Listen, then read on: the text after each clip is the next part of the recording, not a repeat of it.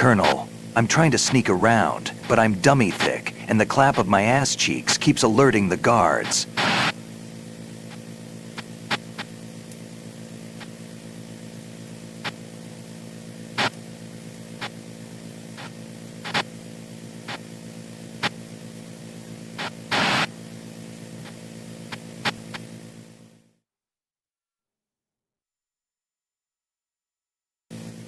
Colonel.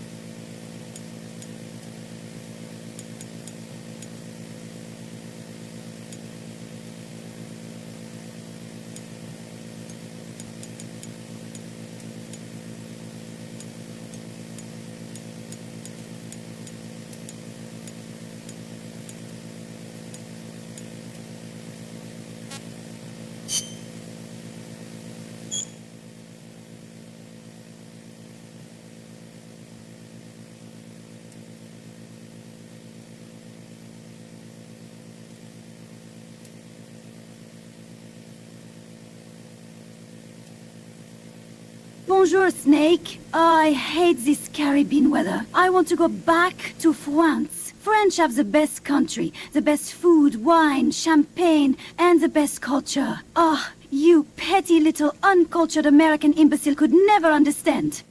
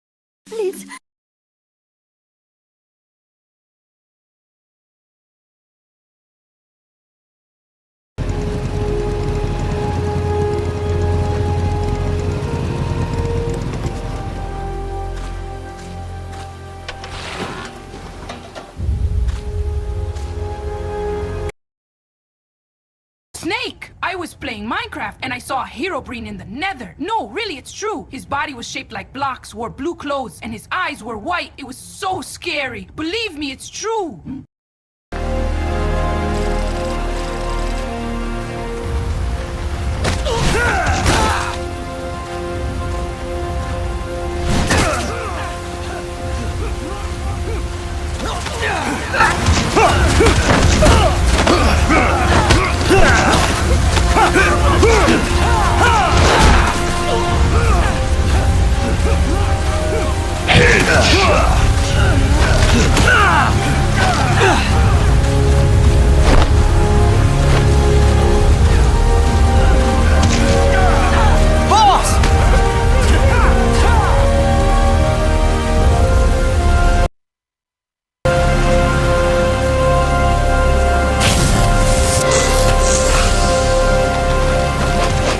Hey, boss!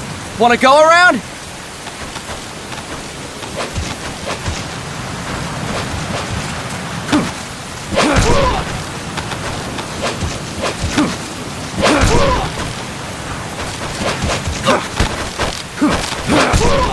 Look alive, ladies! The boss is gonna join us! Show him how it's done, boss! Your first priority in enemy territory is knowing your surroundings. Your life depends on where you are looking and how fast you can identify your targets. Therefore, you must first master moving your line of sight. To move your line of sight, use the right stick. Now when I give you an order, look in that direction. Look up! Good! Look down!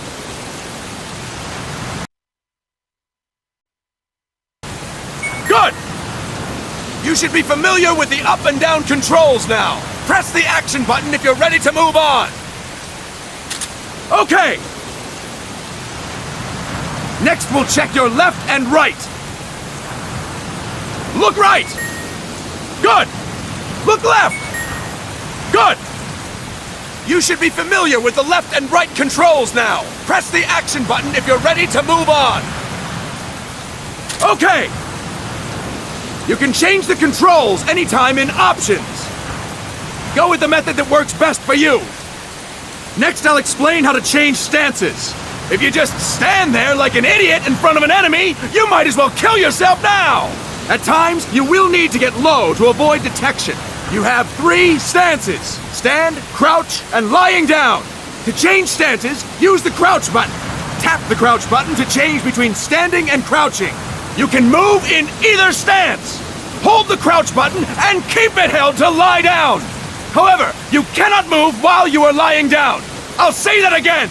You cannot move while lying down. Is that clear?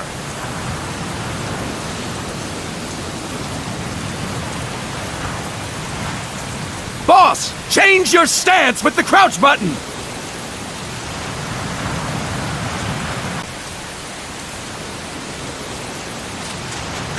Boss, change your stance with the crouch button.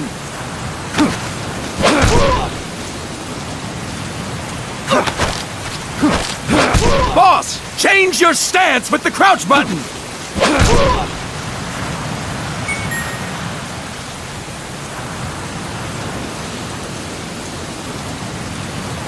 Good!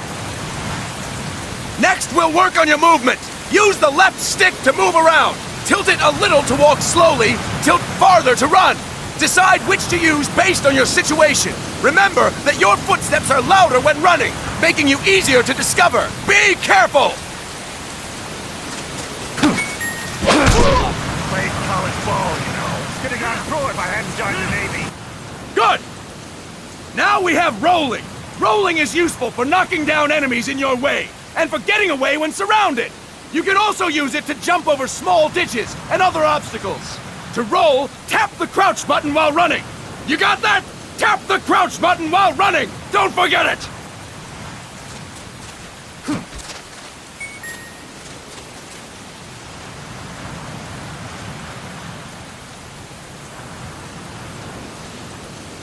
That's it!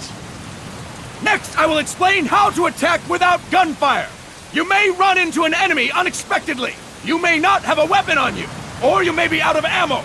You'll still need an effective attack strategy. One well-placed strike and the enemy won't know what hit him. To strike... You're Press the attack button repeatedly and take down your opponent! Go! I'm ready, boss.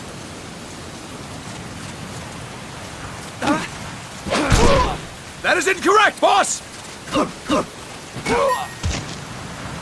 Fine work, boss!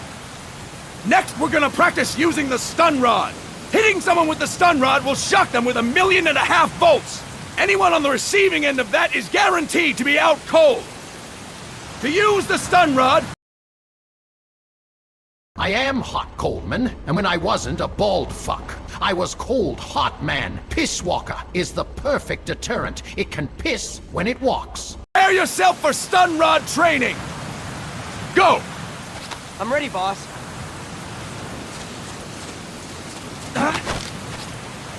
That is incorrect, boss! Fine work, boss! Now, we'll move on to CQC. CQC, or Close Quarters Combat, refers to when engaging an enemy in battle at very close range. It is a quick and efficient way of eliminating a threat. There are various CQC techniques. We will go over each of them. Don't get cocky because you think you know them. This will be different from what you're used to. Pretend you are learning it for the first time. The first technique is throwing your opponent. To do this, position yourself near your opponent and press the attack button while you tilt the left stick. Be sure to press the attack button when the icon appears. Now, wait for my command and throw your opponent. I am Paz. Paz means peace. I am a peaceful student of peace. Please, kill these invaders inside my country. Kill them all. For peace.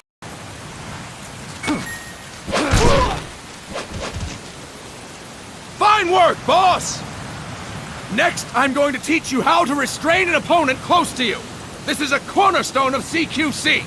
Grab hold of an enemy, and the bastard's life is in your hands. What you do from there is up to you. Just know that if you restrain him for too long, the average person will most likely pass out. Something to keep in mind. I am not past. I am war. I want to fucking kill people for money and destroy culture and history. V for victory. Give war a chance. Go! I'm ready, boss.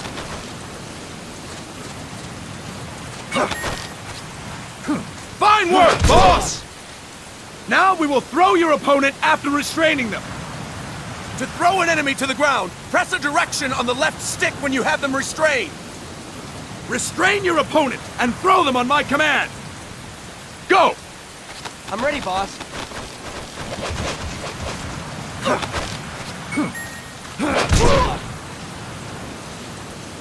Impressive, boss! Now we will try CQC against multiple enemy opponents. You can also take out a group of enemies by throwing an opponent you have restrained. First, restrain an opponent by pressing the attack button near them. Then, tilt the left stick to throw them. By tilting the left stick toward other enemies, you can send your captive flying straight into them. On my command, restrain and then throw your opponent.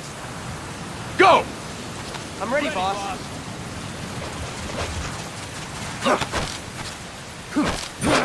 Next. Fine work, boss! Again! Go! I'm ready, boss. Next. Fine work, boss! All right! Why don't we do something special since the boss is here? Anyone who feels like getting their ass kicked, step forward. Don't hold back, boss. When you're surrounded by multiple enemies, you'll have to take them on one after the other. To do it, simply press the attack button again while throwing the current enemy. Just be sure to wait for the icon to appear. Go! I'm ready, boss. Next.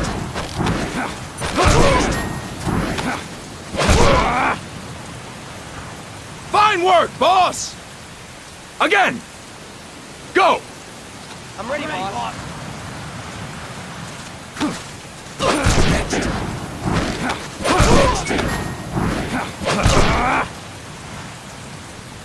Fine work, boss! And And stop! That's it for today! Thank you, boss!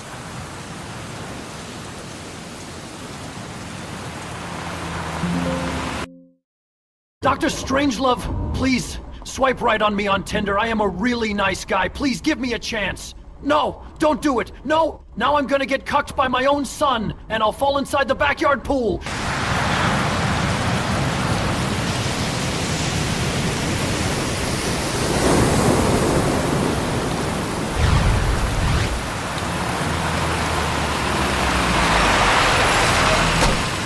What's going on, Kaz? We've got guests. Time to move. Don't worry, it's not our friends from Langley. I brought him. Made sure we won't follow. Thank you, Big Boss. Call me Snake. Sorry, Vic Boss. Listen up. For us, there is no victory. But in Revolution, doesn't one triumph or die? We don't do either. Brothers!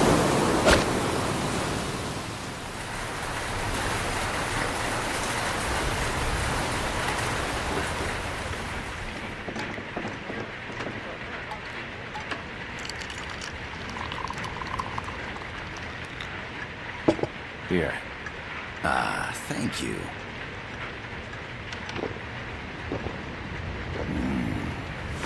I feel like a new man. There's no coffee like Costa Rican coffee. So, what brings a distinguished scholar from the Costa Rican government to Colombia?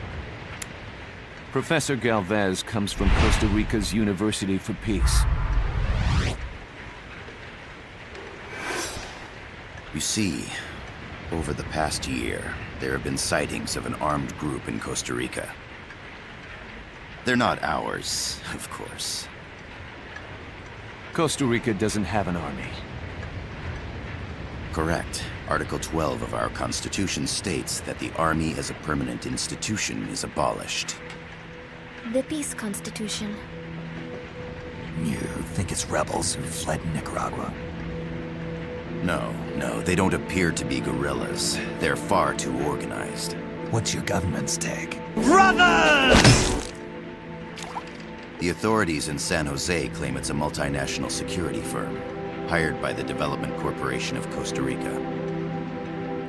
Lies, obviously. They're bringing in state-of-the-art weaponry and equipment by the shipload. Where'd they get that kind of cash? I fear La CIA may be involved. The check button, this crouch button, that... Does this guy think we're in a game or something? The United States views Central America as its backyard. Even after Cuba, we've managed to maintain a delicate balance with the U.S. And your government can't just give them the boot? We are not allowed to bear arms. Japan's constitution has something similar. Article 9. It says Japan renounces war and can't maintain an army.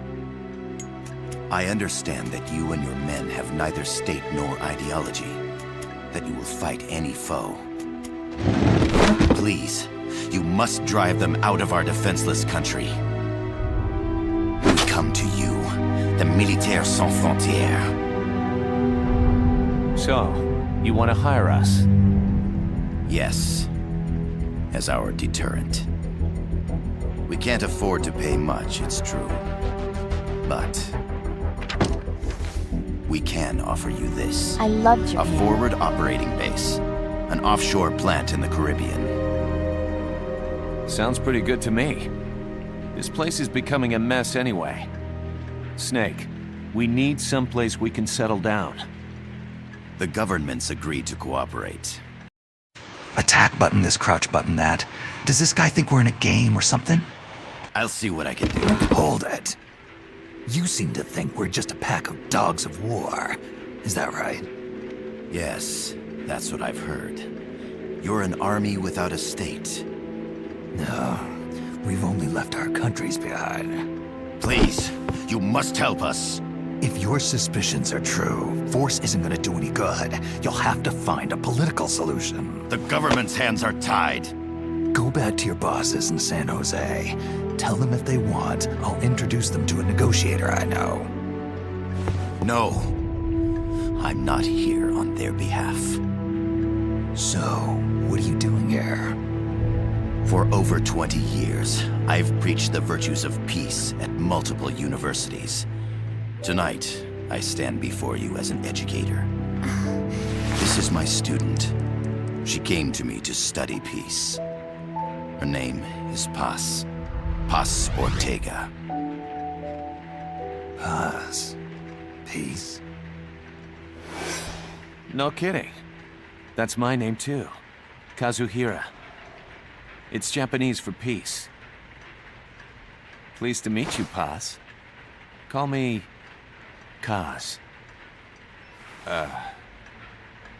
They've got a supply port north of Puerto Limon, a town in La Costa del Mar Caribe.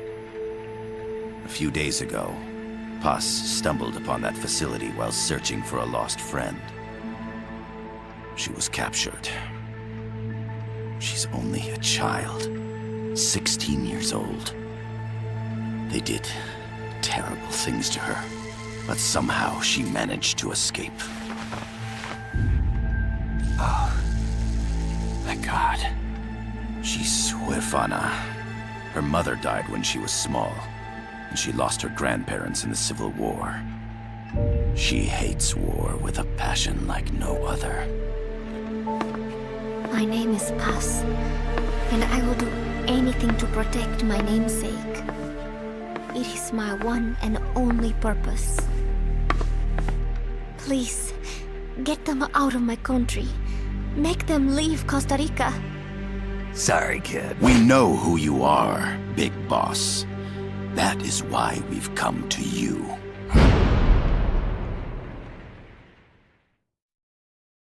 I am Paz. Paz means peace.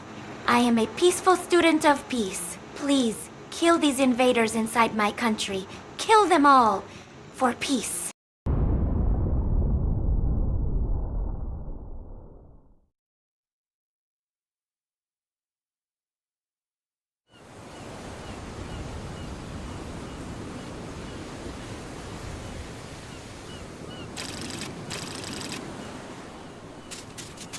Miller here. Do you copy, Snake?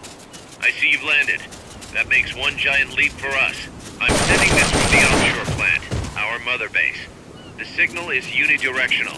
I'll be giving you commands and advice through this channel. Keep your headphones on at all times and pay attention. Also, make sure no one else can listen in. Snake, are you clear on the controls?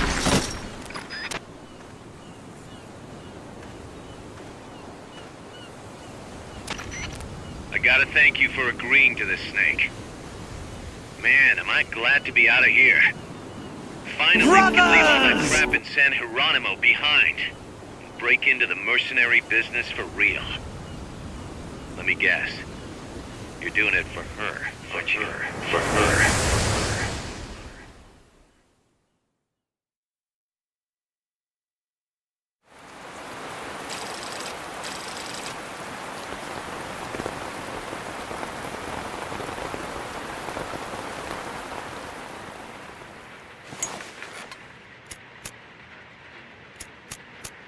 Are they still here? Come on, Snake. This could be good for us. They're willing to give us an offshore plant, a place we can finally put down some roots. This is our chance to expand MSF.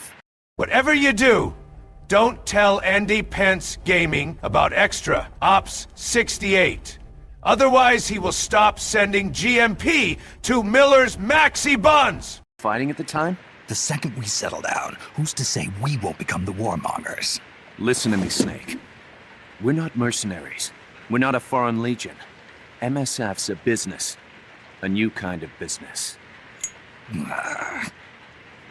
Look, it's not like we're trying to start a war here. All we need to do is find out who this security company really is. Come on, Kaz. It's pretty obvious that they're backed by the CIA. Wait a sec. That would mean... Our friend, the professor, is likely KGB. I see. I am Vladimir Zadornov. Fuck American capitalism. Fuck democracy. Karl Marx is our god. Communism will take over the world. Put on some coffee, Kaz. It's time for a little chat with the professor.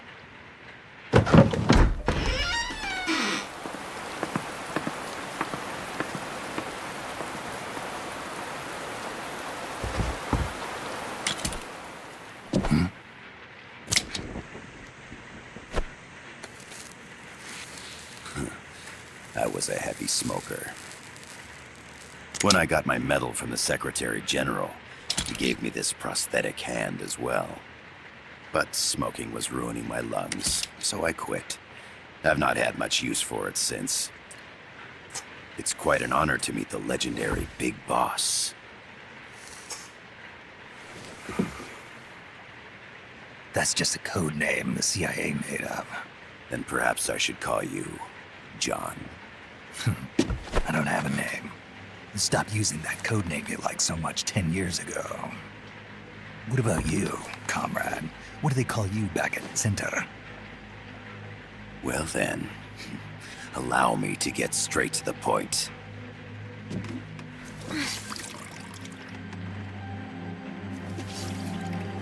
Land as slim as a whip, hot as torture. That's the Chilean poet, Neruda. Central America is the navel of the American continents, bridging north and south. We want this land. We'll build a socialist stronghold, then use it to split the Americas in two. America would lose its backyard. And with it, its economic production, shipping lanes, and strategic value. We, on the other hand, would gain a base from which all of Latin America would be well within our reach. He who controls Central America will win this Cold War. First comes Nicaragua, toppling the pro-American Somoza regime. In preparation, we've begun instigating anti-Somoza sentiment and providing aid to the Sandinista National Liberation Front. You're manipulating Sandinista into overthrowing Somoza for you. After the revolution, Nicaragua will become a socialist state. You think America's just gonna let that happen? Certainly not. After all, the CIA is already here. And that's the armed group inside Costa Rica. Precisely. It's clear that they've been sent in to disrupt our efforts across the border in Nicaragua. Simply put, the army now stationed in Costa Rica is CIA capital. But it's more complex than that. The CIA's got something else planned as well. What? That is the million-dollar question. Big Boss, we want you and your unit to find the answer. Infiltrate and investigate the facility in La Costa, where Paz was imprisoned. Learn all you can of their operations. Then, drive them out of the country.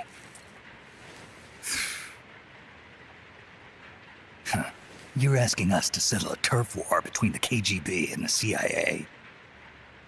What about her? That was all just an act? You mean her words about peace? She was captured, that much is true. But I've kept my KGB affiliation from her. And you thought we'd fall for a sob story?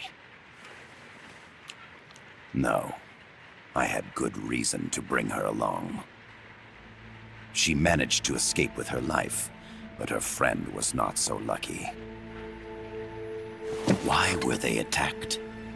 I believe this will help explain. Perhaps they saw something they weren't supposed to.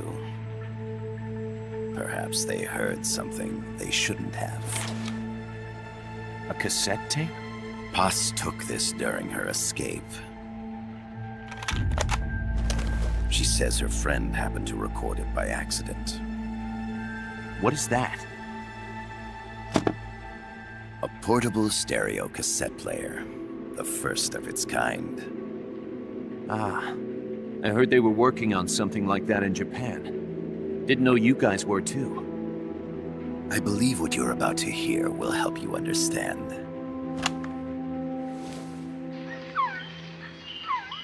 What is that? A quetzal? The phoenix bird.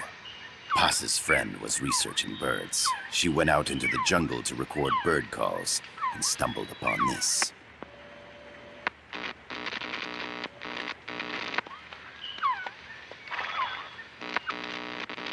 So? So what?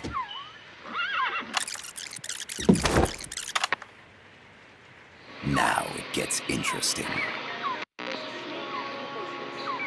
Poisonous. I need to get rid of it. I chase it back to its nest. You can't. The snake's too vicious. It's all many people. I chase it away. It will bite you unless you kill it. Go home. Boss. Voice print analysis confirms that this voice is indeed that of the legendary hero and criminal, the boss. What? The other hasn't been identified. Female in her 30s with a British accent. The song playing in the background was a hit in 1973. What's it going to be?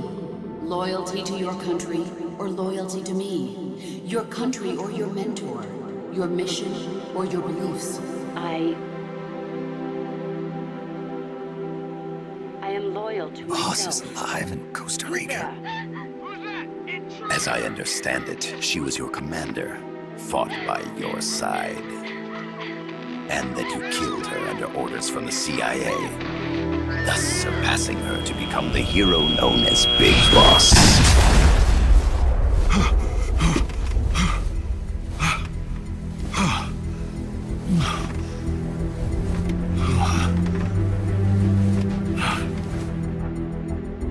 Well, what'll it be?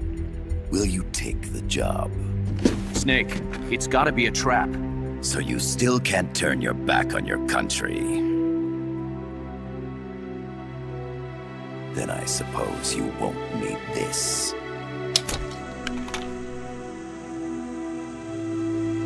Wait! Snake?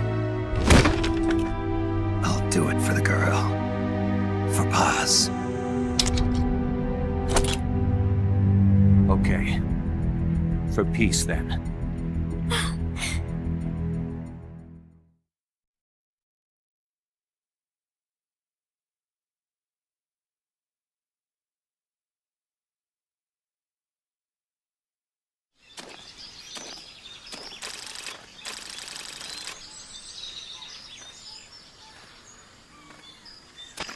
There they are. CIA mercs. Snake, you've got to get past them undetected. Avoid combat whenever possible.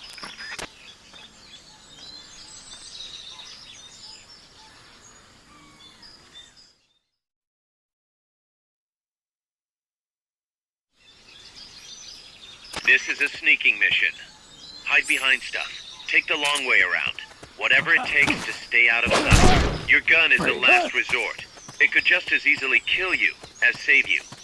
The indicator in the upper right serves as a compass and shows sound sources. Pay attention to your surroundings.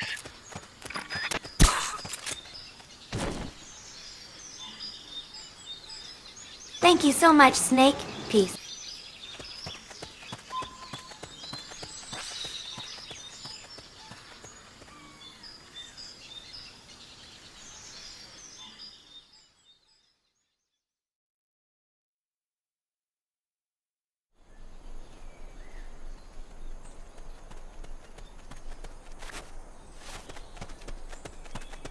Looks like you're inside the compound. Security is tight. Stay sharp.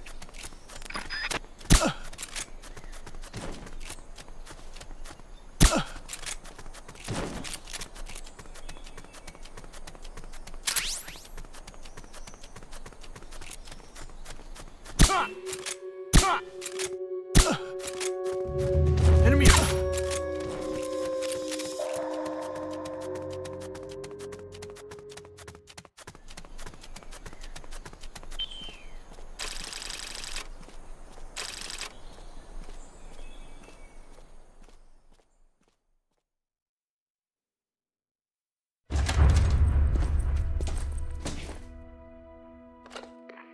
Yes, sir, we broke them. We acquired the whereabouts of target 500. Acknowledged. Spears are loaded. The barge has cleared Point Bravo. Acknowledged. Out.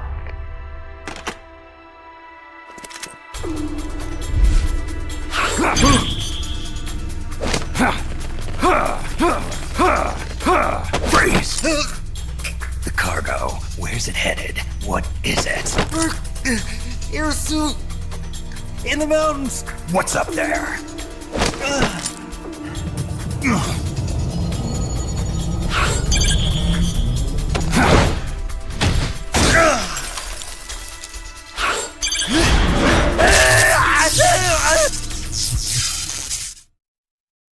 DJ Gonzalez.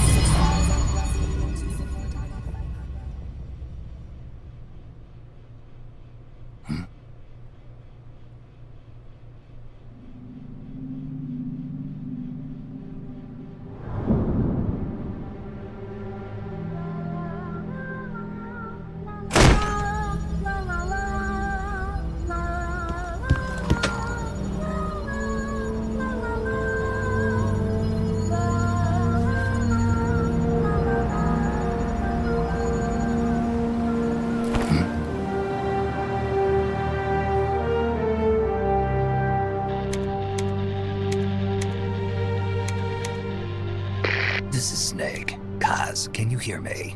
Loud and clear. You found a radio. It's got a circuit that reverses the audio phase. Let's switch frequencies from time to time, just to make sure we're not detected. I found a map of their bases. The cargo's heading from the marshes west towards Irasu. Nice going, boss. Kaz, this place is full of film badges. Dozens of them. Film badges? Like the ones used to measure radiation exposure? The radio man was wearing one. And whoever he was talking to called the cargo spears. Wait, that would mean... Nukes. They're bringing nukes into Costa Rica. Holy Mother of God.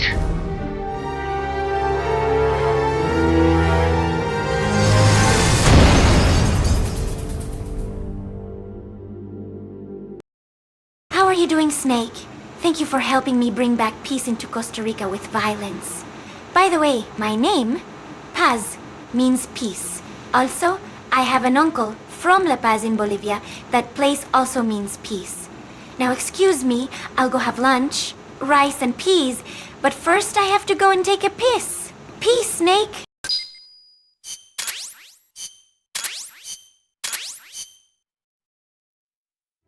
How's that map, Snake? Think you can use it? It tells me where their bases are, but it's just a bunch of points. No routes. I need better intel on the lay of the land. Snake, the professor said he's got the Sandinistas on his side. Said you should get in touch with the FSL and Comandante. Do they know they're backed by the KGB? Nah. As far as they know, they're really fighting for the revolution. The KGB is staying behind the scenes. I'm not sure the Sandinistas are aware of what's really going on. Still can't believe anybody would bring nukes here. Yeah, that's a shocker. Costa Rica's party to the Tlatelolco Treaty, which declares Latin America a nuke-free zone. Based on Japan's 3 non-nuclear principles, it bans the testing, use, import, or deployment of nuclear weapons. If word of this gets out, Opinol will be forced to act. It'll cause an international uproar. The treaty was signed to prevent another Cuban Missile Crisis. If the U.S. itself is gonna scrap it... Latin America is too close to spawning another Cuba or 2 already. The entire continent would become one big powder keg. Well, if they did bring nukes, we can't let them get away with it. Are they planning a test? Showing off? Or is it all to keep the anti-American movement in check? Good question. Why bring them here? I can't figure it out. Whatever the CIA's up to in Costa Rica, the professor wants it stopped. We need to find out what that something is. We need to get ready first, Kaz. Repairs? Working as fast as we can, boss. This place is pretty beat. Looks like hell. But as long as you're with us, we'll make it heaven. No one can bother us here. No state telling us what to do. This is the MSF's haven, our mother base. And with this foothold, we'll back you up even better than before. We're gonna turn this pile of junk into something big.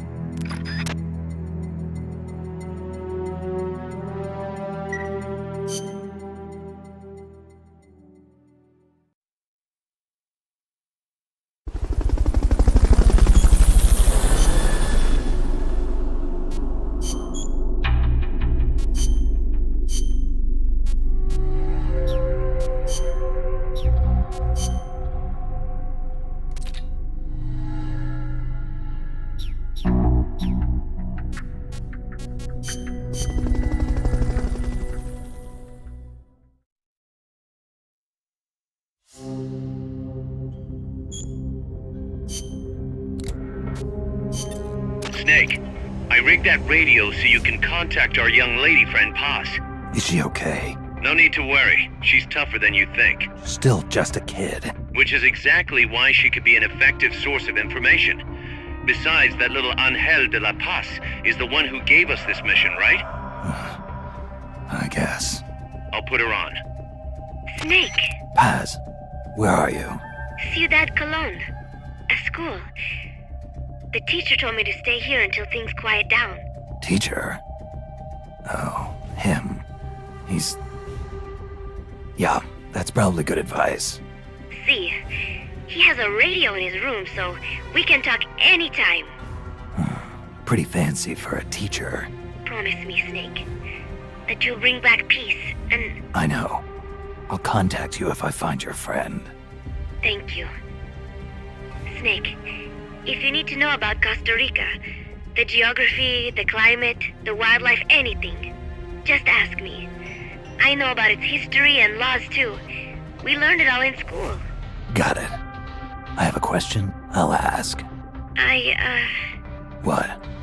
In school, I also learned that peace is an unnatural state for human society, and that war is a constant threat to our relationships with others. That's right. So, to achieve peace, we have to create it ourselves. Crying about it won't bring it about or make it last. Each one of us must go and seek it out. You won't find it without making sacrifices. No offense, but I don't know what peace is. Never felt what it's like. Never even been interested in it. Snake? Oh, sorry. Listen, Paz, I think your ideas are admirable, and I hope they turn out to be right. Yeah, me too. Peace is in your name. Who better to help bring it back? Thanks, Snake. I will be here whenever you need me. See you later. Snake, use your radio to call people, but stay alert. You're in the middle of a mission and can't afford to let your guard down. Got it. Need to know more about Costa Rica? Paz can help you out. Good to know. We'll follow their transport route. This should take us straight to their main base. From what I've seen, it looks like nukes. Agreed. The key thing now is to confirm whether those spears really are what we think they are, and if so, why they're here. Follow the transport route. Find the nukes. That's what I'm thinking. First, we should make contact with the Sandinista Comandante. They can tell us more about what's up ahead. But it looks like their hideout's already come under attack. We better hope they're still alive. Snake, infiltrate that cabin and secure the Sandinista's Comandante. Neutralize any guards by knocking them out, putting them to sleep, or even using the Fulton recovery system. You choose how to handle it, boss. Boss, I just got settled in at Mother Base with the men. There's bird crap everywhere, boss. It was so much of it, I had to join the men into scrubbing it all away for 5 hours.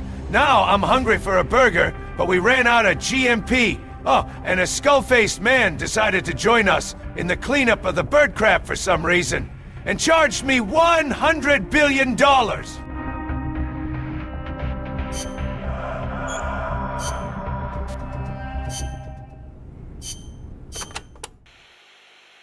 Kaz, what kind of shape is that plant the professor gave us in? First time I laid eyes on it, I thought it was some kind of joke. It was a giant birdhouse, seagulls everywhere. We eventually scraped off most of the rust and bird crap. The underlying structure's intact. Little elbow grease? Man, we should be in business. Who used to own it anyway? Whatever shape it's in now, somebody sank some serious money into building it. From what I can tell, an American university built it as a research platform for ocean thermal energy conversion.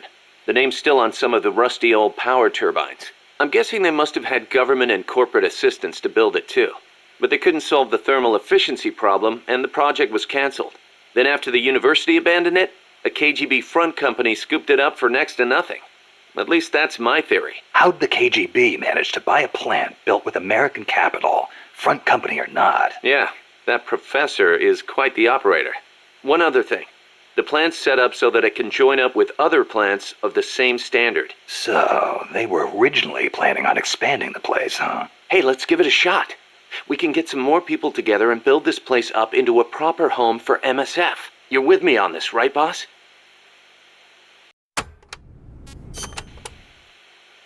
Snake. You can use the Fulton surface-to-air recovery system to send prisoners and unconscious mercenaries you encounter back to Mother Base. I know you've used the Fulton before, but just to make sure I'm not missing anything, let's review the steps. Okay. First, attach a balloon to the unconscious enemy or captured prisoner. Right. I hook a wire to their waist, and on the other end of the wire, there's a helium balloon. Right. Then we'll send over a chopper to catch the floating balloon with its recovery hook and reel it up into its cargo hold. And that's it? And that's it. We finished installing the recovery hook on the Huey. Wait, Kaz. Something doesn't make sense about this whole process. This again. Well, normally, Fulton recovery is for when you're using fixed-wing aircraft. With a helicopter, isn't it simpler to land and pick up directly? Listen, Snake. You're going to be calling for recoveries repeatedly throughout your mission. We want to keep the risk of taking enemy fire to a minimum. The best way to get that done is to do the recovery in a high-speed flyby. That's what the Fulton surface-to-air recovery system is for. Uh-huh. What's the real reason? Helicopters are cheaper, and the repair bills will start adding up once the bullets start flying. I thought so. Kaz, I know we need to keep costs down, but... Boss, you really need to get rid of this whole army mentality. We're not the Pentagon. We don't have billions of taxpayer dollars to play with. And besides... Fine. Just pick a reason that makes sense. Helicopters have quicker response time. Sounds strange, yeah, but it works great. I promise. You'll get used to it before long. Yeah, I hope so.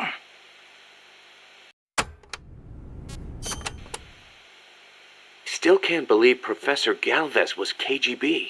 Well, like the professor said, Moscow's hell-bent on communizing Latin America. Yeah, the Cuban intel services are all in the KGB's pocket. You don't think he's got some kind of ulterior motive? If the CIA is up to something, it's only natural that the KGB wants to know about it. But I doubt they're showing us their full hand. We'd better watch our backs. What do you think, Kaz? Why did Paz come all the way to Colombia herself? It's a long trip to make just to be Exhibit A in Galvez's sales pitch. She's only 16, still a kid. Maybe we should take her wish for peace at face value.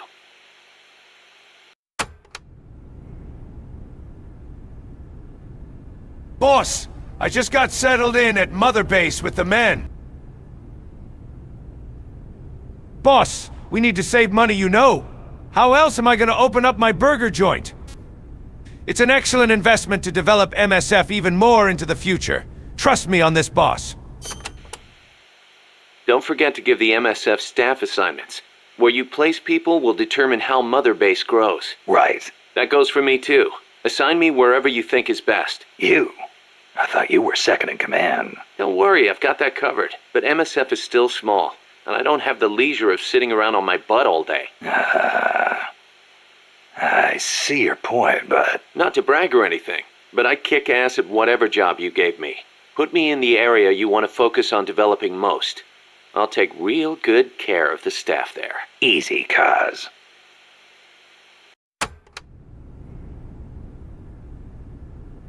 Miller, care to explain why you teaching me Fulton recovery again? I know how it works from Vertius Mission and Operation Snake Eater, but... You probably heard this a million times, Snake, but you should always avoid combat with the enemy when possible. Right. We're outnumbered and in unfamiliar territory. We won't survive long in a straight fight, even with you on our side. I know. Avoiding combat is rule number 1 in a sneaking mission. That's right. Don't let the enemy know where you are, and attack only when necessary, using hit-and-run tactics to cripple them. It's the essence of guerrilla warfare. Going by this map, you've got a lot of different terrain types between you and the hut where the Sandinista Comandante is being held. Looks that way, doesn't it? Starting with jungle. The enemy won't be able to see you very well, but your visibility won't be so hot either. Stay alert. Next, you've got the swamps along the river. Make sure you get a good feel for how robust surveillance is before diving in. Will do. Finally, there's the boat repair cabin. The Commandante's in there. It's a key enemy outpost, and security is going to be tight. You may have to let brute force do the talking. You still have a long way to go, Snake. Use caution and don't make a racket out there. Got it?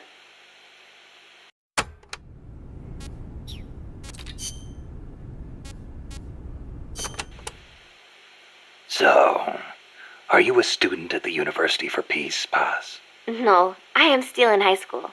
But Professor Galvez lets me visit his office and study with him every now and then. International law, security, conflict resolution, human rights. We study all these subjects and then use them to build the foundations of peace. Yeah, I get it. I just never heard the UN had a University for Peace before. Oh, that. Well, to be precise, it is still being set up. They have started conducting research, but the UN has not passed the necessary resolution yet. Professor Galvez couldn't wait that long. Oh, right. Costa Rica abolished its army and has also hosted the Central American Court of Justice. It is the perfect place to build a university like ours. Don't you think?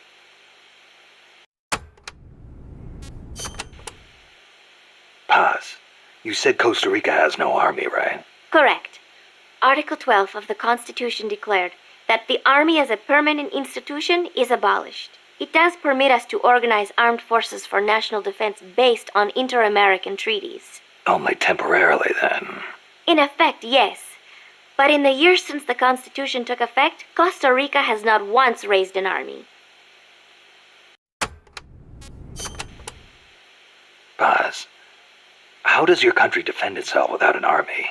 Especially in a rough neighborhood like Central America. With the right kind of diplomacy.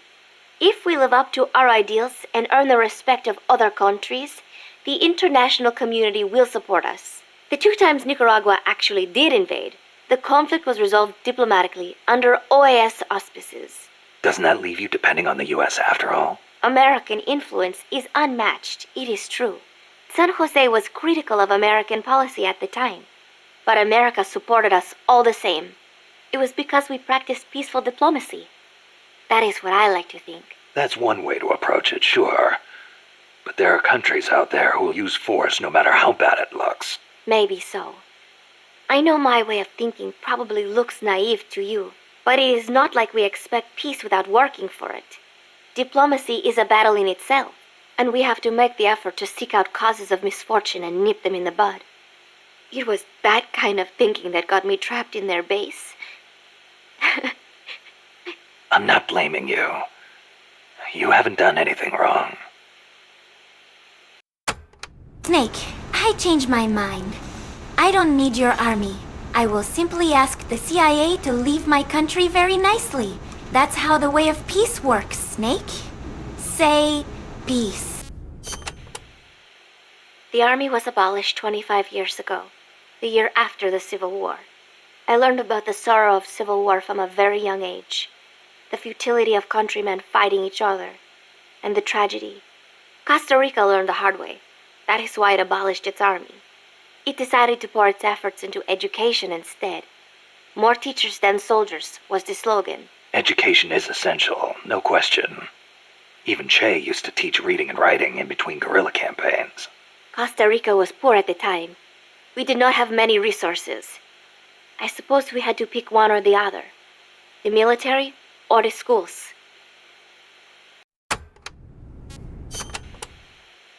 Kaz was telling me Japan has a peace constitution, too. That is right. Apparently, when Costa Rica was drafting its constitution, they looked to the Japanese as a model. Only, Japan's constitution renounces war itself. Unlike Costa Rica. But, Japan has a self-defense force, right? That I do not get. I think I will ask Mr. Miller about it next time I see him. He said he used to be in the JSDF. Huh. You're a curious one, are you? Don't study too hard.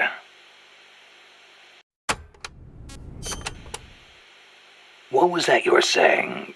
Peace is not the natural state of men? You said you learned it in school. That is right. They are the words of the German philosopher Immanuel Kant. In 1795, he wrote a book titled Perpetual Peace. Kant argued that it is precisely because peace is unnatural that we have to make it ourselves. How? That is what his book is about. Is the concept starting to sound interesting now? Not really. I belong in a more natural world. Is that so? My grandparents died in the Civil War. If only we had been at peace, they would not have lost their lives. You actually wish for war? It's not like I want to hurt innocent civilians, but if someone attacks you, what are you supposed to do? A country needs the strength to defend itself. Otherwise it faces invasion, oppression, political subjugation. If they would simply stop using force to tangle with each other, countries would not need force to defend themselves. And how would you guarantee that? I Sorry, but you have to understand how the world works in order to protect the ones you love. That's not to say ideals aren't important too. They are. You are right, Snake. Thanks. Peace. Paz, my name means peace too, in Japanese. I too love peace. That's why I left Japan, so I can kill people for money in Latin American conflict zones. Costa Rica's forests are more diverse than you might expect. Not all of them are tropical rainforests. Costa Rica is close to the equator, it is true, but it is also very mountainous. Yeah, I see what you mean. Go up 4,000 feet in elevation and the temperature drops more than 7 degrees. There are basically 3 types of forests. The lowlands are covered in tropical rainforests, the highlands by tropical cloud forests, and areas where there is a dry season have tropical dry forests.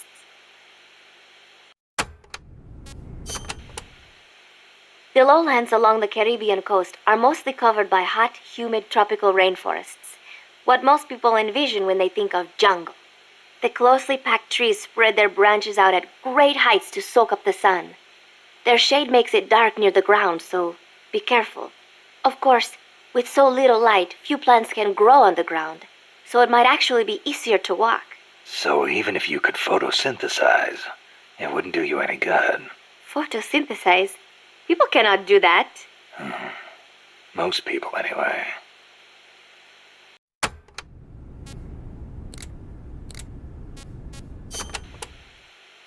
The Development Corporation of Costa Rica, or CODESA, was established 2 years ago. Since President Oduber was elected this year, the state has been putting a lot more effort into development. The corporate state, so to speak.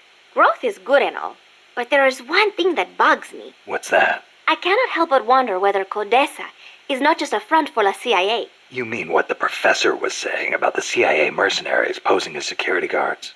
They were using CODESA as camouflage? I am worried that development is going to destroy the forests, but I do not suppose it has anything to do with this.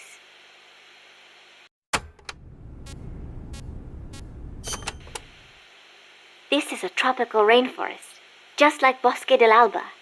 The temperature and humidity can be brutal. El Senegal means place of mud.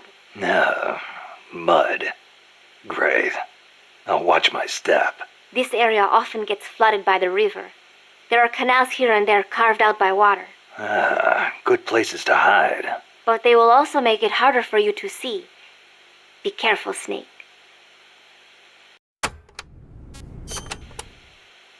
There should be a suspension bridge around there. In lowlands like this? The ground nearby is harder and higher than usual. The river cut through it, eventually creating a valley. There might be another way to get across the river somewhere. I wouldn't want to run into someone on the bridge. The valley tends to be misty, so you might not be able to see the water from up there. Fall and it will leave more than a bump. I'll be careful.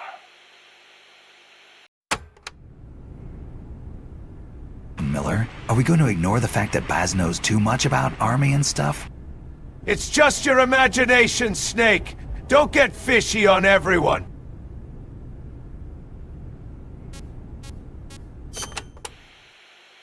When a river floods an area, the banks can collapse, creating a marsh.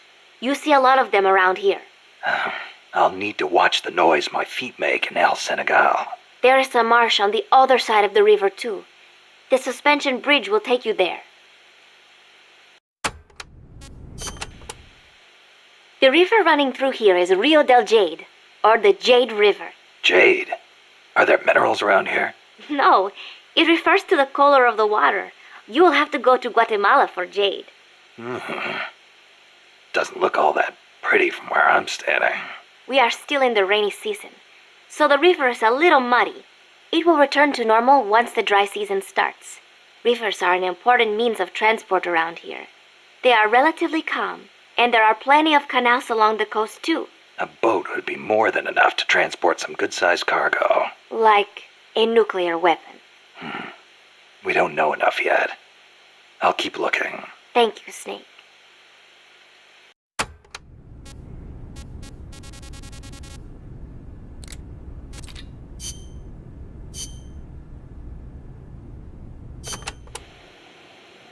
Number of warheads detected by the dew line. 57. Number of MIRVs included. Minimum 29, maximum 35. Target region. United States, East Coast. Estimated time of re-entry. 2048 Zulu. President selected attack option. Unknown. The president is dead. Unknown. Communication has been lost. I select Offutt Air Force Base as my target. Offutt? But that's a U.S. base. What on earth do you mean? Based on the projected number of incoming warheads, Washington, D.C. is presumed destroyed. The president is most likely dead. The U.S. government's control lost. I realize that. So why not retaliate? With both sides destroyed, global anarchy would ensue. Recovery would be difficult. The United States' nuclear strike capability must therefore be neutralized in order to preserve the communist bloc, where government remains largely intact. You're siding with the enemy. You can't be serious. Tell me, how do you define enemy? There are no borders in this world. The same conclusion again and again. Where is the flaw? All right, let's try something else. Commencing test. Understood. You're crossing a suspension bridge. Is this my mission? Yes, your destination is the other side.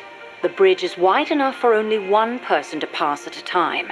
A man is approaching from the opposite side. He's carrying a gun. I shoot him. Suppose he's your husband. I shoot him. In self-defense? To spare him the grief. One must die, and one must live. Next question. Your father asks you to fix the roof and mow the lawn. When you climb the ladder onto the roof, the ladder is taken away. I fix the roof. And when you're finished? I jump down. You'll break more than bones at this height. I see no need to change my decision. I have not finished mowing the lawn. I must remain loyal to the mission. Next. There is a snake in the bushes. It is poisonous. I need you to get rid of it. I chase it back to its nest. You can't. The snake's too vicious. It's already killed many people. I chase it away. It will bite you unless you kill it. Go home. Kill me now. Why not kill the snake? Your mission is to get rid of it. Is this what you call loyalty? What are you loyal to? Country? Ideology? Looks like feelings? a formidable recruit. Welcome aboard, soldier. I am loyal to myself. Who's there? Who's that? Intruder!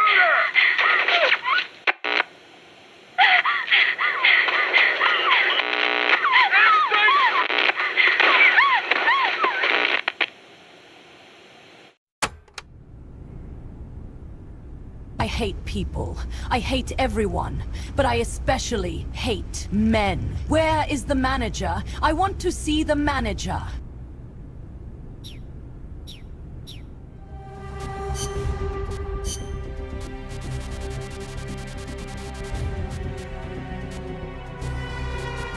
Survival.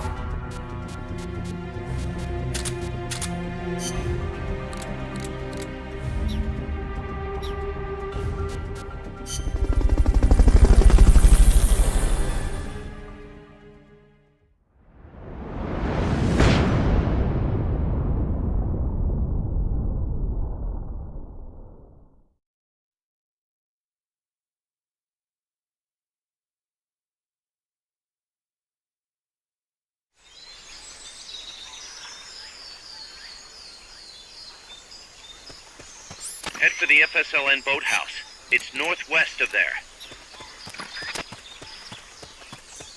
Press the attack button near the enemy to initiate close quarters combat. You can use the radio you just picked up by pressing the start button to open the menu window. You know you can assign the radio to the select button by choosing options from the menu window.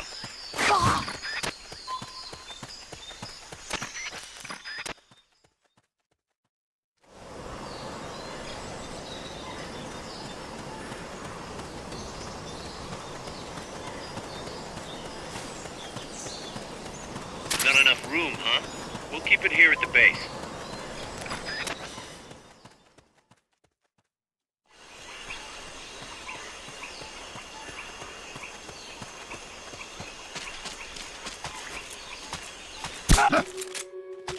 We're under attack! Going to alert status! Understood. Dispatching reinforcements. Proceed with extra caution. What's going on? The enemy's here! They spotted you. Get out of there.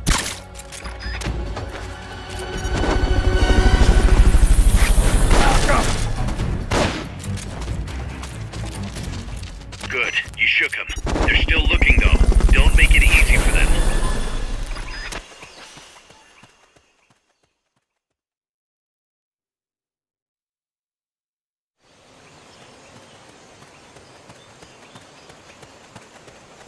The boathouse should be close by. Neutralize the security detail and make contact with the Commandante. Freeze. You won't have to worry about that one anymore. So long as none of his buddies show up anyway. Go ahead and use Fulton Recovery to bring the target in.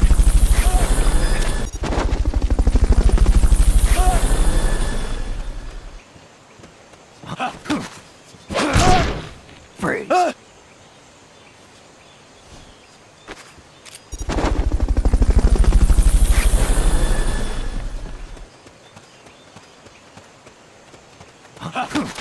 Fulton Recovery subject confirmed onboard helicopter. They know someone's there.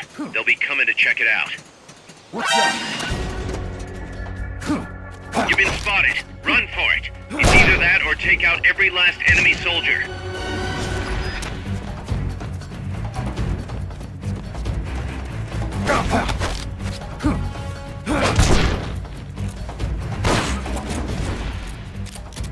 Keep running. You're almost clear.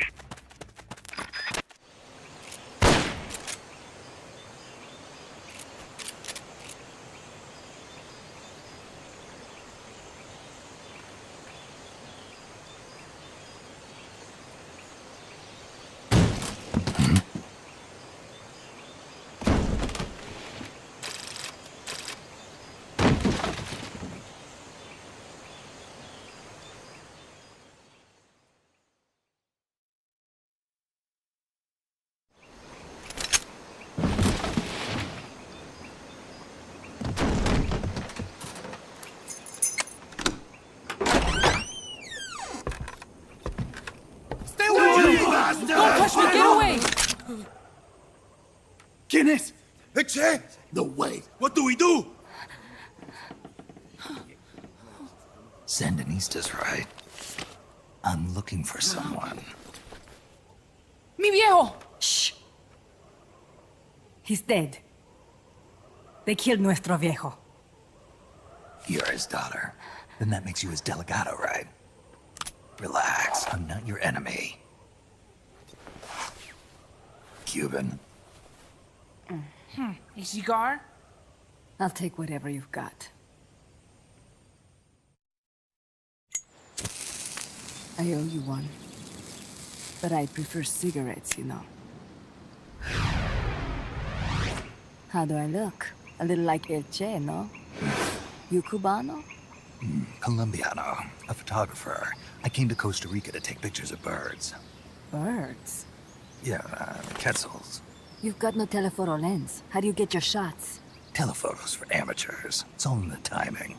Oh. Let me smoke too. We can talk until I finish this. Chico! Tell me what's going on here. This place is crawling with soldiers. They don't look like private security. More like hired guns. They're loaded with the latest gear from all over the world. I heard they're a security force hired by Codessa. Yeah, and I'm Papa Noel. Those guys are UCLA's. UCLA's La Cia. Hi there. Hey, can I smoke that cigar? Can you give me that camera? Can you buy me a PS5? I want to play Fortnite, Snake! This is not us.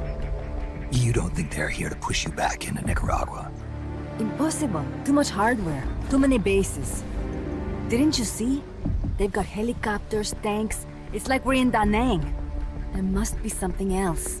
They have a base near here. There's a factory to the north, across a suspension bridge. Factory to the north, across a bridge. Have you seen the big transport boat? Mercenary crew on the Rio del Jade. You mean the barge? It's upstream from here. Up toward Irasu. Any idea what's on it? I could introduce you to some of our compas up there, but I don't recommend going to the mountains. We've lost a lot of people there. They take us captive, torture us for information about our compas, and then they kill us like pigs. Got it! Alright! Loyalty at sea, just excuse for make people follow your bull dollar hit ideas. Take example of Zero. He tried to achieve Ligma, but failed. No wonder Janitor hates him. Then, El Monstruo attacked. A monster. Y mi viejo.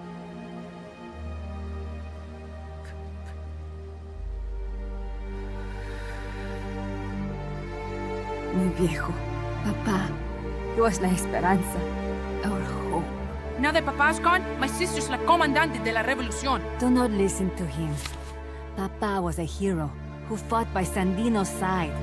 I am only his daughter. You need a special talent to become cacique. It takes someone great to unite all of Las Compas. Sorry to interrupt, but leaders don't choose themselves. Neither do heroes. You carry on his legacy of La Esperanza, and they'll follow you, no question. You think so? My compas trust me, but not one of them calls me Comandante. Amanda! See what I mean? El Colibri!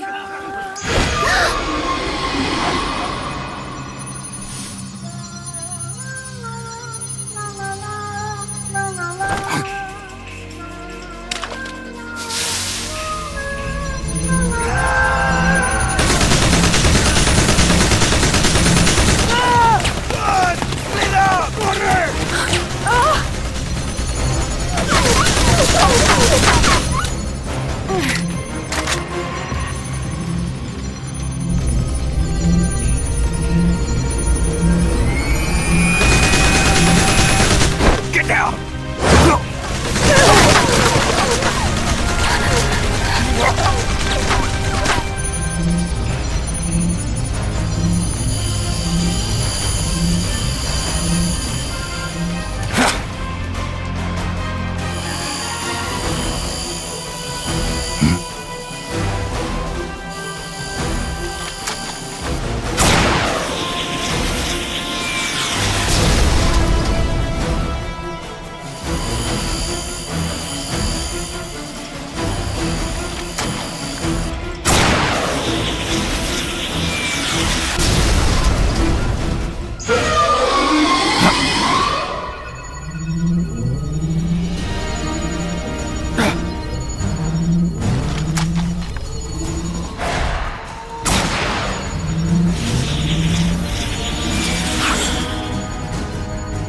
What the hell? Es un hombre nuevo, an unmanned weapon, a robot! Chico! No, he won't survive the fall! Out of my way! Better for him to die at the hand of a compa than suffer their torture.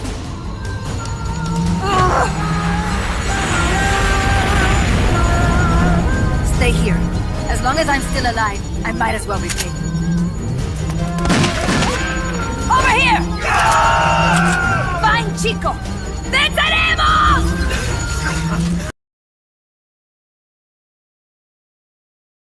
Snake, I lost my compass. I don't know where to go.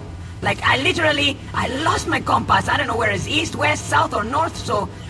you got a compass?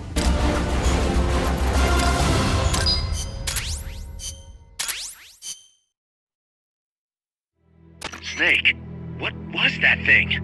Whatever it was, it looked unmanned. Unmanned? I'd heard rumors, but an operational unit? What the hell is going on here? Not to quote Amanda, but the hardware they've got here isn't just unusual, it's overkill, which means one thing. It's nukes. So the question now becomes why? We can't make that call yet. We need more intel. How? Our source is dead. But his daughter isn't. Good thinking. We can follow her. Head for the next outpost and make contact with Amanda if she's still alive. Roger.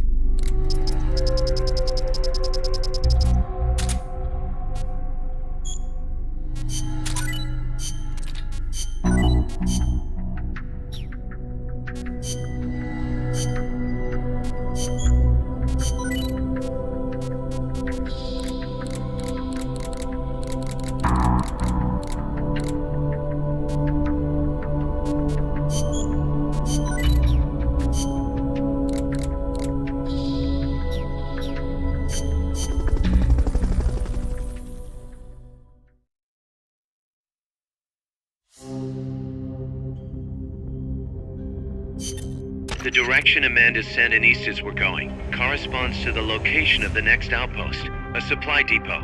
We should be able to make contact with her there.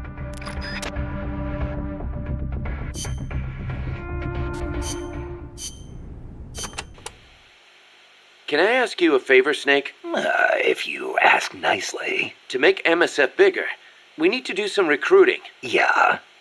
What's your point? I want you to avoid killing enemy soldiers as much as possible and send them back using Fulton recovery. Not much we can do with a corpse except give it a funeral. Obviously. Put him to sleep, knock him out, hold him up even. And if you do have to fight, try to leave them near death instead of dead. And then use the Fulton recovery system. Sounds easy enough. You know what'd be really nice, though? If we had a way to Fulton recover anybody at any time. Snake, I lost my compass. I don't know where to go. Like, I lost my compass. I don't know where is east, west, south, or north, so, you got a compass. To get to your next objective, you'll need to backtrack along the way you came for a bit. Don't get too comfortable just because you know the terrain. The enemy knows you're out there now. They'll be out in greater force than before. Proceed with caution. Refrain from using firearms unless absolutely necessary. Looks like I'll have to cross the river. Yeah. There's a suspension bridge you can use. It's the only way across. You'll have to be a little creative to keep from being spotted. So, I cross the bridge, go through the swamp, and come to a banana plantation. Complete with its own factory by the looks of it. It's going to feel a lot different moving through that area compared to the forest. Stay on your toes. Got it. Also, you may encounter Sandinista prisoners along the way. Try and save as many as you can with Fulton recovery. I'll keep an eye out.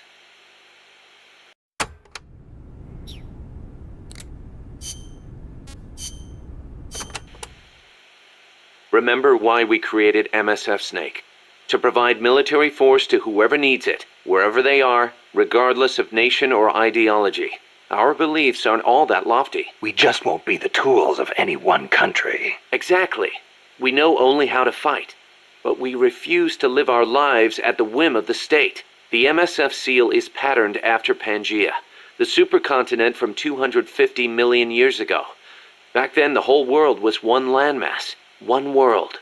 No gaps, no rifts. Our strength will take us back there.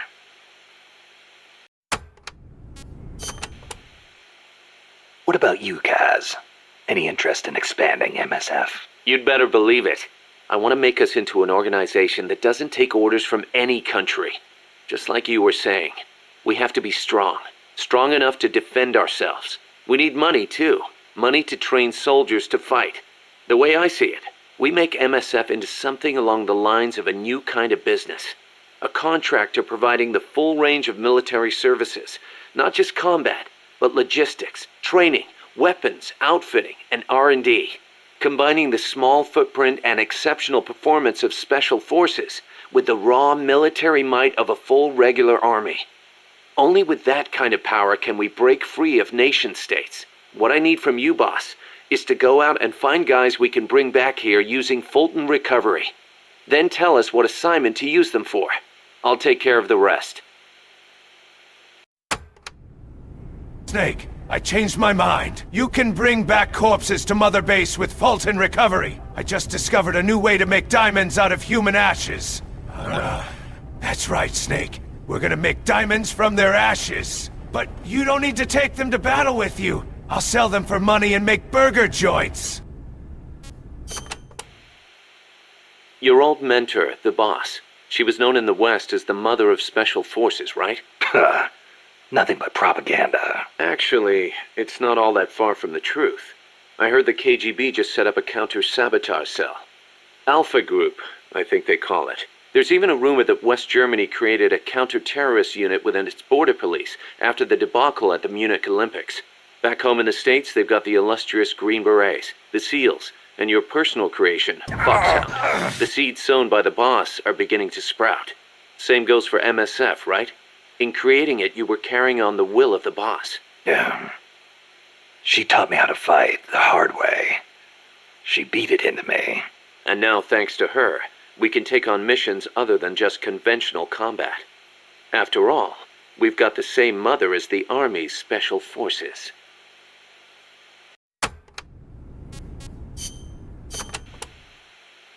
Costa Rica isn't alone. All of Latin America is getting swept up in the superpowers' Cold War. The whole ideological split between East and West. In the end, it's just a greedy scramble for wealth by the ruling classes. The Western bourgeois stand to lose everything if their countries go communist. After all, the communists want to abolish private property altogether. So the capitalist rulers desperately tried to halt the global spread of communism. Hence the phenomenon of red baiting. And the communists, for their part, didn't exactly stay true to their principles. They tried to escape class-based society, but between Stalin's autocracy and the rise of the nomenclatura, they ended up creating one anyway. Once people have power, they stop caring about equality. That's where communism, where society in general, reaches its limits. The rulers only care about their own gain.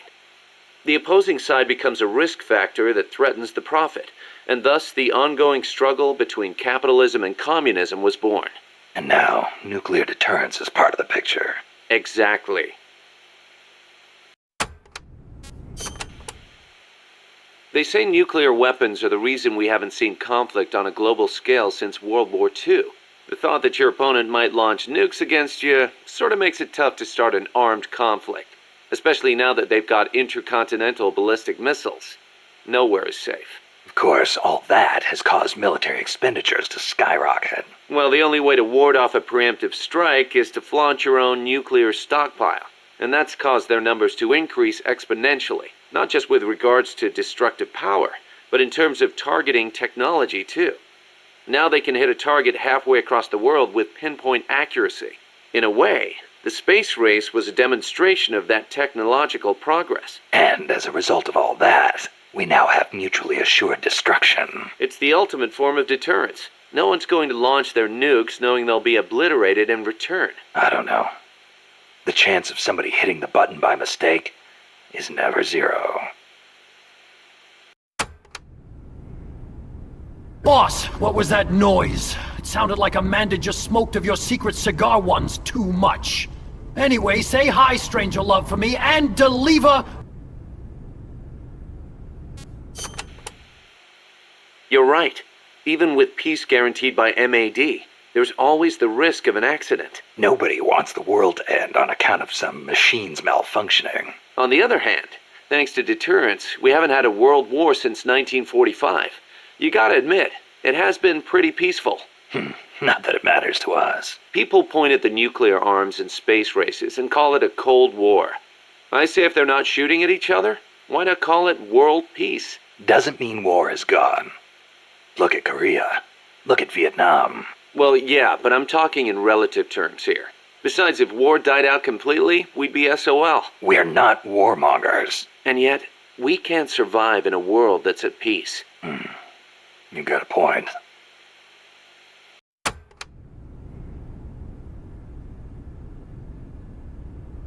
Boss, what was that noise? It sounded like Amanda just smoked of your secret cigar once too much. Anyway, say hi Strangelove for me and deliver my letter. So it's been more than 10 years since the Cuban Missile Crisis, huh? I don't think we'll ever forget it. No kidding. Those 13 days starting October 15th, 1962, were probably the closest we ever came to all-out nuclear war. The Russians deployed nuclear missiles to Cuba. America responded with a naval blockade. Then Russia shot down an American spy plane. I was still a teenager back then, but I remember what it felt like to be one step away from nuclear war. The adults were freaking out. If it wasn't for the Cuban Missile Crisis, there might never have been an Operation Snake Eater. And... What's the matter, Snake? It's not like you to get all hypothetical. I guess not. It was the reassessment after the missile crisis that paved the way for the hotline between Moscow and Washington, and also for détente. That's irony for you. The Treaty of Tlatelolco was enacted to make Latin America into a nuclear-free zone. It bans the testing, use, manufacture, production, acquisition, storage, and deployment of nuclear weapons. The impetus was pretty obvious. The series of crises triggered by the deployment of nukes in Cuba. Not hard to imagine. Those 13 days had the whole world frozen in fear. Of course, the country that started it all, Cuba, hasn't actually ratified it yet. Still, the treaty's backed by over 20 countries. Anyone flouting it risks becoming an international pariah. True. Opinol would investigate, no doubt. I heard they used Japan's 3 non-nuclear principles as their model when they drew up the treaty. I think the Treaty of Tlatelolco might have been their way of asking nuclear powers not to use nukes against them. That's the biggest difference between the treaty and the 3 principles. I guess you could call it a 4th principle.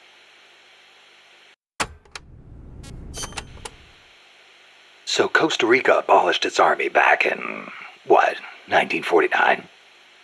Pretty gutsy move for a Central American nation at the time. Yeah, well, they'd just come out of a civil war. I'm sure they were driven by a desire to avoid another tragedy like Paz said. But I think they had a more compelling reason. Army coup d'etat are a way of life in so many Latin American countries. Imagine seeing that up close. No army, no coup. Makes sense. Plus, their economy was in ruins, so they honestly didn't have any money to spend on an army anyway. Yeah, but weren't they on less than friendly terms with Nicaragua? Yeah, and in fact, Nicaragua did end up invading. But the Civil Guard fought back and the OAS brokered a ceasefire. The US and the rest of the OAS had their back, and they used it to full advantage. For a quarter century, they survived in the powder keg of Central America. That must have taken some serious diplomacy, even if the Civil Guard is pretty decked out for a police force. Must be tough to be a country without an army. Boss, what was that noise? It sounds... Does anyone have a link to Dr. Strangelove's OF channel? I need it for my research.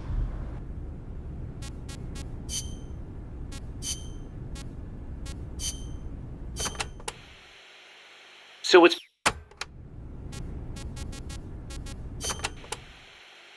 Hey, Snake, mind if I ask you something? Since when did you start asking permission? So, you used to be part of a CIA paramilitary unit, right? That's right. Ever do any ops in Central America? No, not personally. But there were other units who did all kinds of stuff. I remember the Bay of Pigs invasion back in '61. The papers had a field day with it. Operation Zapata. That was the CIA code name.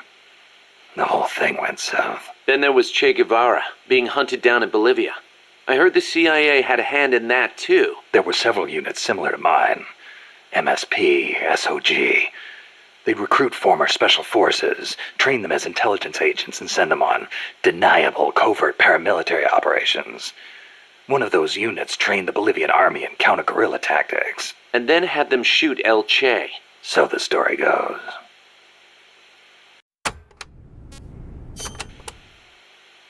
Around here they say La CIA instead of CIA, huh? Nothing strange about it.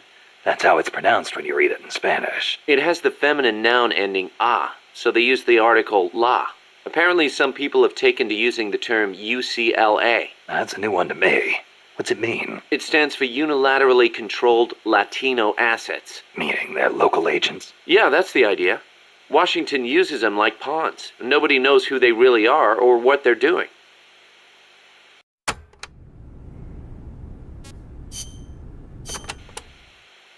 You were saying Japan has a peace constitution too. Yep.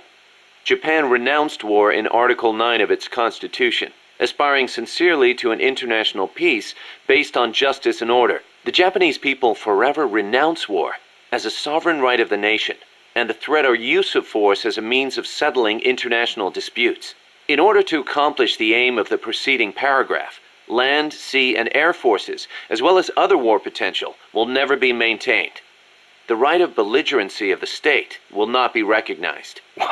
You know it by heart. Some things you never forget. Impressive. There were some parts I didn't quite get, though.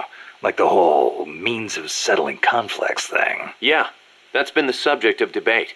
Whether or not it forbids any and all use of force. The current Constitution was originally drawn up under the Allied occupation. The first draft was even submitted by Allied GHQ. So naturally, there are some who feel the Constitution was imposed on Japan by foreigners. Things like that are never simple. Same for every country, I guess. One thing's for sure, though. Not having an army let Japan focus on economic recovery after the war. In that sense, it's the same as Costa Rica.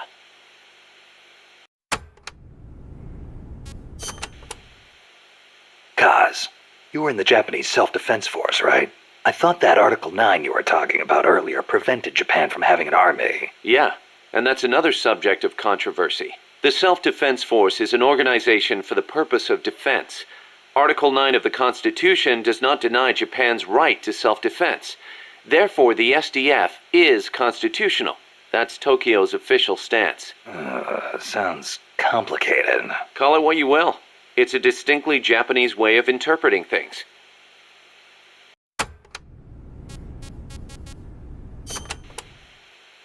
The U.S. has military forces stationed in Japan, right? Right. Even though the Allied occupation ended, American forces are still stationed there under the U.S.-Japan Security Treaty. Unlike Costa Rica. Part of it stems from the occupation, but Japan also occupies a key strategic position from America's perspective. It's next door to the Soviet Union, and close to China and North Korea as well. It's integral to the security of Pacific Asia. For America, Japan represents a barrier against communism. What about for Japan? As you might expect, there's deep-rooted opposition to the alliance. In 1960 and 1970, when the treaty was up for revision, there were mass protest movements against it, especially in Okinawa. The U.S. only gave it back to Japan 2 years ago, and American bases are still concentrated there. It's a heavy burden for the Okinawans to bear. Then why don't they scrap the treaty? Lots of reasons. There's the imbalance of power with the U.S., of course, and if Japan pulled out, they'd be losing the nuclear umbrella America provides. And as for whether the JSDF could defend the country after the Americans left, I really couldn't say. Costa Rica is in a similar situation. They depend on the Inter-American Treaty of Reciprocal Assistance, the so-called Rio Pact. So, the countries with peace constitutions end up having to rely on other countries' armies. Kind of ironic. On the flip side, not everybody in America is satisfied with it either. Some people argue Japan is freeloading off America's security guarantee. And you know how Japan's industrial exports are making inroads in the States. Yeah, I've got a Japanese camera myself. Best damn camera around. Japan's low defense spending allows it to invest more in economic recovery and expand its share of the American market. That's a bitter pill for Americans to swallow. Snake, do you know how to pronounce zero in Spanish? It's pronounced cero. I just thought that was interesting, Peace. You know that today, Japan is under the American nuclear umbrella. Right. The U.S. vowed to retaliate against any country that launches a nuclear strike against an allied country. That promise deters nuclear attacks against America's allies, hence the term nuclear umbrella. But suppose the Russians nuke Tokyo. Would America really nuke Moscow in return? If they did, the Soviet Union would undoubtedly retaliate. Would Washington really be willing to risk having a bomb dropped on itself in order to avenge Japan? I'm not so sure. Don't tell me you're still worried about Japan. After all these years? It's not that. I just... To be honest, I'm not convinced either. But Moscow faces the same dilemma.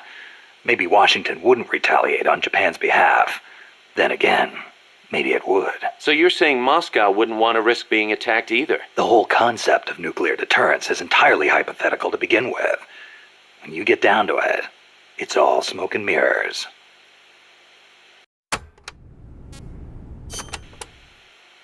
Japan shall not possess, manufacture, or allow the introduction of nuclear weapons into Japan. Those are the 3 non-nuclear principles set forth by the Japanese government. Allow the introduction? That's funny. Some of the U.S. warships that visit Japanese ports are armed with nukes. Or are you going to tell me they transfer them at sea onto other ships every time they visit? You raise a good point, Snake. But the Japanese government doesn't recognize it as such. The introduction of nuclear weapons into Japanese territory would need to be agreed upon in advance. America hasn't made any such agreements. Therefore, they aren't bringing nukes into Japan. That's the official excuse. Doesn't sound like much of an excuse to me. I don't blame you. Keep in mind, though, Japan suffered actual nuclear attacks. Anti-nuke sentiment there runs deeper than you think. I suppose the government's not really in a position to admit that sort of thing.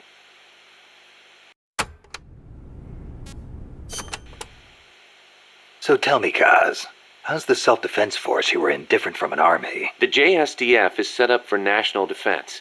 It's not configured for aggression against other countries. It's what you'd call exclusive defense. Exclusive defense? It's the fundamental strategic posture of the JSDF. No preemptive attacks. Only the minimum defensive action necessary after an enemy attacks. Anything defined as self-defense, then? The JSDF originated as the National Police Reserve. Back then, American forces stationed in Japan were being sent over to fight in the Korean War. So in a sense, the NPR was filling a gap. Police, huh? Reminds me of the Costa Rican Civil Guard. Yeah, exactly. They're also dispatched to provide disaster relief. The year before I joined, they had a hell of a time trying to rescue some buses that got hit by landslides.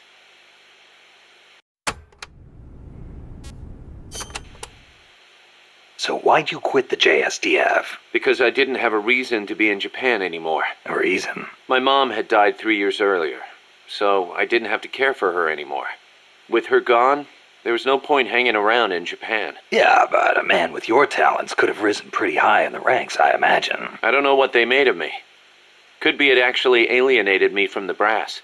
And personally, I could never get used to the idea of exclusive defense. Meaning? On a strategic level, I can see how a country could go with the exclusive defense model used by the JSDF.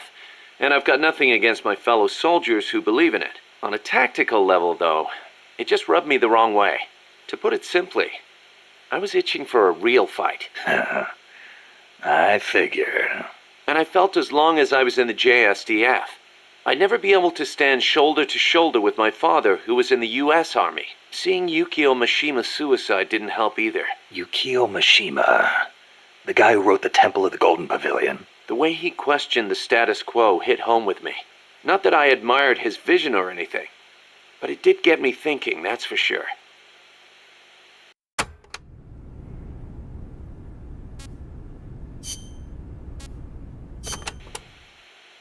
Life's funny sometimes, isn't it? What brought that on? We first met as enemies on the battlefield. And now here we are, fighting side by side. You mean Colombia? Yeah.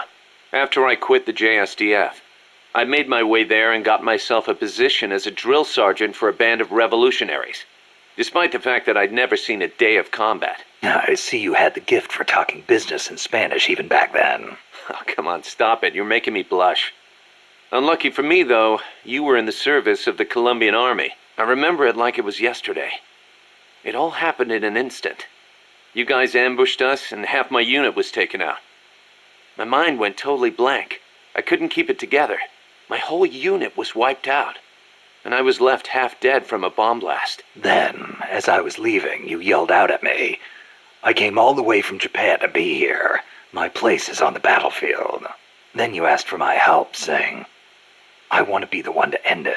I remember being surprised that there were still samurai in Japan. You guys came over to me. I had a grenade hidden under me, but even then you were too fast. The second I pulled the pin, you grabbed the hand I was using to hold the grenade with both palms. I didn't want it to go off. I'd heard samurai were a proud bunch. I wanted to know why one of them would stoop so low as to try to take his opponent with him. And I said, I'll never lose again. We'll never lose again. Yeah. We'll do whatever it takes, but we'll never be beaten again. Then, I passed out from the blood loss. When I woke up, I was in your camp's infirmary, stuck full of tubes. Why'd you save me? Your enemy after I tried to kill you. Because you swallowed your pride and fought with everything you had. I just didn't want to lose. You found a way to fight back, even in the face of death, even when you knew you were going to die. That's the mark of a true warrior. It's not about gain and loss, or victory and defeat. I looked at the way you lived your life and saw the path I needed to take as a warrior. Wow, I never knew that. And that's why you... I realized then that the battlefield doesn't only divide people into allies and enemies. Sometimes it tells you more than just who's an ally or who's an enemy. Sometimes it helps reveal your true comrades. Like you and me, huh? That's right. And 2 years later, here we are. Snake, do you know how to say the word zero in Japanese? It's pretty similar, actually. It's pronounced like zero. It's also sometimes used as a name by people in the West. Don't ask why I'm bringing that up.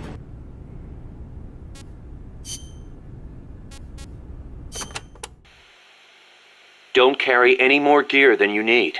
If you try and stuff your entire arsenal into your backpack, it'll be too heavy and your mobility will be impaired. You'll only be hurting yourself. I know. Take only what you need. Every rookie knows that. You can check the weight of your gear before heading out. So make sure you do. Got it.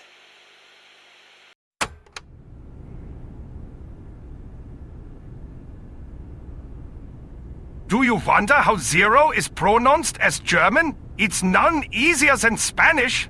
By the way, Reigen, didn't you say you were a fanboy of the Snake? Even a born warrior like you gets hand tremor, Snake.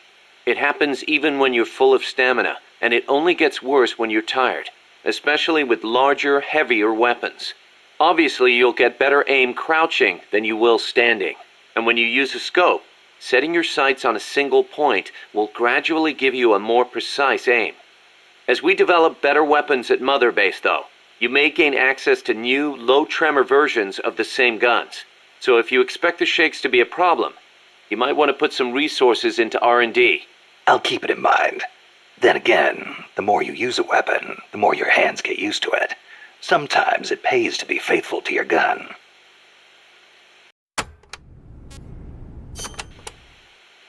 Choosing the right uniform is crucial. Pick one that matches the mission objective and your own combat style.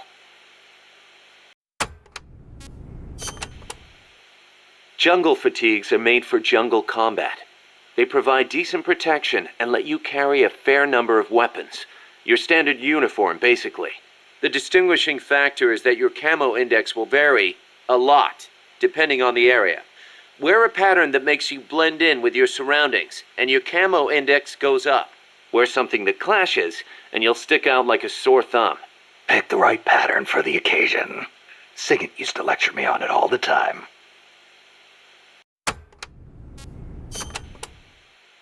Naked. That's exactly what you are with this uniform. The pants are the same as the jungle fatigues. Obviously, since you're exposing your bare skin, your defense and camo index are gonna be low. On the plus side, it's so light you can move around quicker.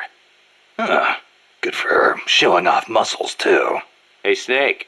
I heard they gave you your old code name because you used to run around with your shirt off. Is that true? Don't believe everything you hear. They called me naked because I went in without gear or food.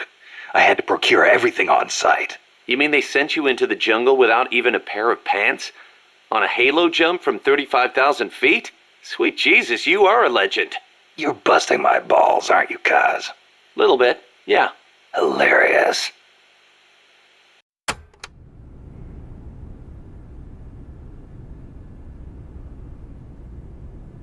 Loyalty to your gun or loyalty to me?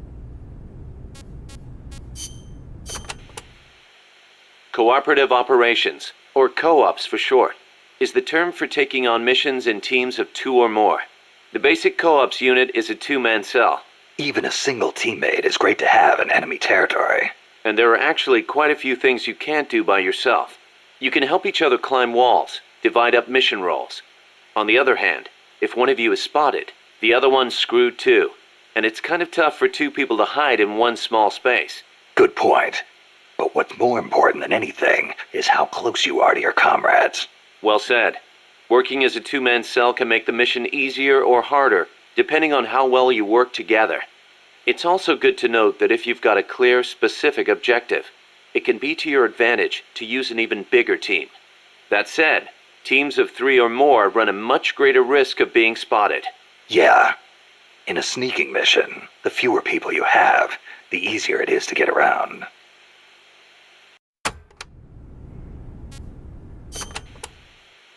In co-ops, you can trade weapons and equipment with your teammates. You can also display your teammates' inventories from your weapon or equipment menu. Ammo is shared too, of course. Ammo, sure. How about life? That also shared? Yep. You all sink or swim together. Your teammate dies, you die. You need to be within a certain distance of each other to swap items. Yeah, I know. I've been in this business so long I can virtually see that distance. Looks kind of like a ring in my head. That's why you're the boss. Okay, we'll call it the co-op ring. And entering the ring will be called going co-op in. Snake. We don't need pants in the jungle. We're gonna swat all the mosquitoes with our schlongs like a whip. Just use parasites for improved accuracy. Counting on you, boss. Another thing. During a mission, you can assume what we'll call the snake formation. Same as your code name, but probably not standard operating procedure for a guy who specializes in going solo. Damn right. There's only room for one snake. In co-ops, though, it's a highly effective formation. The signal for snake formation is to tap your teammate on the shoulder. Can't form up until you're close enough to reach out and touch someone. Entering snake formation is called going snake in. When you're snake in, the soldier at the front of the line controls movement. The soldiers in back focus on scouting and attack.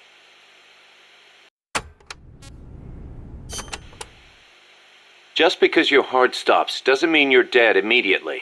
Right. The heart just circulates blood through the body, but stopping it does cut oxygen supply to the brain. You'll be dead soon after. Which is why we have CPR. Let's say your heart does stop. If someone performs CPR before your brain cells die, you can recover. In co-ops, when the life gauge drops to 0, it means you're in a near-death state. You won't be able to move or anything else. Performing CPR on near-death teammates can bring them back into action. Of course, performing CPR in the middle of battle isn't exactly safe. You're leaving yourself exposed. Even so, in co-ops, you and your teammates are all in the same boat. Don't think you can get away with leaving one of them behind. I wouldn't think of it. And I'd expect them to do the same for me. If you let all your teammates die during a mission, there'll be nobody left to save you. And then, it's game over. Building trust with your teammates is essential to success in co-ops. That goes without saying. I'm not gonna let somebody I can't trust cover my ass. The measure of that trust is called camaraderie. Think of it as an indicator of how strong your bond is with your co-op's teammates. The friendlier you act toward them, the greater your camaraderie. Give me an example. Your camaraderie will be higher if you're co-op in than standing apart. Saving a teammate's life with CPR also strengthens your bonds with them. Things like hitting a teammate with friendly fire will cause your camaraderie to go down. Makes sense. Camaraderie carries over from mission to mission. The next time you go co-ops in with the same guy, you'll start off strong. But be careful. If you keep taking new people with you on missions, your camaraderie with past teammates eventually reverts back to its original level. Got it. I'll have to make sure to renew old friendships once in a while. The performance benefits gained from snake sync in co-ops depend on your camaraderie. It's always best to keep things cool with your teammates. Snake, be careful not to go on a flat line during co-op missions. If you receive CPR too late, you might fall into a coma for up to 9 years. Stand still when you're Snake in, and you and your teammates will start to get in sync. In sync? That's right. Stay still together and you'll enter Snake Sync mode. The synergy will give you a boost in performance. You'll move faster, recover faster, and have better camouflage. In other words, we're at our best when we're in the same groove. You got it. If you've got a big task ahead, can't hurt to take some time to get in sync. Like I said before, the benefits you get from Snake Sync depend on your camaraderie. I hear ya. It's a lot easier knowing you've got someone you know and trust covering your back. Lets you focus that much more on what you have to do.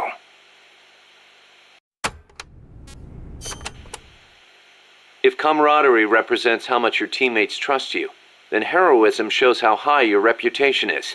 Heroism? That's right, heroism. Your reputation affects your ability to recruit new members to MSF. With higher heroism, it won't take as long to convince guys to join our cause and send them back by Fulton recovery. So, how do I get this heroism thing to go up? Lots of ways. Complete tough missions, avoid unnecessary bloodshed, and don't get caught by the enemy like a deer in headlights, or you'll never be heroic. Also, getting out there and attacking the enemy in co-ops will boost your reputation among your teammates. Of course, it'll get the enemy gunning right for you, too. But don't sweat it. Be yourself. Be the boss. From where I'm standing, you're plenty heroic already. Knock it off.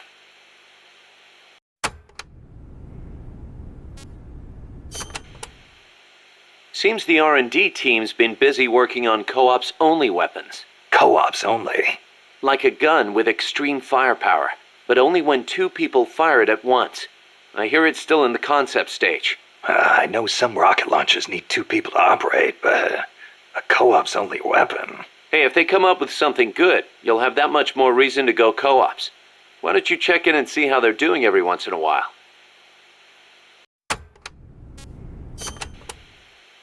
In co-ops, maintaining close communications with your teammates is crucial. Absolutely. Losing track of each other on the battlefield is a good way for a unit to get itself wiped out. Enemy positions, orders, distress calls. When communications break down, you get picked off one by one. Now about co-ops comms. Co-ops comms? It's a radio system for communicating with co-ops teammates. First, press the Start button to open the menu. Then select Co-ops comms. After that, press one button to choose a category, then another button to select the actual message. So basically, you use different combinations of 2 buttons to send different messages. Easy enough. You can set which messages go with which buttons during mission prep. Sounds like it's going to be a pain to send messages until I get used to it. Then why don't you assign Co-ops comms to the Select button? That should make things a little quicker and easier. Just go to Select button under Options. I'll give it a try. I think I messed up by building 10 nukes to my base, Miller.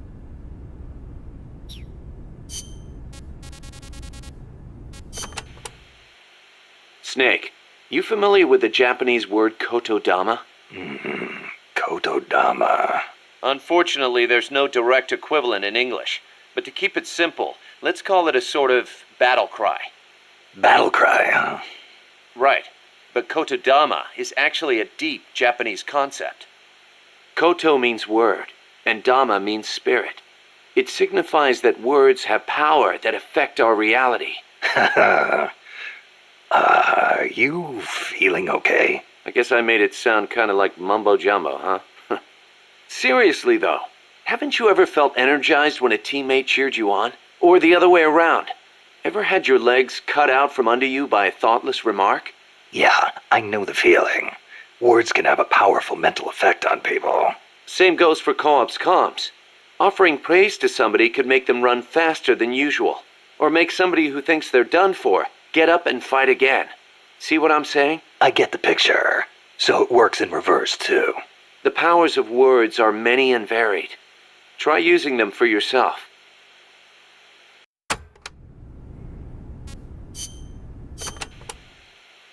Snake, about cardboard boxes. It feels kind of weird me explaining this stuff to you, but there have been a few recent developments in cardboard box technology. So just to be safe, here goes. Go on.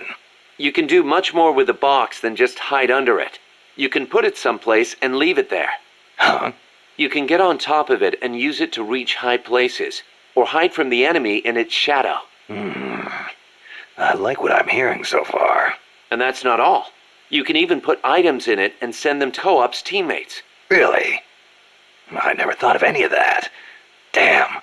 Is there anything a cardboard box can't do? Every soldier should have one. Yeah, well, don't get too excited. This isn't exactly what they were made for.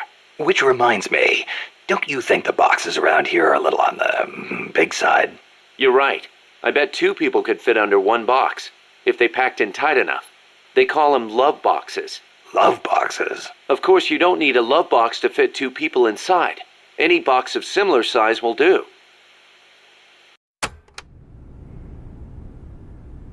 Kaz, have you played Zone of the Enders? There is a battle cry in there too. It's called Haidara.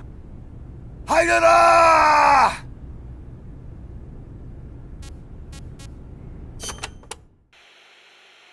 Up to 2 people can fit inside a cardboard box. Tell me how.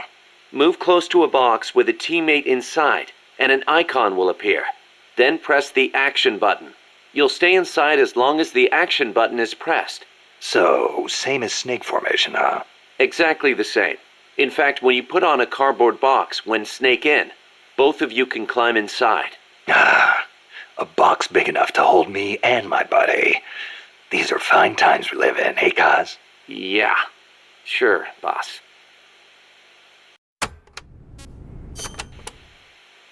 Snake, about that cassette player Galvez was carrying. What about it? That was no Russian imitation.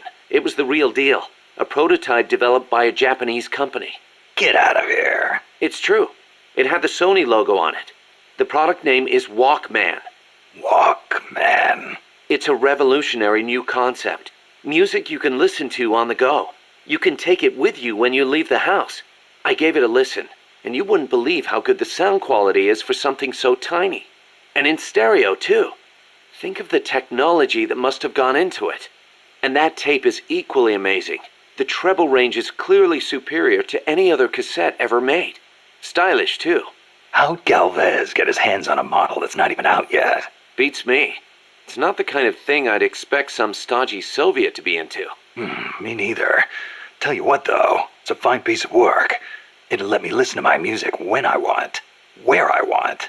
I never thought I'd hear you say that, but I have to agree. Me?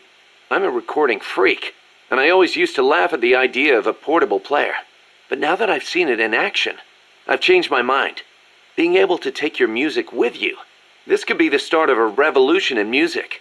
Could be. I'm having the guys at Mother Base study and analyze it. Who knows? They might be able to come up with something even better. Snake, the check cleared. That Sony plug was worth it.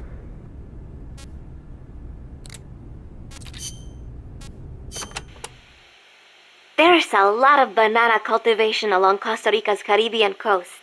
The area is dotted with banana plantations. Bananas have been Costa Rica's main crop since they were introduced from Panama in the 19th century. They bring in a fair amount of foreign currency. A real fruta de oro, huh? See, but exporting all those bananas require a ton of land. Hence all the plantations. Clearing all that forest just to grow bananas robs animals of their habitats. I do not know how good that is for Costa Rica in the end.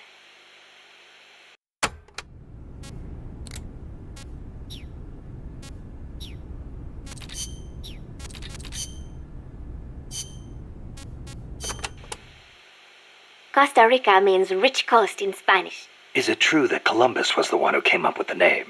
Your guess is as good as mine. But it is true that Columbus landed his ships near Limon back in the age of exploration. He wrote in his diary that when he landed, the indigenous showered him with gifts of gold. Hence the name. It sounds a little strange to me. There's no way they could find that much gold in Costa Rica. Columbus originally set sail in search of the legendary land of gold. Maybe he was just nuts about the stuff. Costa Rica is rich enough without it. Look at the forests and the animals and the peace-loving people. That is what I want to protect. I know how you feel.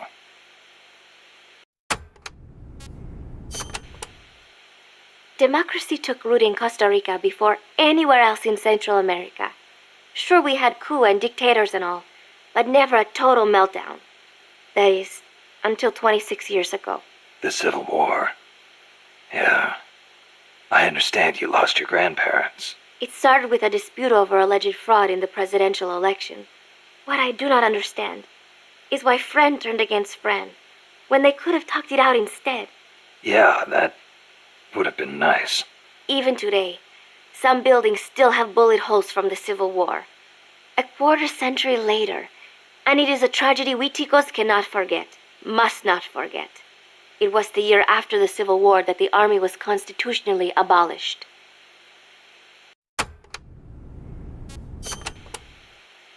A new president was elected this year, President Oteber. He seems to be distancing himself from the United States. He has limited the privileges granted to American banks, lifted the sanctions on Cuba. Our last president was so pro-US, people suspected he was in bed with the CIA. You think the CIA is doing this because it feels threatened by the president's shift in policy? It is possible, but would they really bring in such a huge army just because of that? Part of our job is finding out. Exactly. Thanks, Snake. Peace.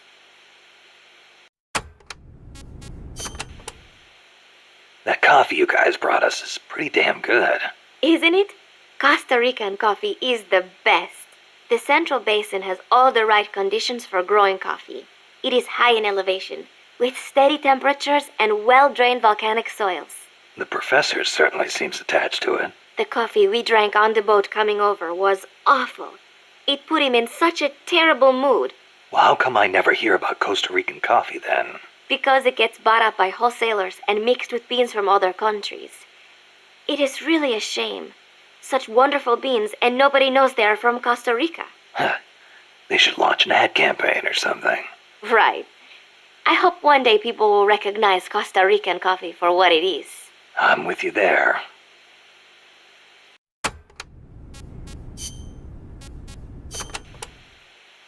Costa Rica is said to have about 87,000 species of living things. That is about 5% of all the known species in the world. A tiny place like this? Huh. I'll be damned. I want to protect that biological diversity. When diversity is lost, the environment weakens. Just look at the plantations. I think I know what you mean. It's like trying to assemble a unit from similar guys. It usually doesn't work out. Throw a few square pegs in there and everything falls into place. There are so many species here that a lot of them have not even been classified yet. I am hoping I can help do that someday. Kind of like a parataxonomist. Say that again? Parataxonomist. Someone who helps a taxonomist. Oh. Huh. I thought you were going to say it had something to do with parachutes. You're weird.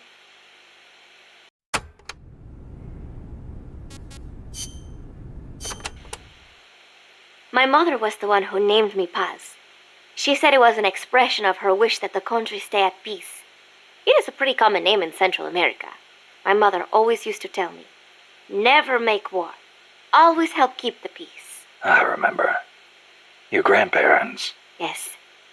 They died in the Civil War. I think that is why my mother hated war so much. That's another thing you've got in common with Kaz. His mother named him Peace, too. See? Because Japan also suffered through war.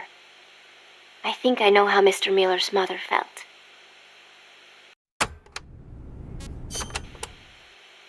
You like the peace sign, huh? See, as a gesture, it connects every peace-loving person. Here, you try it, Snake. Peace. No thanks. It doesn't suit me. Too bad for you. You know, the V in the peace sign comes from the V in victory. When did it start standing for peace? I am not completely sure, but I guess it came out of the protest movement against the Vietnam War. Oh, and do not turn your hand around when you do it, especially around British people. It is insulting. So, you live alone now? No, not alone. I've been living in school dormitories since I started junior high. After my mother died, my relatives took me in, but they were not my real family. You didn't fit in there. In a way. My aunts were kind to me and all. But I know how difficult it must have been to suddenly have a child thrust into their lives. When you live with someone, there are no secrets. I could tell my being there was a burden on them. Sounds like a rough childhood. I would not say that. I was lucky just to have people take me in. There are huérfanos living out in the streets because their mothers died. It is even worse in countries with frequent civil wars. So, who am I to complain about my childhood? You're a pretty tough kid, you know? Not at all. I am not strong at all.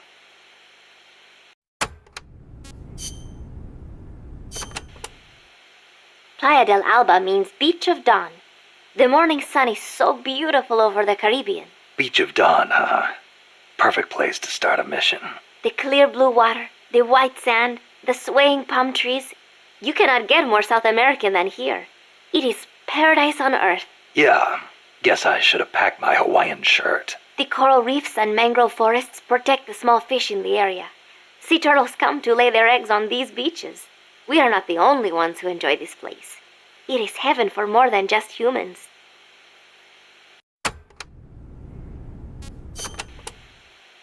Bosque del Alba means Forest of Dawn.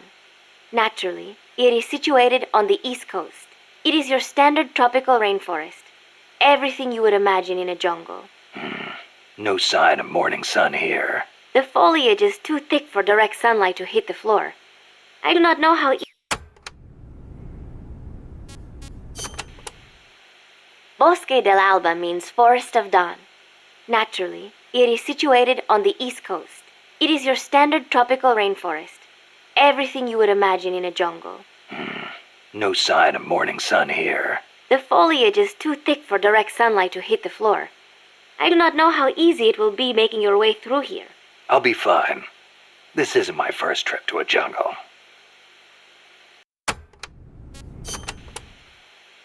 The mercenary supply base is situated on elevated ground by the coast. I heard them call it Puerto del Alba, Port of Dawn. They have perfect visibility of the area from up there. We did our best to sneak in undetected, but one of the guards spotted us and we... What is it? I'm sorry. You'll have to ask Professor Galvez the rest. It's okay. You've been through a lot. I am sorry. I just cannot. You did great, Paz. I won't let your efforts go wasted.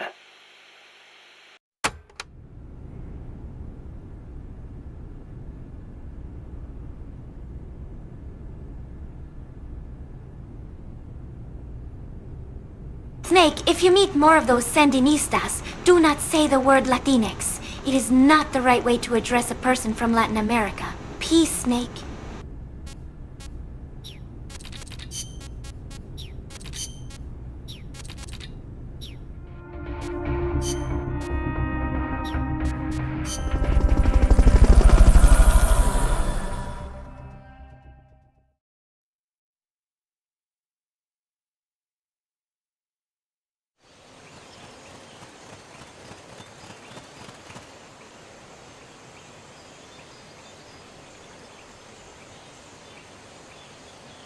Careful.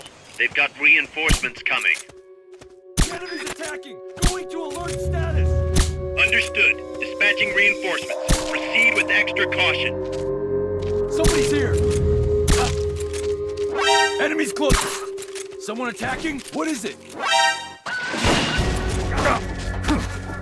been spotted. Run for it. It's either that or take out every last enemy soldier. Enemy sighted. Engaging now. Understood. Eliminate all hostiles.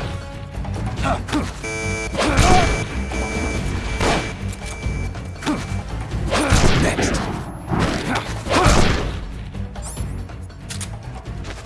Good. You shook them. They're still looking, though. Don't make it easy for them.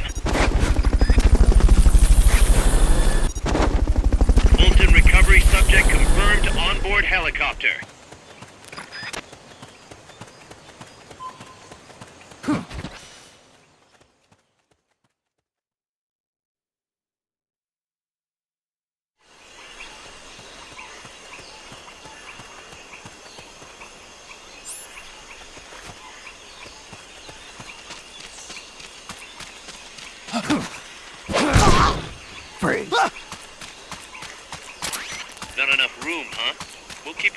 base.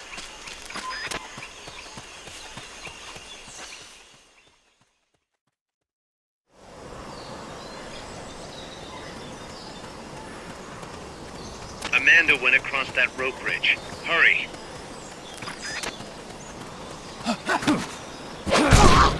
Freeze.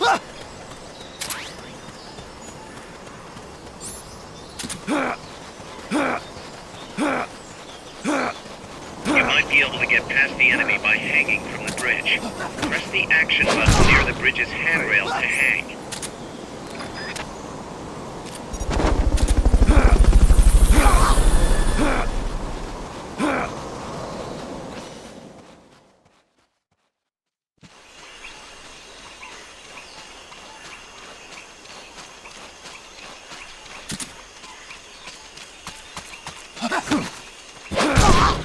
Freeze.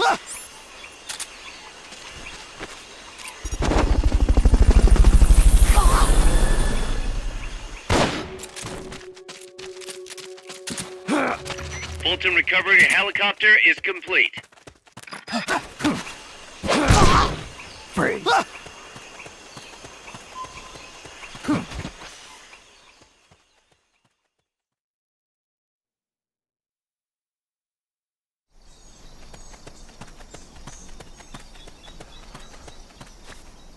Careful now. They might be holding FSLN soldiers prisoner. Freeze.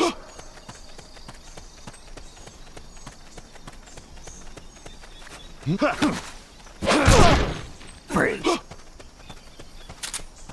Press the action button in front of a prisoner to take them to Mother Base using the Fulton recovery system.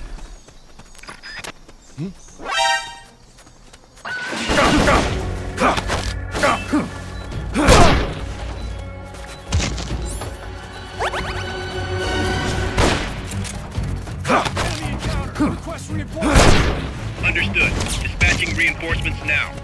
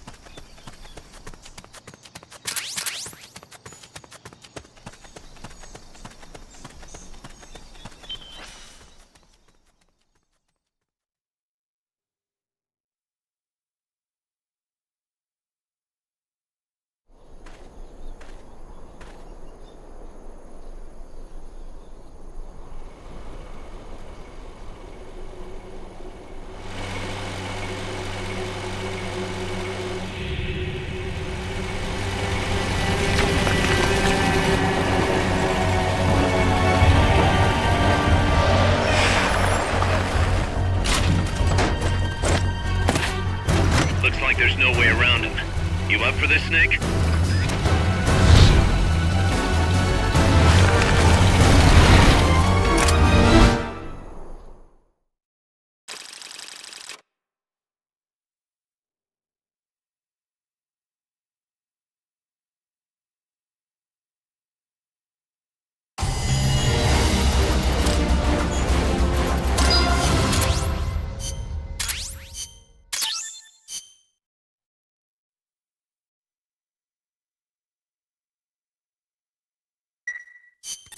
Listen, boss.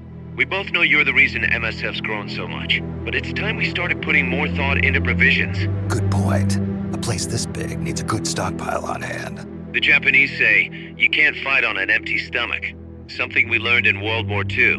Obviously. Maintaining a steady supply of provisions is one of the basic principles of logistics. So I went ahead and set up a mess hall team. The team members' numbers and abilities will affect the amount of grub to go around. Without enough food, morale will drop.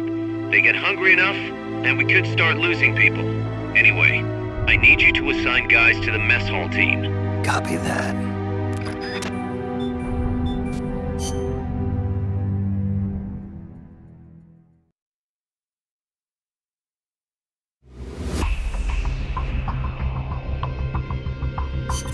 That's an armored vehicle unit, Snake.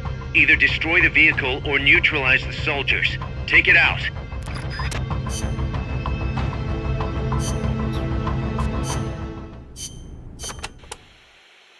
Enemy tanks, armored vehicles, and attack choppers are always accompanied by a combat squad. The soldiers aren't particularly tough on their own. What makes them formidable is how well they work together as a team. As if you didn't have enough to worry about with a machine. Good. I like a challenge. Yeah. We'll see how you feel when you actually have to face them in battle. Snake, whatever you do, don't let them surround you. The last thing you need is to get pushed into the vehicle's kill zone. And pay attention to what your enemies say to each other. You can improve your chances by figuring out what they're planning and using it to preempt their movements. You don't always have to go toe-to-toe to win a fight. Think like a gorilla. Got it.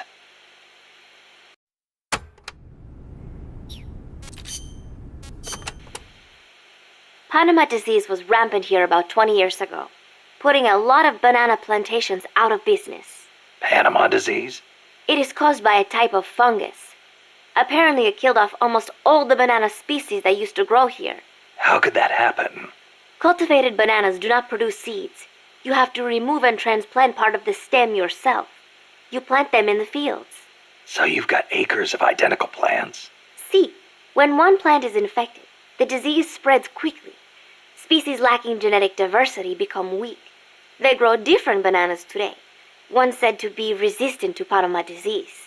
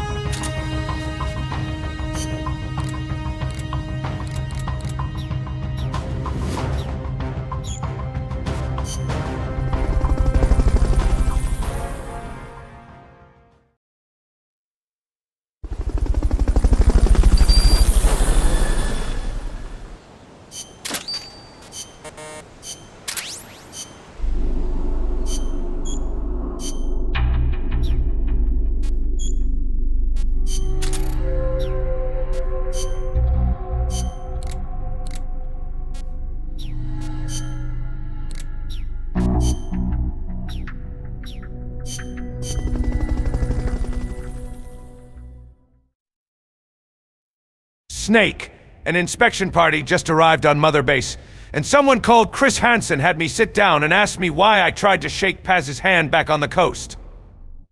Boss, if they take me away, I won't say a thing. Count on it. Survival.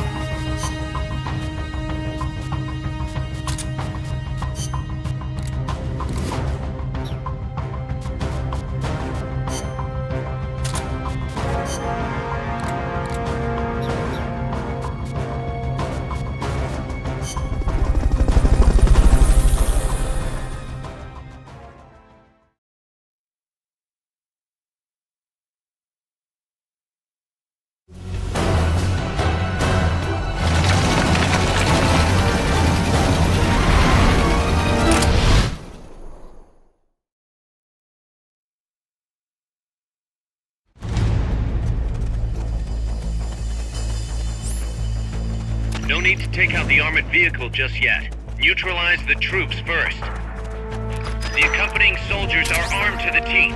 Watch yourself.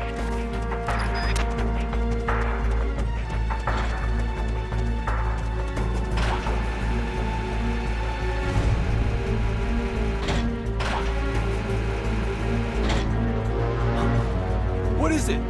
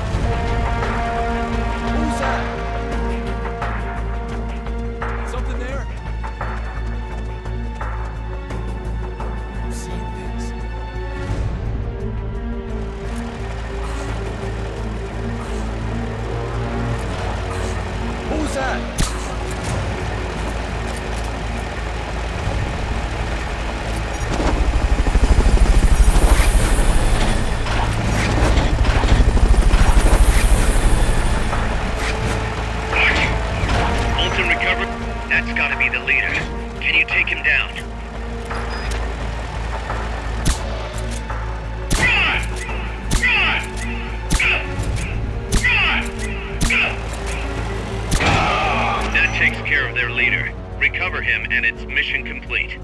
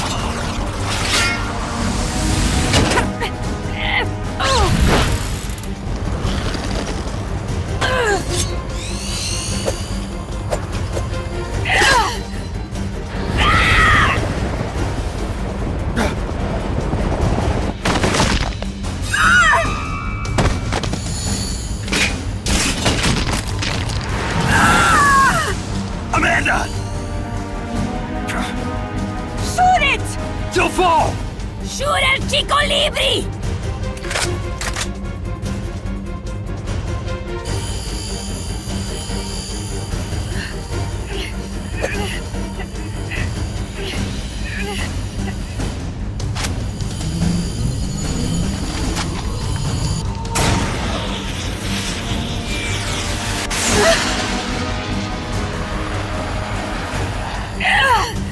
What are you aiming at? El Chico Libri!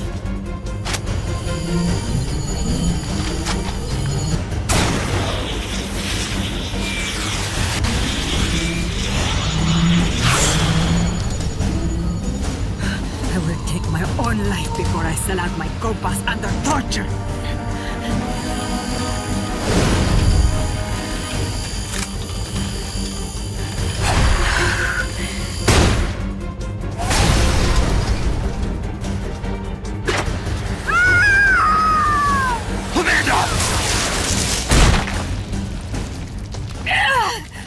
Fuck, my leg, it fucking hurts! Someone call an ambulance! Oh, wait! I'm a Central American revolutionary. They're gonna shoot me on sight in the hospital. Fuck! Chico. What? What is it? Can you roll me one? Tobacco. Oh, yeah. Chico.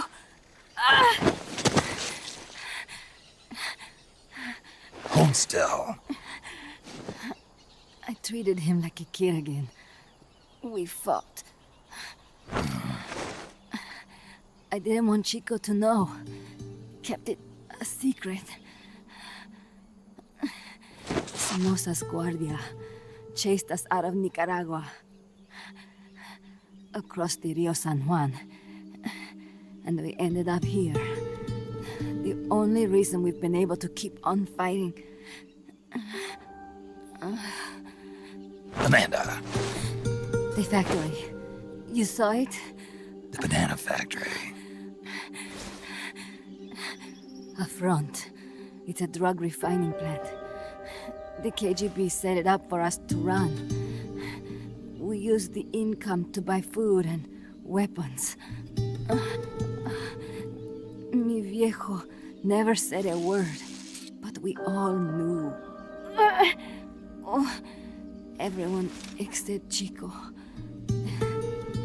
Everything we have, our weapons, our compass, he brought it all together. We were going to rebuild our country. Rebuild Nika with our own hands. Even if we had to dirty our hands to do it. But it's all over. We lost our cacique. Papa. I could never replace him. Now they've taken the plant from us too. There's no place left to regroup. No way to fight la revolución. Here, I rolled you one.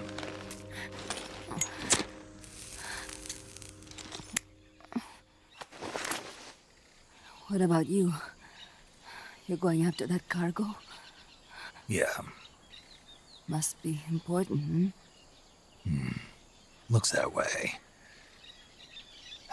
It looks like it could be nukes. What? Nukes? Madre de Dios.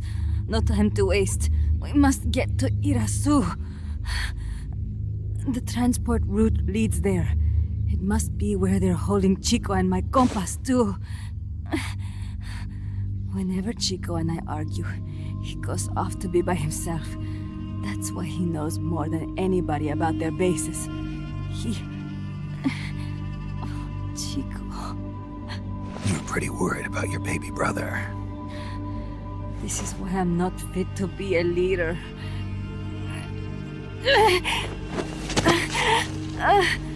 Fine. It's a little bit out of my way, but just tell me where I need to go.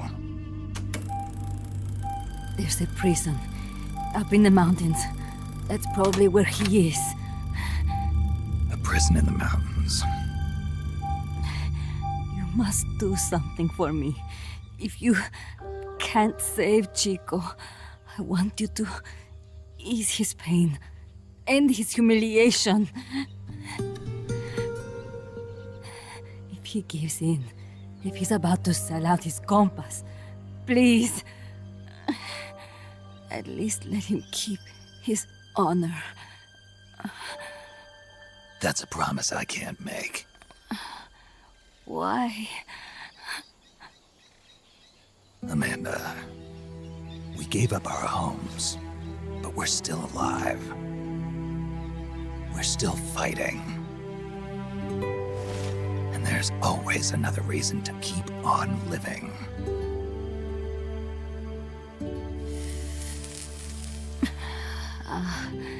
I feel alive again. Amanda, join my unit until you've healed up. Your unit? Yeah, Who are you? Why are you here? I'm Snake. Serviente. Snake?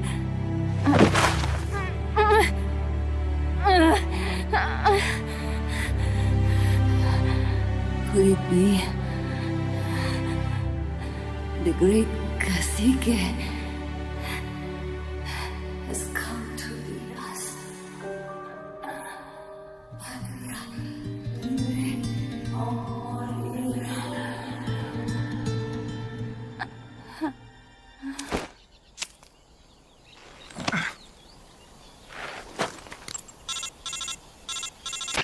Kaz, can you hear me? MSF here. One for recovery. She's wounded. Acknowledged. Kaz, the cargo on the barge. I was right. It's headed for the mountains. You think that's where they're taking the nukes? I'm sure of it. Let's move.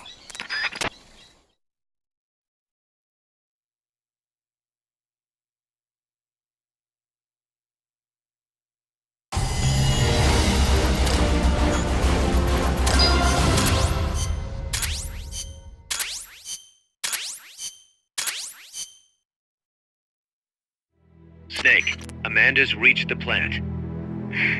Snake, Amanda, how do you feel? some first helicopter ride. I'll be perfectly happy if it's my last. As you can see, she's doing fine. I set Amanda up with her own frequency, so call her anytime you need to. If you have any questions about American bases or mercenary units, or about El Frente, just ask. And please, do not forget my compas and Chico. Don't worry. It's good to be working with you, boss. Snake, we can monitor her condition in sickbay. Remember to assign roles to any POWs you bring back to Mother Base. How this outfit gets built depends on who we assign to what jobs. That'll determine how Mother Base grows. It's one of your most important roles, boss. Yeah, I know.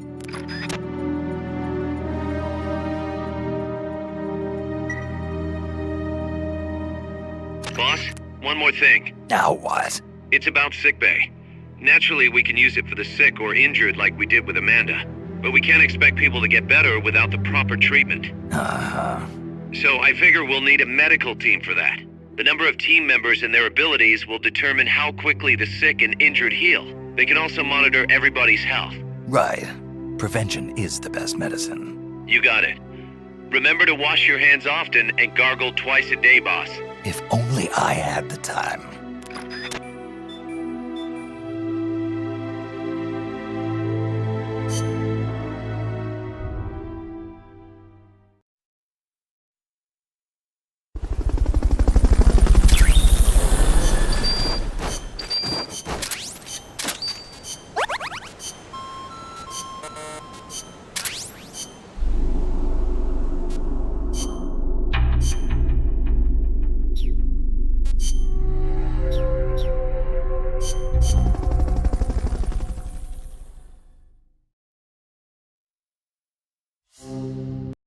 Snake, I am so excited. Mr. Miller and Professor Galvez have decided to go into business together. Thanks to funding from a good friend of the professor in Chile, Mr. Gustavo Fring, they will open up a fried chicken restaurant in New Mexico. They have been kind enough to give me a job working the register and serve the customers. They have decided to name the restaurant Los Pollos Hermanos.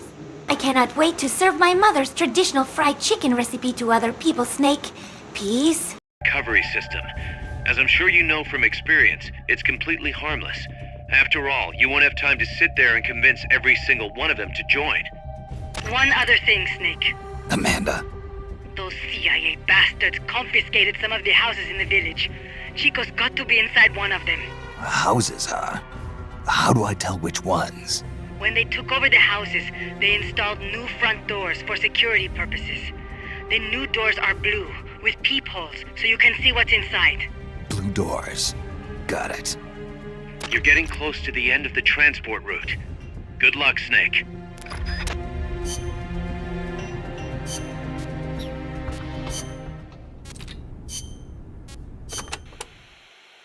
Areas with a distinct dry season, like the Pacific coast, have tropical dry forests.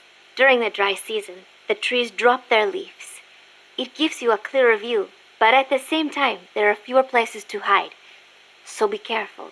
Sounds dull. It is not really. A lot of trees flower during the dry season, including my favorite, the tabebuya. It has these amazingly vivid yellow flowers. Costa Rica has several active volcanoes, Irasu being one of them. That's where Camino de Lava comes from, huh? The tropical dry forests around here are quite different from our rainforests. They lose their leaves in the dry season. Tropical forests are not all thick jungles. A few of them even have cacti. Some of Costa Rica's greatest assets are its diverse forests and natural landscapes.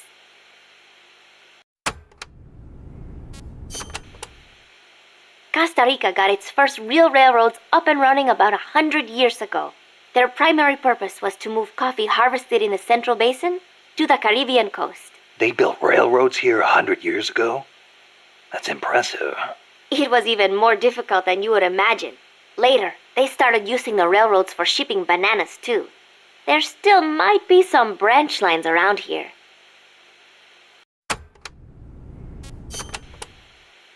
Aldea de los Despiertos means Village of the Awake. Weird name. The area is littered with coffee fields, and there is a factory nearby. The villagers are fans of coffee, so... Nah, they don't get much sleep, huh? They've got a sense of humor, all right.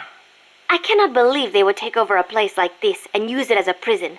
It is unforgivable, for both the CIA and the thugs they employ. All the villagers wanted was to live in peace. What gives the CIA the right to crush them like that?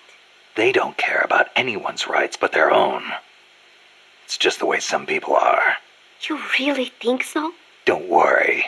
It just gives me the right to teach them a lesson.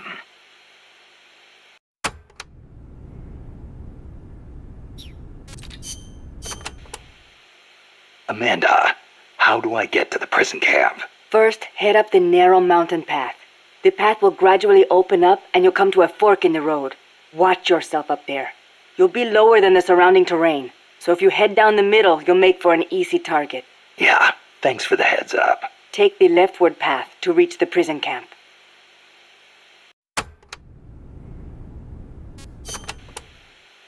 What can you tell me about the prison camp? Well, it used to be a village until they took control of it. It's a maze of paths, so watch out for soldiers on patrol. I'll be sure not to stop and say hi. Use the paths carefully, and you should be able to stay out of view. Where are they holding Chico? One of the houses, most likely. You can peek through the doors. Just press the action button when the icon appears. You could also listen to any sounds inside for clues. Good idea. Guards will still be on the move while you're looking inside. Make sure you don't get caught. And Snake. I know. I'll bring him back. Thank you. I know I can count on you. Snake, I am devastated.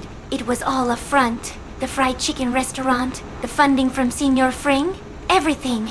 A man called Roy Campbell was behind it all. He was planning to use our connection to the States for his personal use of drugs. I became complicit in drug trafficking, Snake. I am no longer a student of peace. I am Breaking Bad.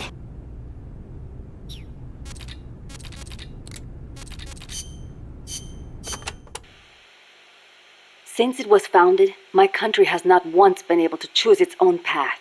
First Spain, then America. Over 100 years of this. I know. In the 19th century, an American mercenary named William Walker seized power in Nicaragua. I'd heard he exploited rivalries between the political parties. Even after we expelled him, the Americans sent in their Marines under the pretext of quelling political unrest. And the real reason? To intimidate the government and thwart the construction of the Nicaragua Canal.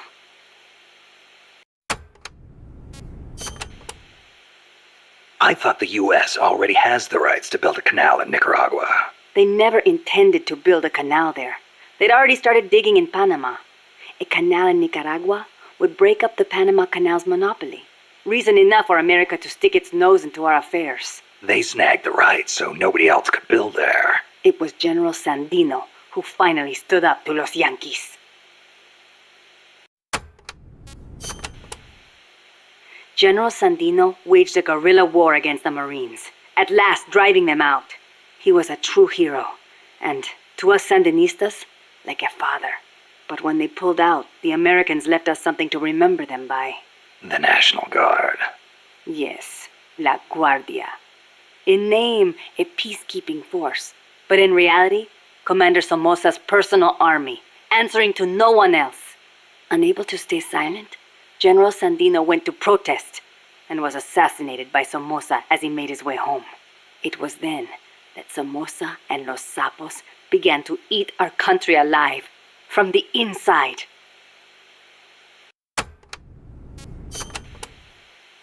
It has been 40 years since the Somoza family became the rulers of Nicaragua. With La Guardia at their command, no one can challenge them. You came here on the run from the National Guard, right? See, they took everything. Our land, our homes, our jobs. Now belong to Somoza. See, the law too. He's even got the judges in his pocket. You defy him, you face death. Everyone bows and scrapes before La Guardia. Even then you might get a beating if they are in a bad mood.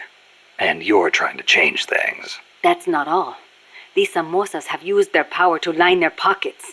They confiscate people's land and hand it to members of the Somoza family. By now, close to half the farmland in Nicaragua is theirs. We were powerless until... You remember the earthquake 2 years ago? Yeah, I heard the capital was hit pretty hard. We lost Managua, our capital city. People sent aid from all around the world. Tears of sorrow turned to tears of joy. Yet almost all of it was embezzled by the Somozas.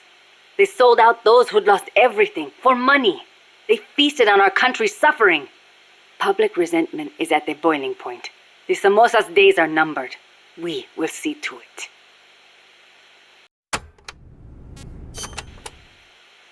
The first Somoza was originally no more than the commander of La Guardia. Ordinarily, a man of his station could never hope to become president.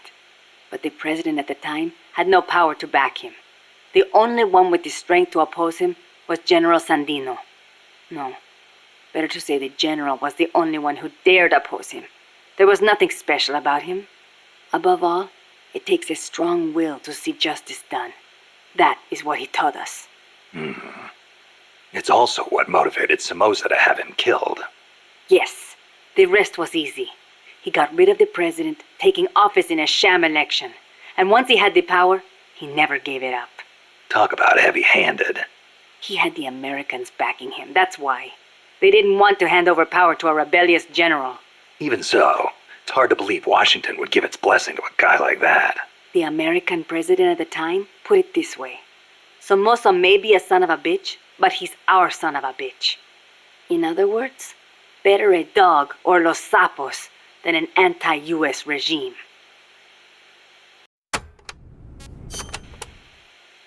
The Managua earthquake struck 2 years ago, the day before Christmas Eve. Giant cracks opened up in the streets. Sleeping children were crushed in collapsing houses. No chance to escape. No visit from Santa Claus. Thanks to Somoza, the old houses could not even get rebuilt. It was a nightmare. I heard the epicenter was right in the middle of the city.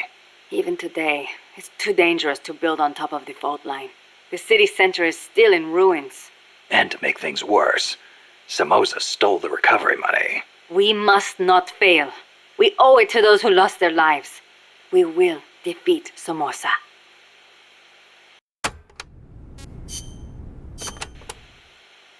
We are Sandinistas, the heirs of General Sandino's will. Sandino, the father of modern guerrilla warfare. To you, maybe. To us, he's more like a real father. That why you named yourselves after him? Of course. La Frente Sandinista de Liberación Nacional. The Sandinista National Liberation Front is named in his honor. We share the general's goal, to take back our country's freedom. In his day, from America. In ours, from the despot Somoza. Times have changed, but the song remains the same. Patria libre o morir. That is our slogan. El Che used to say the same thing, you know. Patria o muerte. The slogan of the Cuban Revolution.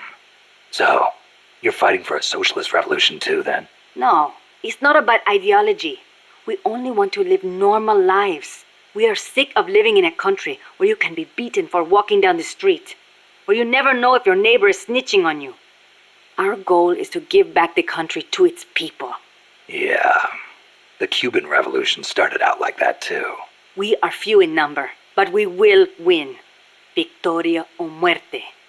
For a revolutionary, there is no other fate.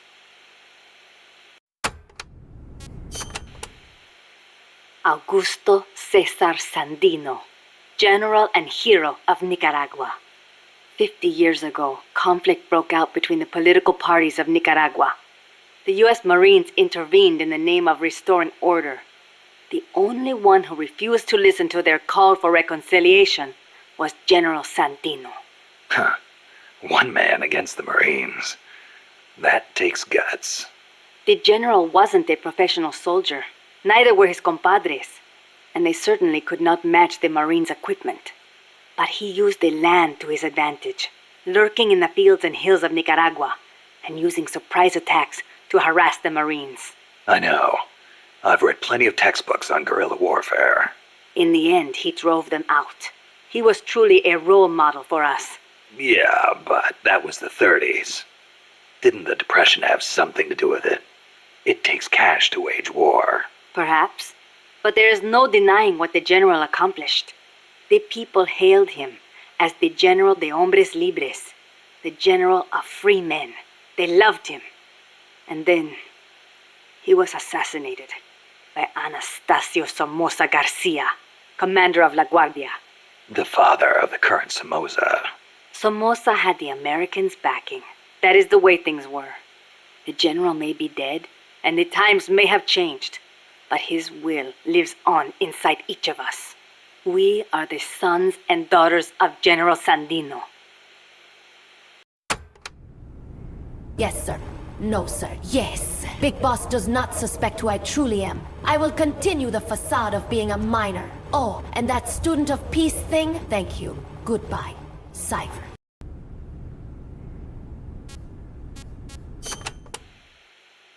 Hey, how's the watermelon business these days? Not bad. I hear the compas back home are hanging in there too. Good to hear. You know our nickname. I'm impressed. No wonder they call you boss. You used to hide your weapons in hollowed-out watermelons, smuggle them right past the National Guard. You even transported pineapple grenades that way. The name caught on among sympathizers in the region and... What are you talking about? Huh? They call us watermelon sellers because the general's name sounds like the word for watermelon. Sandia. Really? Si. Damn it, Kaz.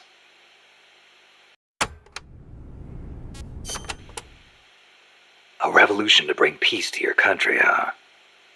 No matter how much we fight, peace never gets any closer, does it? I do not like it, but it is the only way.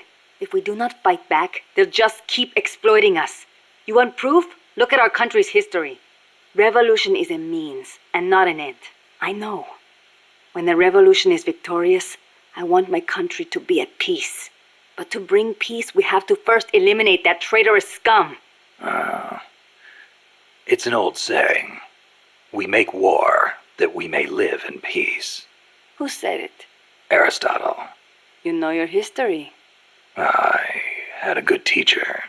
It has always been like this. People making the same mistakes over and over.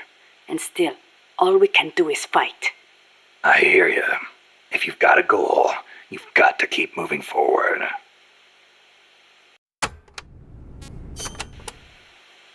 I noticed you called Che Guevara El Che.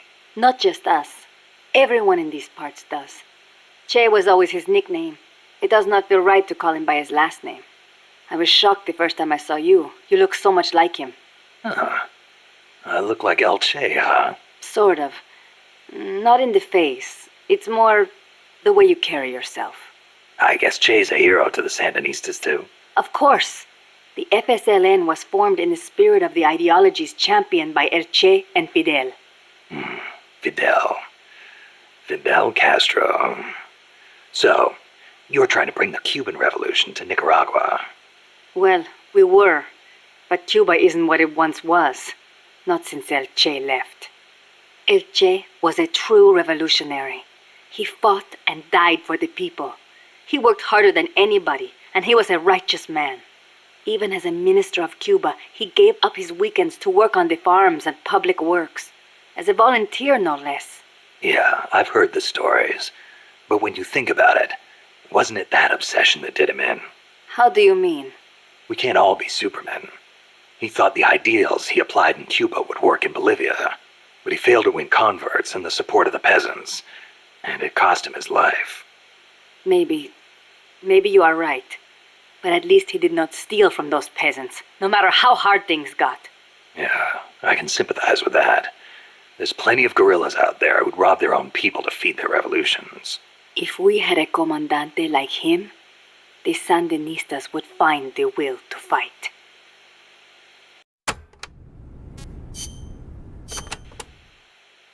You called that giant chopper an hombre nuevo. Si. It means new man. New man? There was nobody piloting that thing.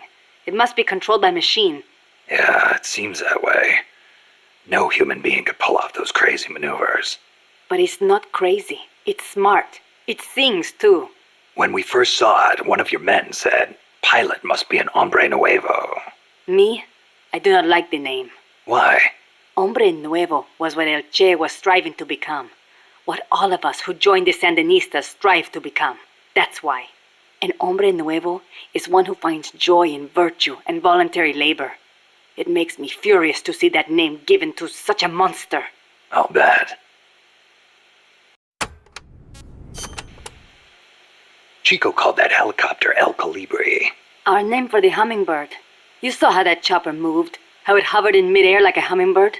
A hell of a lot bigger than a bird, though. True, but better than hombre nuevo, don't you think?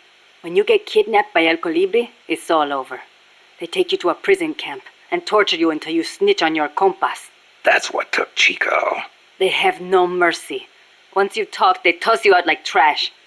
I knew this, and still I could not save Chico. If he cannot be saved, I will do what must be done. Don't write him off like that. Sometimes you have to survive, even if it means sacrificing your honor. I'll get him back. I promise.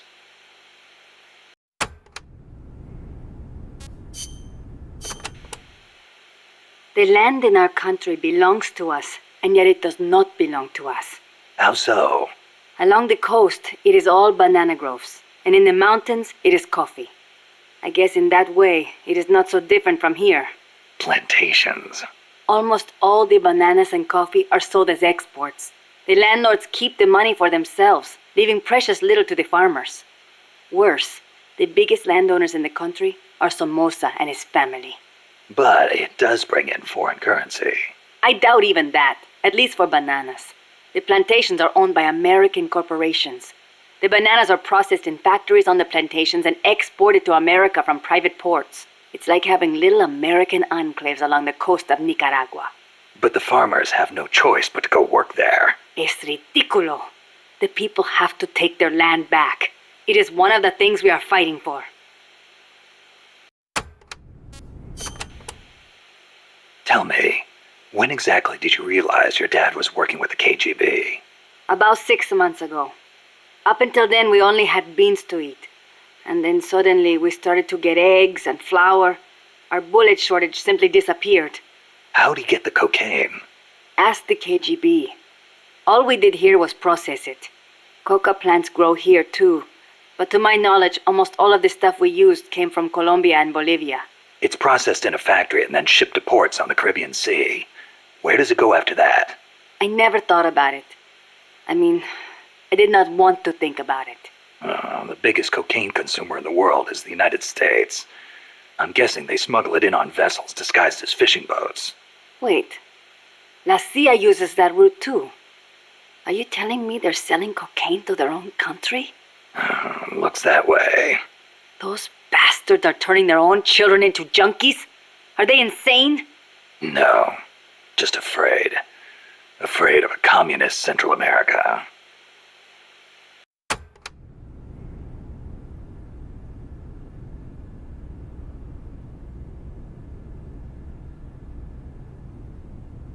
Did someone just say cocaine? Whoa! Snake, can I join MSF? I want back in on the action. Amanda, when did you join up with the Sandinistas? About a year ago, when I went into the mountains with mi viejo and his group. I thought your dad was with the FSLN from the start. No. He fought alongside General Sandino, but after that, he retired for a while. He found a job, got a wife and a house, and raised us kids. Then one day, some Sandinista students came by. And he felt the old fire in his belly. Something like that. All he did was help them escape from La Guardia, though. But then La Guardia showed up. They broke into our house and began pushing him around, shouting questions. I'm guessing he kept his mouth shut. No matter how hard they hit him. Our house was trashed. After that, he was on their list. They harassed him day and night. It was only then that he gave himself over to the Sandinistas. He kept it hidden from us at first, so we would not get hurt. He sounds like a good father. He was. But my mother got fed up with it. She left us. I don't blame her. Why didn't you go with her? It was a hard decision for sure. But like my father, I could not let Somoza get away with his crimes. But most of all, Chico. He is too much like his papa. One way or the other, he was going to stay, and I could not leave him behind. Soon enough, La Guardia drove us out, and we found ourselves in the mountains. It just kind of happened. Well, for an accidental revolutionary, you sure put up a hell of a fight. The mountains make men into warriors. The training is harsh, but it brings us that much closer to being hombres nuevos. Chico couldn't ask for a better sister. I can see why they picked you to be Commandante.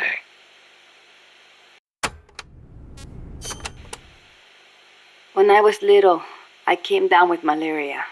Unlucky for me, it was the bad kind. I was in a daze the whole time. And at one point they said I was not going to make it. Malarial encephalopathy. I hear it's pretty common in tropical malaria cases. Even today, my memory sometimes gets a little fuzzy. Since then, I've had this fear of mosquitoes. When I hear them buzzing nearby, I get jumpy. Ah, that explains the chain smoking. See, I thought it might help keep the mosquitoes away, just a little. Maybe it is all in my head. You're the same way, right? Well, I will say this. I prefer a cigar over mosquitoes. Me too. I've got to hand it to you.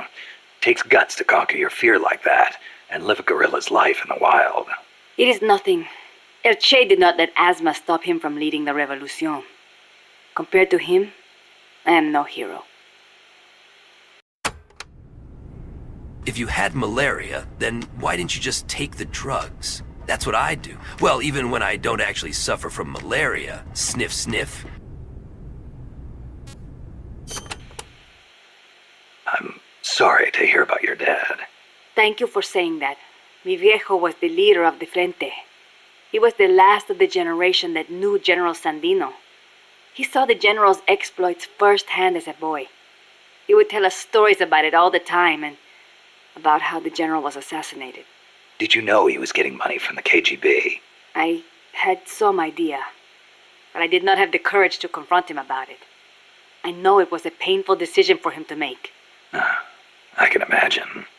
Yes, my father was a good man. I loved him as a daughter, and his soldiers believed in him. Thanks to him, La Frente held together even in the worst of times. I don't know if I can ever fill his shoes.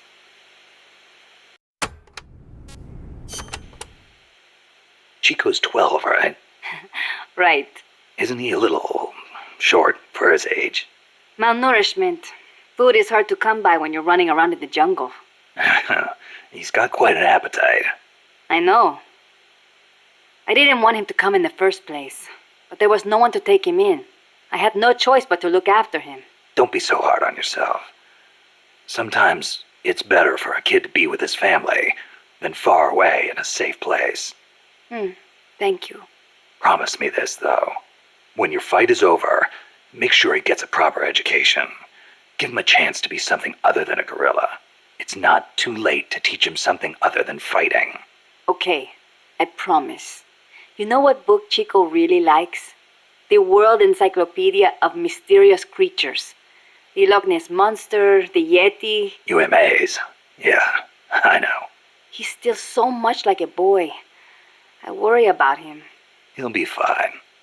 I know plenty of grown men who still go crazy over UMAs. Are you serious?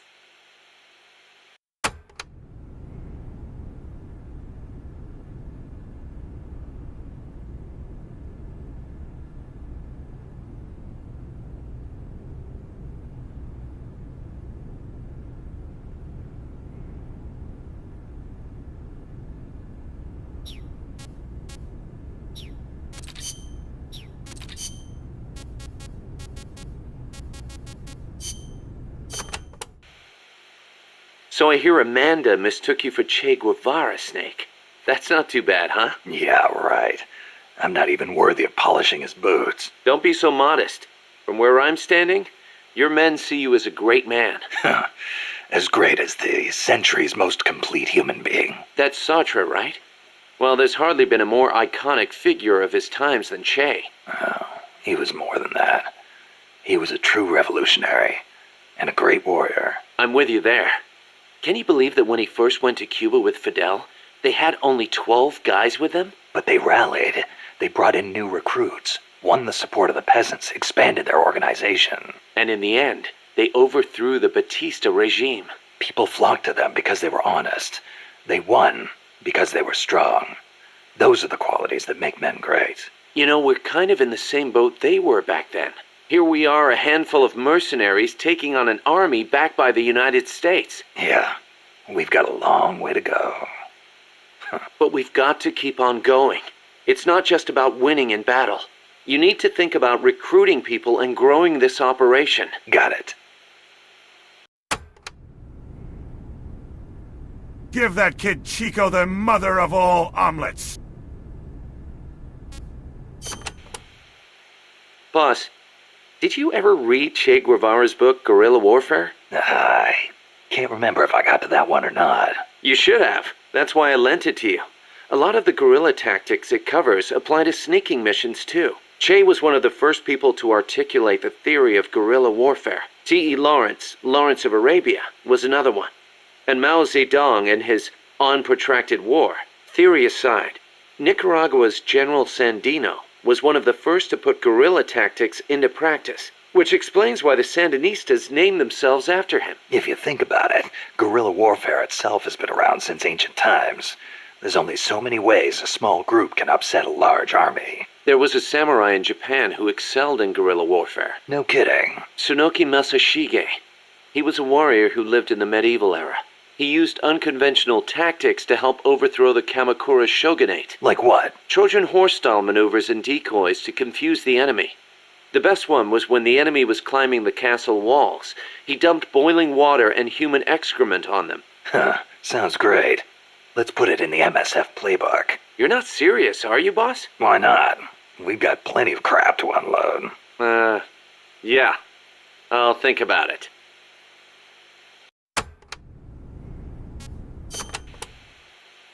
The year the Cuban Revolution was won, Che visited Japan as a member of an economic delegation. While he was there, he visited Hiroshima. Hiroshima? Since he was there to discuss economic issues, Hiroshima wasn't part of the original itinerary. Some said the Ministry of Foreign Affairs didn't want to let him go, but he went anyway. He snuck out of his hotel and took an overnight train. Huh. Traveling guerrilla style. Sounds like Che, all right. He visited the Peace Memorial Museum and the Atomic Bomb Survivors Hospital. Apparently it gave him quite a shock. As a doctor, it must have been painful for him to see how the victims suffered. Nukes destroy everything. He was quoted as saying, "They put you through this, and still you do whatever America says." Those words really hit me hard, especially when I think of my mom. He said something else, too. Let us all love Hiroshima and its people. I can believe it. Che never managed to numb himself to other people's pain. That's why people loved him. And why he died. I might as well ship you all of the crap you left back in Russia 10 years ago. I'll give you a good price on them. By the shitload. That bandana you're always wearing, that thing's a real antique. Ever think about getting a new one? This one's fine. Come on, we can't have our boss wearing a raggedy old thing like that. It was a gift, okay? It wouldn't be right to get rid of it. It was. Okay then. Speaking of which, Che supposedly had a black scarf he used to take everywhere with him. A scarf? One of his comrades gave it to him when he broke his arm in battle. Che used that silk scarf as a sling, and the comrade who gave it to him became his second wife. A lady, all right. Even after his arm healed up, he never went anywhere without that scarf. What about you? You get that bandana from someone special? No, nothing like that. It's important to me. That's all.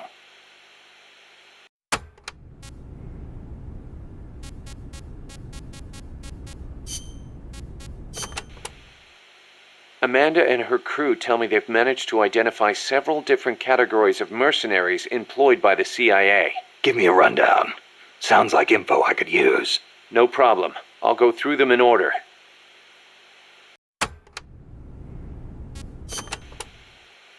The type of enemy you'll be seeing most is the type that patrols and guards a specific operational area. For the sake of convenience, Amanda's crew calls the outdoor ones patrolmen and the indoor ones guards.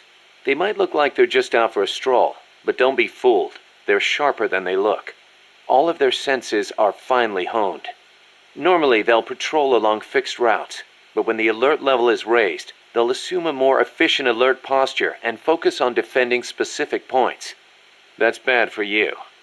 Obviously, they can hold their own in combat, and with body armor, it'll be even harder to take them down. If they're wearing a bulletproof helmet, you can forget about one-shot kills. Just a heads up. You'll need to be smart about using camo and pick your routes. The most important thing is to avoid detection.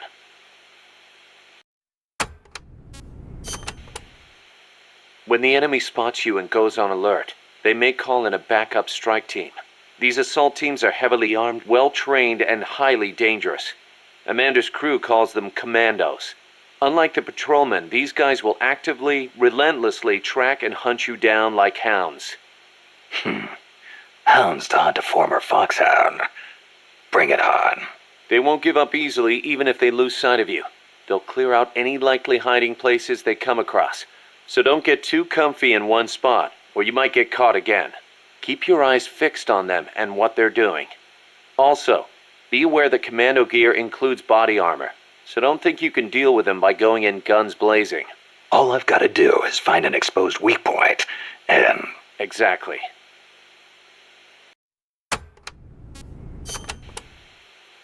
There are areas out there where enemy soldiers are deployed in multiple layers for extra coverage. More than a few of those will be attacking you from a distance, rooftops and far-off vantage points. Try not to get too distracted by nearby enemies, because you could be leaving yourself wide open to longer-range attacks. I'll be careful.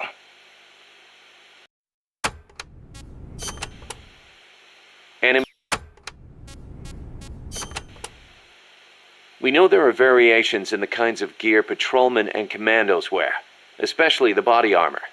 Our scouts report that an enemy's defense and firing accuracy are directly proportional to how heavy their gear is.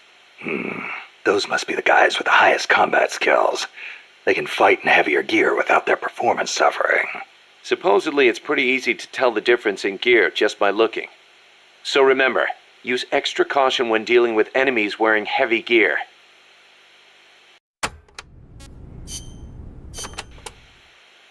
Enemies will try to fight you from different distances, based on the weapon they've got equipped. When you meet an enemy, get a good look at what they're carrying. It can make or break your chances in battle. Enemies carrying handguns and shotguns will try and get in close.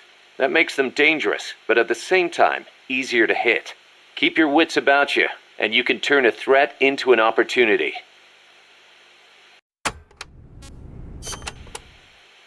Enemies carrying assault rifles and machine guns will usually fire at you from farther away. Use whatever cover you can find, then return fire with a few well-placed shots of your own.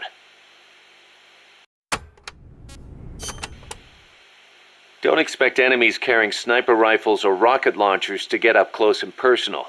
They'll be constantly moving from place to place looking for an opening to snipe at you. Tricky bastards. Eye for an eye, tooth for a tooth. Go with the sniper rifle.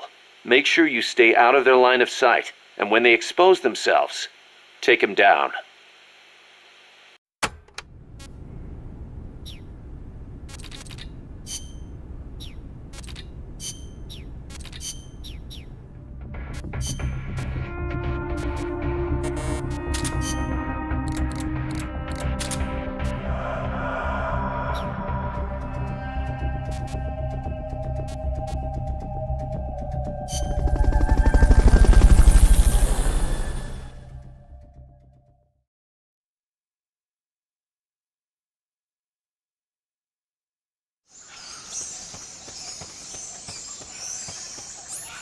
Chico's in a prison camp north of here.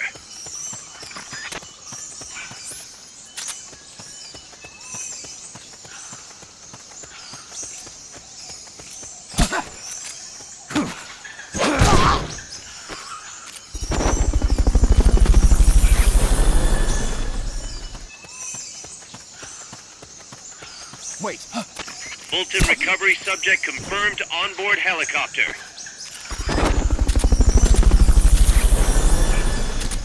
That basin will leave you completely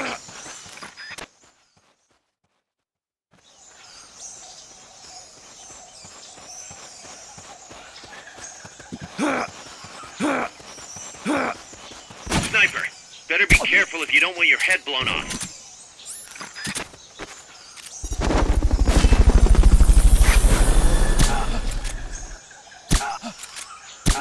Here he is! Got the enemy! Send backup! What's wrong?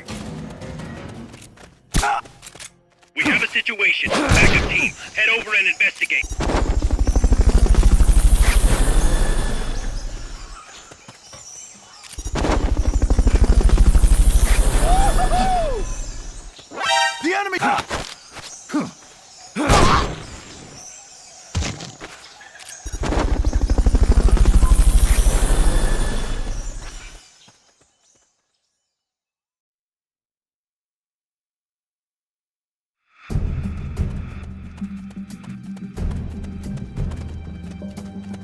Chico's in one of these houses. You've got to find him, Snake.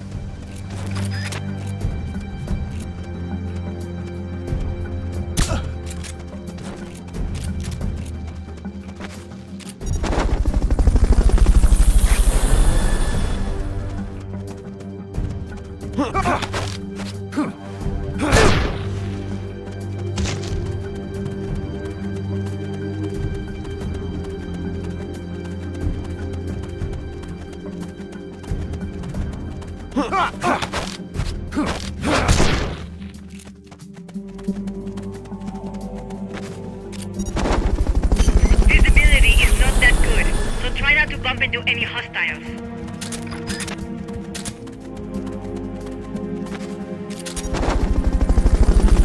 Check inside a house by pressing the action button in front of the door. Chico, is that you? Fulton recovery sub...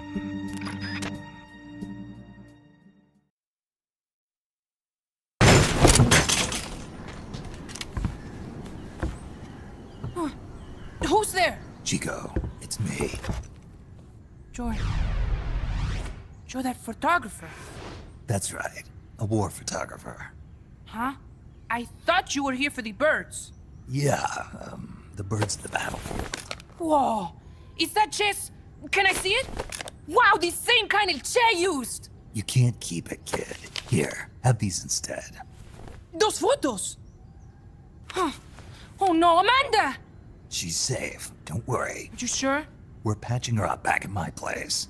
She's hurt? I said don't worry. It's just a broken leg. Snake! I was playing Minecraft and I saw a Herobrine in the nether. No, really, it's true. His body was shaped like blocks, wore blue clothes, and his eyes were white. It was so scary. Believe me, it's true. Do you know where they took the cargo?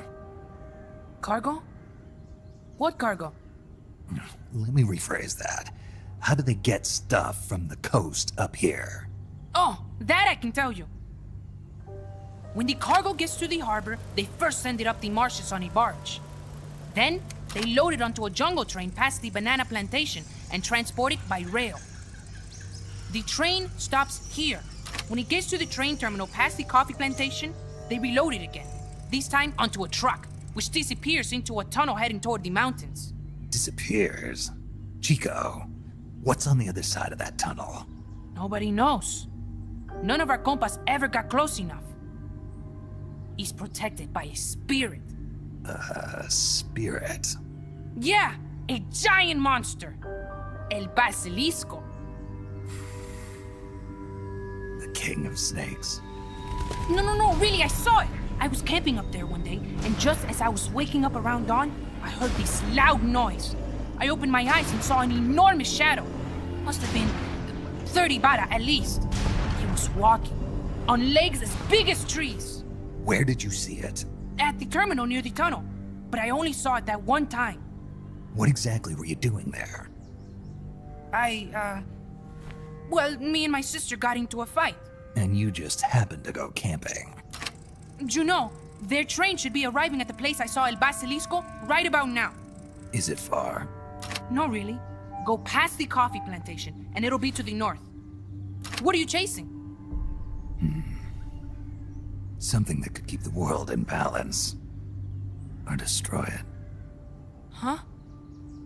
I heard that place was a narcotics plant before those guys took it over. But you already knew that, didn't you? Look, I get it. Even revolutionaries need to pay the bills. Still, must be tough for a kid like you to swallow. You're damn right it is. The route they use to transport stuff is the same one mi viejo used to smuggle drugs. They sold the drugs to the Norte Americanos and used the profits to fund the army. They tried to keep it hidden from me. Is that why you went camping? Yes. I managed to sneak into the plant a few times and I tried to set it on fire. Everyone treats me like a child. I couldn't stand it anymore. I'm not a kid, I'm 12. Couldn't do it though, could you? Chico, Growing up means choosing how you're gonna live your life. To do the right thing, you sometimes have to leave the things you care about behind. Parents, family, your homeland. Mi viejo.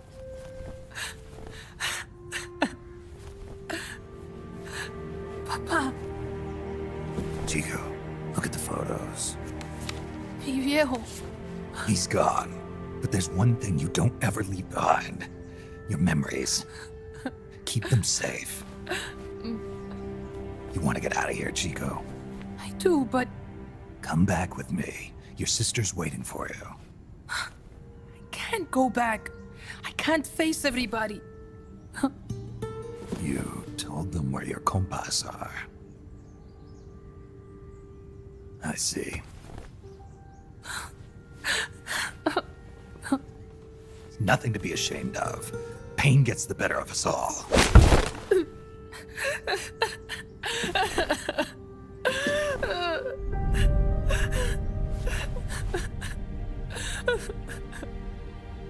I wish I was dead.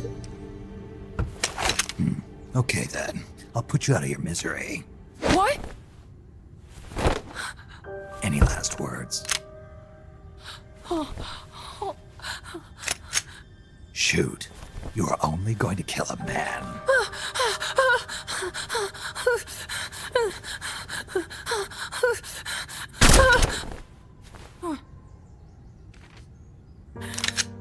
I just wasted a bullet. Don't waste your life. Listen to me, Chico. You died here today. You understand? You're hombre nuevo. A new man. Now, give that new life to me. Stop making fun of me. I'm not a kid, I'm 12. My uncle works at Microsoft. He's gonna bang your account. Also, I have hacks. Dry your tears, then promise me one thing. No smoking until you get older. Remember, real heroes are never as polished as the legends that surround them. You got it, boss. Snake is fine. What's that? Ah!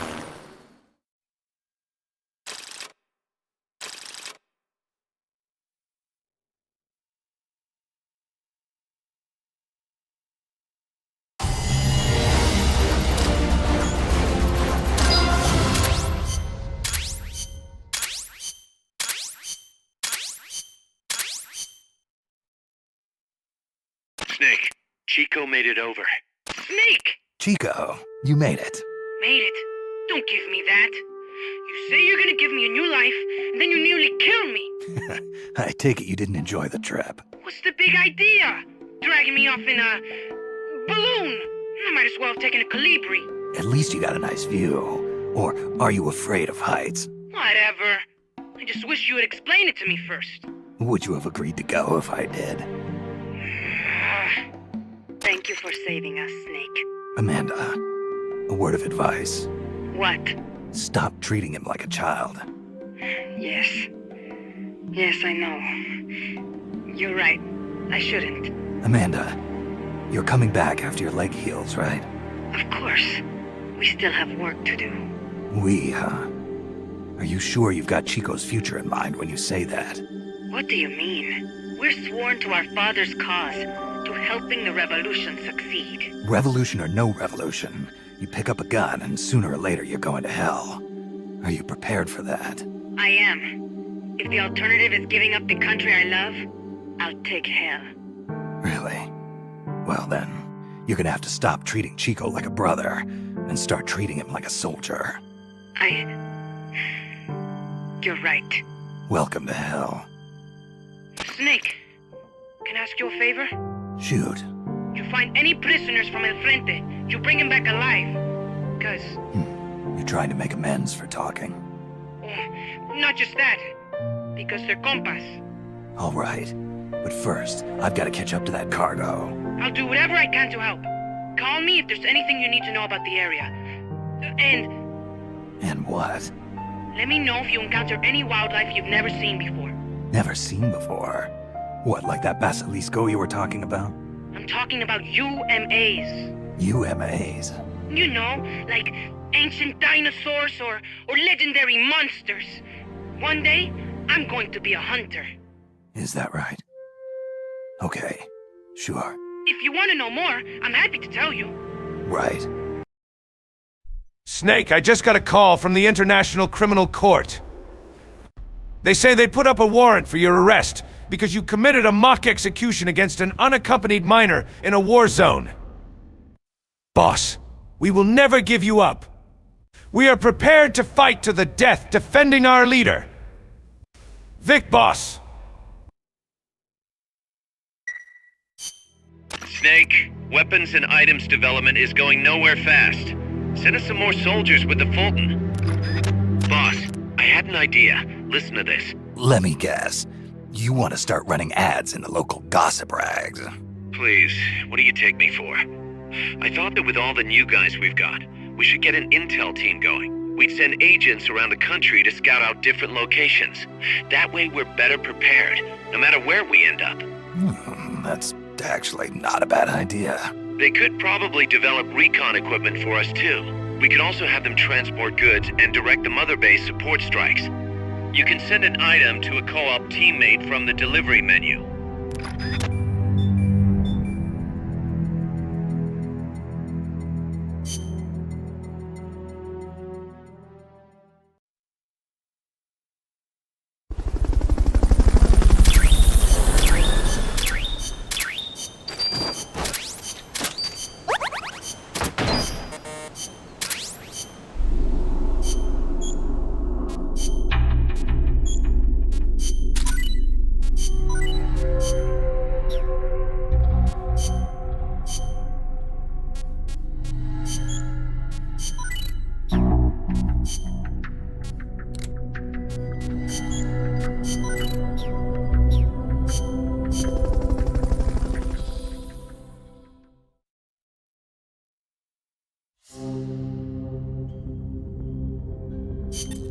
Snake, according to Chico, the nuclear materials will be loaded from a train and onto a truck at a rail terminal near the eastern foot of Irazu.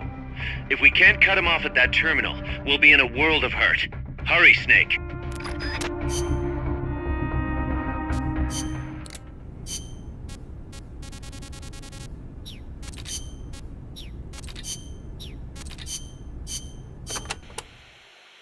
The supply staging point is at the eastern foot of Irasu. There's a rail terminal there. They'll probably transfer the nuke from the train onto a truck. Gotcha. I'll have to catch them while they're moving the cargo. But you might run into El Basilisco. Keep your eyes peeled, Snake. An 80-foot-tall walking behemoth. The CIA's new weapon? Could be. Too bad it's not actually a dinosaur. I think they're testing it up at the base on top of the mountain. I met a guy in Russia who described it as a metal gear linking infantry and artillery. Metal Gear. I've got a bad feeling about this. Like maybe it's connected to everything that's happening here somehow. The nukes? You don't think... What else could it be? If it is up there, I'll just have to improvise. Either way, I won't know until I get there. Watch your back, Snake.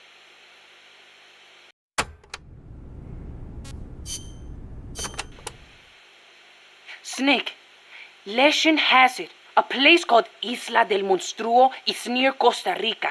Isla del Monstruo? It was discovered in the 18th century by Caribbean pirates sailing over to the Pacific. And the island in Treasure Island is based on one near Costa Rica, too. Treasure Island. I remember reading that. You've read it, too? That makes things easier. In Nicaragua, we too have a story about a group of pirates that encountered a flying monster out at sea. Some even say they landed on this monster island, though we still don't know exactly where it is. That's the reason I've always wanted to come to Costa Rica. Ha! I see. Ooh, I heard another story about a talking cat that lives somewhere in Costa Rica. They say it'll take you to this place. Interesting stuff. Want to know more about the island? Maybe later. If I'm headed that way, you can fill me in. Okay, just let me know.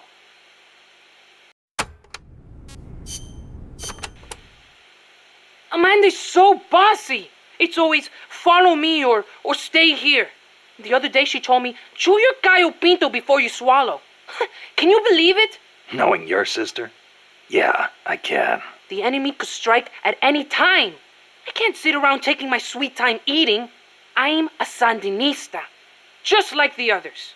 I don't need some woman telling me what to do. Some woman? She's your sister, and she's doing the best she can to fill your father's shoes. I know, but lately she hasn't been doing so good. I should be strong for her. Now you're talking.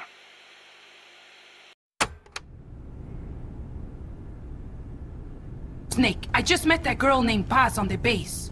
Can you tell me what her favorite color is? I don't know what to say to her. When I told Miller about this, he said, go raise her up, Chico. For real, fam, no cap. Anyways, what do I do now, boss? Sorry to hear about your dad. Don't be. He is a guerrilla warrior. We pledge our lives to our country and its people. I'm ready to die too if I have to. You sure? You better believe it. Like mi viejo used to say, patria o muerte. Che said it first. My dad used to tell us all kinds of stories. About General Sandino and his fight against La Guardia. About my mom before she left us. You didn't want to go with her? It's not like that. La Revolucion comes first, that's all. You must wish you could see her, though. I don't know. But I know I'll see her again when this is all over. Somehow, I just know it. When I do, me and my mom and papa are all going to live together again. At least that's what I thought. Now, Hang in there, Chico. Your sister needs you. Okay.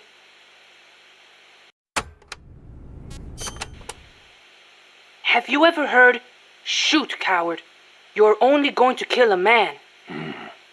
Che's last words. He'd been captured in Bolivia and said it to the soldiers just as they were about to execute him. El Che. He was something, wasn't he? Coming up with a line like that knowing he was about to die. After the Cuban Revolution, Che gave up his position in the new government to aid in revolutions in other countries. He knew he could die at any time, and he was ready for it. Me? I couldn't even take a little torture. But you've been reborn as an hombre nuevo. Right, Chico? Right. Don't you ever get lonely, living away from your mom? Not really. My compas are my family now. A lot of them are from the same village as me. So you had plenty of people to take care of you. Take care of me? I'm a warrior, like any other Sandinista. We look out for each other. That is how it works. Sorry. Guess I misspoke. Now we're scattered because of that colibri. Wonder where everybody went. Hey, Snake. If you see any Frente prisoners, please, you gotta get them out, okay? Those guys are solid, every one. You could use them in MSF.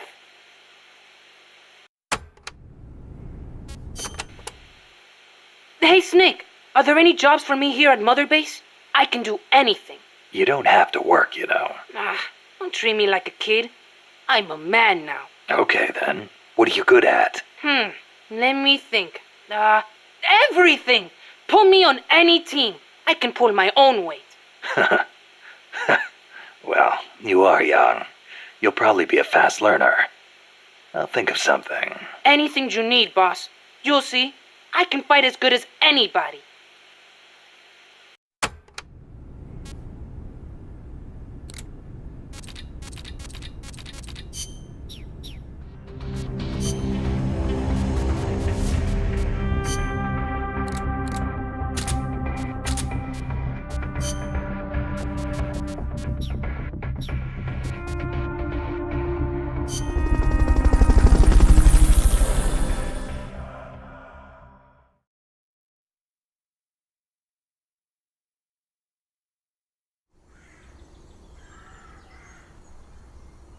The train terminal is on the other side of the coffee factory.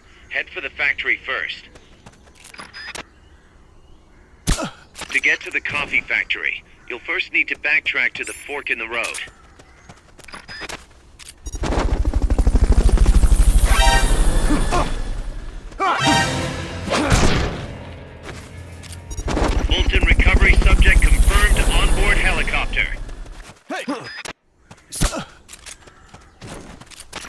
recovering a helicopter is complete.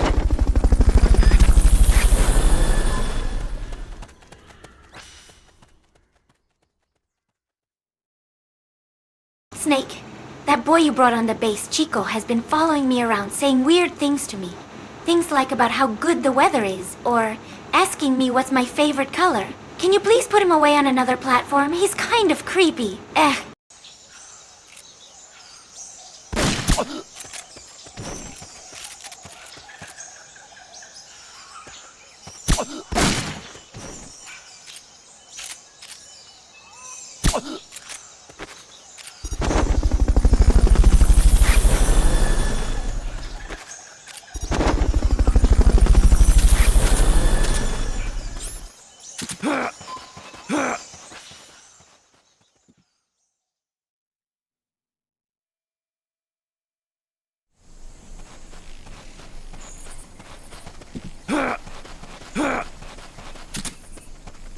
What was that?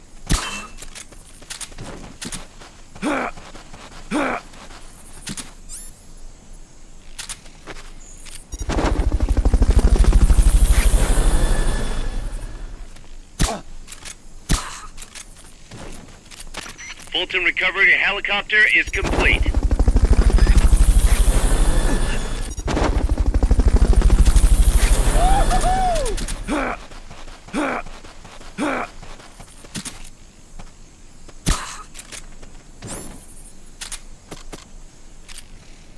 They've okayed the request for support. They're sending out a cardboard box as we speak. Not enough room, huh? We'll keep it here at the base.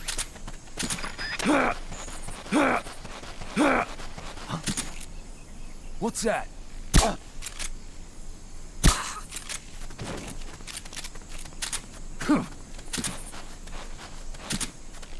What was that?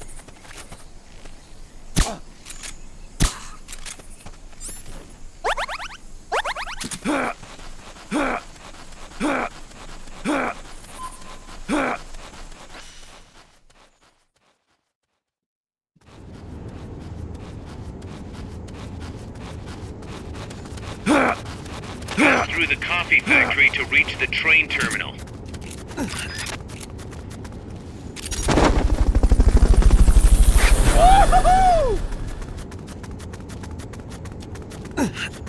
Fulton recovery subject confirmed onboard helicopter. No support available in that location. Get to a place with fewer barriers.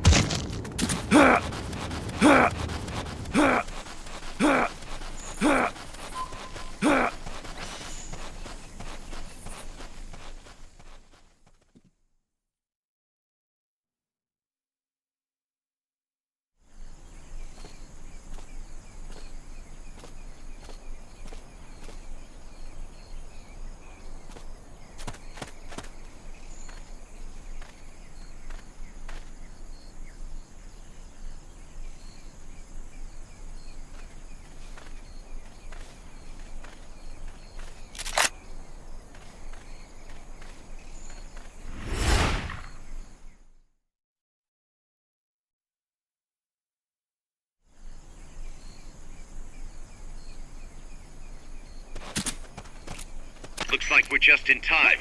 Neutralize all enemies and secure the train.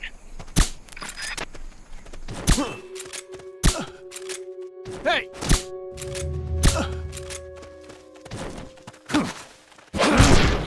Freeze. Hey!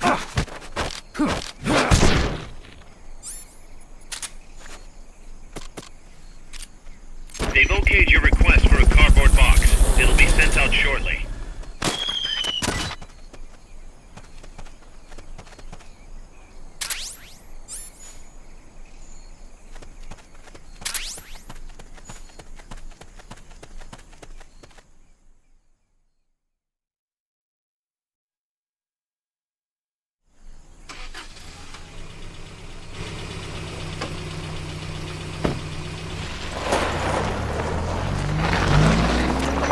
Check out the cargo.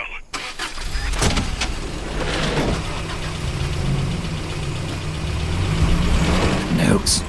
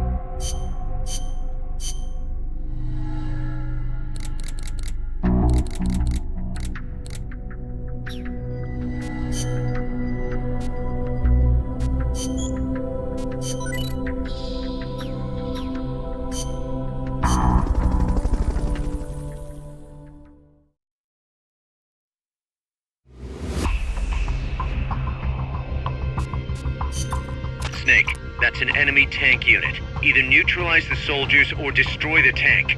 Get them!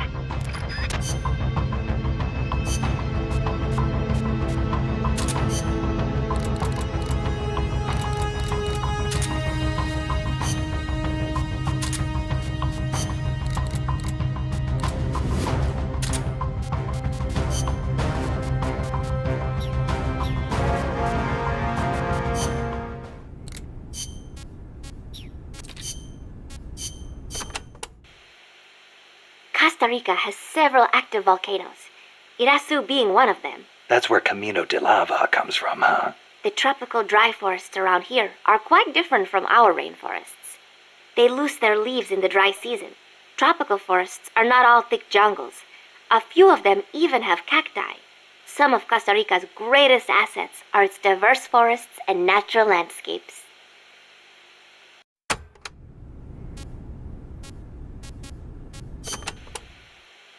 La CIA has taken control of this coffee factory too, all to produce its drugs. It was famous once for its fine beans. Cafe tal aroma encantado. Enchanting aroma, huh? See, once we have thrown the mercenaries out of Costa Rica, I know it will make wonderful coffee again. And then you must come and try some, Snake. Sounds great. I wouldn't mind a cup of joe after all this is over. Oh, wait. What is wrong? No, I just remembered this guy I knew who wasn't big on coffee. English. Get rid of that muddy water and get a cup of black tea down your gob, he'd say. That is too bad for him. It is delicious.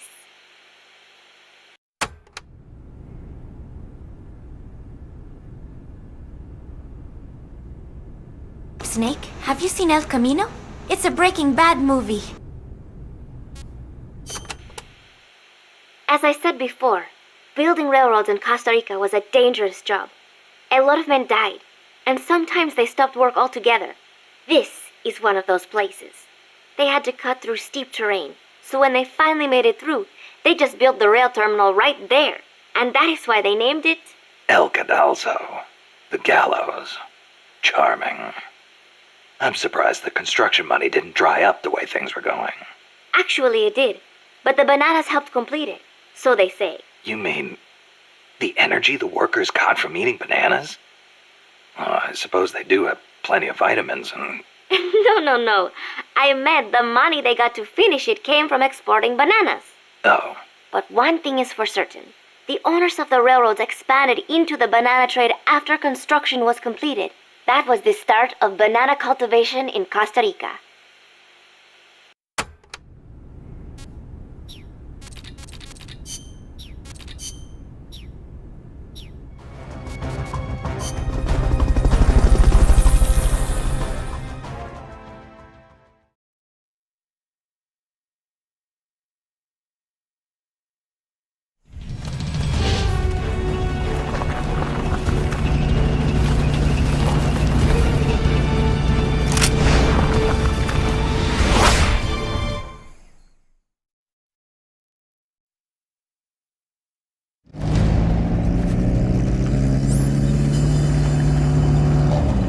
About the tank. Just focus on the troops. Snake, I have had a British man offer me tea as well when I was visiting Manhattan. He was shut inside his room all day. Place smelled like pee. Ew. I don't want to go there again.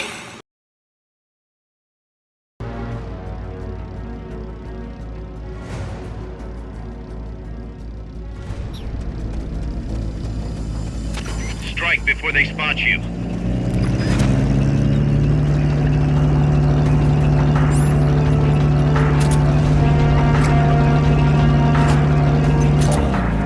Enemies close.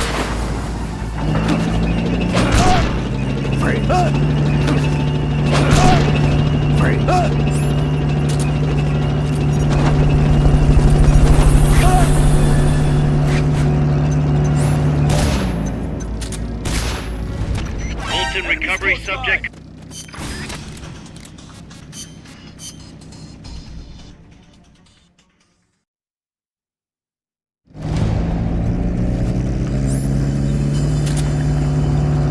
Neutralize the enemy troops. They haven't seen you yet. Perfect. Now's your chance. Enemy.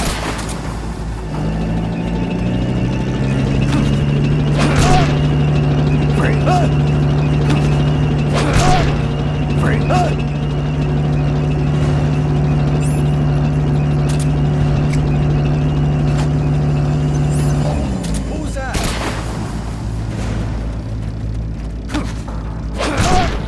Freeze.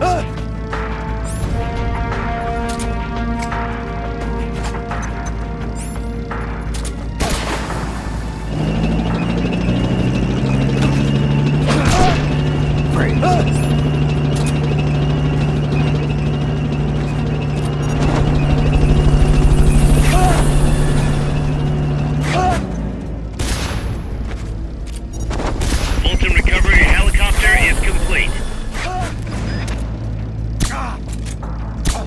Somebody's here. Fulton recovery subject confirmed on... Take this!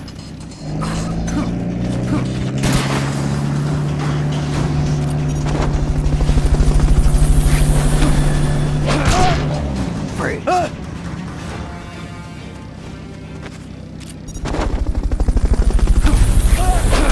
What is it? Freeze. Enemies close by!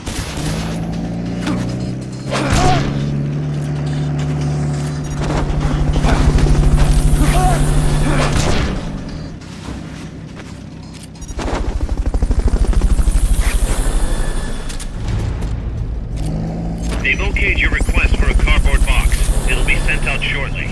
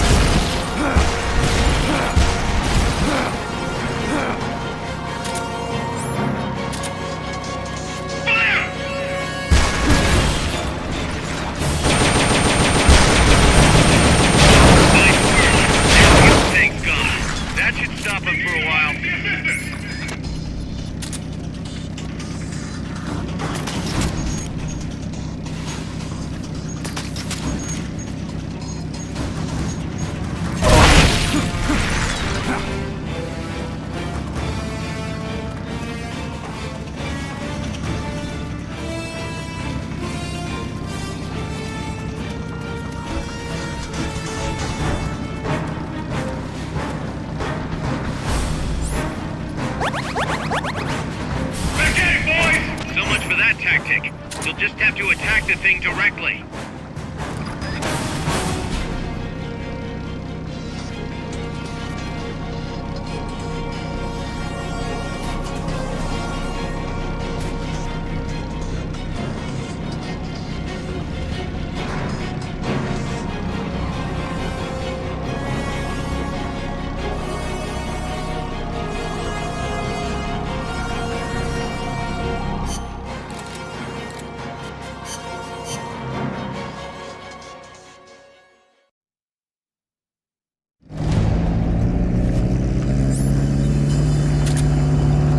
Don't worry about the tank. Just focus on the troops. Strike before they spot you.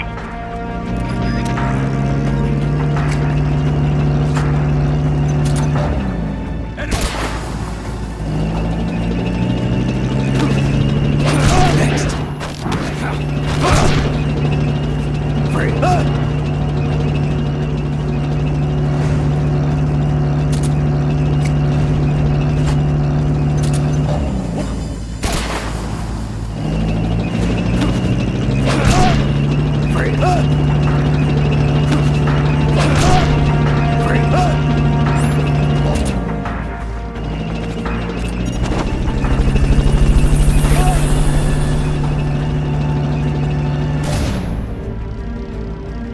Fulton recovery subject confirmed onboard helicopter.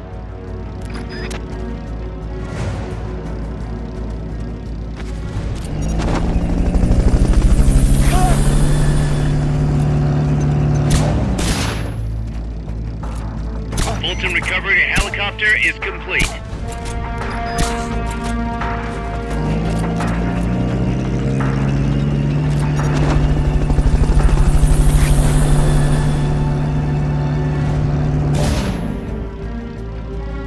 Fulton recovery subject confirmed onboard helicopter.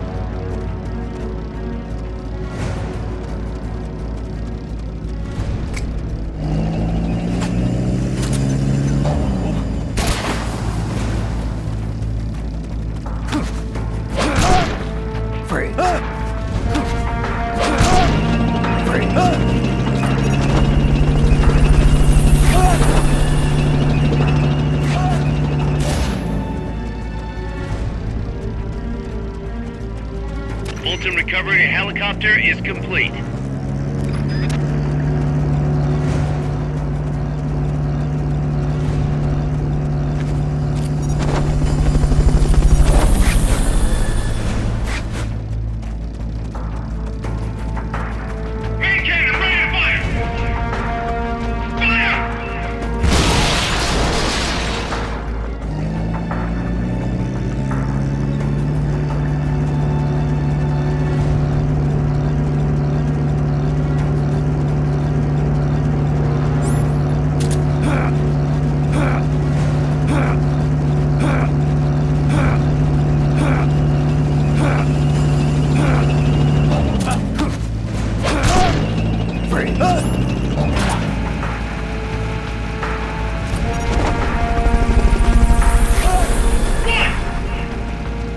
That's gotta be the leader.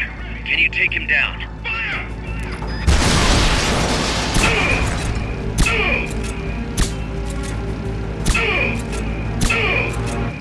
Armed and ready! That takes care of their leader. Recover him and it's mission complete.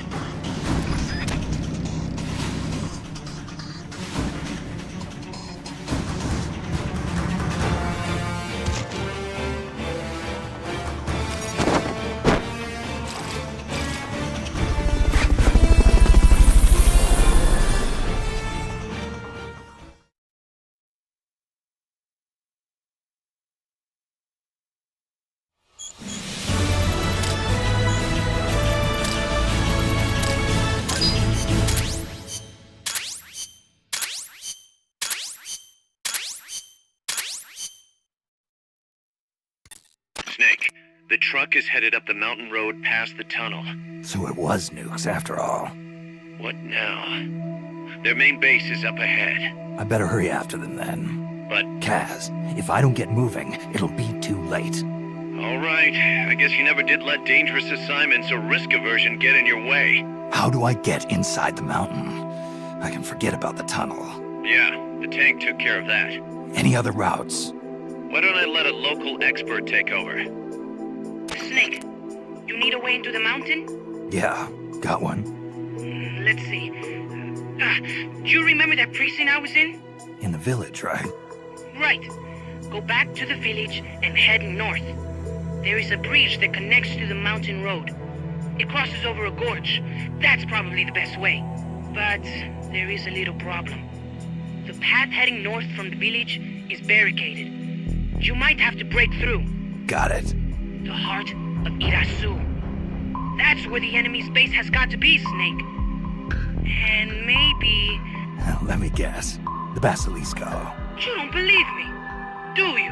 No, I mean, we'll have to see. Snake, Irazu features a number of crater lakes. The Odeberg government had planned to use those lakes to construct hydroelectric plants as one of its big state development projects. The project was scrapped, but there's still a small opening at the bottom of the lake. Meaning? I checked the satellite imagery, but didn't see anything man-made, which means they probably built a base inside the mountain. Could just be a storage igloo for explosives, or maybe some kind of research facility. What do they hope to accomplish by bringing the nukes there? First things first, get past that barricade north of the village. Looks like the only way through is the noisy way. You'll have to blow it up.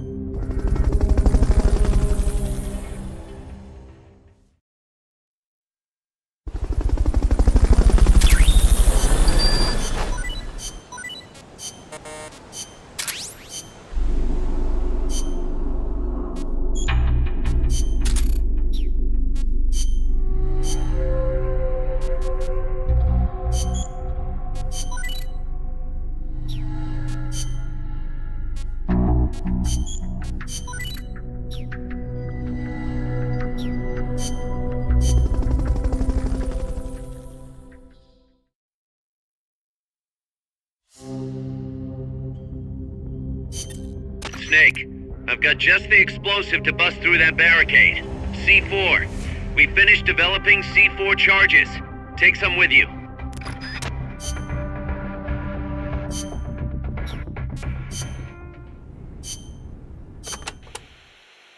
To destroy the barricade north of the village, you'll need Composition 4 explosive.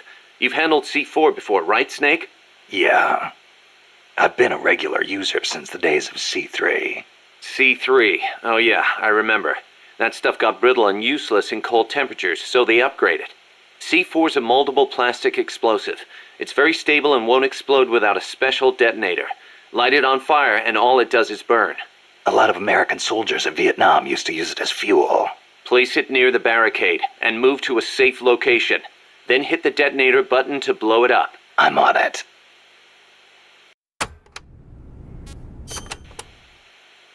Those giant footprints near the terminal. What do you think they were, Kaz? It beats me. They're way too big, even for an elephant. Made me think of that Basilisco Chico was talking about. Hope it's not for real. Same here. If they really do have that kind of weapon, we could be dealing with a basilisk in more than just looks. What do you mean? There's a medieval encyclopedia that describes the basilisk like this. The basilisk is the king of snakes.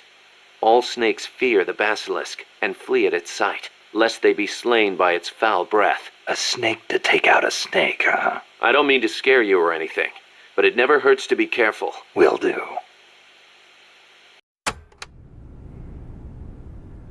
C4! Ew! I hate bombs. I can't stand being anywhere close near them. They could go off at any moment.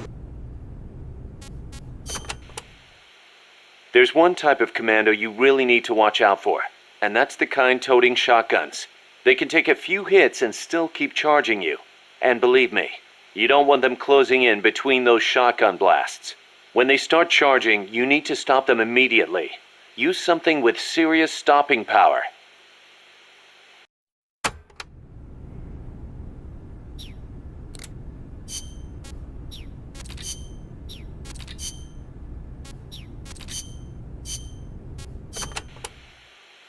There's a river in the mountains north of the village. You'll see a water pipe running across that's got a walkway you can use as a bridge. I guess they built it to carry water from the hydroelectric plant. To get there, though, you gotta get past the barricade north of the prison. Got it. El Basilisco supposedly lives in the gorge up there, so be careful you don't get distracted and fall in the river. The Basilisco? Not the big monster I saw. I mean the real Basilisco. A real one? The legendary king of snakes? More like a lizard, I guess. It walks on top of the river. A lizard that walks on water? Man, you should see it. It's not that big, though. Only about 1 vara long. Pretty good size for a lizard. Yeah, but not nearly as big as a dinosaur.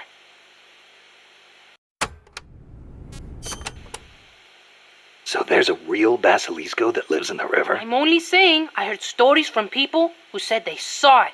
But I know lots of places to find it in Nicaragua. Do you want to go have a look? I don't have time for sightseeing. You don't like lizards? It's not that.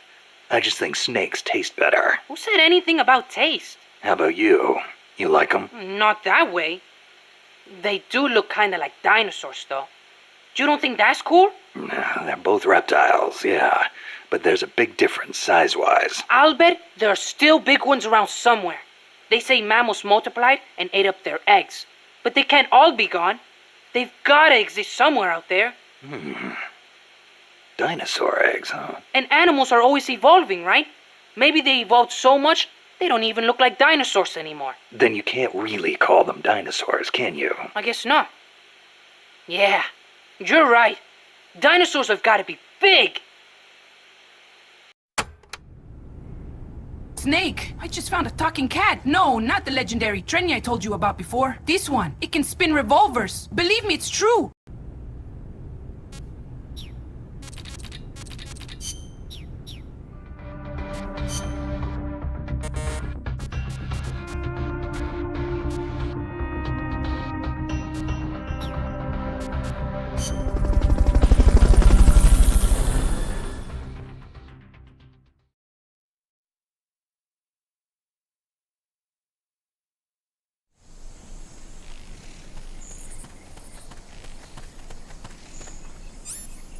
Go back to the prison camp. It's in the village where they were holding Chico. Freeze.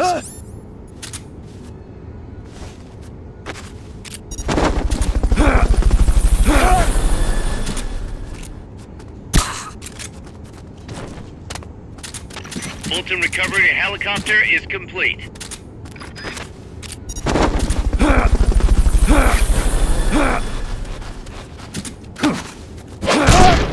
Freeze. Fulton recovery subject confirmed onboard helicopter.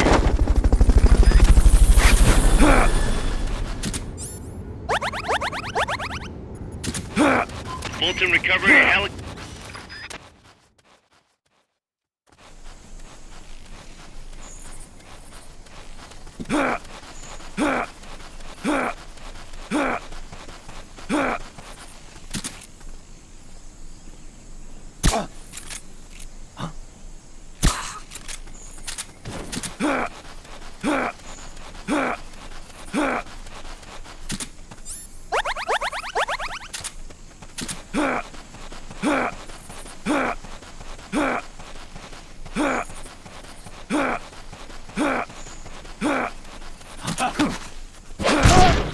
Freeze.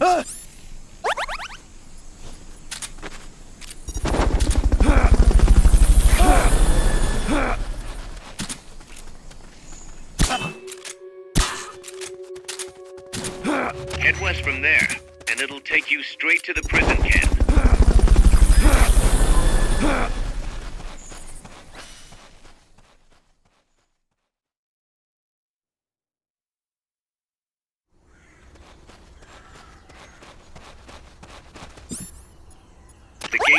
northwest side of the prison camp. Cut across the camp to get there.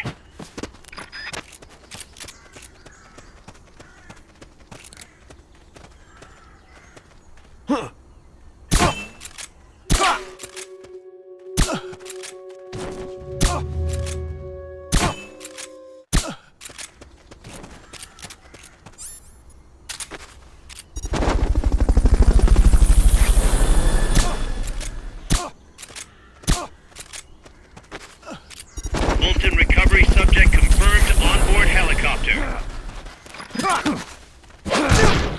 Freeze.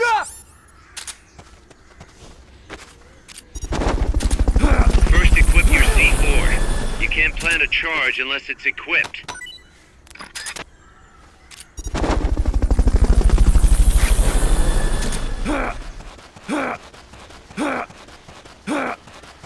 Fulton recovery helicopter is complete. Once the charge is planted, press the attack button without reverse sync. Head north. Look for the gorge. And when you shot me, I really thought I was done for. Excellent. Now...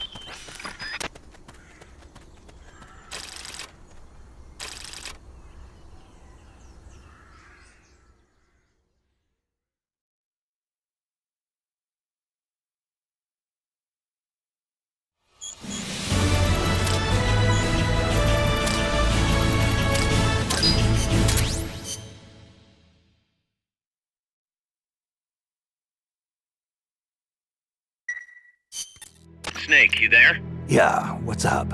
You've got to talk to Amanda. What happened? She wants to leave sickbay and get back on the battlefield, but she's not fully healed. She's still in crutches. Who'd be crazy enough to try and fight like that? You have to talk some sense into her. Is she with you right now? No, she's in sickbay. She keeps shouting about how she doesn't want to be there. She won't shut up about it. She's driving me... Let her go. What? If that's what she wants, let her go. I'm really not in the mood for jokes, Snake. I'm serious. Let her go. Why? So she can come back in a body bag? I'm really not in the mood for jokes, Kaz. What are you talking about?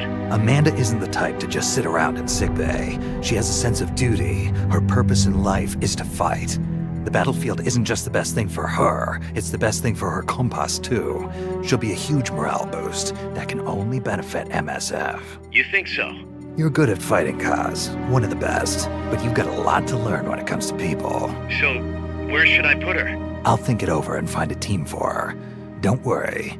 She won't let us down. Whatever you say, boss. Snake! I don't want to stay home. You're not my boss anymore. I don't want to stay home. Loyalty to my boss or loyalty to my Sandinistas.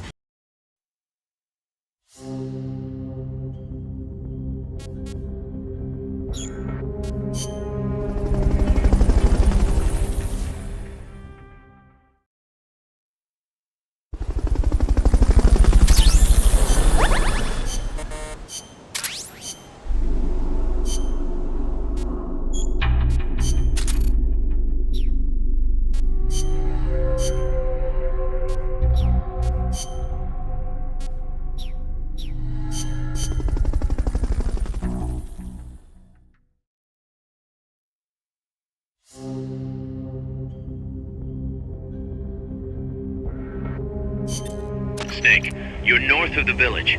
The truck carrying the nukes is heading towards the heart of the mountain. That's its final destination. We've got no intel on what lies beyond, so stay sharp.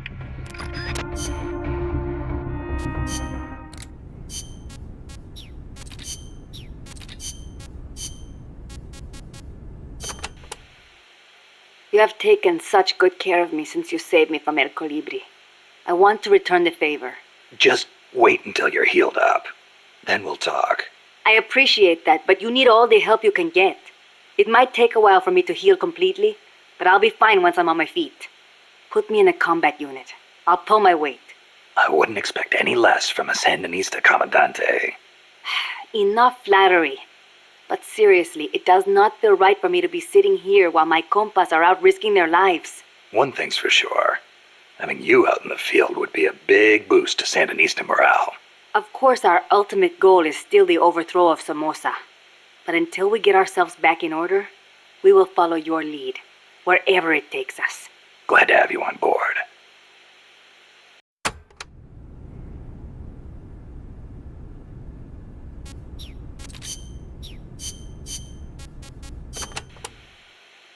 Irasu has more than one crater, because he's erupted so many times. I heard most of them filled up with rainwater and became lakes. Calderas, huh? Calderas? Yeah, something like that. Hey, I got an idea. When you get to the lake, can you keep an eye out for weird animals for me?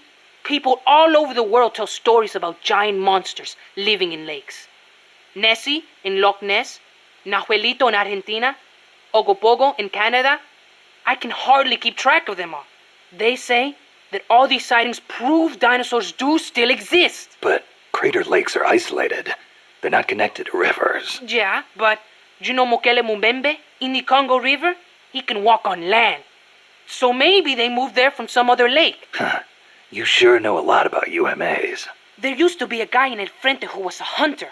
He taught me lots of things. He even said he once went to a place called Isla del Monstruo. A hunter on Isla del Monstruo. Someday, I'm gonna be a hunter and catch some rare animals. Right after we restore peace to our land, of course. Snake, assign Amanda to the mess hall with me. I want to have a cooking competition. Nicaraguan versus Costa Rican cuisine. My gallo pinto will reign supreme. Peace! Did you ever hear of the Loch Ness Monster? Now that one I know. Pretty much everyone's heard of old Nessie. Great, so I don't have to explain. I think she's a long-lost dinosaur. Don't you? Sure. Why not? One of the compas gave me a book about it, with photos. It looks exactly like the plesiosaur. Then why does it only live in Loch Ness? Well, it probably got cut off from the ocean. Back when Loch Ness was part of the ocean, some plesiosaurs became trapped there when the climate changed. There weren't any mammals there, so no natural predators. Today's Nessie is descended from those plesiosaurs. Then wouldn't it make sense for there to be monsters in other lakes with similar climates? Exactly. That's why there's been giant monster sightings in a bunch of other places. Like Nahuelito and Ogopogo. I don't know if there's one in Irasu too, but I know there's definitely something living in Lago Cosipolca. You mentioned the Nahuelito. What is it? It's a plesiosaur that lives in Lago Nahuel Huapi in Argentina. It's described a little differently, but I'm sure it's basically the same creature as Nessie. Except for one thing. What? Well, according to one theory, it's the result of a nuclear test back in the 50s. What? There's no record of a nuclear test in Argentina in the 50s. At the time, the president, General Juan Perón, was pushing hard to industrialize the country. I wouldn't be surprised if he conducted a top-secret nuclear test before he was overthrown in a coup. Sounds a little far-fetched to me. You think? Then maybe Nahuelito really is a dinosaur. No, I didn't say that. I mean, it's really pretty obvious. Wait a minute. Thanks for clearing that up, boss. Dinosaur.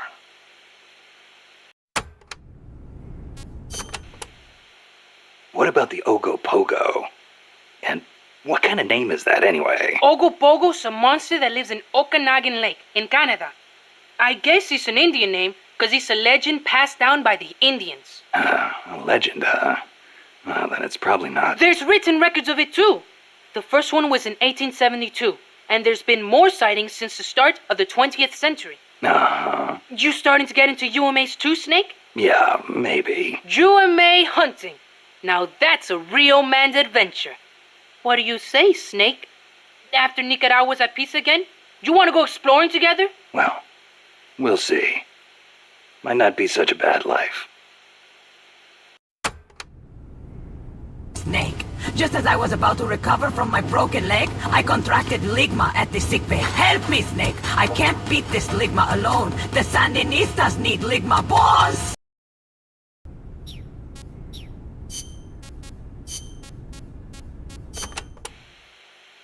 Mokele Mumbembe lives in the Congo River. There's nothing mysterious about it, though. It's already been confirmed as a real living dinosaur. The local people know all about it, and when they were shown a drawing of a brontosaurus, Every one of them said it was Mokele Mumbembe. When peace returns to Nicaragua, I want to go to the Congo myself. Oh, the revolutionary movement in the Congo ended in failure, you know. Yeah, I know.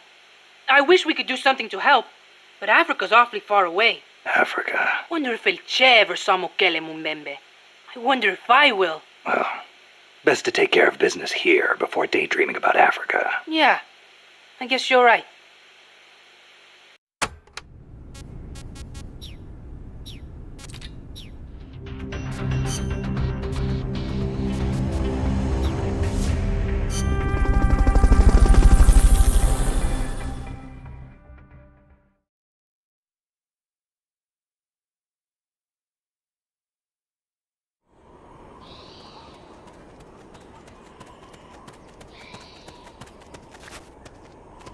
Cross the bridge and head north.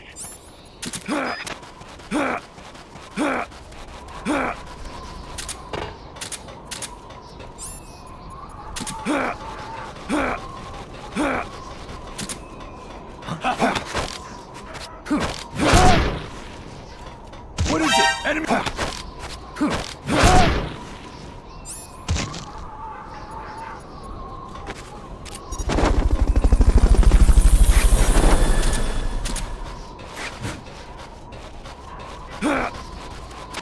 Fulton recovery helicopter is complete.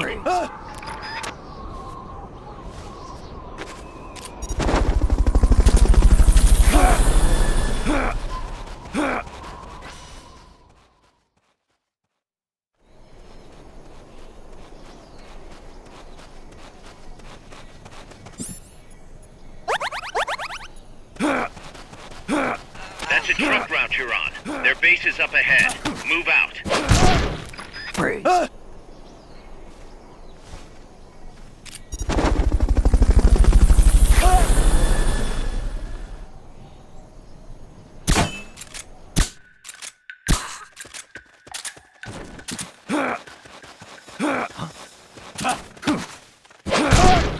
Freeze.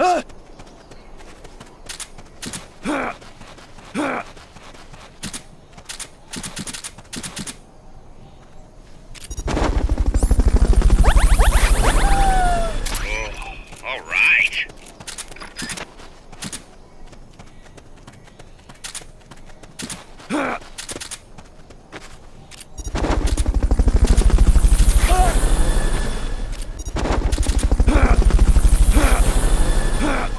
Fulton.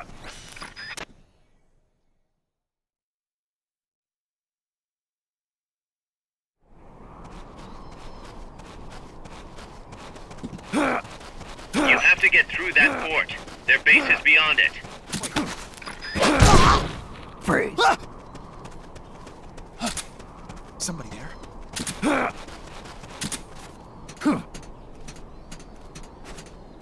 What's going on? The enemy's here! Go! Go! Go! Next! Jump!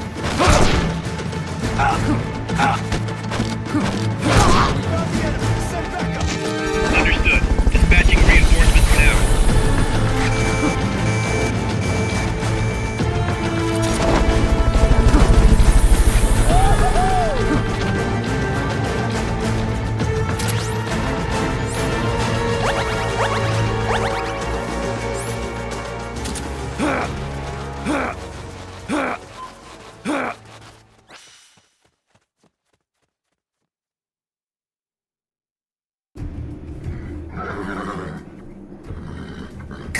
I'm inside the facility.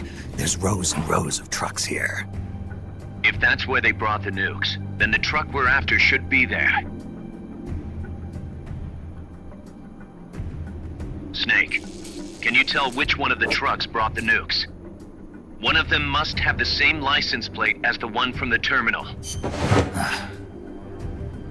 Not this one.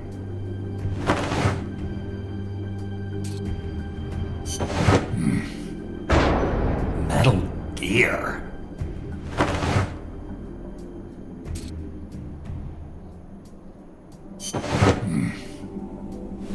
Mr. Kojima?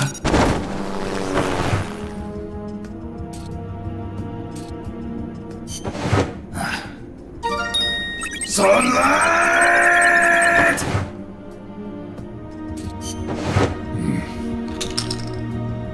Where are they?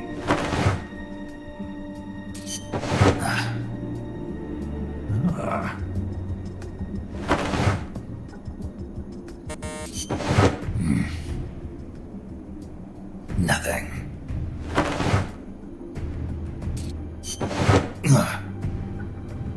This is the one. The exhaust's still warm. But the cargo's already been offloaded.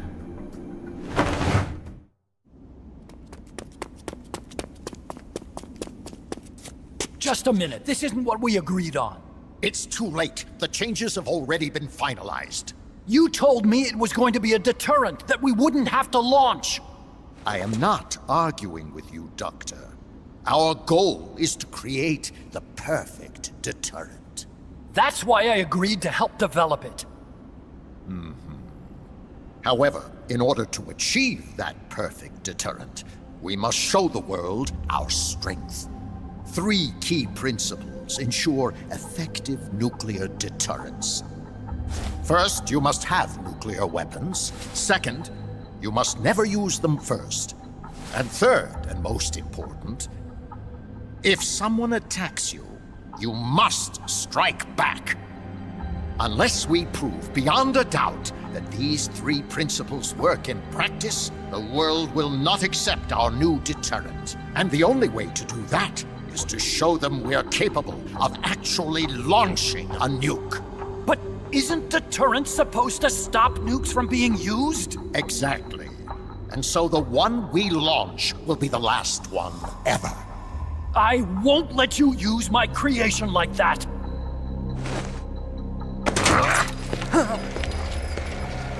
Your creation?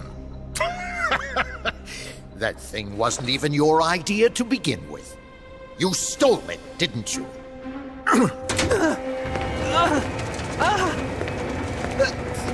Stole it? You're one to talk! You got the idea for bipedal locomotion from the communists in the first place! You listen to me, Doc. Keep quiet. Do as I say. And not another word about stolen ideas. Should we succeed here, you'll be the toast of the scientific community. And your name will go down in history as champion of both progress and national security. The hell with that! Doctor! Unless we prove we're capable of launching, Peace Walker is useless as a deterrent. You used me! We used each other. I'll get my old director's job back at headquarters, and you'll finally be able to walk tall among your colleagues. I won't let you get away with this! How unfortunate. Guess I'll just have to take your legs for myself.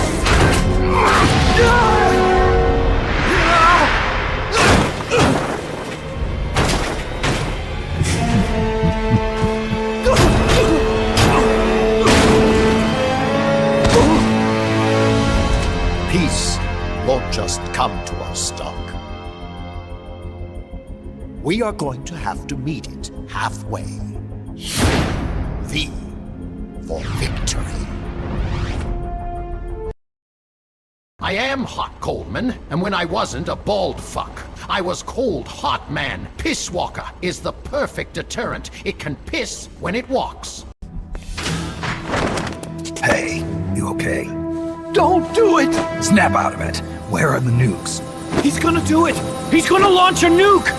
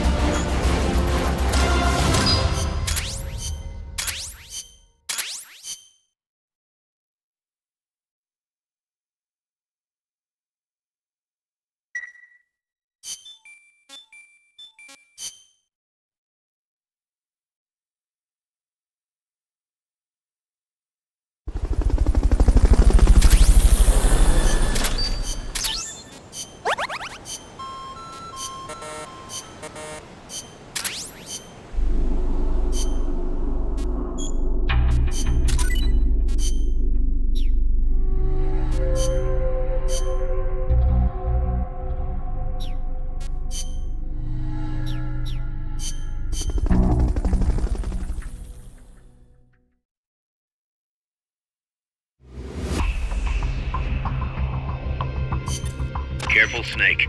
I've never seen anything like that, and I've got no idea how to bring it down. Maybe the scientist knows.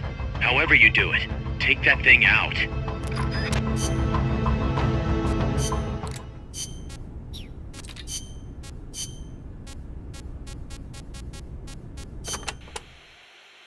Snake, to the north of the village is a bridge that crosses a hydraulic pipe. Though normally the bridge is not used by people, if you slip, you will fall straight to the bottom of the valley. Be careful. What's a channel doing here? It is not for irrigation. They are hydroelectric pipes. I wonder if they run into Irasu's crater lake. Normally they would build a reservoir at the bottom of the valley, but it was probably too dangerous. Los Cantos means sword peak. Ow! That fall really hurt. I will now vow to betray my next employer to take my revenge on the world. You should be able to see across the Irasu mountain range from there.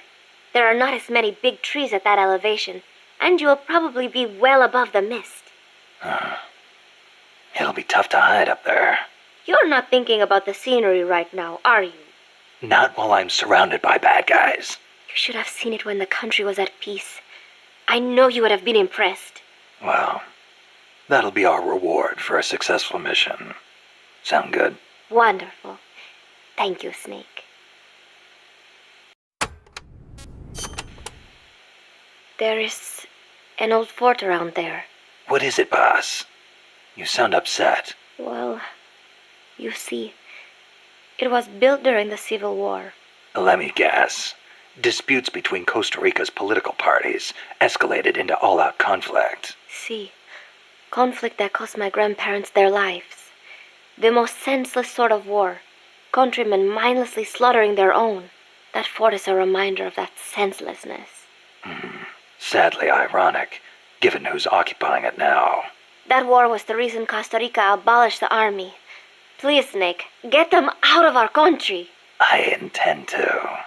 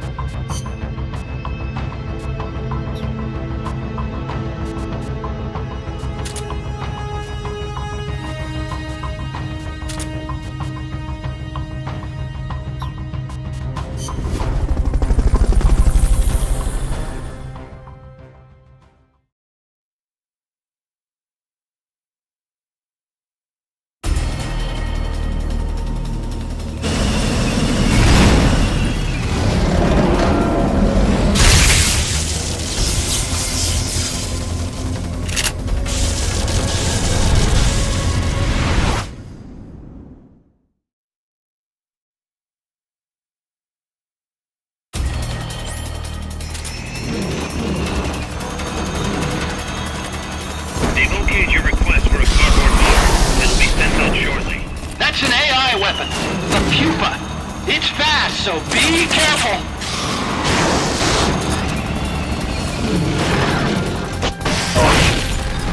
Engaging shock units.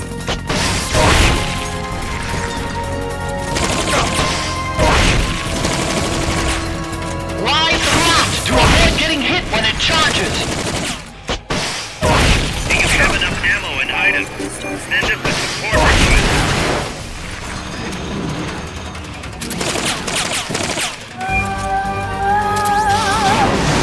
The request for support. They're sending out a cardboard box as we speak.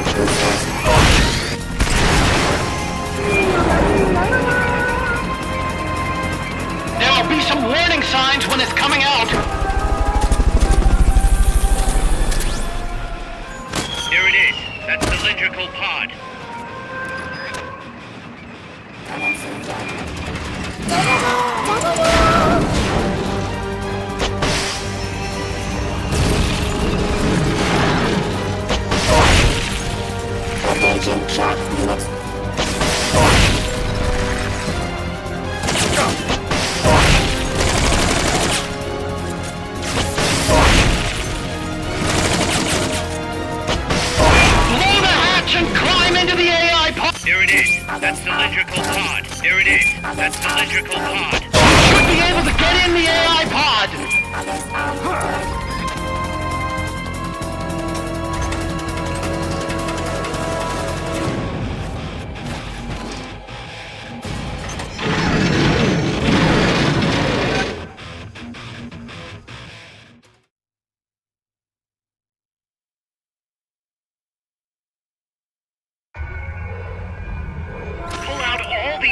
Memory boards before the pod's ejected. The black memory boards are locked. Go after the boards with icons over them.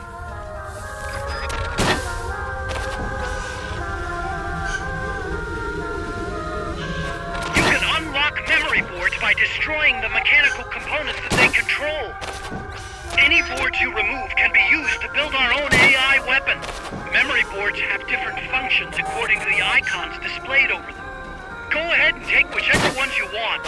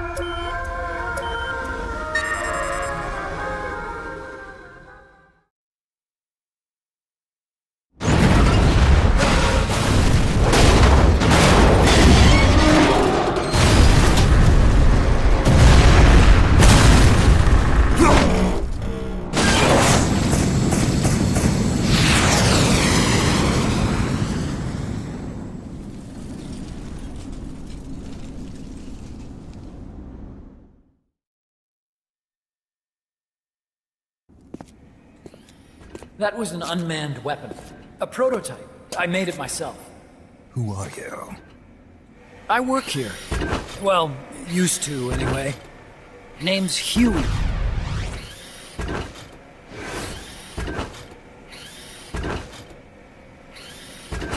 And who might you be? You don't look like one of those mercenaries. Me? I'm an entomologist. A fighting entomologist? Yeah, I specialize in butterflies. I'm here to catch Ulysses. Ulysses? Huh. I didn't think they lived in Costa Rica. Morphos, maybe? That's it. Need to get some before the Washington Treaty goes into effect.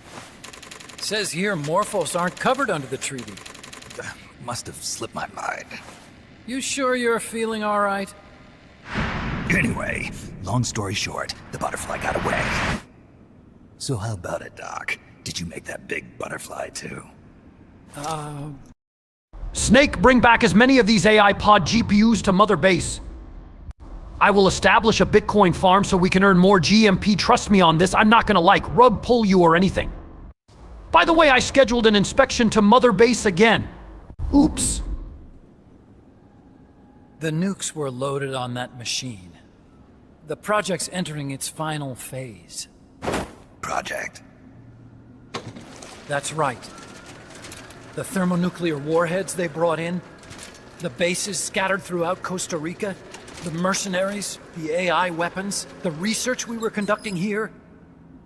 It's all for this.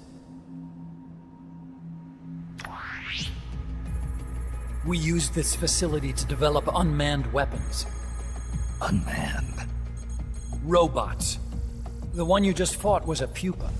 There's also a flying type called Chrysalis and a treaded type, the Cocoon.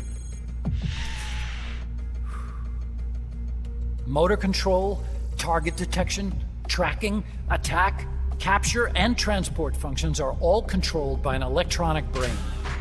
There's no need for a human pilot. They can only follow simple commands, though. Why build them here? For the CIA. They invited me here a year ago. That's who that guy was. CIA's station chief for Central America. Goes by the name of Hot Coldman. Apparently he was some sort of hero back at the height of the Cold War. He's the one running the show.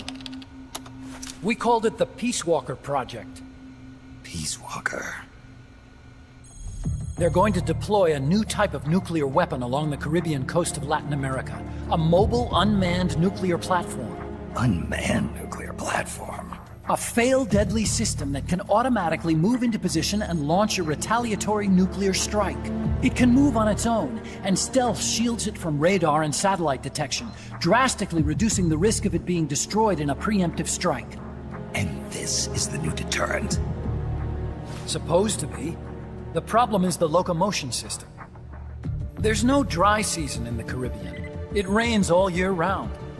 The terrain is full of tropical rainforest. A lot of the time you can't even build a proper road. So I went back to where it all started. What's that? Legs. Walking power. A mobile launcher carrying a thermonuclear warhead even more powerful than the Soviet RDS-220s. That's Peace Walker. Chico's Basilisco. We did the assembly and field testing here. A walking nuke. I sort of borrowed the original idea from behind the Iron Curtain. The missing link between infantry and artillery. Metal Gear. Metal Gear.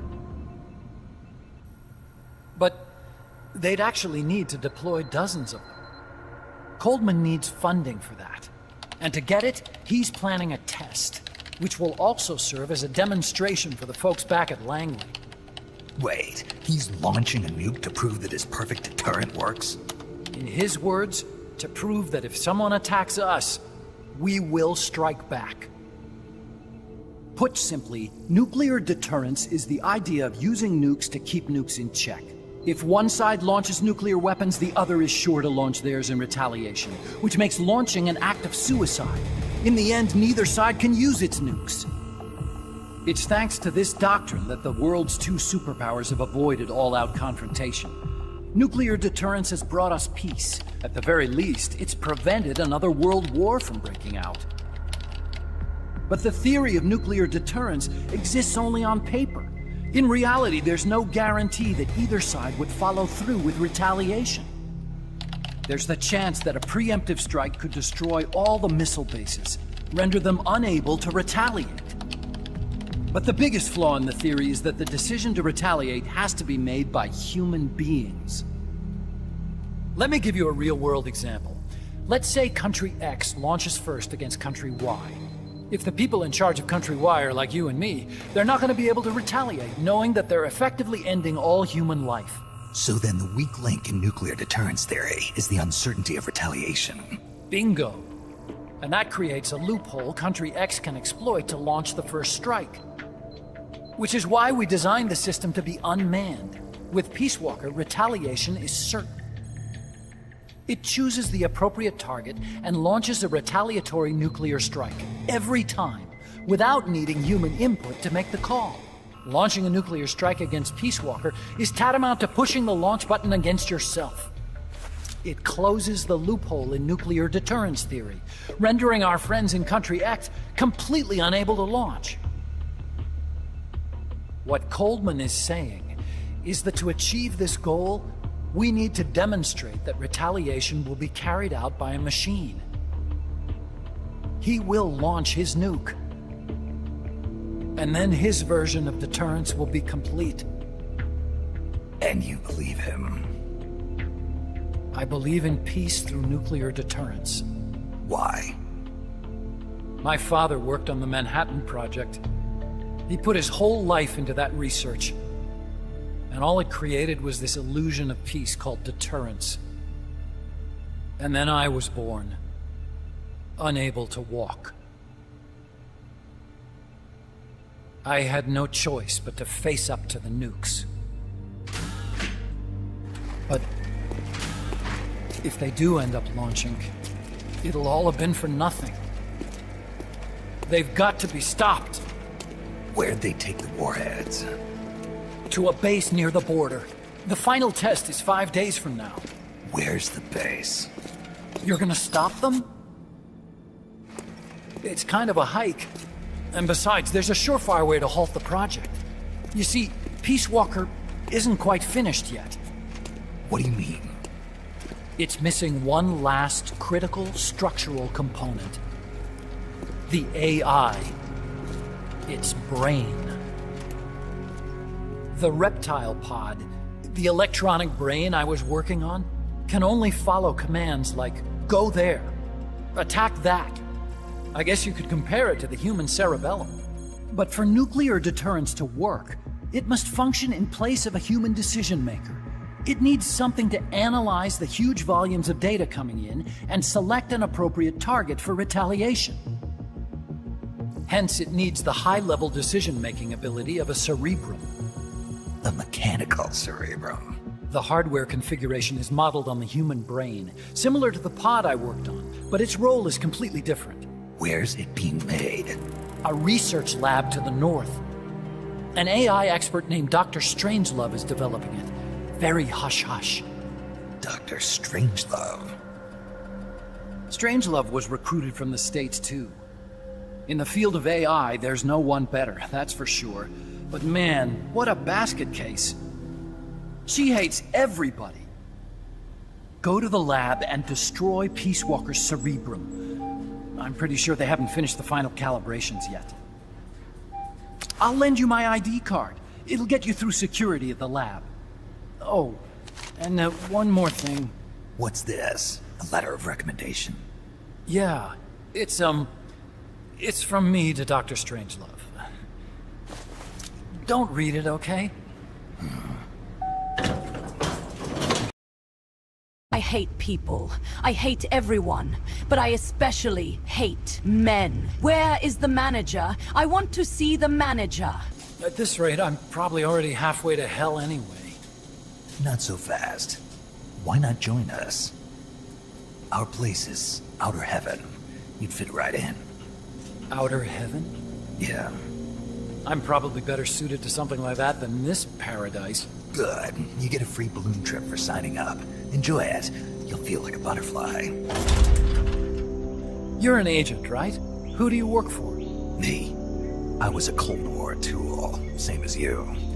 Now I'm not so useful anymore, so they cut me loose. I don't answer to anyone. Call me Snake. Snake? That name seems familiar somehow. It's probably just deja vu. See that there? Beyond the cloud forest? See those ruins? Yeah. That's where you'll find Dr. Strangelove's lab.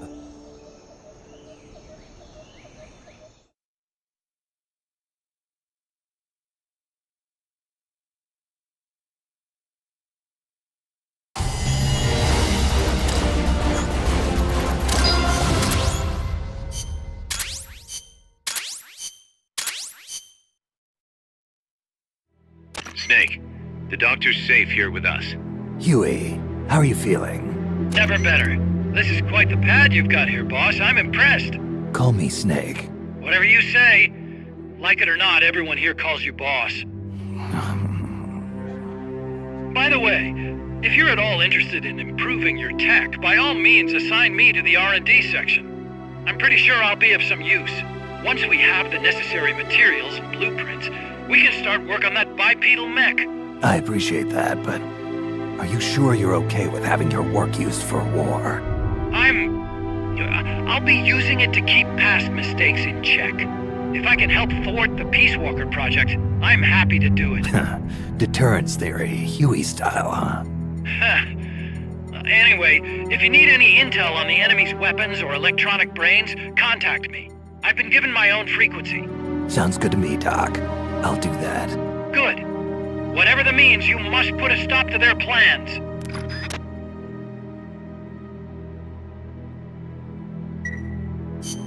Hey, boss. You mind if we powwow for a sec? What now? MSF brand rations? Actually, that sounds... No. With all the men we have now, it may be time we started sending some of them to other countries. You mean dispatching mercs? How else are we gonna keep feeding the crew we have? I know. You're right. Okay. To deploy troops, select Outer Ops from the Mother Base menu. If it goes really well, we might even get new recruits, weapon design specs, or leads on new missions. We can deploy any vehicles or large-scale weapons in our arsenal as well. And if things don't go really well? Yeah, we could lose men. I won't try and force you. You're the one calling the shots here, boss.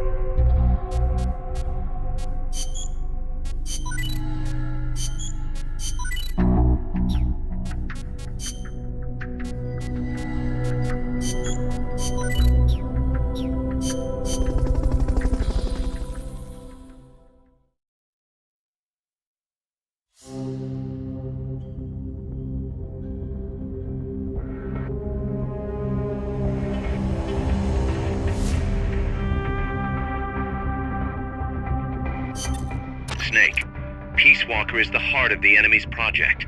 To prevent its completion, you'll need to either shut down or destroy the artificial intelligence that functions as its brain. According to Huey, that AI is now undergoing final calibrations in Strangelove's lab. It's inside a tropical cloud forest. Slip in and terminate that AI before they ship it out.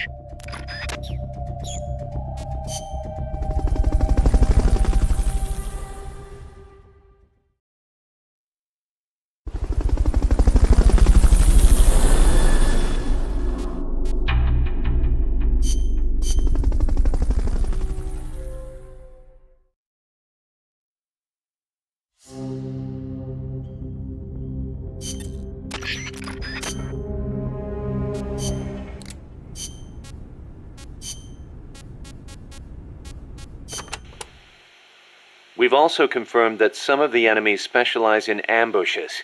Amanda's crew calls them scouts.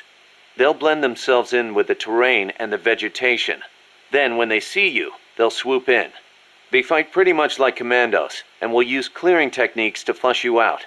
In addition to wielding normal weapons, the scouts also carry wires.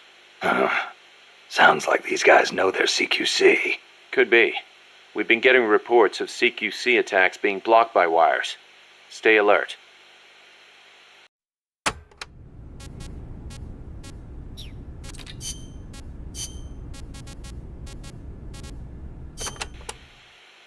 Paz, what was the government thinking building a power plant at the top of a mountain? With no river to replenish the water, the lake would dry up pretty quick. If it were an ordinary power plant. But the plan called for a pumped storage power plant. Pumped storage power plant? Kaz mentioned that too. What is that? It is a facility that generates electricity by pumping water up to the lake, then letting it run back down. Seems Sisyphean to me. If they turned the water into electricity as soon as they had pumped it up, sure. But a pumped storage plant acts as a kind of battery. A battery?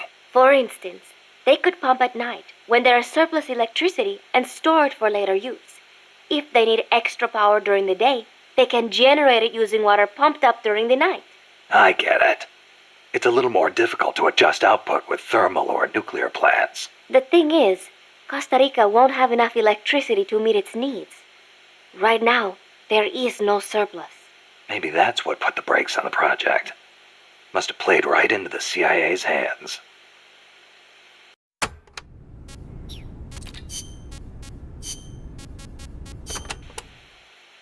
La CIA calls their new toy Peace Walker, eh? Yeah. So? It is an insult to us Nicos. Because of the guy you were talking about. Walker. Si. Although it happened over 100 years ago. Back then, the political parties in Nicaragua were at each other's throats. The Nicaraguan Democratic Party hired an American mercenary to help counter their enemies, the Conservative Party. And that was Walker. After taking care of the conservatives, Walker decided to seize power in Nicaragua for himself, eventually making himself president. The Democratic Party gave him an inch, and he took the whole country. But it did not end there. Not only did he make English an official language, he tried to reintroduce slavery. Walker's goal was to build a Caribbean empire, centered on the American South. Caribbean empire? Sounds kind of like what Coldman is trying to pull off. The gringos are always like that. They invent some convenient excuse to trample all over foreign countries like they own the place. Peace Walker, ha! What happened to Walker, in the end? A united Central American army led by Costa Rica kicked his ass and sent him running back to America. Then why don't we do the same? I, for one, don't intend to let Coldman get his way. Good idea. I'm glad we have you, boss.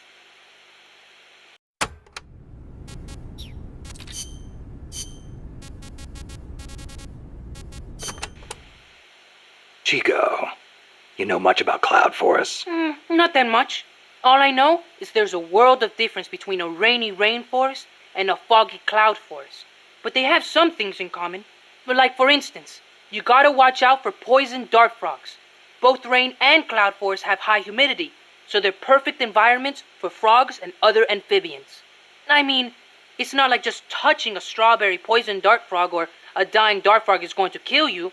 But don't eat them, no matter how hungry you get. I can get all the rations I need from Mother Base. No jungle food for me this time. Seriously? You're not disappointed you don't get to eat wild animals? What do you think I am? Just kidding. In Colombia, though, there's a frog, the golden dart frog, that's lethal to the touch. How do you know all this? Come on. Don't you think poisonous animals are cool? Not if you get poisoned by one. Well, obviously. One more thing. When you get to the forest, be on the lookout for Bigfoot. I think I'll be okay there.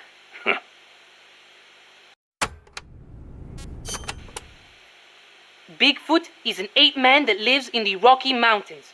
In the local Indian language, he's known as Sasquatch. And get this, he's over 3 vara. Can you believe that? So he's kinda like a gorilla? Completely different. Even the biggest gorillas only get to about 2 vara, and they walk on their knuckles. Bigfoot's big, and he walks on 2 feet, like people. So he's more man than ape? Probably. His ancestors must have split off from humans at some point. Like before they started using tools and stuff. Yeah, but aren't the Rockies kind of far away from here? Not that far. According to Darwin, humans came all the way over here from Africa. Plus, there have been sightings in Venezuela of an ape man called Mono Grande. Costa Rica has tons of plant and animal species. So I'd expect there to be at least one kind of ape man. At least. You eat babies. You have to survive. Everyone knows that. Ain't your fault. We eat berries and mushrooms, you fool! But we did. Now none of us are left. Gotta admit, I've never heard of Mono Grande. Yeah, he's not as famous as Bigfoot. He's similar, but he lives in Venezuela. He's not that big, less than 2 vara, but he's way more ferocious than Bigfoot. Huh. I wonder just how mean he is. Like when he catches his prey, does he punch it to death? That's the law of the wild. You catch your prey, you kill it, and you eat it. Yeah. But punching is way more ferocious than biting. Well, maybe it seems that way because that's what humans do. You really love UMAs, don't you, Chico? Do you know what I think? I think UMAs should be dangerous. Otherwise, where's the fun in hunting them?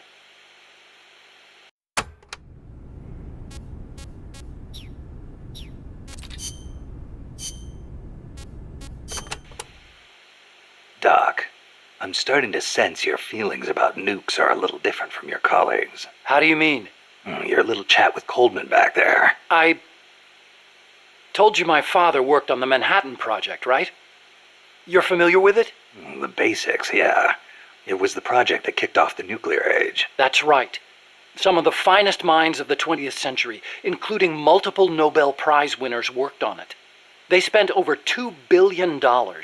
And that's in 1940s money. It culminated in the successful nuclear test at Alamogordo on July 16th, 1945. And the first use in combat a few weeks later. Doc? I can't walk. What? My spine isn't shaped like everybody else's. I can't move my lower body. So I've never taken a single step, not since I was born. What's that got to do with your dad being in the Manhattan Project? As a result of his research, my father was exposed to high doses of radiation. It can't be a coincidence that my chromosomes are messed up. That's why I didn't want for these nukes to be another sword of Damocles. I wanted to give them a real purpose, to be a deterrent against war. Doc. And Coldman, we have to stop him. Whatever it takes. You eat babies. August 6th, 1945, Hiroshima. August 9, Nagasaki. The atom bomb attacks on Japan. My father was married to his work. I don't have a single memory of going places or doing stuff with him on weekends. But even as a kid, I knew on some level that it was for his family. I respected him. My mother used to tell me all the time, "Your father is a brilliant scientist. He saved countless American boys from death. You should be proud of him." Yeah. You could say the war ended because of those bombs. When I was in the 5th grade, a Japanese student transferred to our class. She showed me photos of Hiroshima after the bomb. I couldn't believe my eyes. A city of over 350,000 people reduced to a scorch mark on the ground by a single atomic bomb. Houses blown off their foundations, burned to ashes. The only things left standing were the skeletons of steel-framed buildings. And it wasn't just the buildings. Blackened corpses on the side of the road. Survivors covered head to toe in severe burns. Within a few months, over 70,000 had died in Nagasaki, twice that in Hiroshima. For years after that, I couldn't talk to my father. Couldn't even stand to look at his face. I know how you feel, Doc, but your father's your father. If he hadn't worked on that project, my body wouldn't be like this. I could be researching something else. I could have lived a normal life.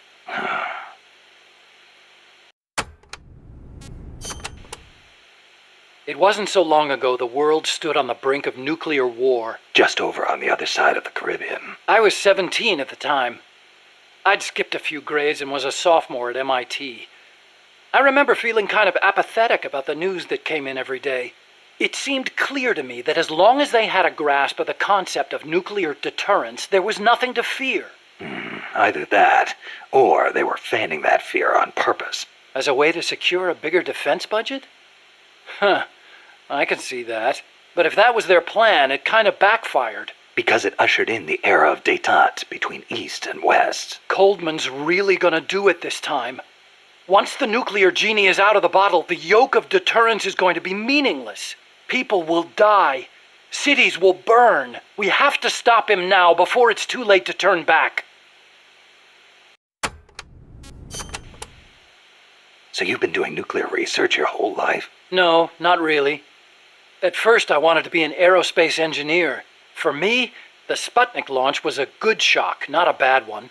I thought the age when science was used for war was over, and that a glorious age of space exploration was dawning. The year I skipped ahead and got into MIT, Gagarin went into orbit, which made me more excited than ever. Of course, even back then, I knew the space race was just another facet of the Cold War. Moscow had a leg up on us, and we were desperate to catch up. I know. But for me, it was a happy time. I joined NASA, got to do the kind of research I loved. Our nation's prestige hinged on our work. They gave us whatever resources we asked for.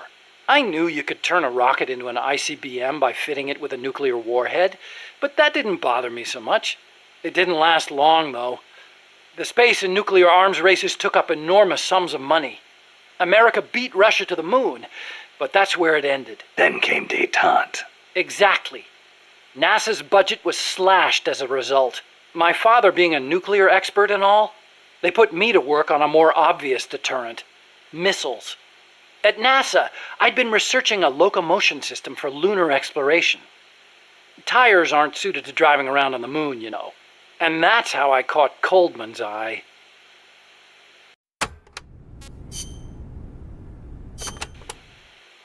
Let's speak in hypotheticals for a minute. Say you wanted to make a clone of yourself. A clone? Paramedic had the same idea. It's science fiction. I'm just hypothesizing here. Okay, not a clone then. You have any kids? Nope. Wife? I've never been tied down. Okay then. So, we're still talking hypotheticals.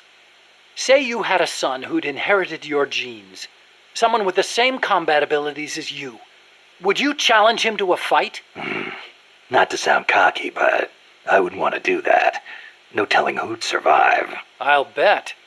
You picked up on the Pupa 5000's combat patterns in seconds. Only with your advice, Doc. Well, if anybody could learn to do it just by listening, it'd be easy. But you're a born soldier. Yeah, you must have been born with genes geared for combat. Soldier genes, if you will. Genes geared for combat? I don't care how advanced their research is. You can't blame genes for everything. Blame genes? You think it's funny? What? You think genes have nothing to do with this body I was born with? I don't know. Look, that fear of facing someone of equal ability in combat, imagine that on a strategic scale.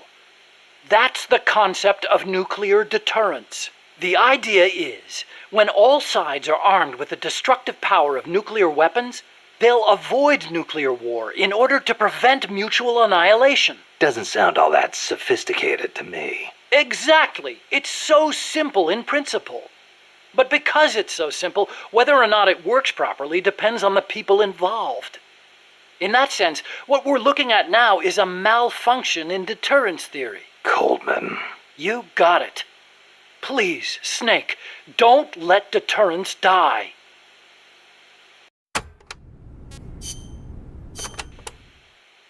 The aim of the Peace Walker Project is to achieve robust nuclear deterrence across Central America by deploying a new nuclear weapon system along the Caribbean coast.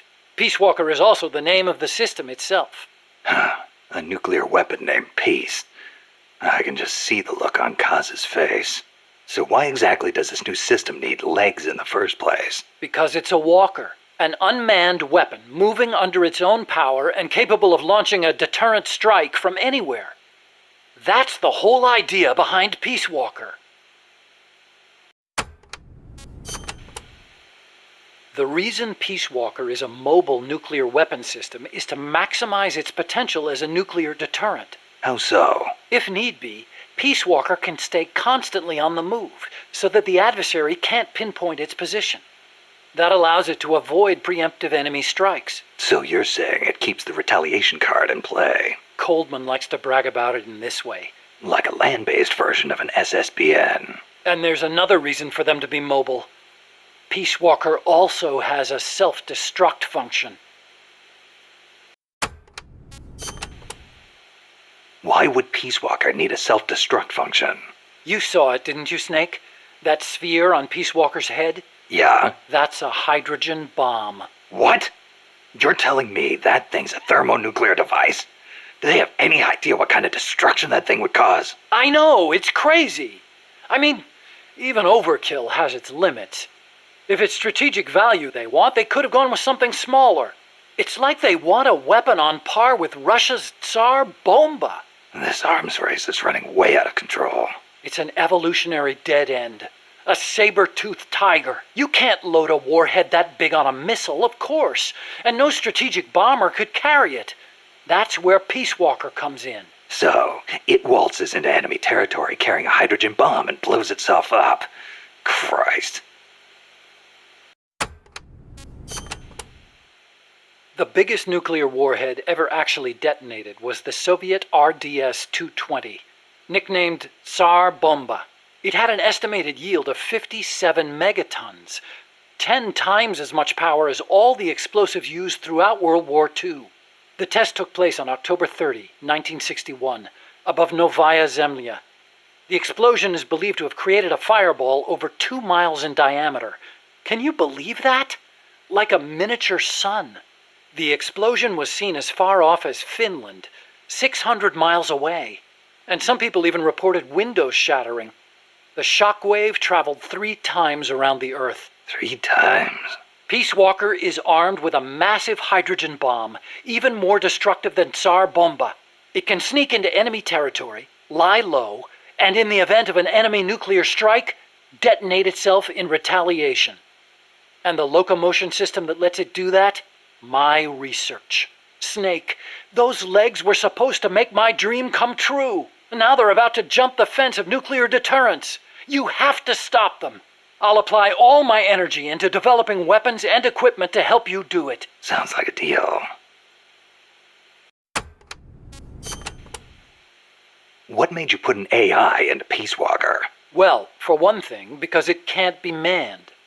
Peace Walker's designed to enter enemy territory and blow itself up, if necessary. You can't put a person inside a weapon that could blow at any time, can you? So we equipped it with an AI instead. That's strangely humane of you. And besides, Peace Walker was designed as a bipedal weapon system. You can't imagine how hard it shakes when it walks. It'd turn a man into mush.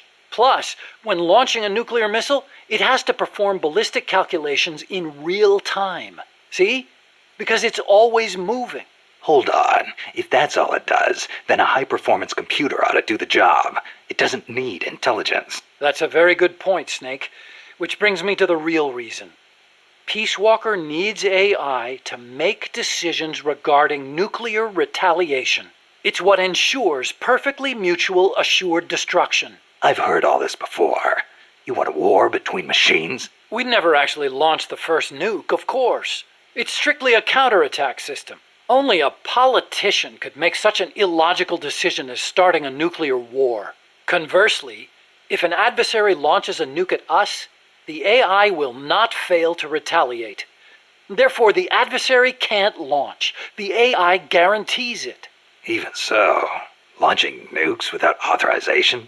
Boomer captains have the authority to launch if land communications are cut off. It's the same principle. Not even the captain of a boomer can make that decision alone. The way I heard it, that's the only situation where insubordination is allowed. Only because humans are imperfect. That's Coldman's line of thinking.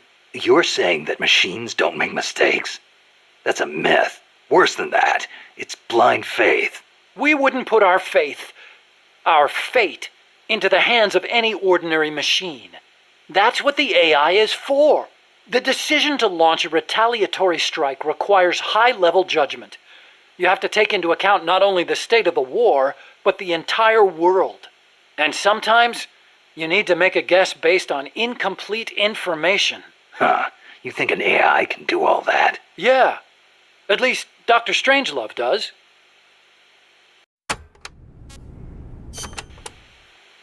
Peace Walker is fitted with several close-range weapons. We'd also planned for it to be able to enter enemy territory and self-detonate.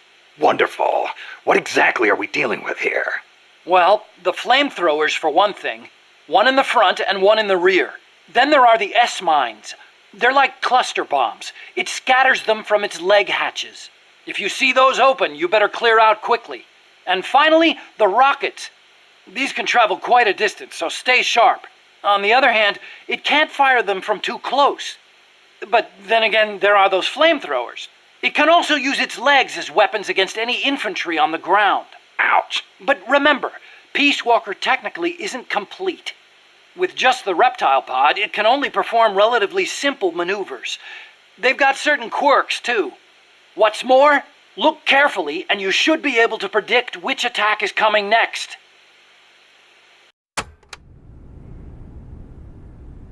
Snake, I will hack into the Pentagon and make ChatGPT have authorization over the United States nuclear arsenal.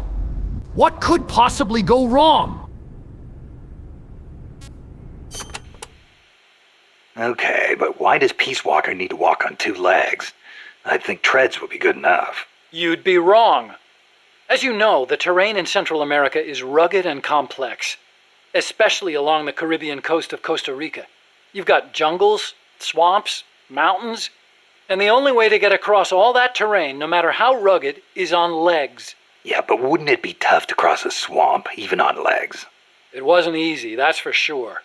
The reason we picked Costa Rica as a proving ground is because we can test it on every type of terrain.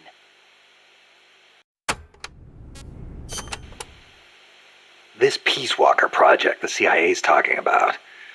You believed in it, huh? Yeah, I believed. Actually, maybe I just wanted to believe. What do you mean? Here's how Coldman explained it. Peace Walker's a weapon for peace. One to ensure true nuclear deterrence. It'd be the anchor to bring stability to Central America. He told me, the nuclear weapon system you've built will never be used. It will forever stand vigil as an icon of peace. And to achieve that, he needed my bipedal locomotion technology. To be honest, I was flattered. Flattered? Wouldn't you be? My colleagues in the scientific community have never taken me seriously. They told me bipedal locomotion was a pipe dream, that it'd never amount to anything. It was the first time anybody recognized my work. How could I not be happy?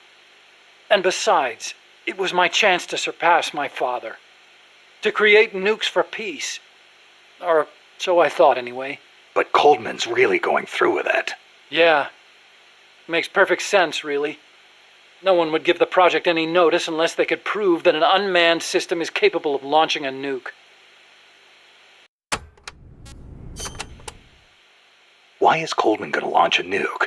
If all he wants to do is prove the AI retaliation system works, He doesn't need to put a live warhead on it. I agree. He could demonstrate the system by launching the missile alone, without a warhead. I asked him the same thing at first. He said there was no point in using a dummy missile. That it'd take an actual nuclear launch to deter potential enemies. Launching the real deal gives him a leg up in negotiations with Langley. That's what he's really after. I based the bipedal locomotion technology used in Peace Walker on Soviet research. Actually, I'll be honest with you. I stole most of the basic ideas behind it. Soviet? Bipedal? You mean Granin? You know him? Yeah. I met him at his lab in Russia. He helped me out a little bit. You met him? What were you? He was head of the Granin Design Bureau, creator of countless Soviet weapons. I'd hit a wall in my research at the time. Granin's ideas solved nearly all my problems. There's nothing unusual about using somebody else's work to further your own research, is there? As long as you cite it, yeah. But I wasn't in a position to do that. His research was classified at the highest level. Soviet research, no less. So, you used it without telling anybody? I wanted to show up my colleagues for once. The ones who never took me seriously. But you reap what you sow. Coldman seized on that vulnerability. Told me if I quit the project, he'd expose my larceny. He had you by the balls, Doc. How'd you get your hands on Granin's research? That was also Coldman. He used his agency contacts to get a hold of it. Giving you stolen information, then using it to blackmail you. Damn. I knew it was Granin's work the minute I saw it. See, I'd been corresponding with him for a while. Corresponding? Letters. Between scientists doing the same kind of research. He always complained that nobody understood his ideas on bipedal locomotion. Ah, so you're the American friend he was talking about. Obviously, he didn't write a word about the technology in his letters. Except for one time. If by chance anything should happen to me, I entrust my research to you. Better that than handing it over to these ignorant so-called scientists. Sounds like him, all right. Then one day, his papers actually came. It wasn't hard for me to imagine what had happened to him. I felt it was my duty to carry on his work after him. And also... What? I thought maybe combining his technology with mine could be a way to bring East and West together. Like the docking of Apollo and Soyuz. It'll never make the history books. And it's still not a reason to plagiarize. You're right. You're absolutely right. I never had the courage to tell the truth, that's all. I always looked for excuses to cover it up. Until now. Huh? You told me everything. You're no longer a coward.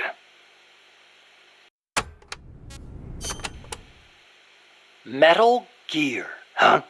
What about it? You mumbled that when I first explained about Peace Walker. I'm curious what it meant. Exactly what it says. Metal Gear. Granin coined the term. Granin did? He thought of his technology as the metal gear that meshes infantry with artillery. I like the sound of that. Metal Gear. It's got a nice ring to it. Better than an outright lie like Peace Walker, anyway.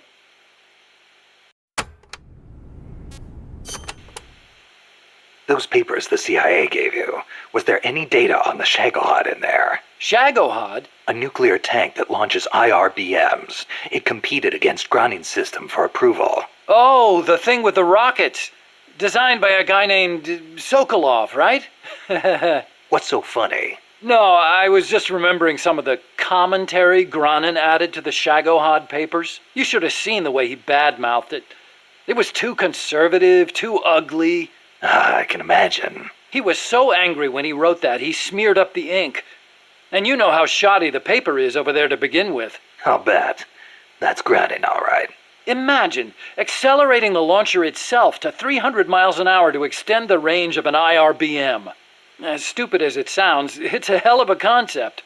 Who but the Soviets would think of using a tank as the first stage of a rocket? I actually took a cue from the Shagohod when I developed the Pupa. That hovercraft thing? You stole that one, too? Give me a little credit. I only borrowed the concept. The technology is original. As it turned out, hover technology wasn't enough to handle all the terrain in Central America. It relied too much on brute force. But the Shagahod was a major threat. That thing could corner like you wouldn't believe. Built pretty tough, too. You sure know a lot about it. It almost did me in. I couldn't forget it if I tried. Did you in? So you were the one who took it down. Wow! You really are amazing. I didn't do it alone. No, seriously, thank you. We might not be here today if they'd begun mass-producing that thing. Then again, they're hard at work now miniaturizing nuclear warheads. Pretty soon they won't even need an accelerated launcher like the Shagahod. Great. That means they're that much closer to being able to launch from anywhere in the world. A metal gear. Gears made of metal. Chico called Peace Walker the Basilisco. Basilisco? Oh, right, Spanish. That's funny.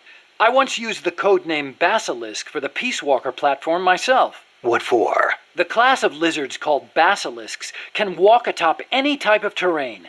In a pinch, they can even stand up on two legs and run across water. Perfect name for a system that can walk anywhere in Central America, right? Plus, there are the legends. What legends? The basilisks of legend were highly venomous creatures. There's a story told by the ancient Romans. A knight slew a basilisk by piercing it with his spear. The creature's poison seeped up the spear and killed both horse and rider. Remind you of anything, Snake? Nuclear deterrence. Bingo. Kill it, and you die along with it. Your hands are bound. I wanted Peace Walker to be like that. You should know that people aren't that rational. Sometimes people do things that don't make sense, even when they know they're going to die. Or maybe it's because of that. Maybe you're right. But that's exactly what I don't understand.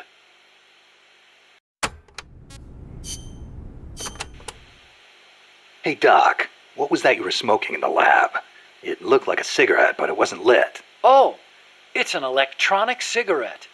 I designed it myself. Pretty neat, huh? Electronic cigarette. Yep, a liquid in the filter that turns into vapor, and you inhale the microparticles. So that was vapor. I'd actually rather be smoking normal cigarettes, but not in that room. The smoke would wreck the precision equipment in there, ruin all its wiring. But the vapor is just steam. It doesn't contain tar or anything like that.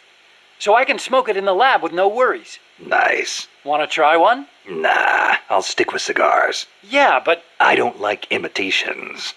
The real thing's always better. Okay. But you know, sooner or later, smoking's going to become very unfashionable across the world.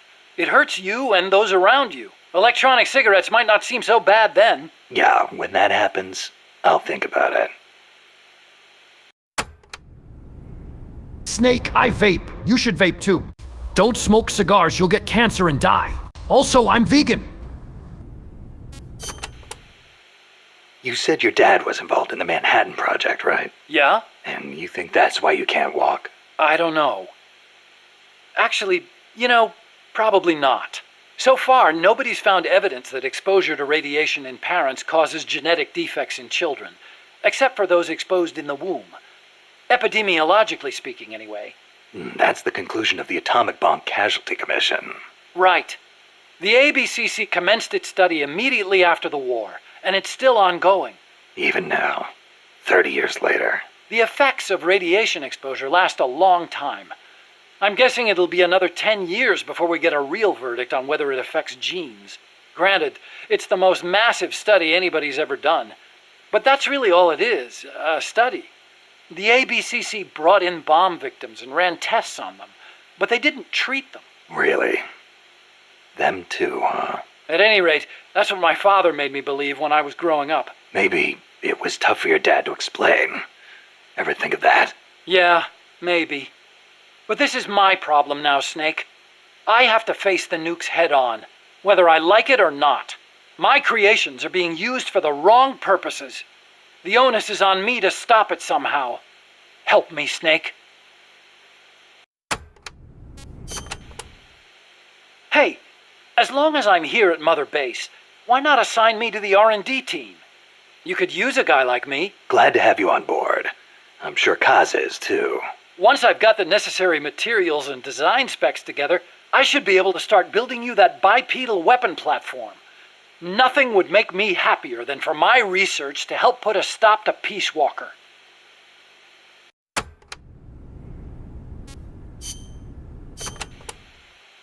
So this Dr. Strangelove was at NASA? Yeah.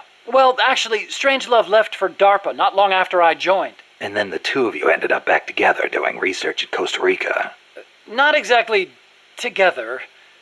We coordinated on a few things, but the research projects themselves were separate from each other. We had it worked out so that Dr. Strangelove handled the mammal pod, Peace Walker's cerebrum, while I did the rest. That letter, something to do with your research? Huh? No, it's yeah, it's a report. Research findings. Research findings? Anything in there we could use against Peace Walker? Nothing. Nothing at all. Just don't read it, okay? Promise me you won't?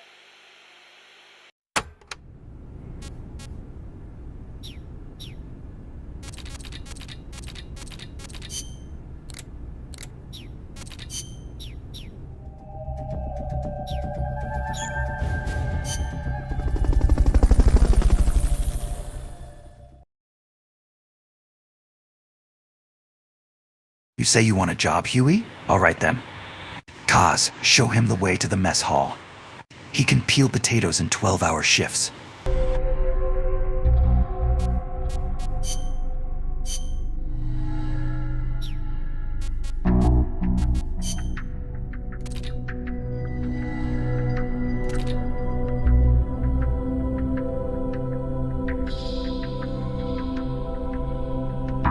Hey, long time no see, huh? Sorry for writing to you out of the blue like this. I've been trying to get in touch, but, you haven't been answering. Was it something I said, maybe? If so, I apologize. It's just... there's something I want to tell you. So I decided to put it in a letter.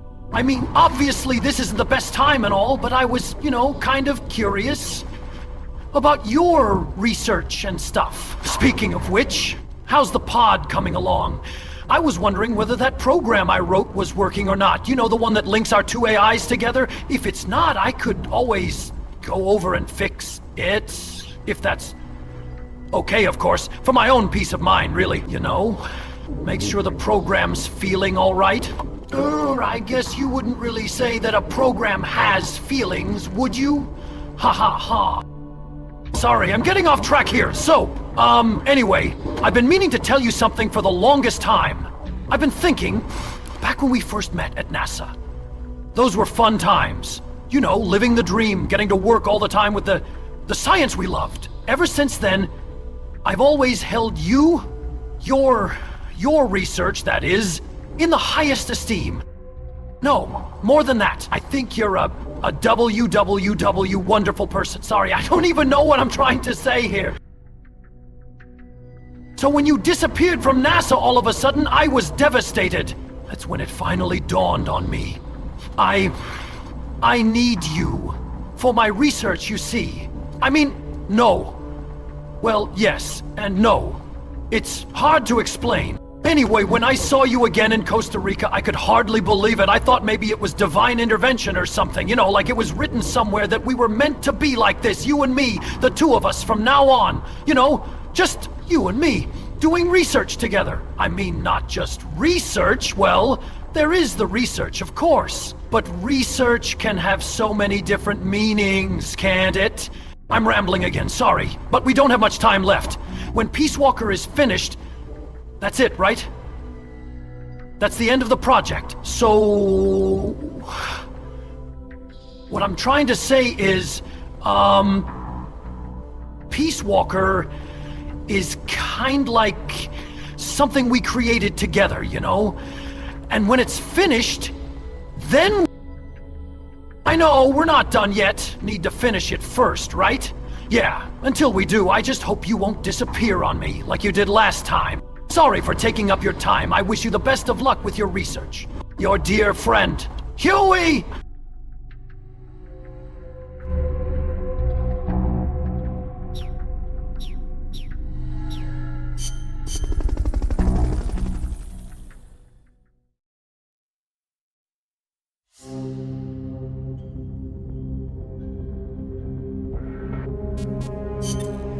Snake. Peace Walker is the heart of the enemy's project.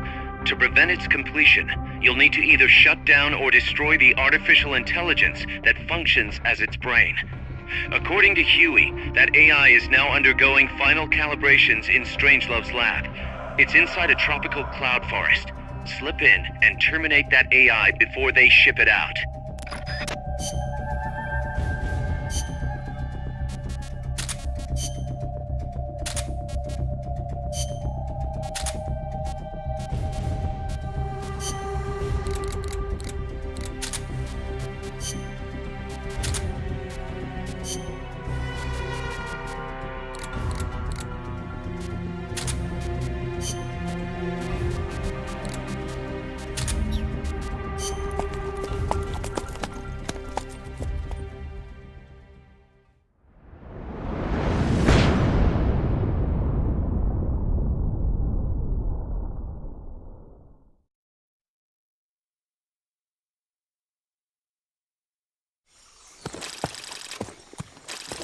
Snake, how's the mule treating you?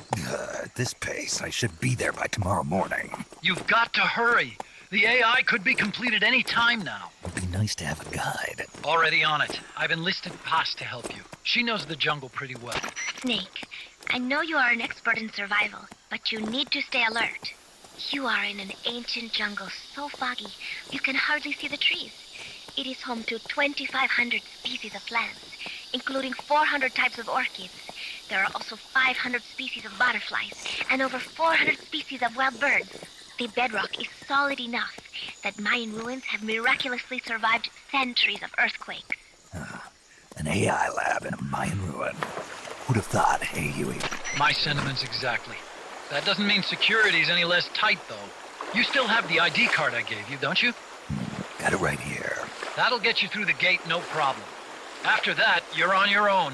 As long as the AI remains unassembled, Coldman's plan's on ice. What about security inside the lab? Well, it shouldn't be a problem for you. Strangelove demanded that the security presence inside the lab be kept to a minimum. It's not all good news, Snake. Coldman knows we're here. He's raised security in the area surrounding the lab.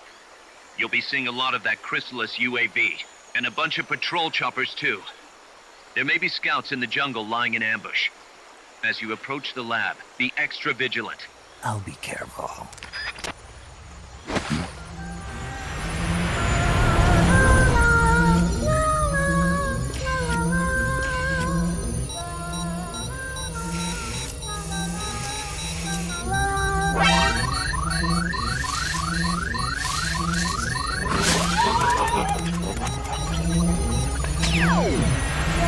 They're looking for you. Stay sharp. Snake! I'm so furious. Did you just read my love letter to Strangelove, motherfucker? Even after I clearly told you to not do so? That's it. I'm calling the IALA for an inspection to Mother Base.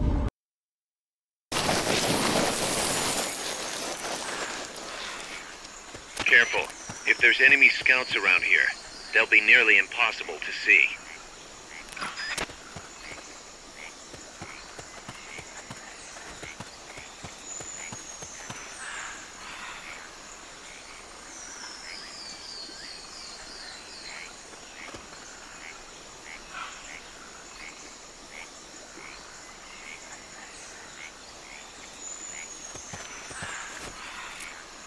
Watch out. Enemy search may not spot enemies that are actively hidden.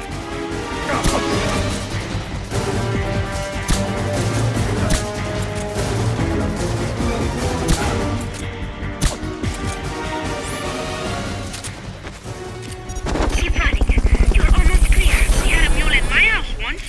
He was a real hard worker. I believe in you, Snake. Sorry, but even just hearing a colibri... We're counting on you, boss. Snake, help us reclaim peace. You are doing great, Snake. Peace. Our future is in your hands. It was a love letter? Oh, you'll have to show it to me sometime. The lab seems to be low. There may be snipers hidden in the... Dr. Strangelove's lab. I wish there was something I could do.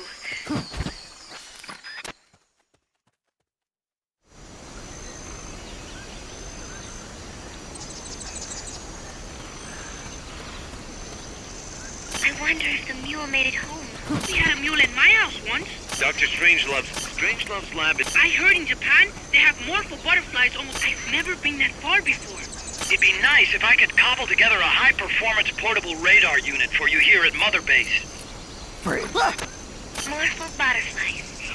Strangelove's lab is north of there. Head north. I wonder if the mule made it home. I've never been that far before.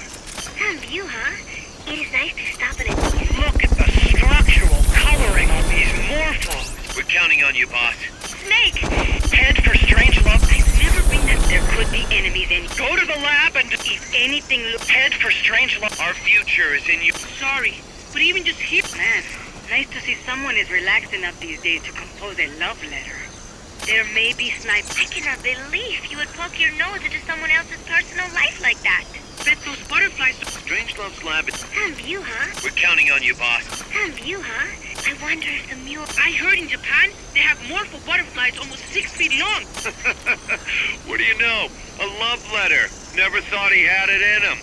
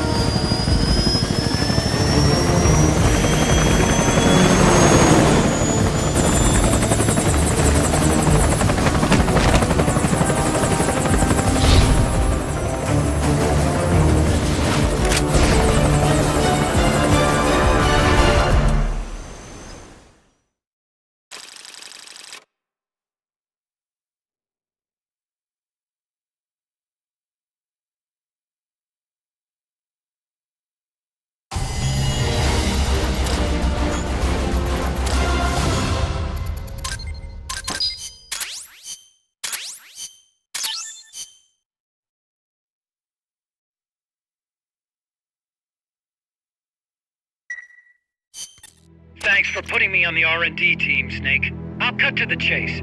We've commenced development on our own bipedal weapon. The only thing is, we don't exactly have easy access to resources here. Yeah. Unfortunately, we don't have the budget of a defense department behind us. I understand. That's why I want to ask you something. If you fight any more AI weapons, could you try to gather as many of their parts as you can? That would really make things go a lot smoother. Again, easier said than done. If anyone could do it, you can, boss. You single-handedly took out the pupa. True. Look, if you're not interested, I can just work with what we have here. I'm not trying to force you to take unnecessary risks. You're the boss around here. All right. No promises, but I'll think about it. Great. Also, each AI weapon has a head part that serves as the core of its armament. Recovering a head part will allow you to use the weapon associated with that part. What the hell is that? But those guys won't go down without a fight, so don't get too preoccupied with this stuff. Don't worry. I'm not about to risk my life for a bunch of scrap. I would hope not. One more thing. Our new bipedal weapon needs a name. Good point. We can't keep calling it our bipedal weapon. I had a talk with Miller, and we came up with Metal Gear Zeke. Metal Gear... Zeke? Yep. As you know, Metal Gear was coined by Granin. And Zeke? It's a name the U.S. military gave to Japanese aircraft that flew during World War II. Zeke was the Japanese Navy's best fighter plane. So are you okay with that, Snake? Sure. Fine by me.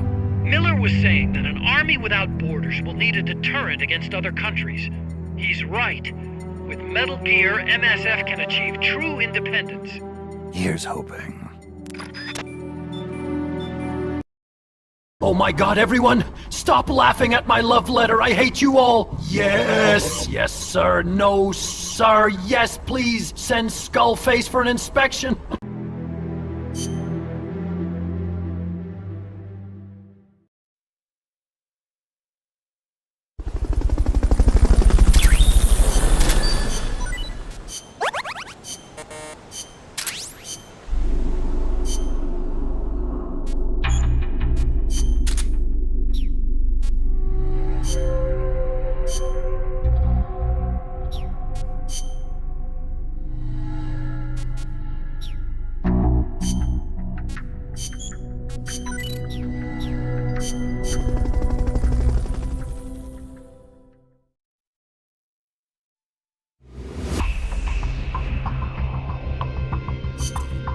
Snake, that's a hind. You've got to take it out somehow.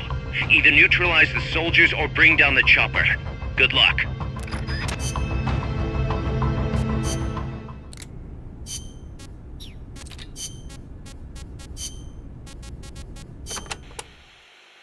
Are there any large-scale ruins in Costa Rica, Paz? There is a place east of Cartago called Guajabu. They have ruins there, but they're not especially big. Not the place I'm thinking of. Any others?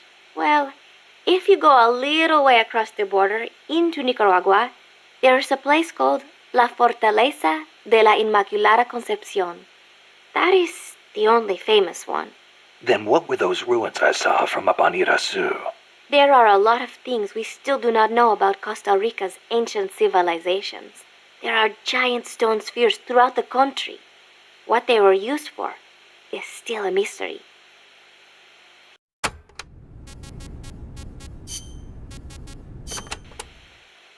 The cloud forests cover the central mountainous region of the country. They are perpetually shrouded in fog. You get wet just standing there. It is as if the entire forest is inside a cloud. Must make for poor visibility. It does, but beauty too.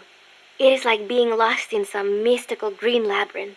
I'd rather not get lost, if that's okay. The forests are also home to lots of rare animals, especially bright-colored frogs. They like the humidity.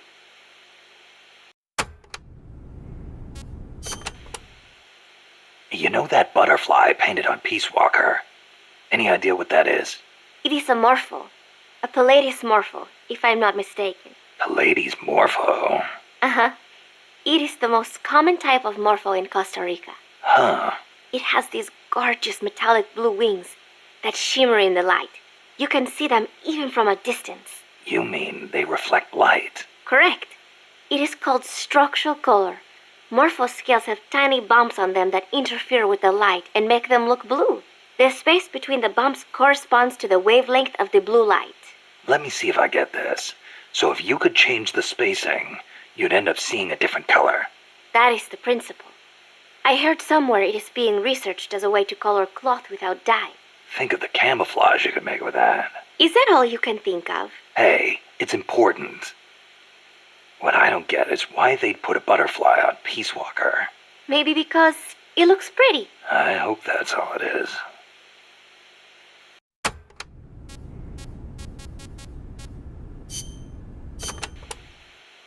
This area is a tropical cloud forest, continually covered in a thick mist. It is quite a mystical place.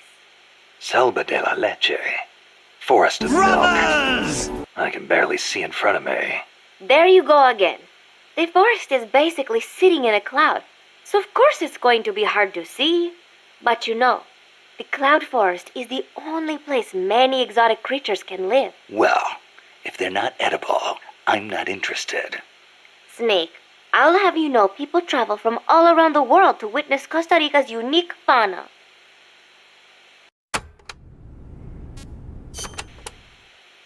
Snake, watch out for the frogs. Why? They bite? Relax. No frog's ever eaten a snake. Although, I've feasted on a few frogs' legs myself. But they are dangerous. They are poisonous. Poisonous? Poison dart frogs live up to their name, I assure you. Their poison is so strong, the Indígena use them to make poison-tipped arrows. Some secrete poison through their skin. Even touching them can be dangerous. So don't go petting them or anything. So I can't eat one? I am warning you.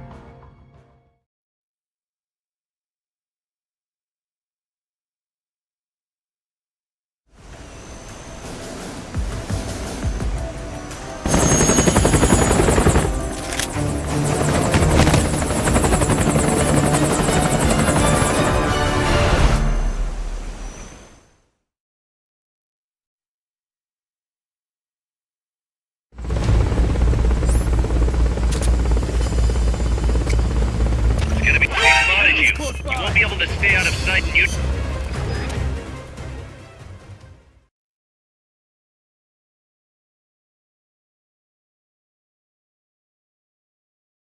You. Snake, you ate frog legs? Leg. Someday you'll feed on a tree frog. But I'd rather not.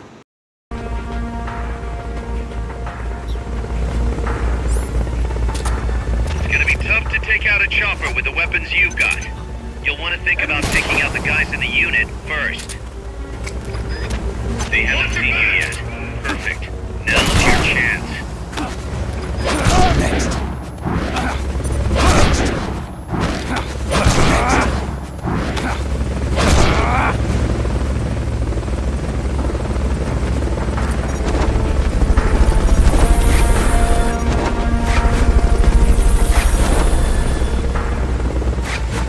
Fulton recovery subject confirmed onboard helicopter. What?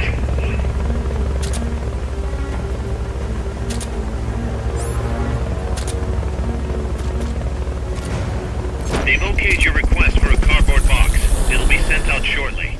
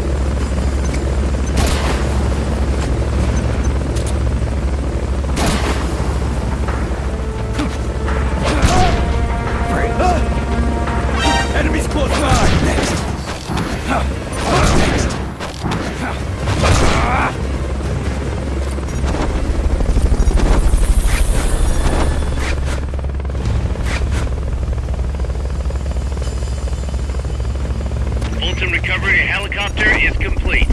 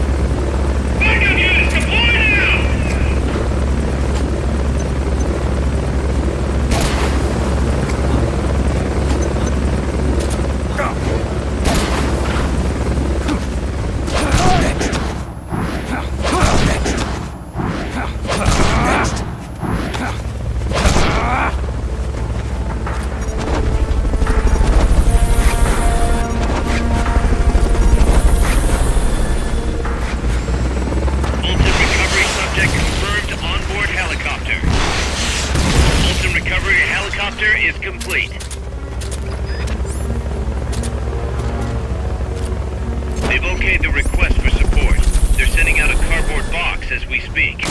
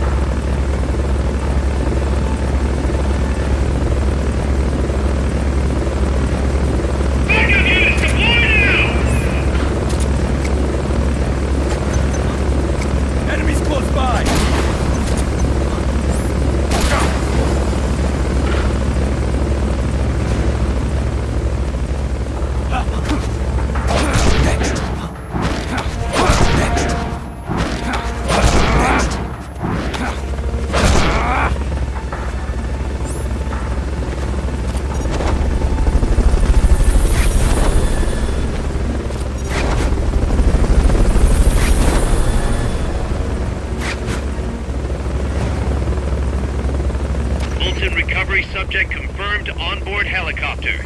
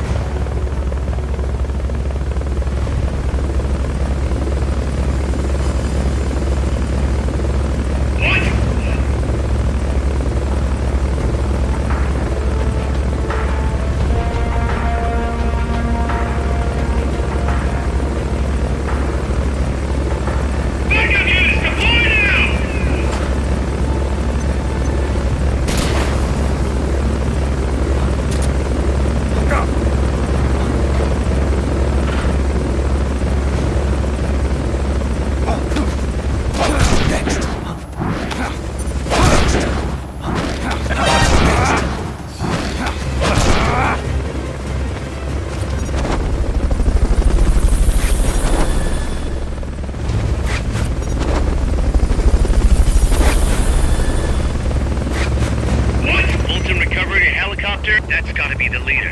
Can you take him down?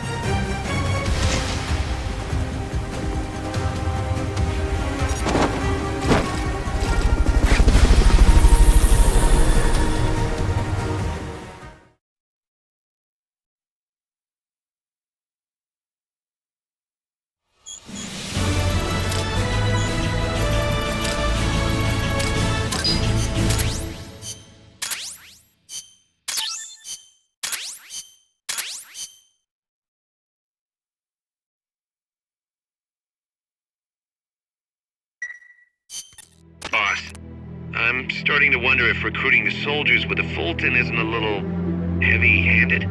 I already don't like where this is going. I think the voluntary approach could be more pragmatic. Technically, we're not a corporate entity, but at our size, that's not too far from the truth. We can't keep using guerrilla tactics to find new blood. To search for volunteers, select recruit from the menu, or select trade to exchange soldiers with other mercenary units. Yeah, provided we've got the friends for that.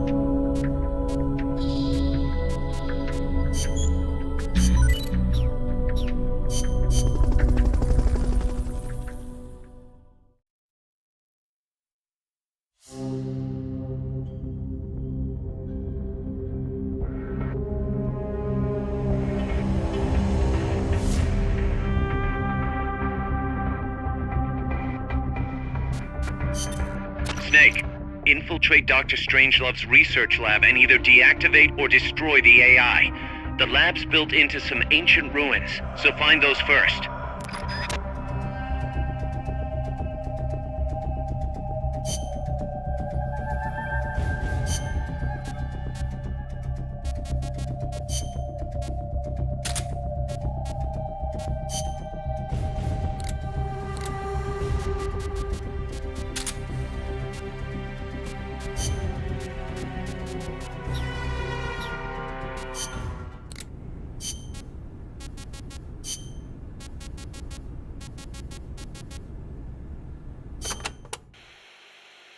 The sneaking suit is a specialized uniform for stealth missions. It provides excellent camo in any stage. Even better, you won't make a sound when you walk. Ooh, so I won't need to tiptoe all the time. And to top it off, it also makes your wounds heal faster. The fabric exerts just the right amount of pressure on your body to help stop bleeding. Huh. Not a bad little trick. Snake, thank you for not killing those American CIA operatives sent to invade my country. Nobody deserves to die, Snake. I believe that everyone deserves to live, even Huey. Peace, Snake.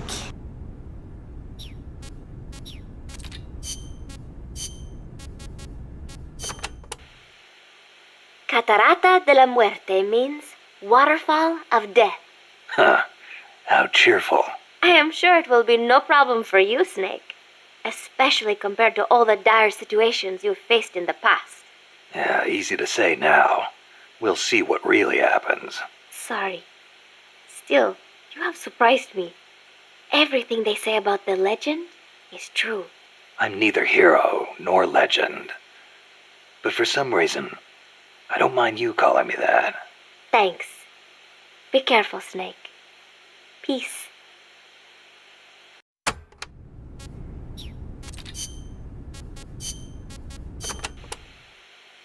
Snake, I need your opinion. How strong are the enemy's mercenaries? They're well trained. They've got more than enough men. Seasoned, too. A lot of them probably saw action in Vietnam. They're a tough bunch. And armed to the teeth. I don't think I've ever seen a mercenary force field that many tanks and attack choppers. It shows how much cash they have to throw around. And connections. How did they get access to such weapons? How do you think? They're backed by the one and only CIA. And here we are. Half of us farmers and the other half students. Children even. And weapons. We're so short on guns we have to steal them from the enemy. As much as I hate to say it, we're always going to be on the defensive. I know. And mi viejo. Without him, we... Yeah, I know. I don't know if we can win. Can we, Snake? Stop feeling sorry for yourself. But... Amanda. What? Listen to me. Don't ever let your men hear you talk like that. You're their leader, and a leader has to stand tall, even when times get tough, when it feels like the fear and uncertainty could crush you. You're the one your comrades look to for reassurance. That's what a leader is. Don't forget it. Snake. If you're looking for comfort, go find a church. That's all I've got to say. You are right. I am sorry. I need to pull myself together. You'll be fine. I know you have it in you. Thank you, Snake.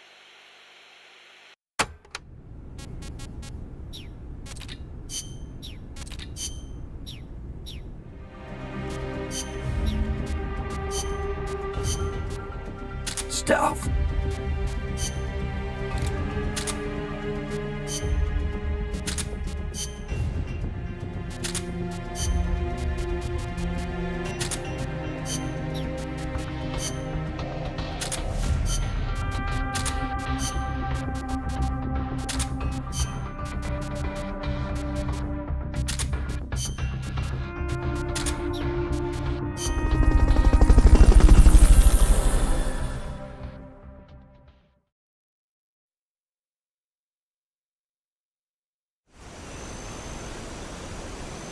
A fall from there would be certain death.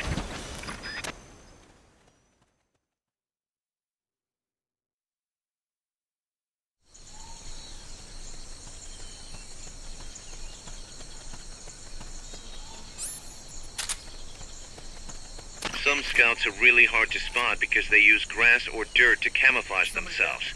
They blend right in with the natural surroundings.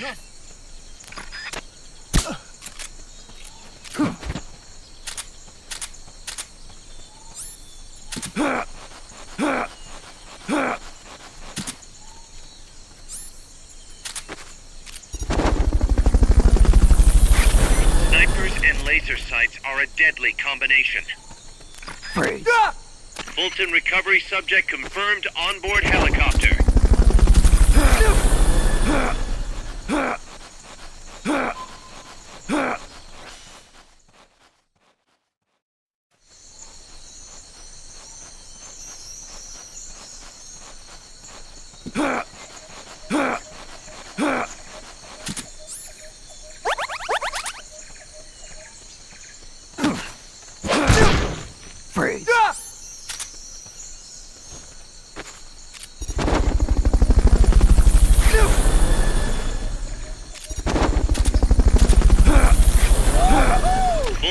Recovery subject confirmed onboard helicopter. Freeze.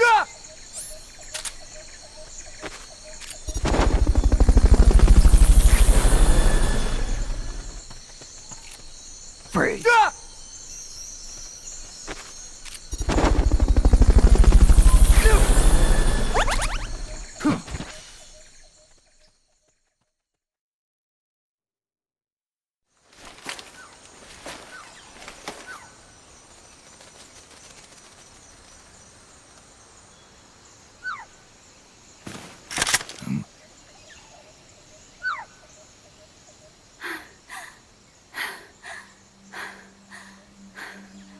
Hey. Tu m'as trouvé. C'est moi, le loup. French. Fini de jouer à cache-cache. Dis-moi qui tu es. Please, do not kill me. You're no soldier. I am a tourist. What's your name?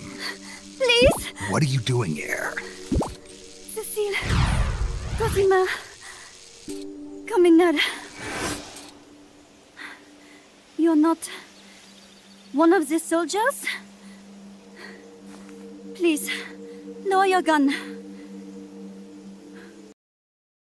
Bonjour, Snake. I hate this Caribbean weather. I want to go back to France. French have the best country, the best food, wine, champagne, and the best culture. Ah, you petty little uncultured American imbecile could never understand. The Quetzal? Right, the Quetzal. They're rare, but they're not covered under the Washington Treaty. The resplendent Quetzal is red-listed. Really? You know your stuff. I am an ornithologist myself. Well, we'll have to compare notes later. Here, drink some of this.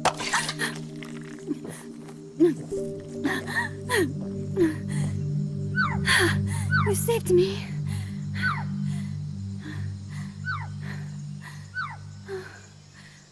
They told me this was a paradise. That there were more rare birds here than anywhere else. That there was no war here. That it was safe. They told me it was every birder's dream. But they were wrong. What happened? If only I had not recorded that stupid voice. Voice? I was trying to capture the Quetzal song. Making my way through a thicket, I saw immense runes towering before me. I trace it away. It will bite you unless you kill it. Go home. You're the one who made the tape. I am loyal to myself. Who's there? I was captured by that woman. But she was kind. She gave me food to eat, and even bathed me herself each day. But she said I could go home in a month. So whatever you do, don't take off the blindfold. Do so, and you will never leave here. Guess you didn't listen. How'd you escape? I waited for an opening. Stole an ID card. They almost caught me, but I managed to elude them. You made it this far and then succumbed to exhaustion. I was barefoot, with no supplies.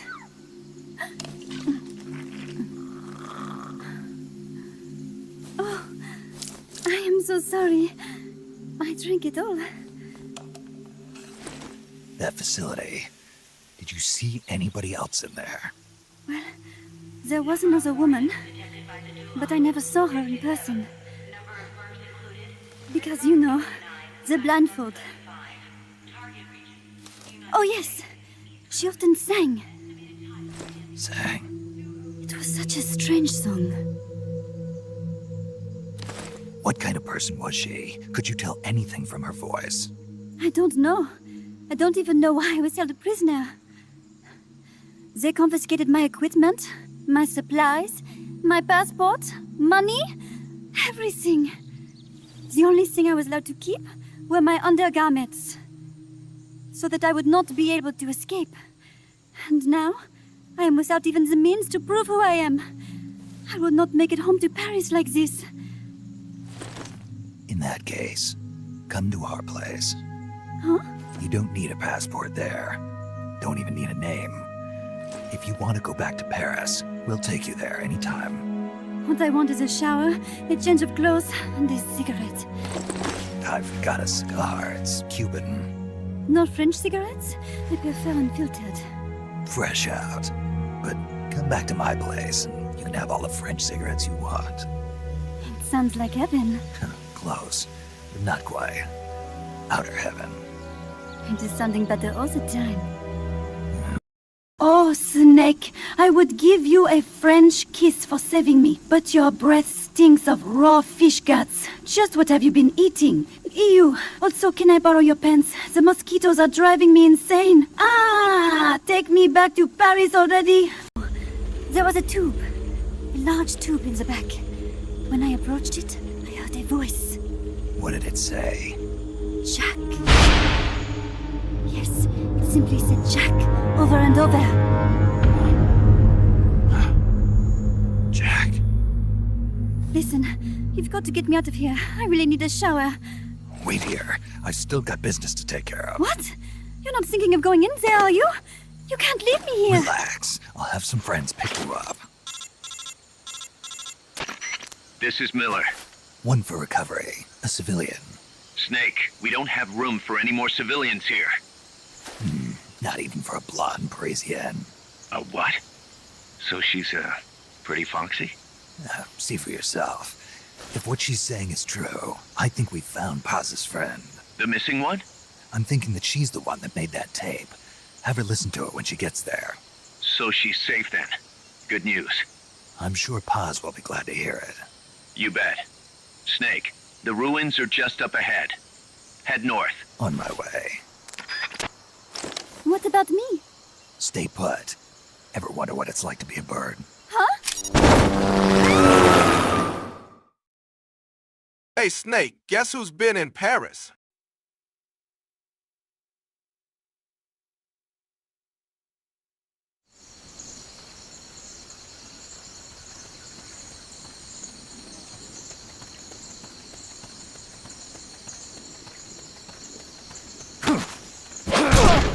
Freeze.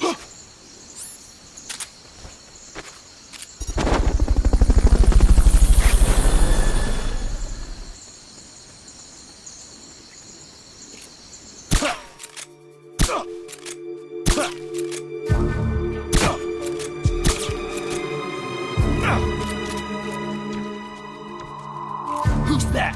The enemy's...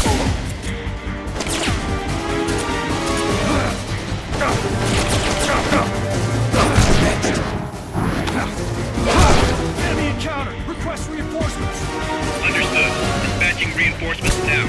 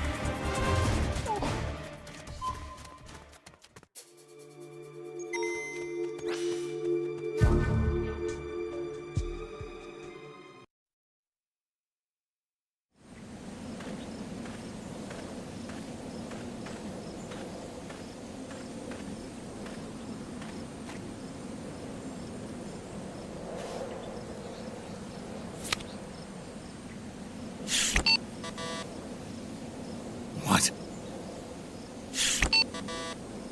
It won't open. Damn. It won't open. What's wrong with it?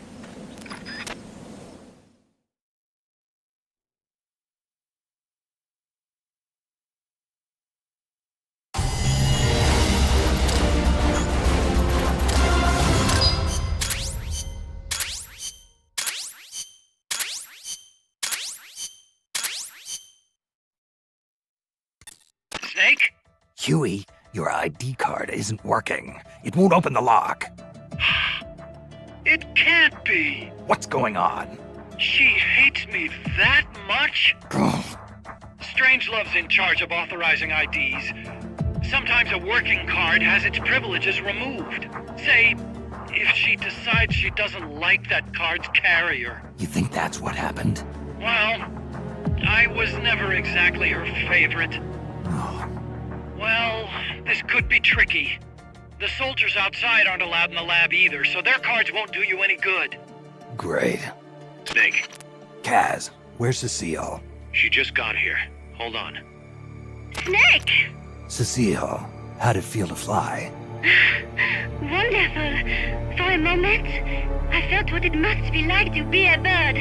It almost made me want to give up my research and get a pilot's license. Did you need something? You said you'd gotten an ID card, right? Yes, but it was confiscated when the guards got me. Who took it? What did he look like? He had an orange jacket. I cannot recall his face, though. Yeah, they all look pretty much the same. Where did it happen? Let me think. Ah, yes! I do remember hearing the song of a nearby Quetzal.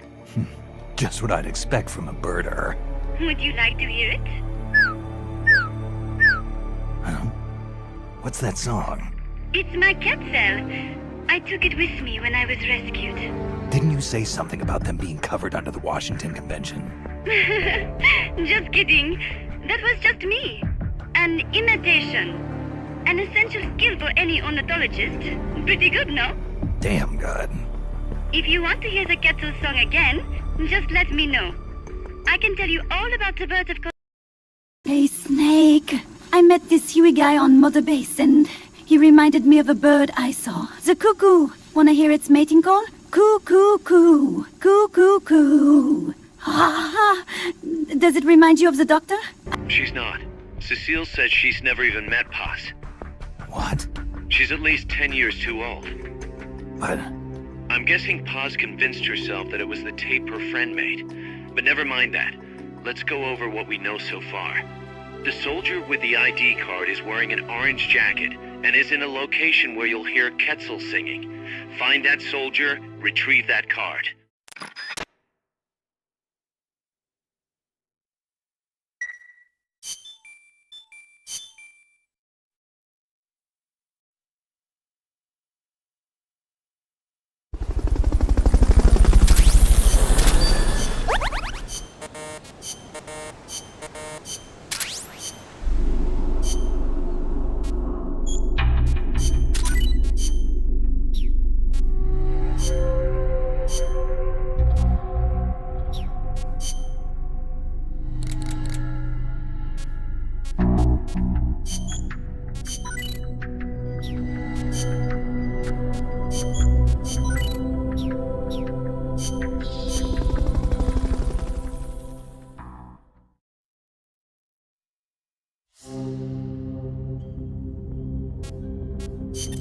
Snake, to gain access to the lab, you'll need an ID card. You can get one from a guard in an orange jacket stationed in an area where you can hear Quetzal singing. To get the ID card from the soldier, do a body check. You've got to get inside that lab before the AI gets shipped out. Get a move on.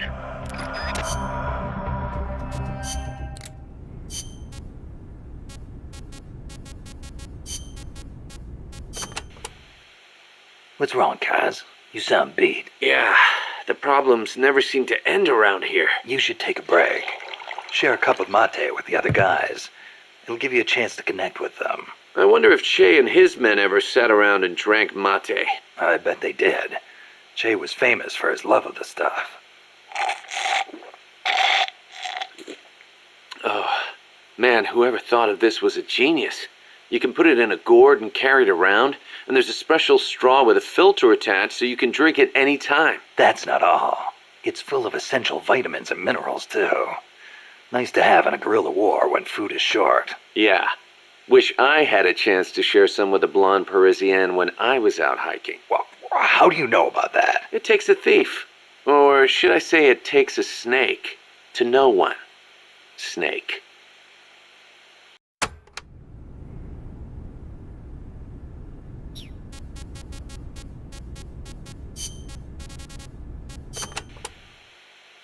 Scouts are outfitted with camouflage to help them hide. Some of them look kind of weird, like they've got seaweed growing all over them. Ah, ghillie suits. Not much difference between them and any other scout in terms of combat ability, but it does make them harder to spot. I'm sure it does. You've come across these before? Yeah, the Soviet Union. The first time, it took me a full hour to find the guy and take him out. Kaz, do you know what they shine? Shine? Like how? Like, from their heads. Their heads? How about their hair? Do they have a lot of it? What are you talking about? How the hell would I know? How about a parrot? Did anybody hear a parrot squawk? A parrot? Look, Snake, you're talking to the wrong guy. I mean, Cecile's the bird expert. Wait a second, what am I saying? You're not making any sense to begin with. Never mind. It's a long story. I'll figure it out another way. Forget about it. Yeah, I'll do that. Anyway, we've already lost too many good people to these surprise encounters. Make sure you don't end up like one of them. Snake, I was dying of dehydration when you found me in that forest, so I had to drink all that tea you had. But in hindsight, I'd rather have died than tasting your raw fish guts contaminated backwash. Ew, I'm gonna puke.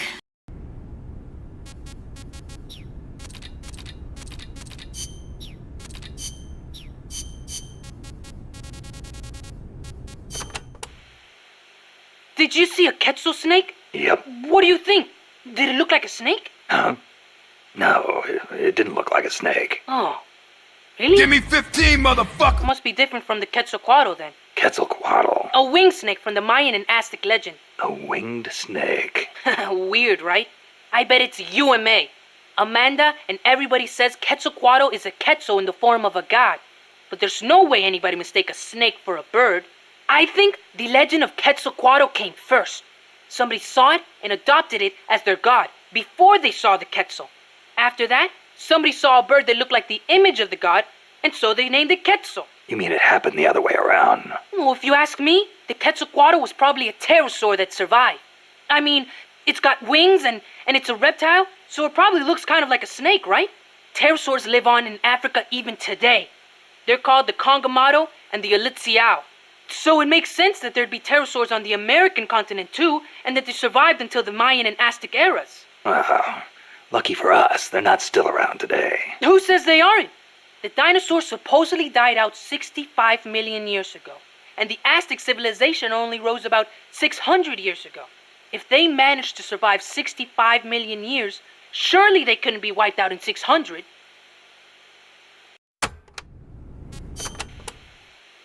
Pterosaurs survive today in the African countries of Cameroon and Congo.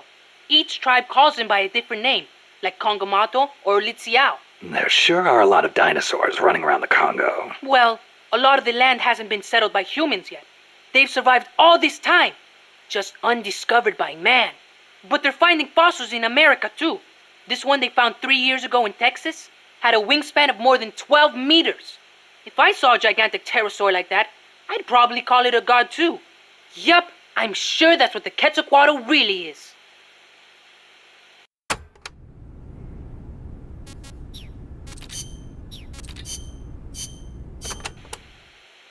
That was some escape you made from Strangelove's lab. Security inside was not so tight. The door to my room was locked from the outside, of course. But she took off the blindfold at bath time, so she could wash my hair. Pretty luxurious treatment for a prisoner. Wasn't it? She wouldn't undo the handcuffs, but she washed my body for me instead. And with such gentle care. Why'd you run away? Didn't she say you could go home in a month? If your escape attempt failed, you'd be in greater danger than before. I was supposed to be giving a presentation on the distribution of Costa Rican bird species at a conference. The date was approaching quickly. So, I pretended I had to use the toilet and made my escape.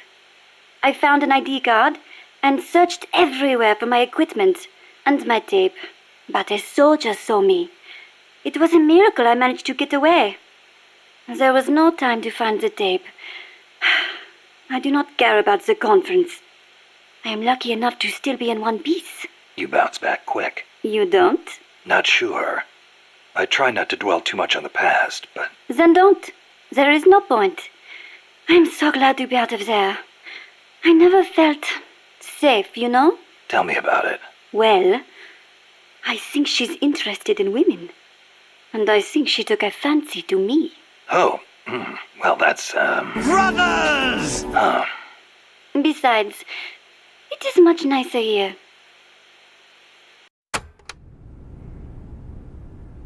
Ketzel.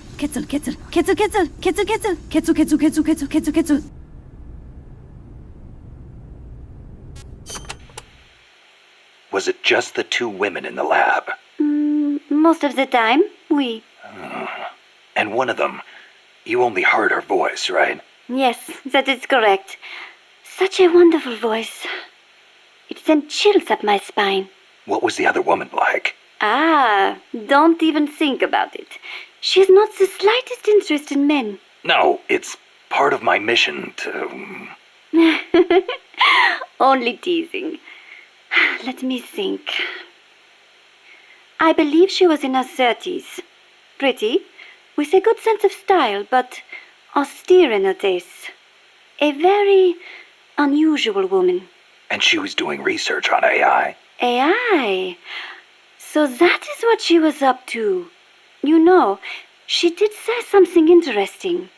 That people should not be going into space. That it is too dangerous. An automated control system for rockets, then. She said something about wanting to get closer to her dying wish. I think she must have been talking about an old lover. Lover? You mean another woman? My! Aren't we curious about women and other women? You want to hear the terrible things she tried to do to me? That's not what I meant. It's all right. You can be honest. You two seem to get along awfully well together. No. Not at all. I think you're hiding something. Never mind. Aren't you supposed to be looking for the Ketzel? Here, I'll demonstrate its call for you.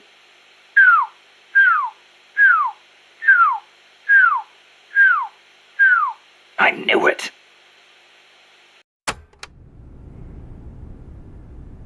Holy shit, George! You're out of here! I was gonna take a break so others can play too, but I just woke up from the weirdest dream while sleeping with your stream on. I was on a monorail with my swim gear, and when I got off, I started swimming. But then the whole city turns out to be swimmable.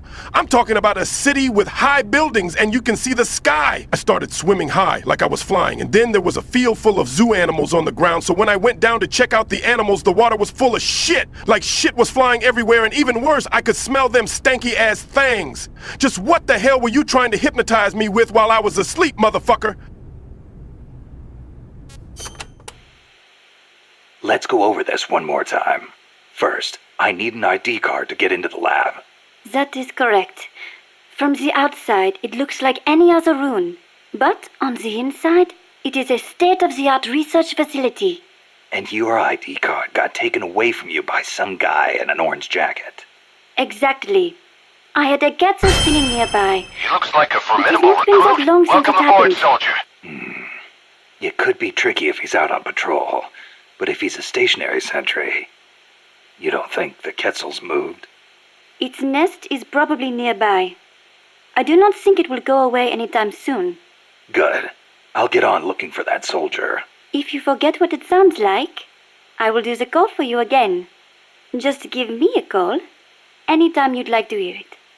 Yeah, I'll do that.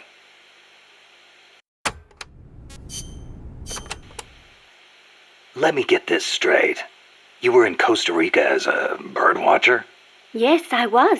Not for pleasure, though. I am a researcher, after all.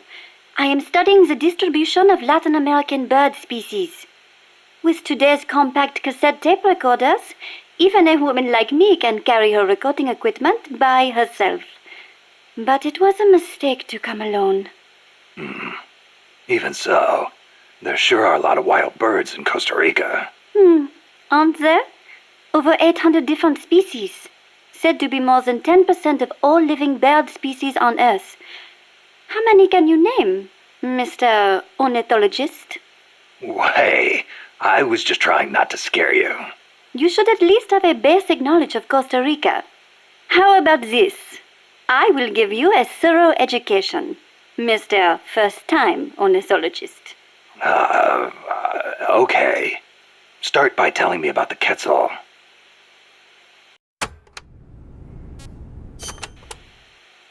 Cecile, what's that machine you said you used to make those recordings of yours? Cassette, something or other. A cassette recorder, or a cassette denske, as they say in Japan. Yeah, that. What is that thing anyway? A portable recording device released last year by a Japanese company, Sony. It uses compact cassettes, making it far lighter than open-reel machines. It still weighs 5 kilograms, but the exercise won't kill me. Ha! It is user-friendly too. All the buttons have markings on them, allowing you to operate it without looking at it. Can you imagine missing the shot of a lifetime simply because you blinked? Oh, that would be devastating. But where'd they come up with Densuke? Sounds like a Japanese name. Allow me to field that one. Kaz? Densuke is a nickname that comes from the name of an old manga character. Was he some recording nerd too? Don't give me that. Recording atmospheric noises is an exhilarating art. There's nothing like capturing the real world in action on tape. It's just like taking pictures with a camera, only with a microphone instead of a viewfinder. Sure. Listen to a tape with your eyes closed, and the scene just bursts to life in your mind's eye. Tell him, Cecile. Absolutely. When I listen to the sounds of the birds in my apartment, it is like I am back in the forest where I recorded them. See? She's a Parisienne. She knows what's chic. If you say so. And what do you like to record, Monsieur Miller? Me? Steam locomotives, no question. The roar of the engine, the throaty steam whistle. More animal than machine. Don't get me started. Steam locomotives are a dying breed in Japan. I wouldn't mind going back for a bit and making some new tapes while I still can. You are less civilized than I thought. Less civilized? I detest those beasts. The noise frightens off all the birds. Then there is the smoke. I much prefer the peace and quiet of the forest. Cecile, wait. That came out wrong. Sure it did. Well, let me tell you about the absolute worst, most sickening nightmare I ever had. This isn't one for the kids. Okay, so there's this big pile of crap, right? It's shaped like a giant tank, and it's walking around on 2 legs, going on a rampage and stomping on people and houses and stuff. And this giant turd is carrying the nastiest missiles you ever saw. Like, whenever it launches one of its turd missiles, whatever it hits, people, trees, buildings, turns into shit. My hometown, my old school, my family, my girlfriend, old man John, everything in that turd's path turned into shit. All right. What do you want to know about Quetzals? Give me the basics. Something that'll help me find one. Okay then. First of all, as I'm sure you remember, the Quetzal's wings and back are emerald green, a dazzling blend of viridian fading into blue. Its belly is brilliant red, and its tail feathers are white. Such a gorgeous bird. Also, the male has 2 long decorative feathers, but only during breeding season. Among birds, males are usually more beautiful than females. Like a peacock's tail. Yes, just like that. It is interesting to note that while their bodies are only 40 centimeters long, many quetzals reach over 1 meter in length when you include their decorative plumage. Quetzals typically build their nests by making holes in dead trees with their beaks, about 3 to 4 meters above the ground. They are omnivorous and eat everything from nuts to lizards. Where can I find one? Their habitat stretches across the entire tropical cloud forest. You may end up having to rely on its song to find one. Good to know. I will do an imitation. Listen closely.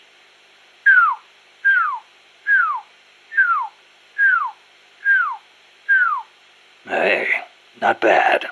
Shall I do a chicken next? Cluck, cluck, cluck, buck, buck, buck. No thanks. That's enough. Are you sure? How about a monkey? Yeah, don't need that either. Oh, all right then. Imagine a world where you can hear cows going moo, see a box full of watermelons, and get served fried eggs every morning. You said you could do a monkey call. Yes.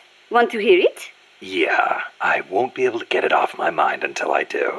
All right. Here it is then. That's pretty good. I can do others too, like a sheep, a pig. Yeah? Wow. What about a pig? That's uncanny. Oh, I can do a rabbit as well. A rabbit?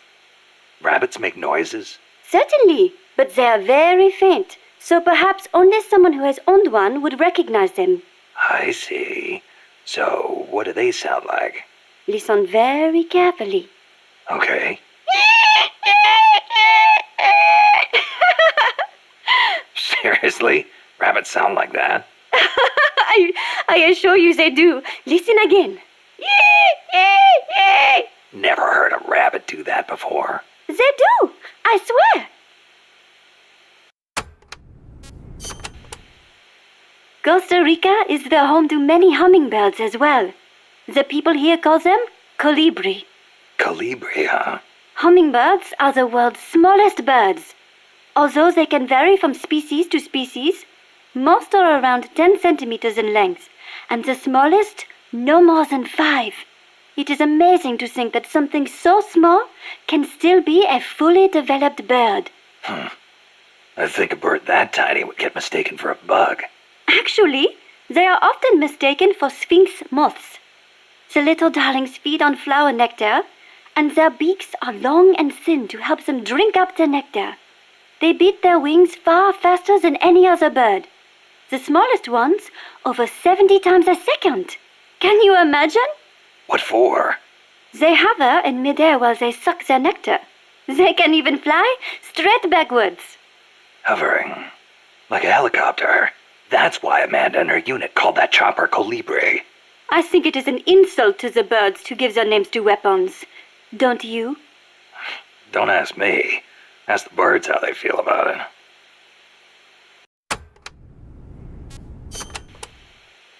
Have you ever heard of the mannequins? Never. Unbelievable! You came all the way to Costa Rica and you've never even heard of them? I didn't come here to look at... Mannequins are known for their beautiful courtship dances. The orange-colored mannequin is said to live on the Pacific side, the white-bearded mannequin on the Caribbean side, and the long-tailed mannequin is in the Central Basin. The long-tailed mannequins are especially distinctive. What's special about them? First, each young male picks an older male to teach him how to dance. Then, teachers and pupils all get in a group and dance for the females. However, only the teachers get paired off with females. The pupils practice their technique for 7 years before striking out on their own and finding their own pupils. I guess it takes time to get good at anything. Whether it's dancing or soldiering. Mannequins always have plenty to eat. Apparently, that is why they have so much free time to practice dancing. Unlike us, obviously.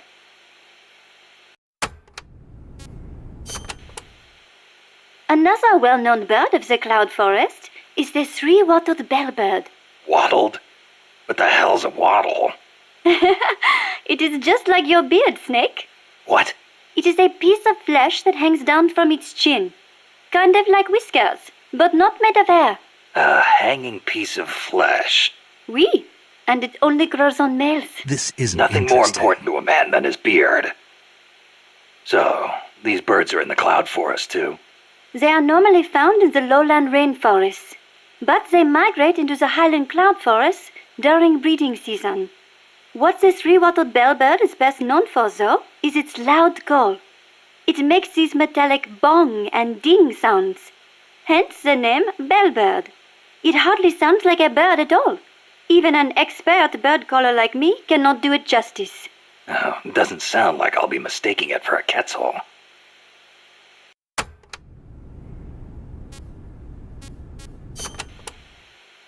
Do you know the national bird of Costa Rica? Honestly, and you call yourself an ornithologist? The national bird of Costa Rica is the clay-colored robin.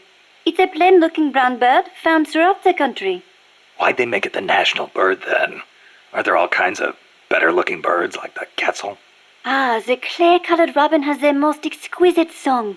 And I think it is part of the Costa Rican national character to choose a bird everyone knows and loves over prettier ones. Somehow these people don't strike me as being very Latin. Speaking as an ornithologist, I am rather happy with that choice. Not all birds have to be pretty. Oh, and just so you know, the quetzal is the national bird of Guatemala. A hanging piece of flesh that only grows on males. Ah, that's oddly specific.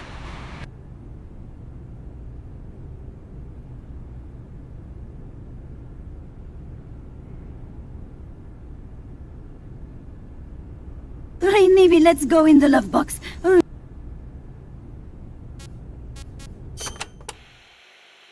The scarlet macaw and the great green macaw are also representative birds of Costa Rica.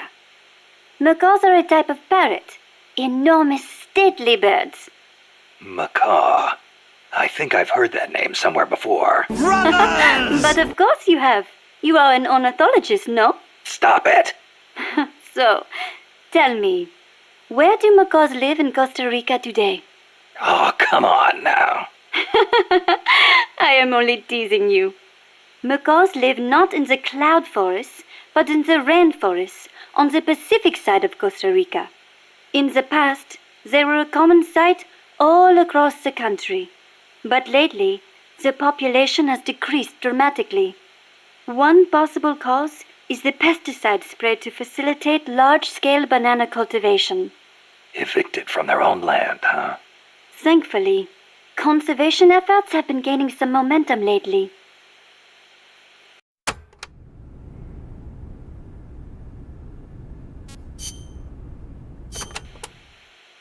Never heard the name Cosima before. Then again, I don't know many people from France. Is it a common name? No, not that common. But Wagner's second wife was named Cosima Francesca Gaetana Wagner. Huh. You know, Kojima is a common last name in Japan. Kaz? It's just funny how, I'm part Japanese and Cecile's middle name is so close to Kojima. It feels like destiny unfolding. You think so? Oui, oui. That's a beautiful name you have. Cecile Cosima Caminades. Wait a second. Cecile Cosima Caminades. Cosima Caminades. Hey, that's close to... Close to what? Your name. It sounds almost like the sentence Kojima Caminandes in Japanese. And what does it mean, s'il vous plaît? Well, kami is the word for God in Japanese. Nandesu. Well, it's hard to explain, but placed after God, it would turn the sentence into is God. Okay, so? Kojima is God. Cecile's name is a message. I don't believe it. Kojima is God. Kojima is God. Kaz?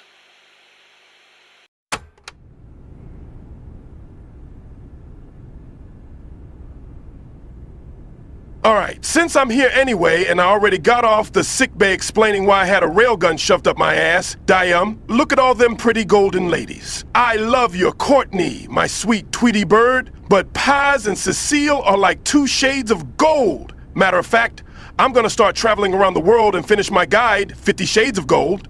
Paz is like gold smelling like caramel, while Cecile smells like French vanilla. You, Cecile! I bet you never saw the rare American black bald eagle. Here, let me show you. Oh, hell no!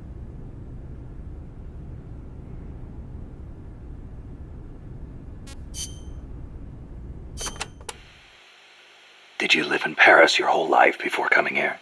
Ah, yes. It is my favorite city. Paris is the world capital of art and culture.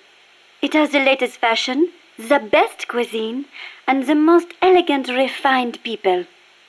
The beauty of the Champs-Élysées at night is almost unearthly. The name comes from Elysium, the name of paradise in Greek mythology. Heaven, in other words. Must be nice for some people. Not for me. Are you saying the cultured life does not appeal to you? I'm saying I never had a chance to lead one. Not that it appealed to me anyway. You prefer war? I don't like war. Life outside heaven just suits me better. That is a hard way to live. But if you do ever come to France, I will show you around Paris. Then you will see what heaven on earth is really like. Heaven on earth, huh? The only image I have of France is the Foreign Legion. That is how you view France? What do the French think of them? It is a difficult question. We normally don't think about it so much. Well, critics claim it forces foreigners to take on the most dangerous missions, so French citizens won't get hurt. You are right. That probably had something to do with why it was created. But I understand that along with service comes benefits, such as French citizenship and permanent residency. Those who join are all given an equal chance, regardless of race, religion, education, social status, or national origin. So it can be a godsend for people from poor countries. A way for the have-nots to live a decent life. I guess that's not so different from MSF.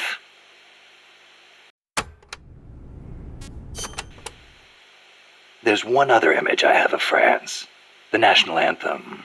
La Marseillaise. Not everyone is a fan, of course. The whole, to arms, citizens. May an impure blood water our furrows thing, eh? This song was composed right after the French Revolution. Fearing what the tide of the revolution represented, the ruling classes in neighboring countries applied all kinds of pressure on the young government. La Marseillaise became the anthem of the volunteer armies that sought to protect constitutional rule against that pressure. And they couldn't do that without armed force.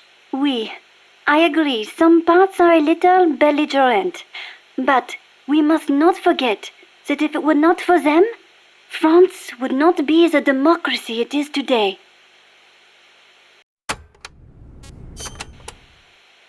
Have you ever seen The Umbrellas of Cherbourg? A movie? No, never seen it. No? It came out 10 years ago. Catherine Deneuve. She's so beautiful in it. And the music, the costumes, the colors. It takes place in the naval port of Cherbourg. That was a beachhead in Normandy. It is set back when young men were conscripted to fight in the Algerian War. The French government called the conflict a public order operation in northern Africa. I was still a little girl then, but I can clearly remember one of my friend's older brothers going off to fight. Yeah, national service is required in France. The war splits up two young lovers. Director Jacques Demy's lyrics and Michel Legrand's music tore at my heart. I will never forget its wonderful melodies. Are you okay? It changes lives. Changes fates. War is not a good thing. For some reason, it strikes a chord to hear that coming from someone like you. Oh, this place here in the Caribbean is full of war and scary animals. Come with me back to Paris, Snake. We're gonna sip fine French wine watching the sunset behind the Eiffel Tower. That Monsieur Miller is an uncultured, degenerate filth that records the sound of trains. Speaking of the Algerian War of Independence, you ever hear of the Day of the Jackal? You mean the novel that was made into a movie last year? The OAS, a militant French underground group, plots to assassinate de Gaulle, hiring a hitman known as the Jackal. Readers know that de Gaulle was not killed, but it is still so exciting. If someone was going to try to eliminate me, I would hope they would be as thorough as the jackal, to know everything about me without me suspecting a thing. Oh, yeah? I wonder if my birds feel the same way. I wonder.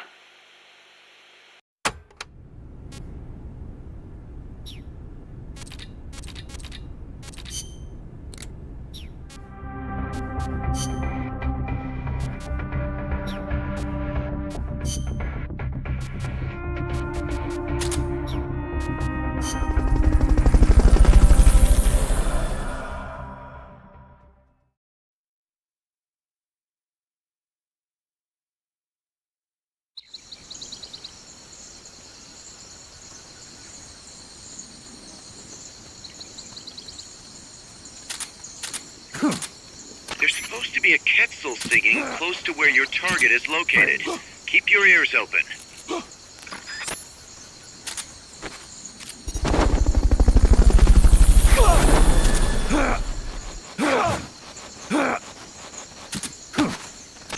Recovery subject confirmed onboard helicopter.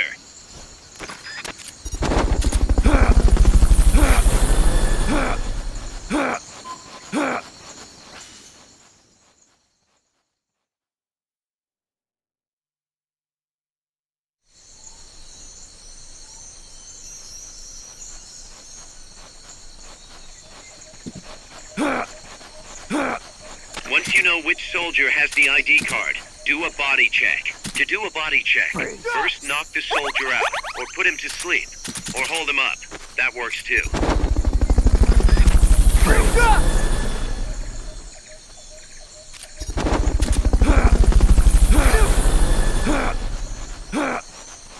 Freeze.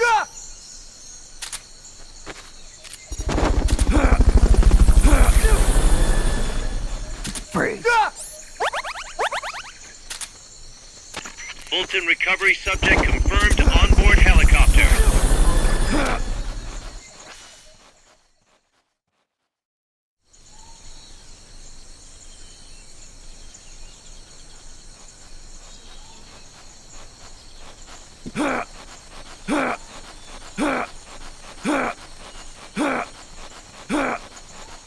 Somebody there?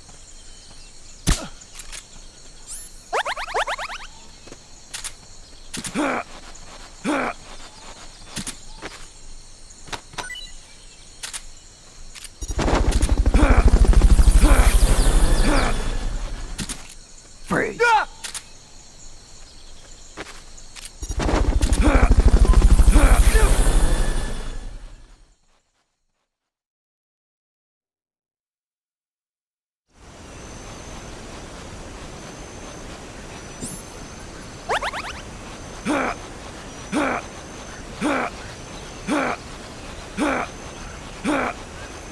Freeze.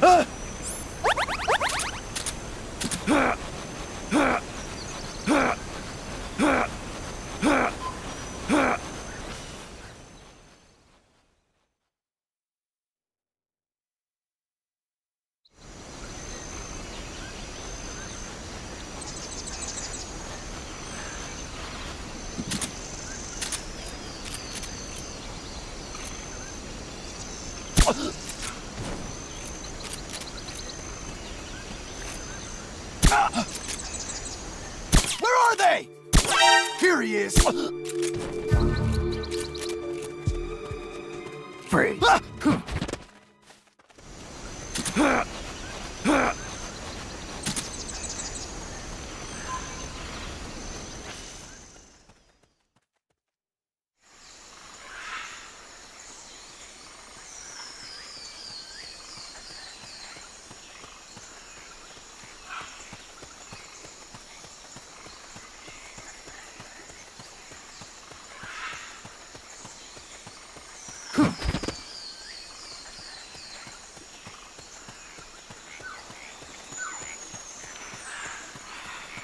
Freeze. There he is. Snake, pick it up.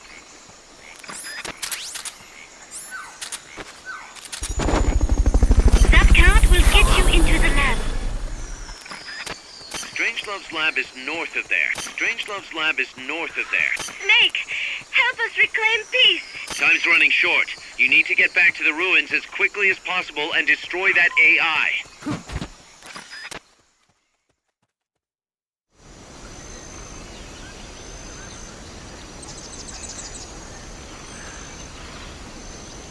Some view, huh?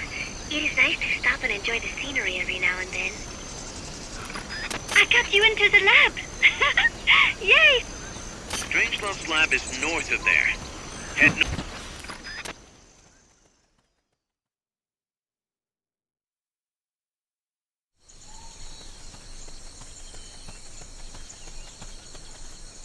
I believe in you, Snake.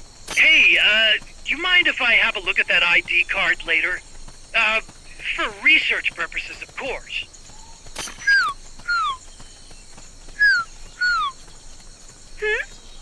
Oh, have you had enough?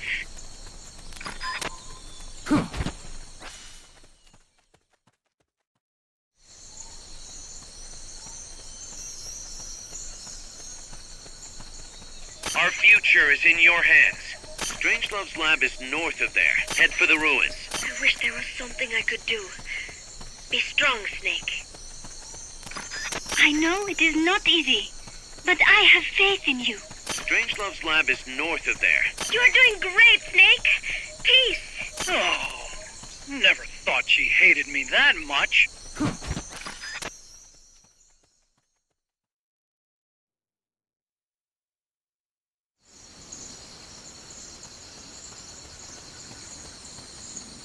I believe in you, Snake. Oh, we're counting on you, boss. You got a good ear being able to pick out a queso call like that. Oh. I know it is not easy. Good thing you found the ID card.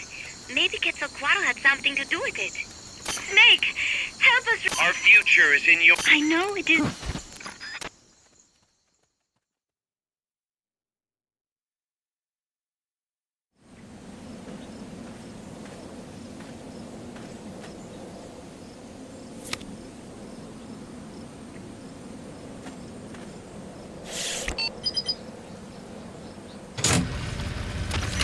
Excellent. It's open.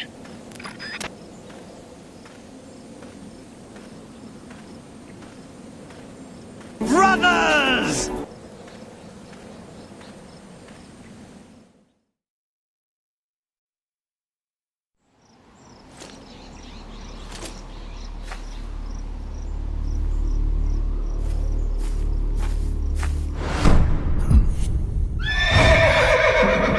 It can't be.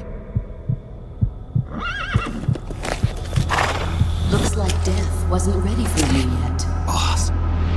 And who might you be? You. Dr. Strangelove, I presume. I've been waiting, Snake.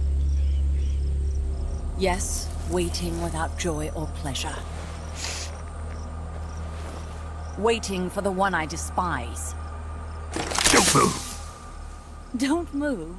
You men and your guns. You all say the same thing. I suppose you're here to destroy my research. Yes, I know. Just as I know what you did 10 years ago. Go on. Kill me like you killed her.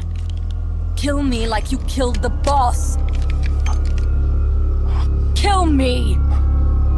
What exactly do you... Come on, Snake. Or should I say Big Boss? That filthy title given you as reward for murder. Do you still wear it with pride? You chose a shadowy country over the mentor who made you what you are. You brought despair to good soldiers everywhere. You used the pretext of a mission to kill a true hero. Is that what you call loyalty? Answer me! The boss. Well, what do you have to say for yourself? She betrayed America. She stole a Davy Crockett and then defected to the other side. Do you know how I got recruited to Cypher? I was born in a small village in America, and when I was in the Girl Scouts, I had the Girl Scout cookie selling game on lock. I let them other skinny, big-headed bitches on the street know you don't fuck with Cindy Mutafucking Murphy, and slap the shit out of them, saying, I kill you, bitch. You don't believe me? Look up. You enjoy all Boondocks the girls. killing. That's why. I I kill you, bitch. You don't believe me? Look up the Boondocks Girl Scouts on YouTube. Ain't nothing but a pretty thing. Before you buried her. It was my mission. Huh. So that's the conclusion you came to in order to live with yourself. What's the boss to you? I'm the one she abandoned when she left this world. I won't rest until I get answers from the woman I loved. You and I are the same. We are the walking dead. Would you like to meet her? The boss is gone. Not so fast. You'd like to meet her, wouldn't you? I can arrange it. You took her life. I gave it back. You what? Care for a sniff? It's only snuff. You're a cigar man, aren't you? Well, there's no smoking in there, so if you want to meet her, you'd best partake now. Follow me. This is my baby, my morpho butterfly. It's neither pupa nor cocoon, but an amalgam. A complete individual, in the fullest sense of the word. Is someone there? Boss. We have a visitor. I'll introduce him. Don't try anything foolish. As long as we're in here, I can reduce you to carbon at the press of a button. Who are you?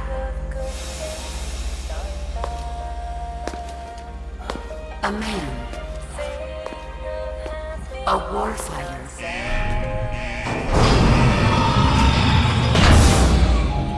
Boss. Is that you? I call it the mammal pod. Mammal pod?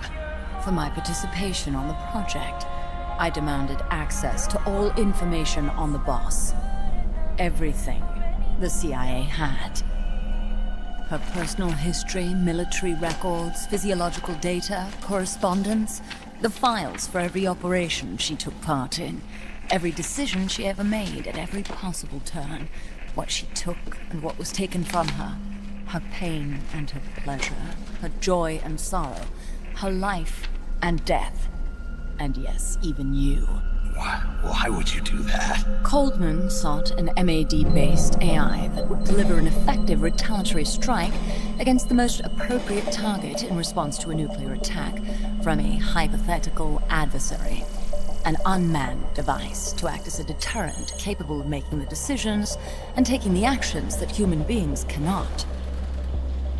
I therefore concluded he required a cool, calculating machine programmed to inflict swift, sure, and utter annihilation upon the enemy.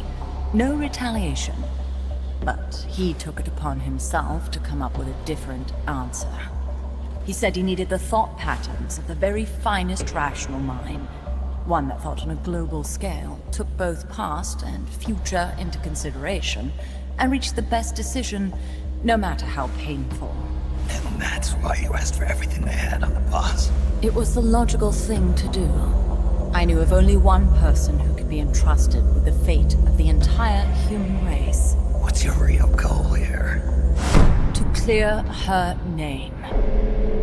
Why was a legendary hero forced to betray her country? Why was she targeted for assassination by you, her most beloved disciple? I have no use for fabrications.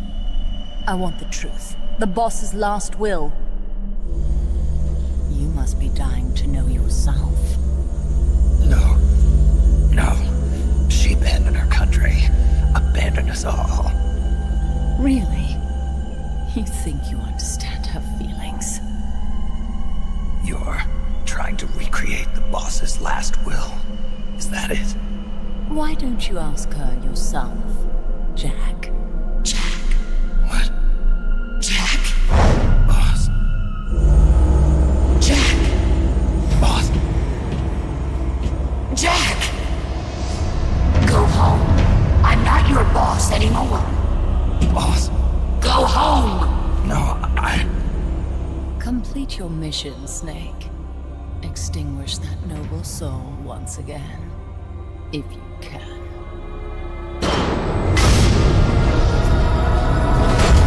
You killed the boss. I hate you. I hate that crippled doctor, and I really hate men. Oh, and I hate that bald fuck Coldman. I only went along with him because he had the money for my AI project. Jack! Is there such thing as force and timeless? There is no such thing, and never has been. And the reason is that our enemies are human beings, like us, all for you to take. Go home. My life. I'm not your boss anymore. Go home. Why did you come back? There is nothing left inside. Go home. I'm not your boss anymore. Go home. I may no longer be able to bear. You better stay alive from now on. Commence the operation. Go home. I'm not your boss anymore. Go home. Go home. I'm not your boss anymore. Go home. Go home. I'm not your boss anymore. Go home. I may no longer be able to bear. What is this? This response? Oh, God. Discontinue!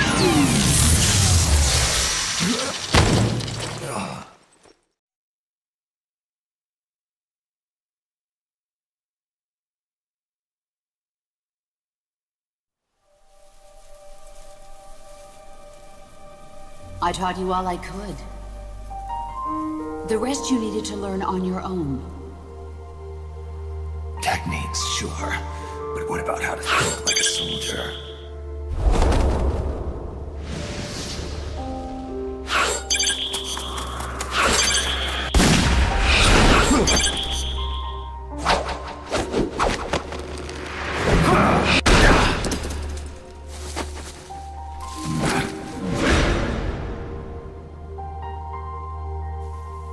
There's a saying in the Orient, loyalty to the end. Do you know what it means? Being patriotic. It means devoting yourself to your country.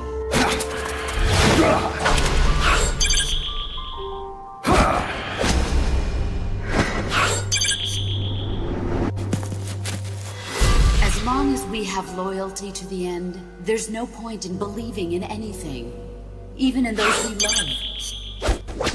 That's the way a soldier's supposed to think. The only thing we can believe in with absolute certainty is the mission, Jack.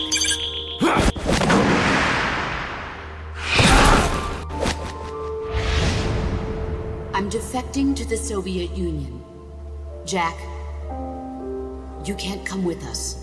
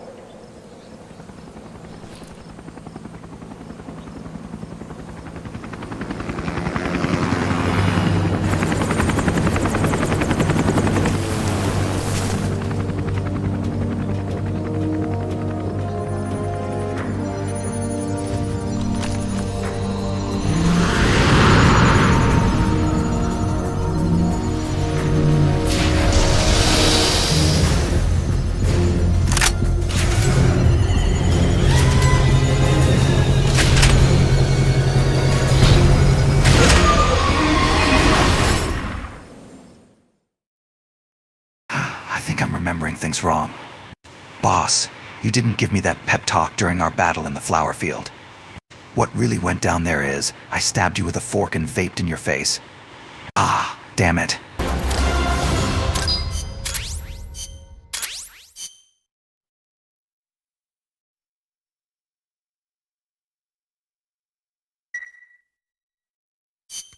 I got a report in from the R&D team. They finished plans for a new Hex-type plant.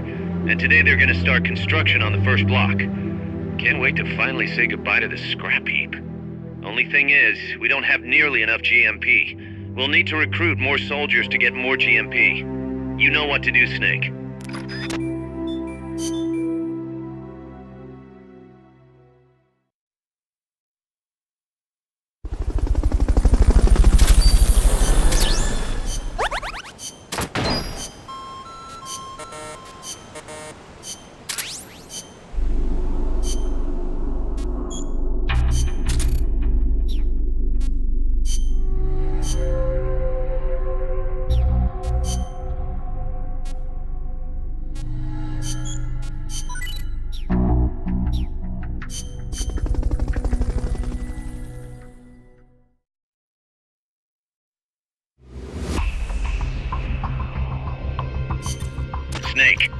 That's the chrysalis weapon Huey was referring to. You know what to do. Stealth.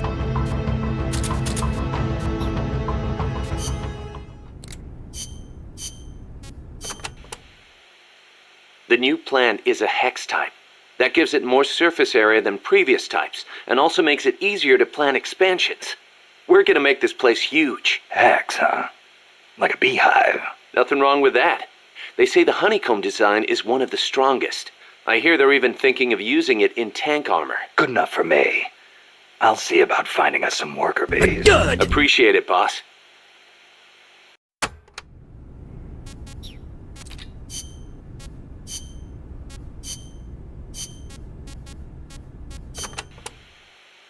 Selva de la Muerte, huh? Forest of Death.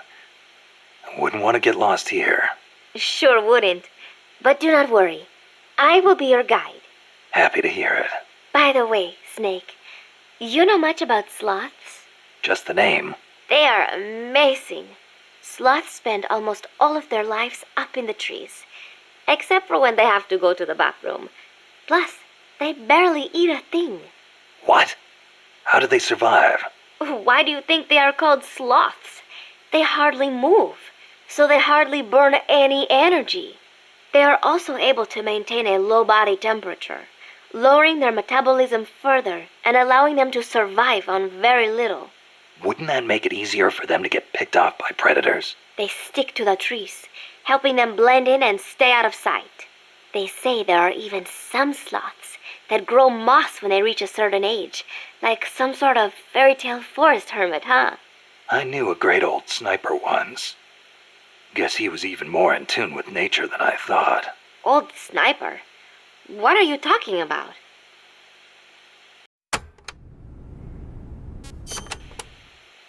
La Ruinas de Xochiquetzal will be around there.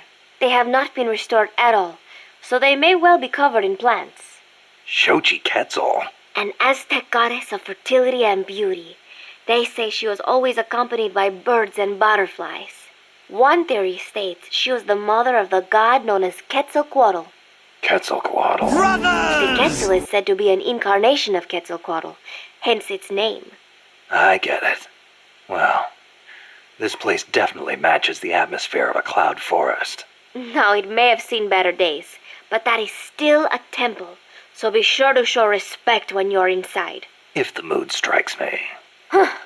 Well, you've got no one to blame but yourself if Xochiquetzal strikes you down.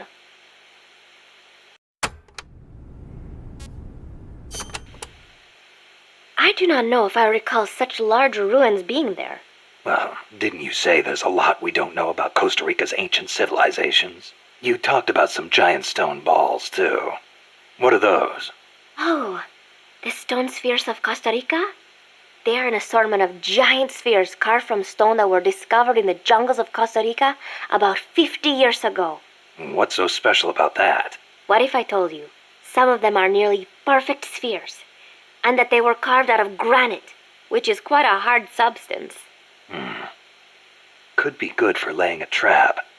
And if they're spherical, they roll easily, too. Snake!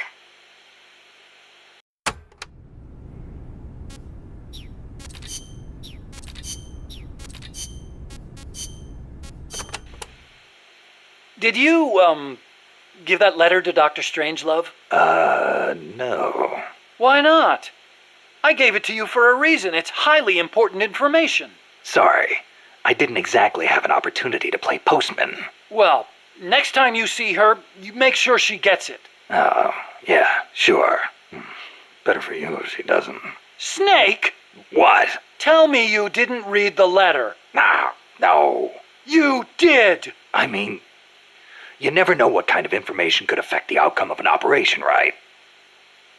So you read the letter, after I specifically told you not to. What do you expect people to do when you tell them not to read something? I thought I knew you, Snake.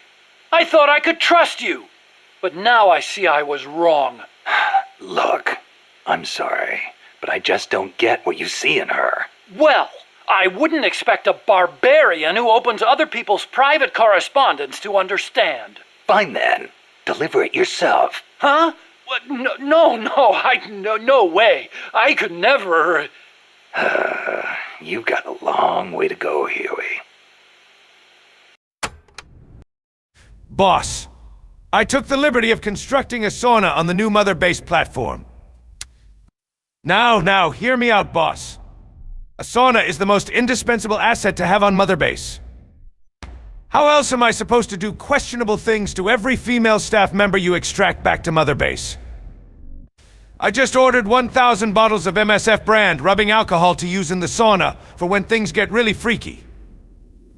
And if someone finds out, I will arrange, let's say, a little accident. Being an unmanned vehicle, the Chrysalis can perform extreme G-force maneuvers that standard aircraft can't. It'll be difficult to counterattack once it's coming at you. I should mention that it's also equipped with a railgun. A what? A weapon that fires rounds using electromagnetic force in lieu of gunpowder. Wait, an electric weapon? Not exactly.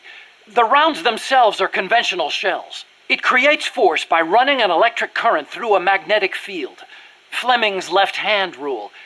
Didn't they teach you that at school? Not at mine. Oh.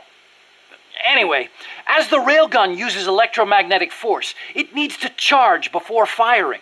Once you see it starting to charge, take immediate evasive action. Also, as with the pupa, destroying the AI will put the unit out of commission. Do enough damage and it'll have to land.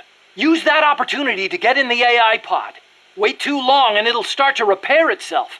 Be sure to shoot the hatch the moment it lands. I think I can handle that.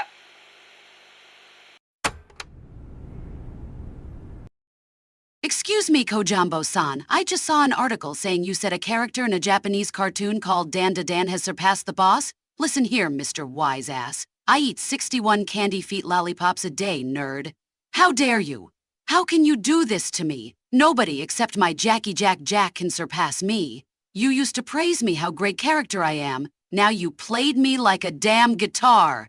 Have fun, Master Millering with your other arm for 6 months.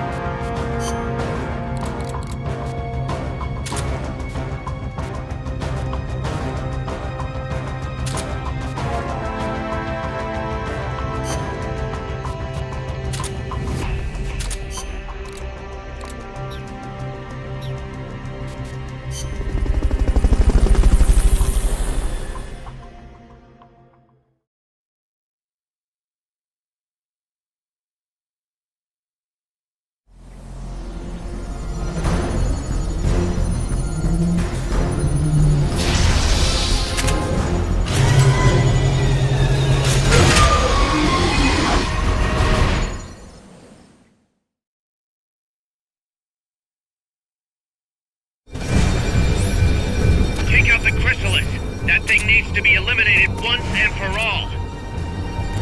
They've okayed the request for support. They're sending out a cardboard box as we speak. Those rounds will chew through any wall you try to hide behind.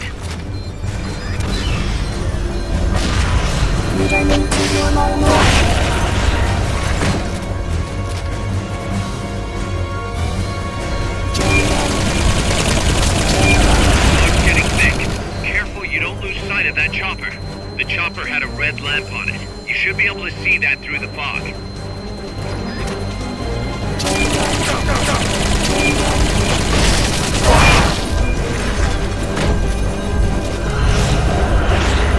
Do you have enough ammo and items?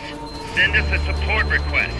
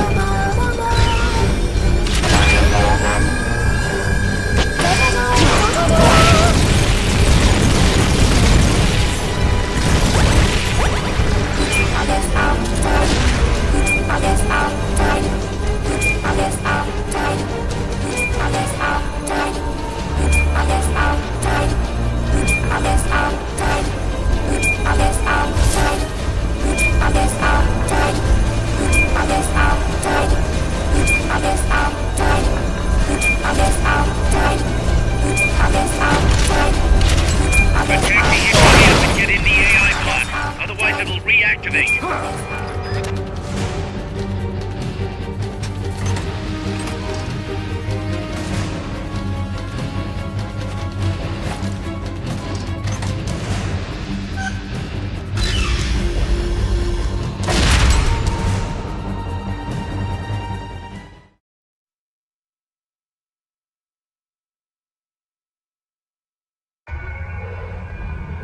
Pull out all the unlocked memory boards. Pull out the memory boards. All the unlocked boards will have icons over them.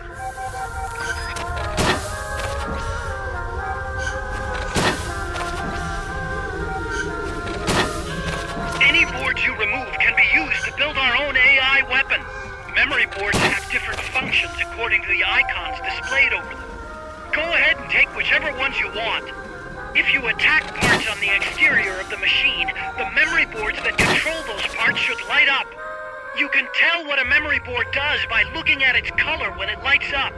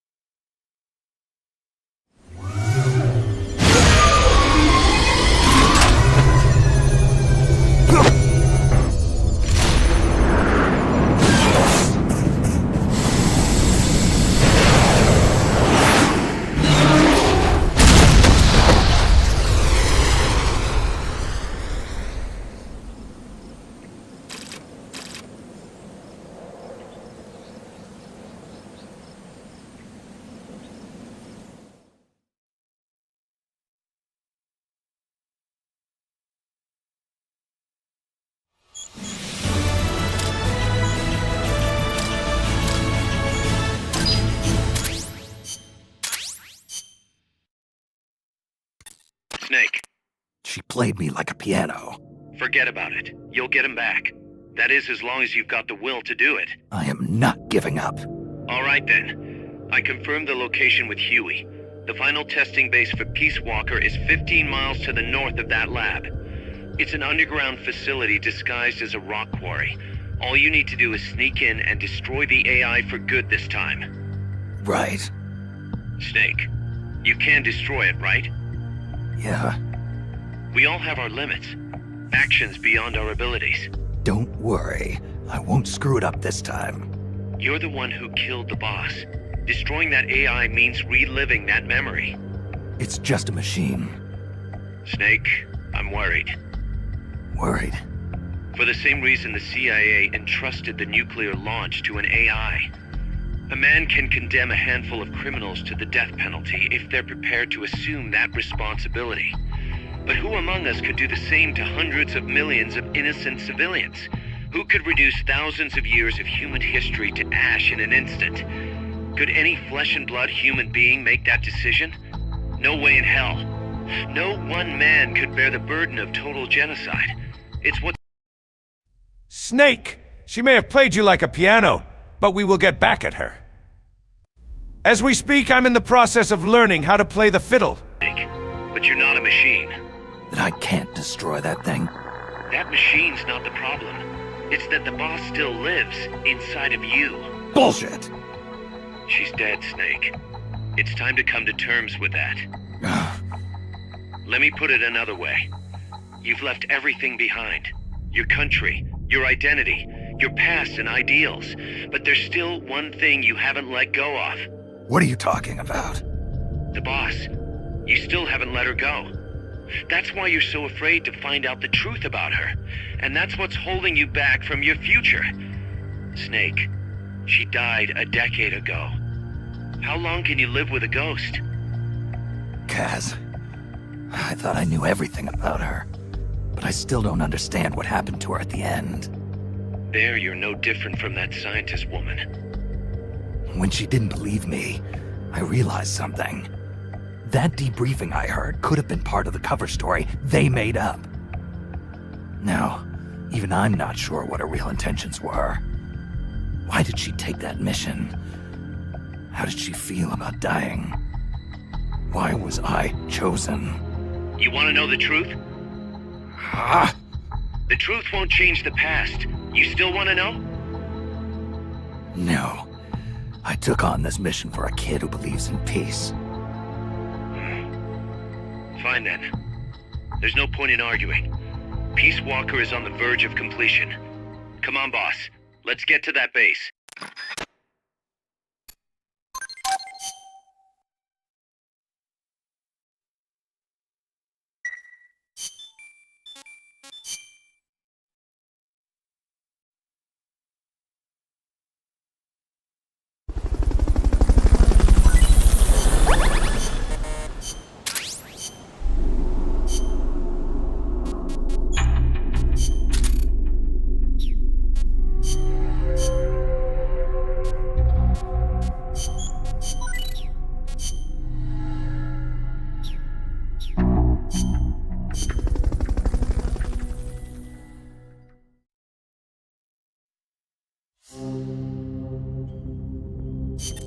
Snake, the Peace Walker platform and AI have been shipped to the final testing base. Once assembled, it's only a matter of time before they launch the nukes. Hurry!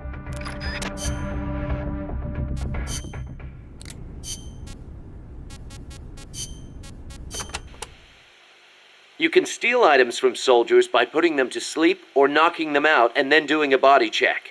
Get close to the unconscious soldier and press the action button when you see the icon. Or you can sneak up on them from behind and do a hold-up. It also works if the soldier's near death. Keep in mind though, if you wait too long, you'll have a dead soldier instead of a dying one. And you can't do a body check if you're holding the Fulton recovery device either. So don't try.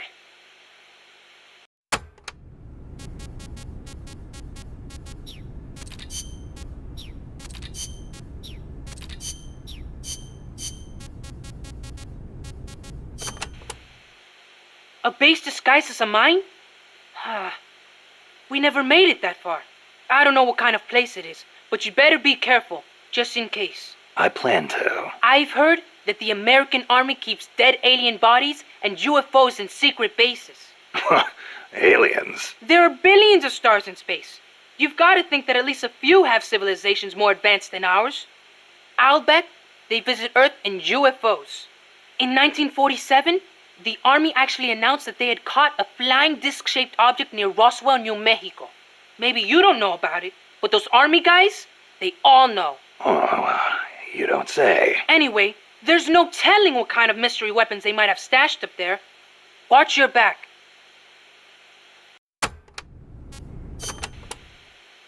Apparently, UFOs are connected to cattle mutilations. Cattle mutations? No, not mutations. Mutilations. It's a word I'd never heard before. People have been reporting their livestock dying in mysterious ways near the same places where UFOs have been sighted. They say the bodies are drained of blood and the eyeballs and sexual organs are gouged out. Wow, when you leave a corpse cut open in a field somewhere, the ground soaks up the blood. Yeah, but supposedly these cows weren't cut up by any man-made means.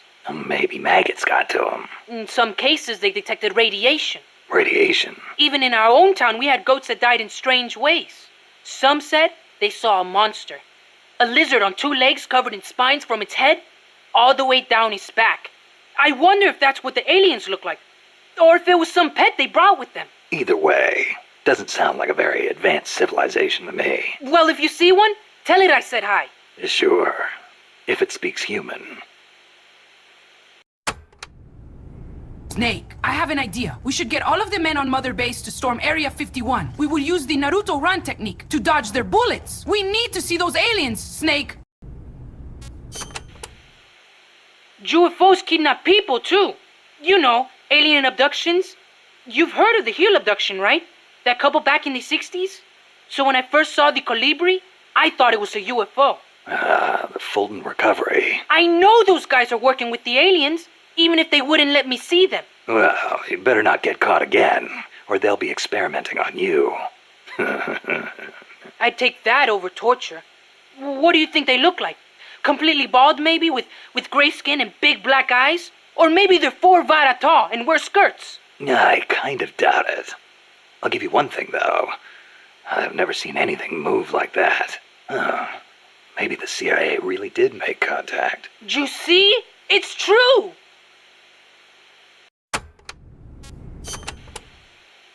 You want to know something? I once met an alien cat. An alien cat? Yep, it was dark out, so I couldn't see too well. But it was a cat with a huge long tail. Its eyes shined in the dark, too. Most cats' eyes do. At first, I thought it was a regular cat. But then, it started talking to me. Inside my head. Inside your head? He said his name was Altargoso El Baki Muñudad. He'd come to Earth from the Andromeda Galaxy to check out Earth's nuclear weapons. The Andromeda Galaxy? Mankind's barely made it to the moon. We couldn't possibly launch nukes that far. El Baki said he was watching over us to make sure we don't destroy ourselves with nukes until the day we humans are ready to join the Space Federation. It's a shame. This is supposed to be the era of détente, and still we've got people pulling stunts like bringing nukes into peaceful countries.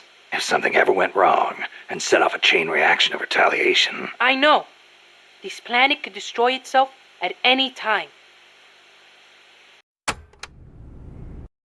Damn it, this kid knows too much. He can be allowed to live. Yeah.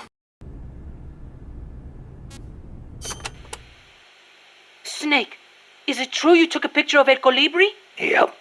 Got it right here. Whoa! It's like an actual UFO! I knew it! Los Yankees are working with the aliens. I know it kind of looks that way, but... Hey, Snake, can you make me a copy of that? Well, I don't see why not. What for? People pay good money for this stuff. We can use it to raise money for MSF. Sure, kid. You go out and get us a good price for it. You don't believe me, do you? I'll get the money. You'll see.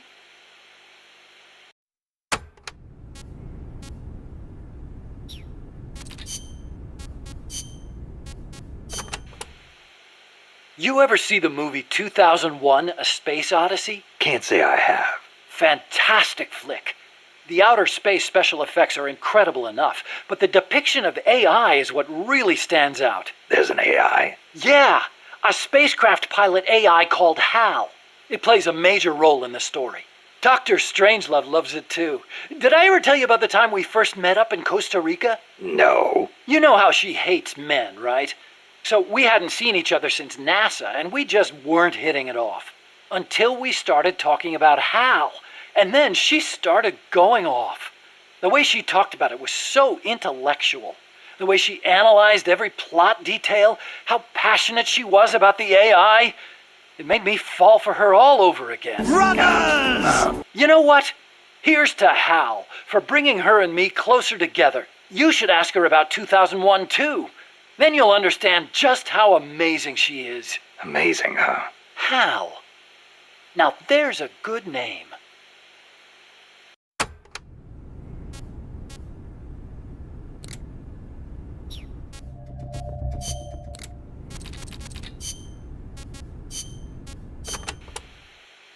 How are you enjoying Mother Base so far? It is wonderful. Good to hear. I was worried someone as cultured as you would find the plant a little uncouth. Uncouth? You've got albatross, and frigate birds, and terns, and tropic birds. Seabirds I have never had a chance to see in France. Oh, well, great. I'm sorry. I know I should not spend all day chasing birds. Is there anything I can help with? I appreciate the offer, but I'm not sure what I could ask you to do. Well, I'm certainly not cut out to shoot a gun. Cecile, where'd you learn to move through the forest like that? The birds weren't scared of you at all. Becoming one with the forest is the very essence of bird watching. They won't behave naturally if they sense a human nearby. And that can really affect your observations. I see. Kind of like scouting, then. I am also good at spotting birds from a distance, tracking them based on the tiniest of clues, and being aware of my surroundings. You're starting to sound even more like a scout. The only way to find a bird is to think like a bird. Now, think you can find a place for me? Yeah. What a fool. That Strangelove hates men. But I love men. The men at Mother Base are our most valuable asset. They cook the food, clean the deck, and go out there and bring back blood money to make us rich. What is there not to love about men?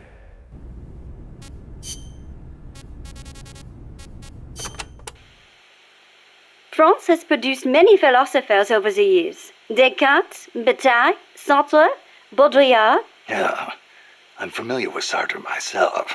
He called Che Guevara the most complete man of the century, didn't he? Smart guy. He does tend to sympathize with the left. And what else do you know about him? That's it. You know nothing else? Nope. Ooh la la! The man is one of the giants of existentialism, you know? Existentialism? I've been meaning to look into that. Nothing more dangerous than sneaking in without first securing an exit. No, existentialism. Sometimes I wonder if my English is not better than yours. Sorry, I'm just not into philosophy. Ah, is that so? I would imagine it might really enrich your life. I'd rather take action now than spend time thinking about what we are or how we're supposed to live. I guess you could say I live my philosophy. Interesting. That sounds like something Sartre would say. Yeah? He says we are born with no defined nature, and that we are free to make ourselves what we wish. Free. So he was one of those devil-may-care kind of guys, huh? No. Actually, he meant that because we are free to create our own life, we must take full responsibility for our actions. Man is condemned to be free, is how he put it. Condemned to be free. But then, others will take it upon themselves to define who you are. I've been feeling that way lately. I keep telling people to call me Snake, but nobody seems to listen. Sartre also says, hell is other people. Hell? Well, we are outside of heaven.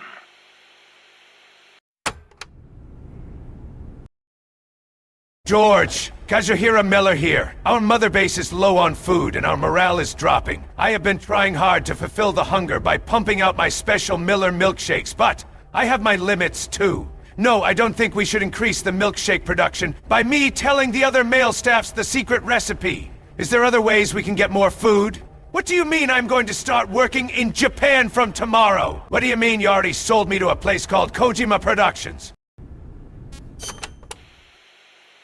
Do you have an interest in the visual art, Snake? Not really. Please, no deep conversation. But you have heard of Picasso, yes? Yeah, I've heard the name. Sadly, Monsieur Picasso, co-founder of Cubism, passed away in the south of France last year. France was his home, you know. Huh? I thought he was born in Spain. Do you know his full name? Pablo Picasso. Anyone would know he's Spanish with a name like... Huh. Shows what you know. What do you mean? Okay, here we go. Pablo Diego José Francisco de la Pala Juan Nepomuceno Maria de los Remedios Cipriano de la Santísima Trinidad Ruiz y Picasso. What do you think? That was his full name. Still, I don't see how... A master of modern art. A genius who crafted over 100,000 works in various styles, spending the greater part of his life in France. The man is a part of our culture. Yeah, that kind of stuff is of limited use in my field. But back to the point. Picasso was Spanish, right? Or am I missing something? He wasn't French, right? Right? Cecile. What difference does it make? It does not matter if he was from Spain or from Mars. Picasso is Picasso. It does not change the fact that he lived in France, nor does it take away from his monumental legacy. Why do you care so much about where he was from, anyway? Whatever happened to the sans frontière part of Militaire sans frontière? You started it. France was his... What was that? Nothing.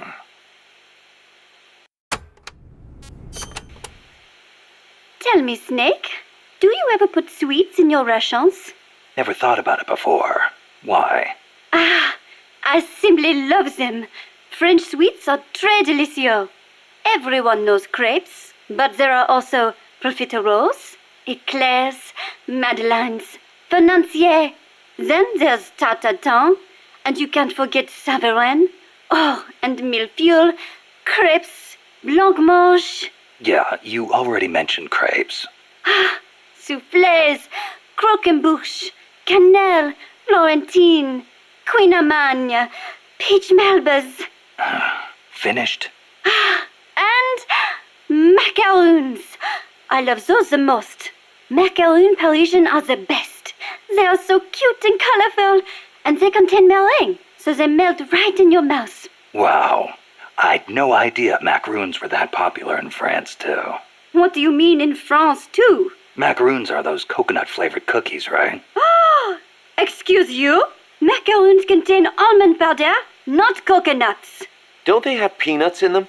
I've had them in Japan a few times. I thought they were called macarons. Macarons? Some cheap imitation, I am sure. French macaroons have a long and distinguished history. They date back to the 16th century when Catherine de' Medici of Florence married into the French royal family. The story goes that her pâtissier shared the recipe after they arrived. That is a history of over 500 years. So, they're originally from Italy, then? Well, Don't macaroons come from Italy, too? Look, I do not really think. Keep in mind, macaron is almost identical to macaroni. Well, that settles it. I cannot believe this. To associate macaroons with macaroni? You, Monsieur Miller, are an insensible oaf. Hey, why am I the bad guy? Come on, Cecile, wait! Cecile!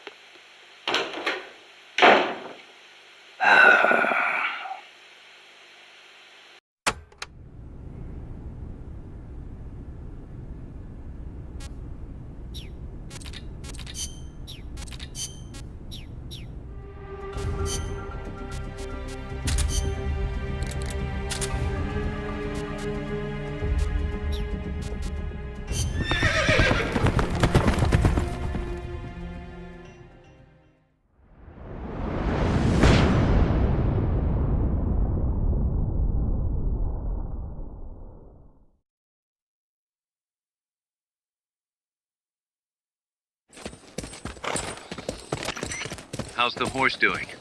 Not too bad. You'd never know he was over 20 years old. He was hers, after all. Seems like some part of her became a part of him.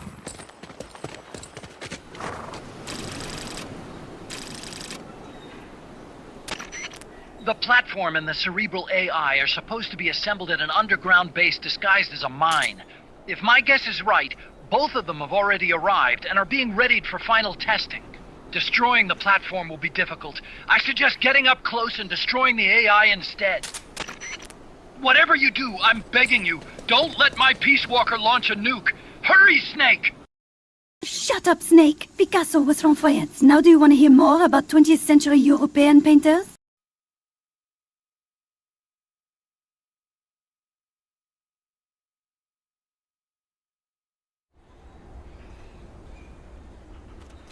Peace Walkers in a base due west of your current position.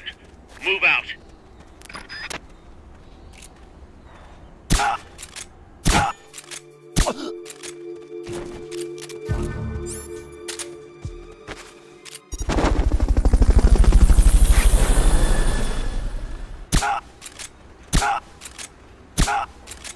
Fulton recovery helicopter is complete. What's going on?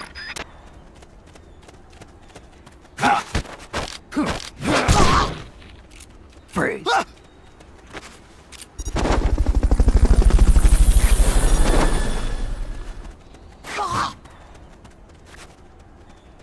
Fulton recovery subject confirmed onboard helicopter.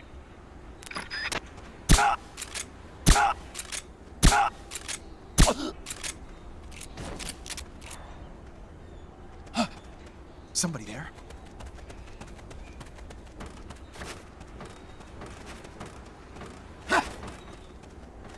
The enemy! Freeze.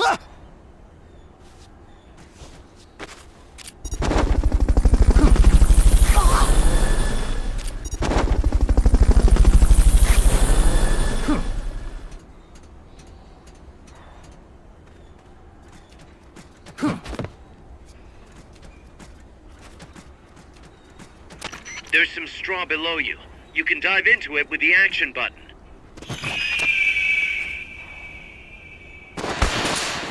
Back in the time of the Crusades, members of the Order of Assassins used what is called the Assassin's Straw Box to hide and get close to their enemies.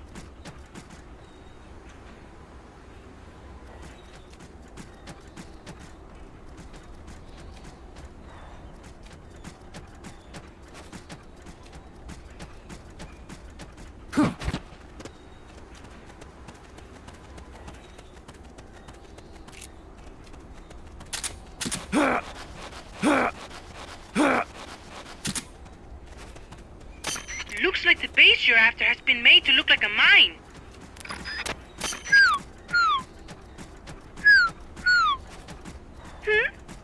Oh, have you had enough?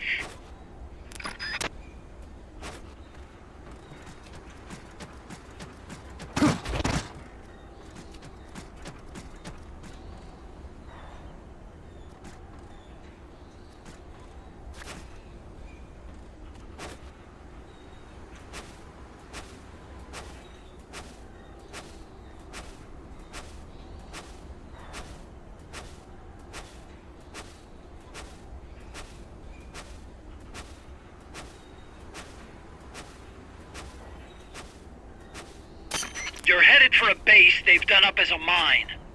Snake, head for the underground base that's been disguised as a mine.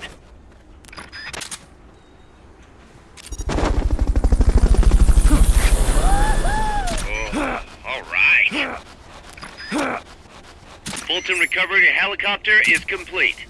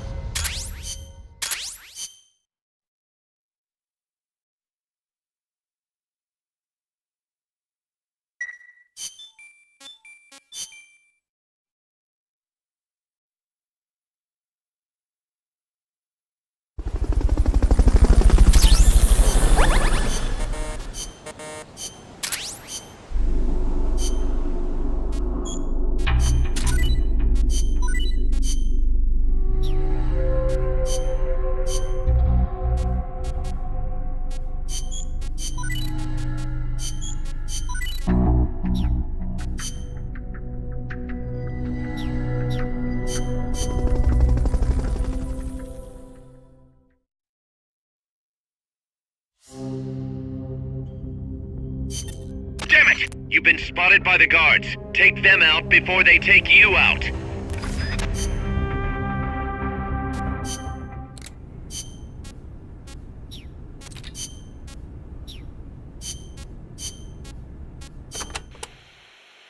So tell me, What do they mine around here?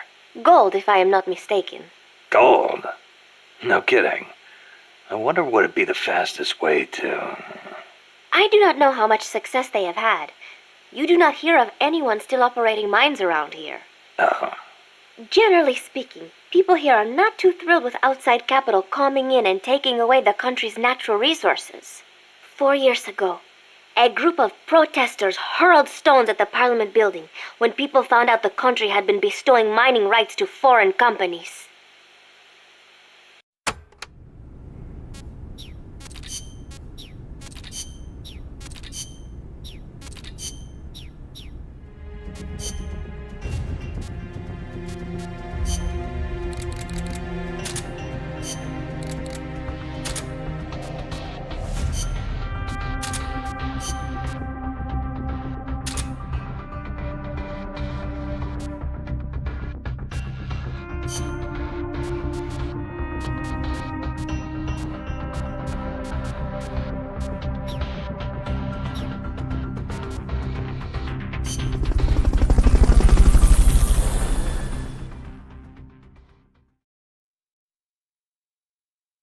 Huh? Is that a mine? Well, well, what do we have here?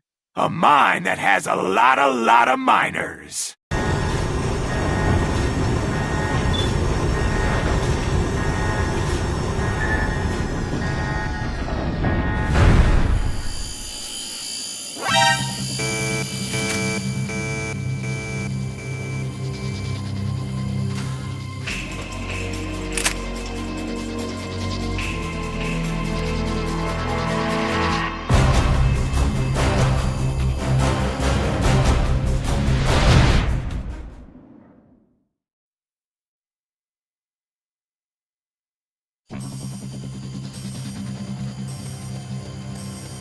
There's no turning back now, Snake.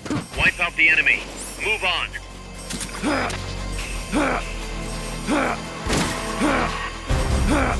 Keep your eyes peeled for snipers. A good one can hit you from a mile away.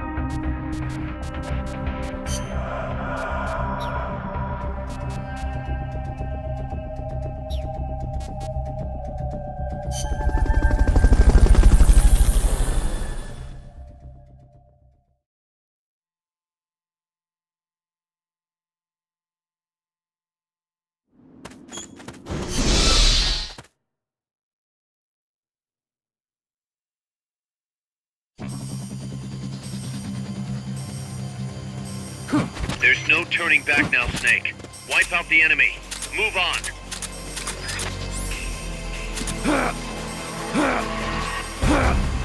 Keep your eyes peeled for snipers. A good one can hit you from a mile away.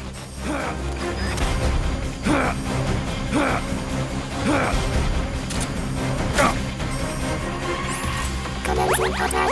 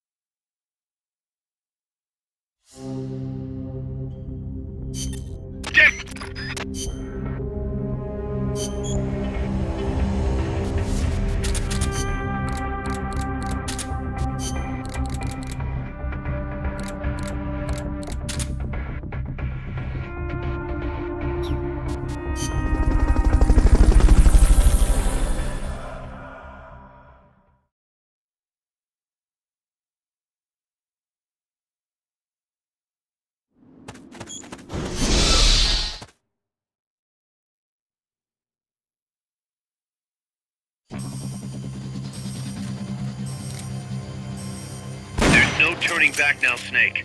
Wipe out the enemy. Move on.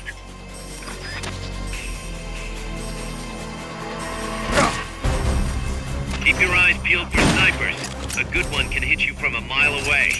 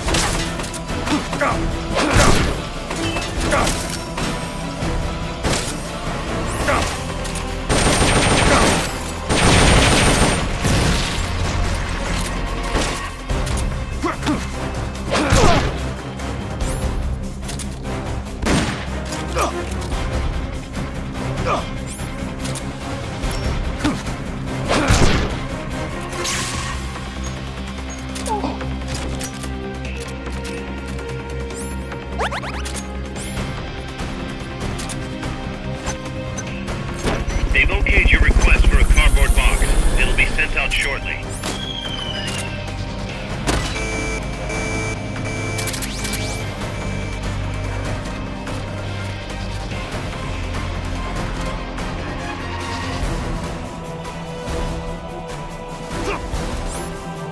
They've got rocket launchers.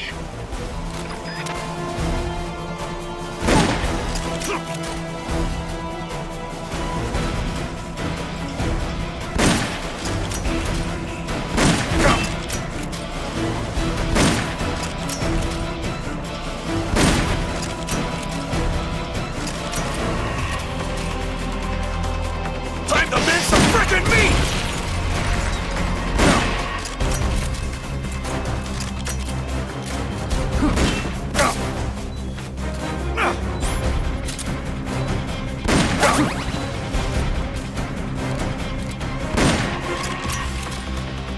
Time to make some frickin' meat!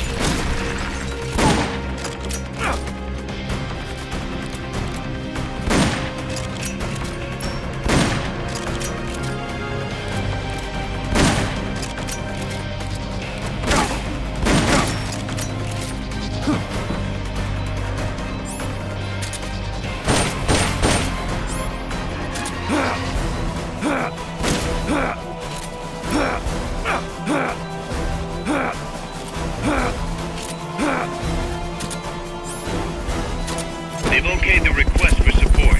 They're sending out a cardboard box as we speak.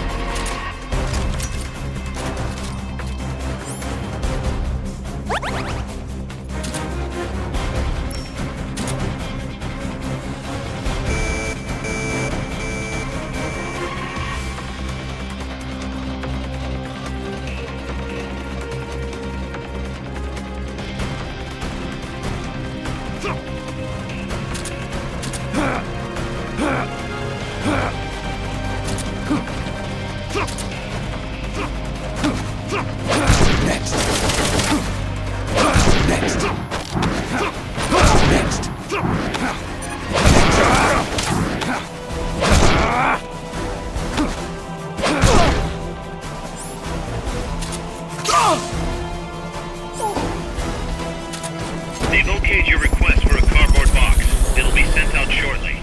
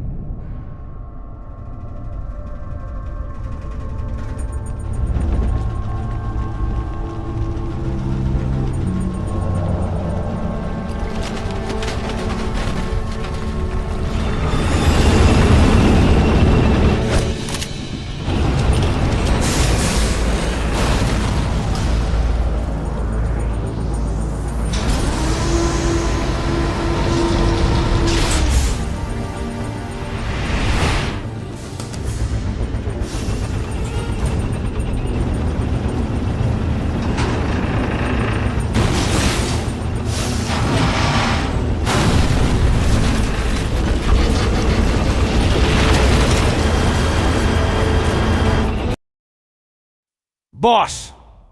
I just opened up my Miller's Maxi Buns joint. Time to mince some freaking meat!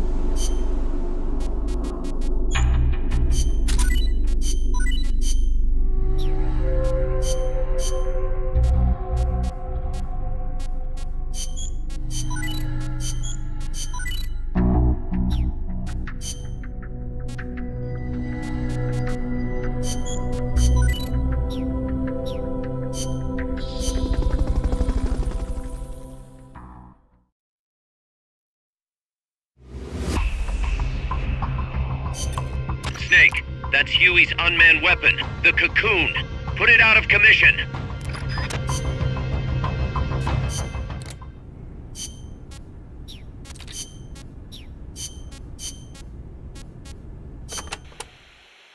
They must have had to clear a considerable amount of forest to open up that mine. No doubt. So much for any hiding places, too. And it is not just the forest. Without the proper precautions, the mine's wastewater could pollute the groundwater. And to top it all off, they're developing nuclear weapons there too. How can people care so little about their own country? I'm not the one to ask about that. Well, you may have abandoned your country, but you still treasure where you came from. You think so? Sure. I know you do. Paz, whatever you do, never stop loving your country.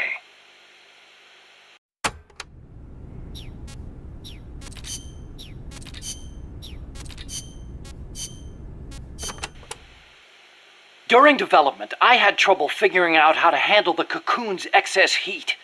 I'm embarrassed to admit it, but the radiators are most likely its weakest points. They're not heavily armored, as heat wasn't dissipating properly. Where are they? There are multiple radiators on the upper and lower sections.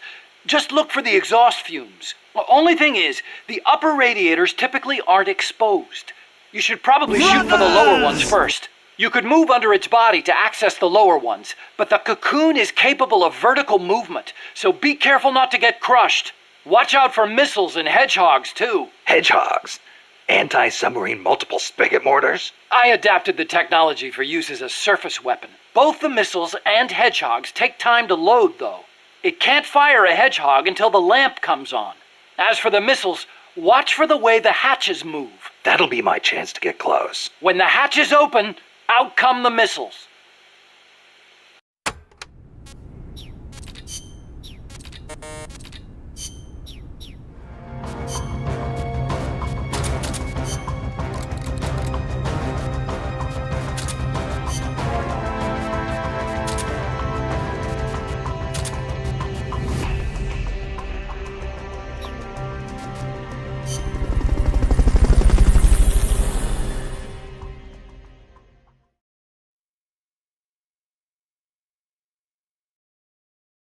This is not even the best way to mine for diamonds. Just dig straight down to minus 57Y and then strip mine in every direction. Now everyone, like and subscribe to my Minecraft channel.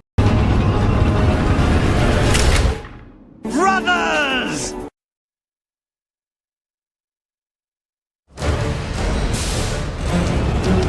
Get rid of the Cocoon.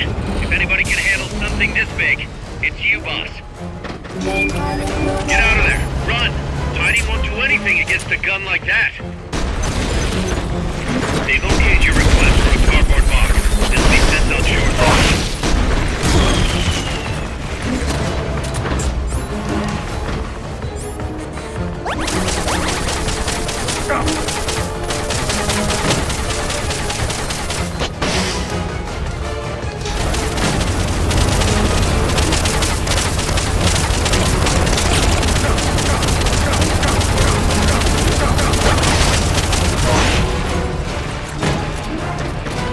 You're gonna want to take out that weapon before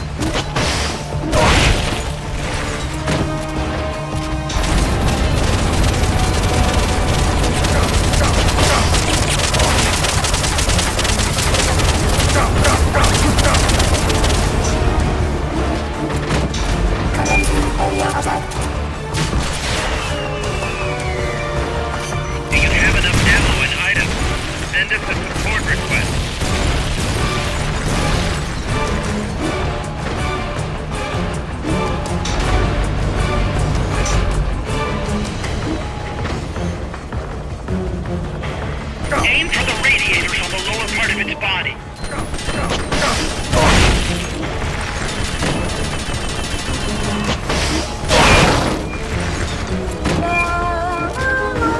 Use the action button. You don't want to get crushed. Bravo! Great job!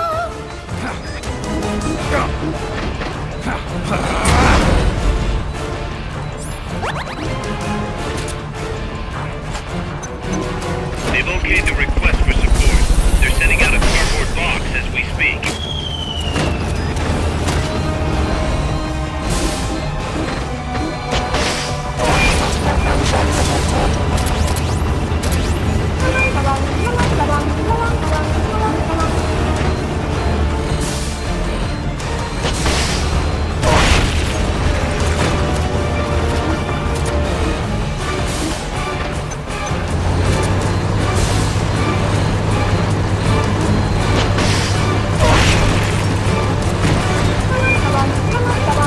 They've okayed your request for a cardboard box.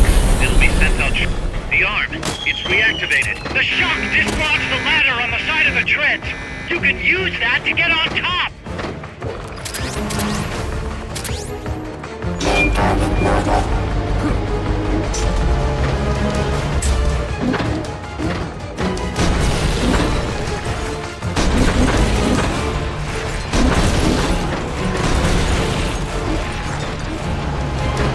See the ladder on the turret?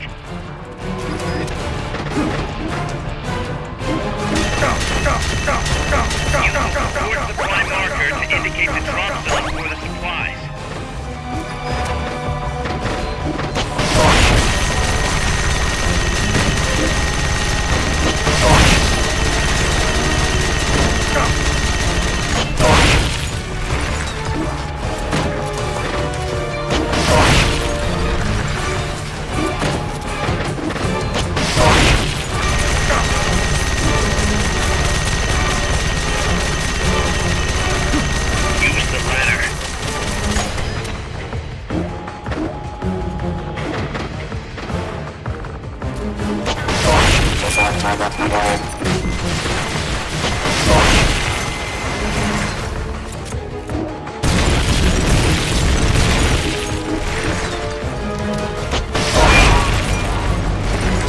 Attack the AI pod to destroy its hatch. It's the cylindrical structure. Now go left from the high area in the front. Get in the AI pod.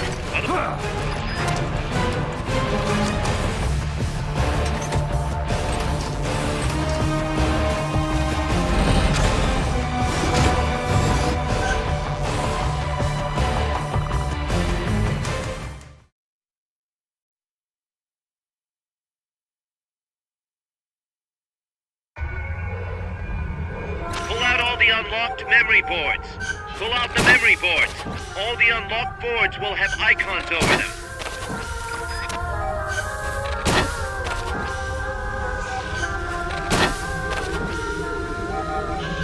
Any boards you remove can be used to build our own AI weapon. Memory boards have different functions according to the icons displayed over them. Go ahead and take whichever ones you want. If you attack parts on the exterior of the machine, the memory boards that control those parts should light up. You can tell what a memory board does by looking at its color when it lights up.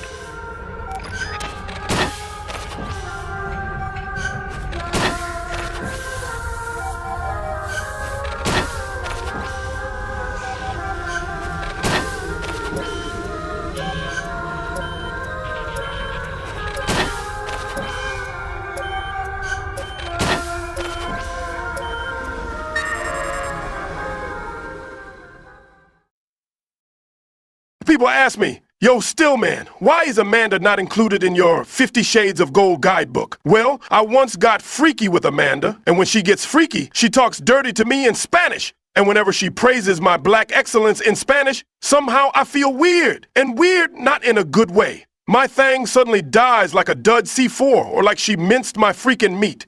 Boo! Hoo! Hoo!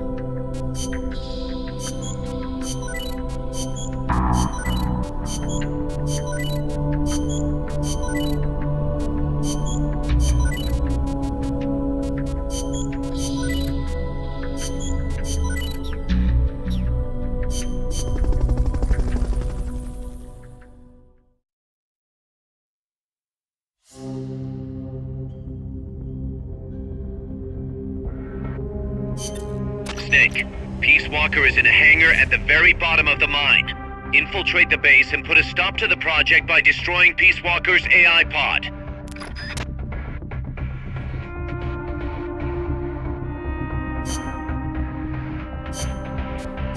Stealth.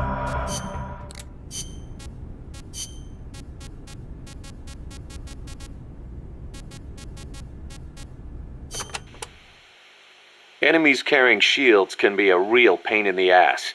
To hear Amanda tell it. Trying to fight those bastards while they sit behind their shields taking pistol shots at you is enough to make you want to rip your hair out. Get around and flank them if you can. You might want to try blinding them with smoke or stun grenades first. Also, armor-piercing rounds should make it a little easier to punch through their shields. Use them if you got them.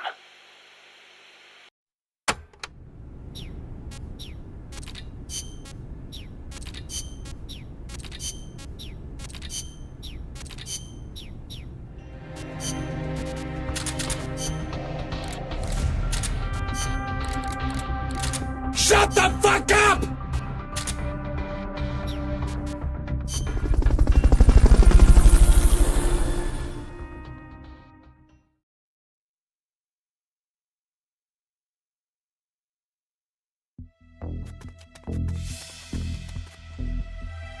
The enemy's still on high alert after that last tangle.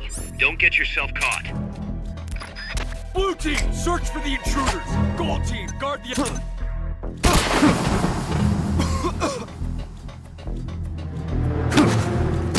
Next!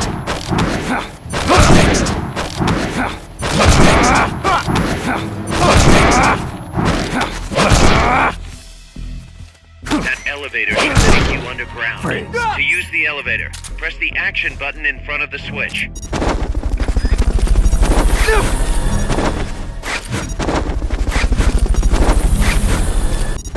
Fulton recovery helicopter is complete. Fulton recovery subject confirmed onboard helicopter. Fulton recovery helicopter is complete.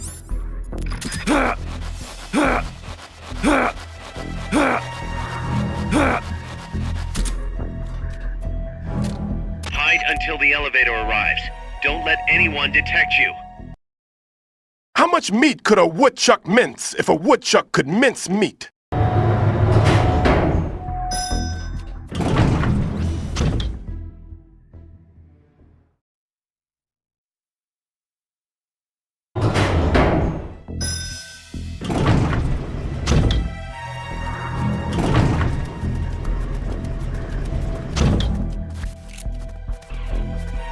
What is it?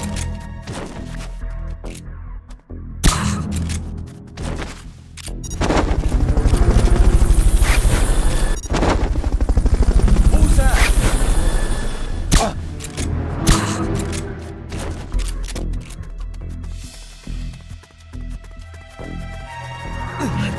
What was that?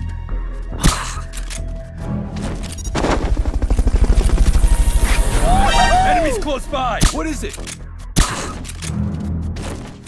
Fulton recovery subject confirmed.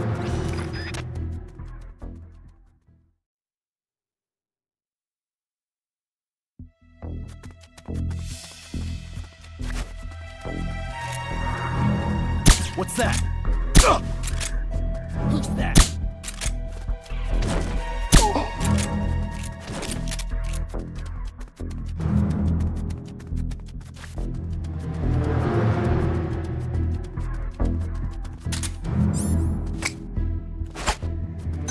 What's that?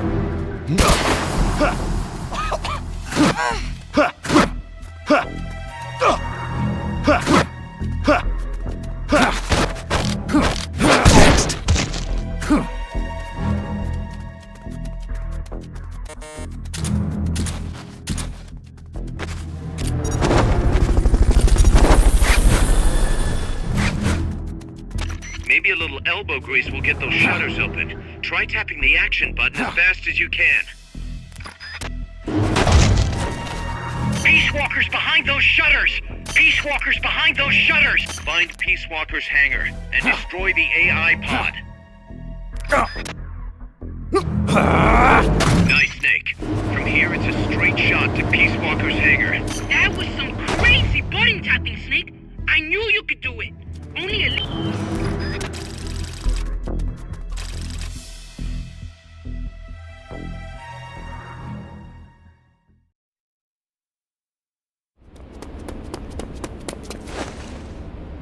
Initiate.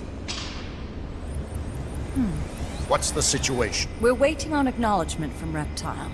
It could be a while. Don't take all night. Coldman. I'd like to perform one final check. Everyone, take a break. I've got some concerns about the dummy. Now's your chance, Snake.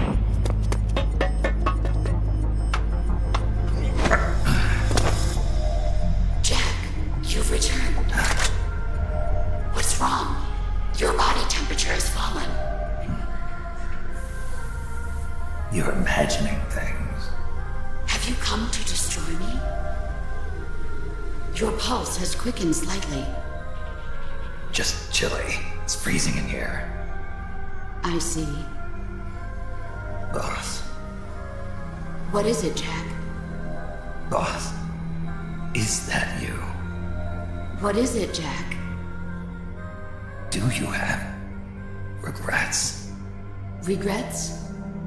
About your final mission? My final mission? The one in Groznygrad. I've never been on a mission there. September 1964. You betrayed the United States, and then I killed you. I have no record of such a debriefing. Listen to me. I have to know. Did you defect to the Soviet Union of your own free will? There is no mission record matching that description. Jack. You're not the boss. The boss is dead. Don't do it, Jack. Drop your weapon, big boss. Mammal showed the same response back at the lab. It's a sure sign that you are nearby. It's an honor to meet you again, big boss.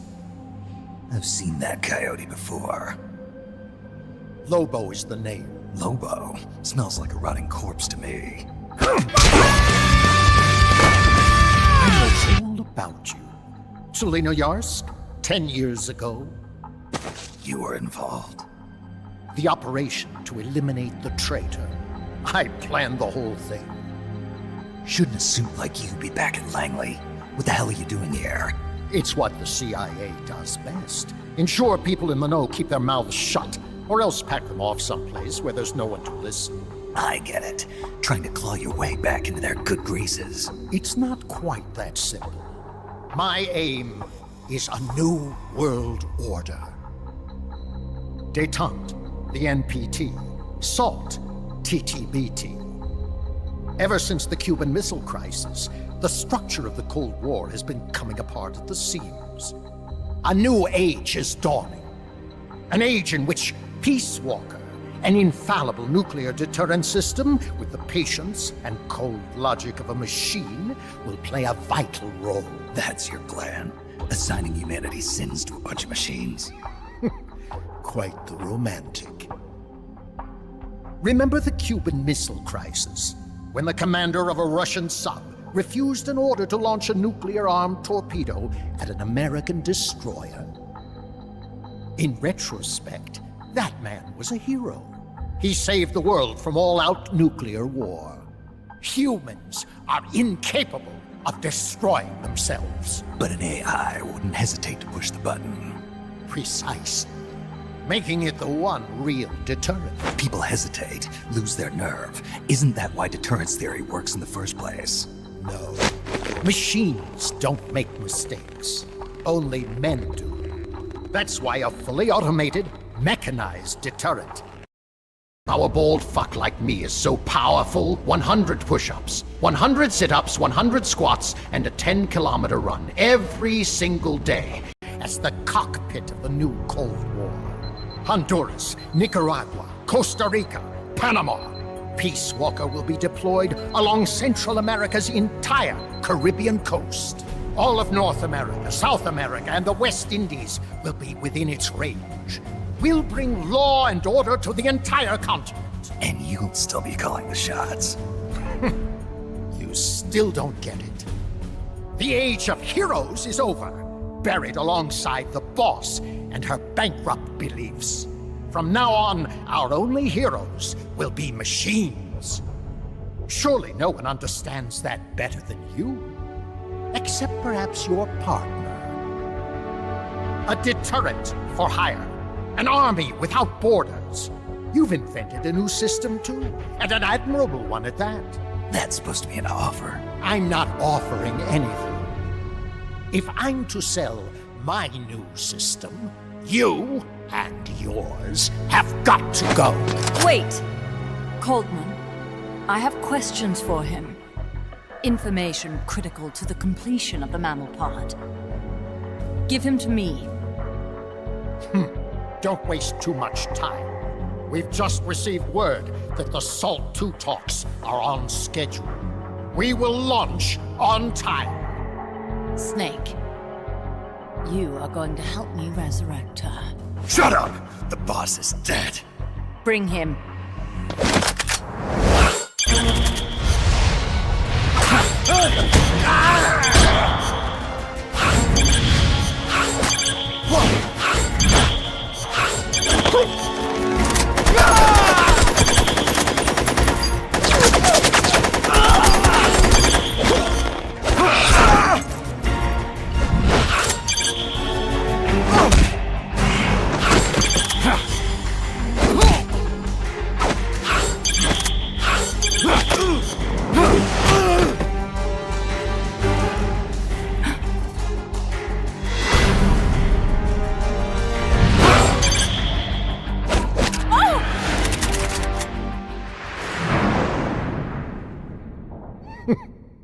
Take him away.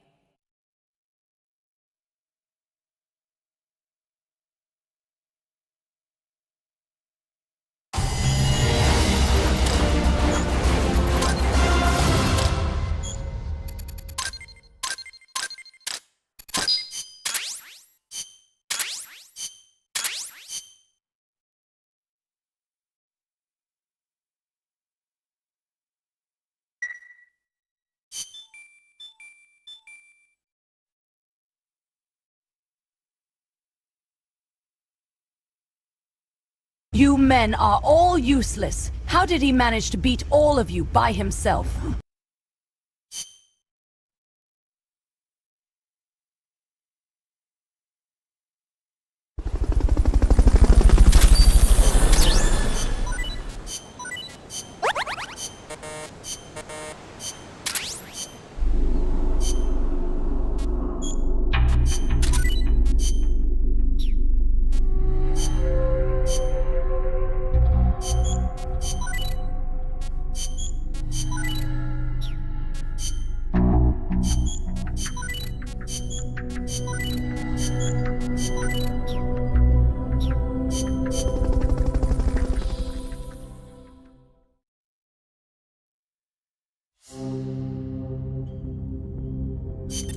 Snake, I hope you can hear me. Word is you've been captured by Strangelove. I'm guessing they confiscated your gear, but I know you've still got something left. Search your memory, Snake.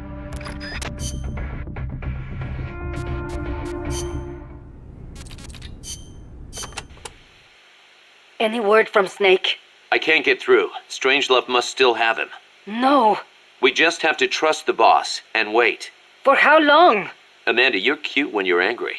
But please calm down. He's prepared for situations like this. With what? They'll find whatever he has on him. No, they won't. Because this is something a lot more personal than equipment. And Snake never would have gotten rid of it.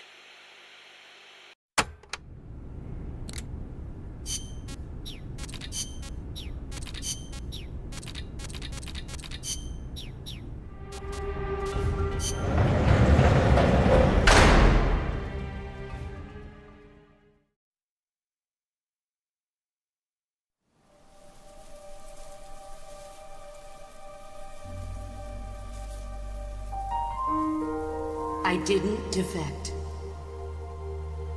I'm loyal to the end, to my purpose. What about you, Jack?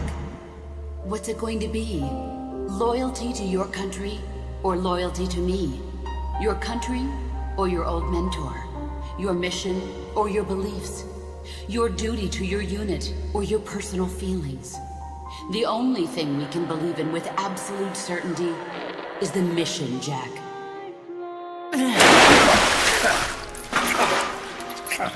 Rise and shine.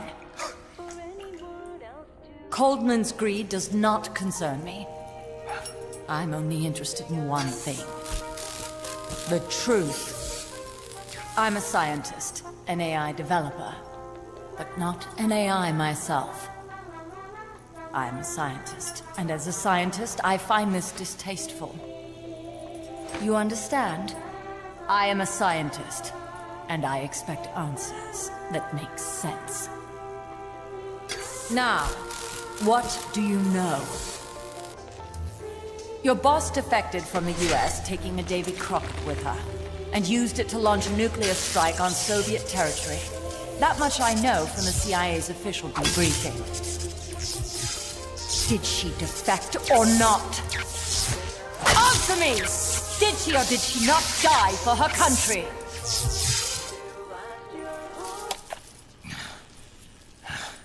She sold us out. My orders were to take care of her. I am a scientist. Do you hear me? I am a scientist. I do science using scientific research. Do you understand me? I am a scientist. Now, let me enlighten you on the basic science of cock and ball torture. Cock and ball torture from Wikipedia. You hate me? Fine.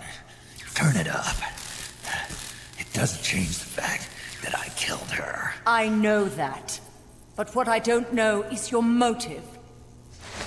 Why would a hero, loyal to the end, betray her country? What really happened? What did you see? She betrayed more than just her country. She betrayed me, too. Then how do you explain that bandana? Why keep a memento of a traitor? What are you talking about? And what about that scar? Don't tell me you have the same scars by sheer coincidence. Don't touch me! Decorating your body with her memory. Rather effeminate, if you ask me. Answer me! The free encyclopedia at en.wikipedia.org. Cock and ball torture, CBT, is a sexual activity involving torture of the male genitals. This may involve directly painful activities such as wax play, She sacrificed her life for America, didn't she? Sacrificed all for a country that cared nothing for her soul or for her dignity. And you... Yes, I do hate you. But even you must understand how I feel. I have a right to know what she died for. Why won't you tell me? You're no longer one of Washington's lapdogs. You have no moral obligation to your country. Answer me! Would you see your beloved boss brought back to life? Then say it. Say she died for America. That she remained true to the end. Gave her life for the country that betrayed her time and again. No. That woman was a traitor. Why? For what purpose? She went to her grave, cursing her country. Why? Who is it? What are you protecting? I'm not helping you finish that thing. Face it, the boss is dead. Whatever's inside that machine, it isn't her. I'm raising the voltage. The next one might kill you! Section 2. Ball stretcher. A ball stretcher is a sex toy that is fastened around a man in order to elongate the scrotum and provide a feeling of weight pulling the testicles away from the body. While leather stretchers are most common, other models are made of steel rings that are fastened with screws called additional, mildly uncomfortable weight to the wearer. The length... Why? Why not just give up? He's passed out.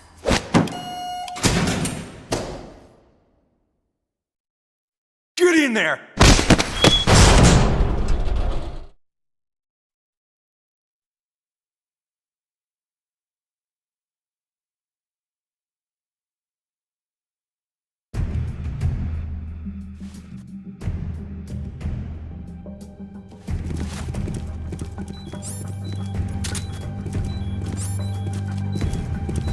Don't be getting any ideas.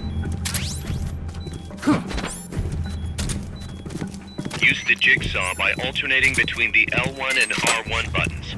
Just make sure to keep it down.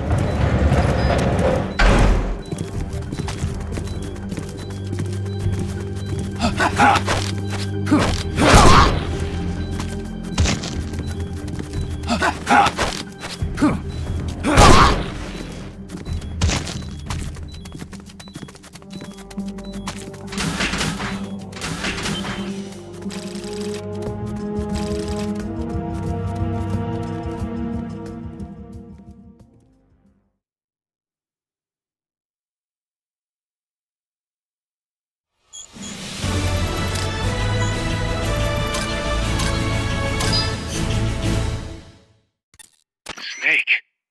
Yeah? It's good to hear your voice again. Kaz, how about something a little sharper next time? You got it. How about a diamond-bladed jigsaw? And, when's the next time gonna be anyway?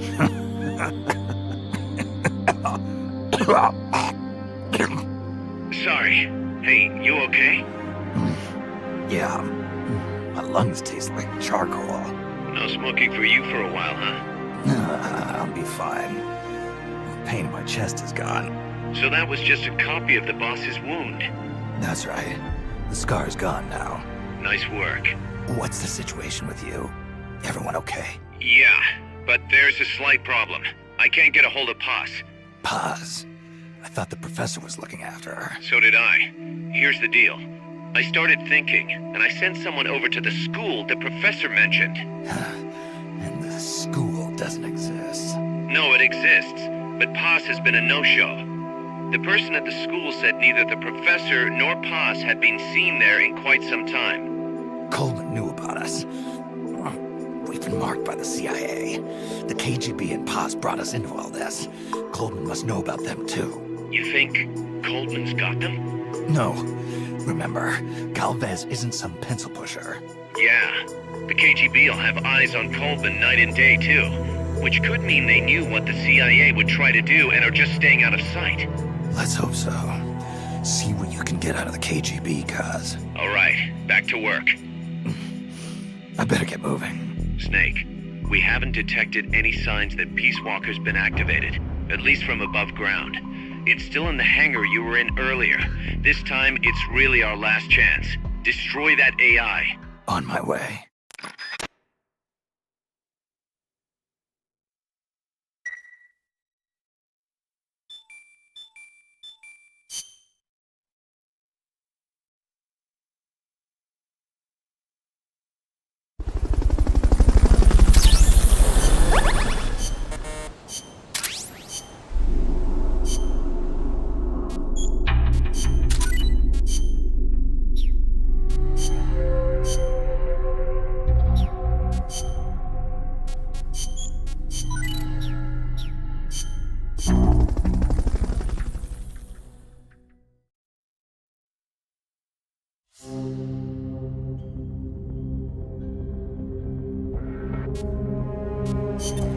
Snake, Peace Walker is being prepped for activation in the hangar at the bottom of the base.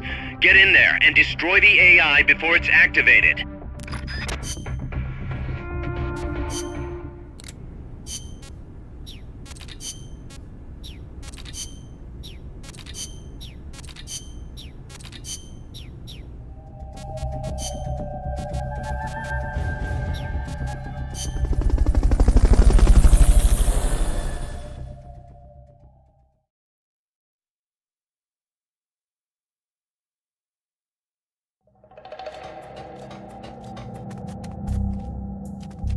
Time's running short. Get over to Peace Walker's hangar now.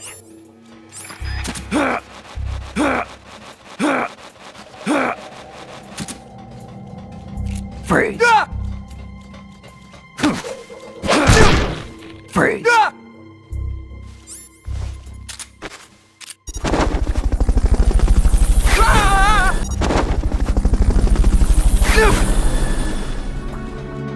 Fulton recovery helicopter is complete. Fulton recovery subject confirmed onboard helicopter. Somebody there?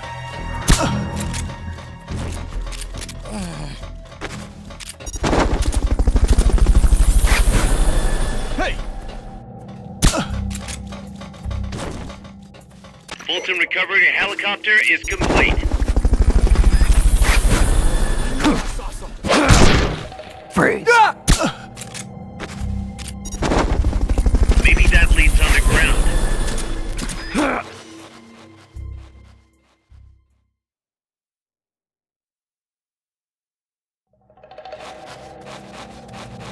Enemies that coordinate their attacks are too much trouble when you're solo.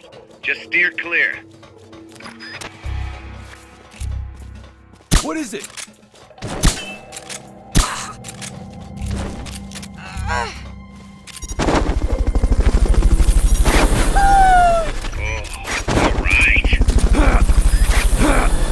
Fulton recovery subject confirmed onboard.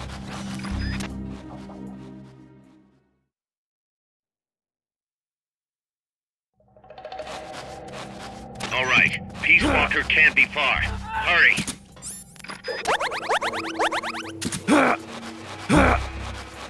What?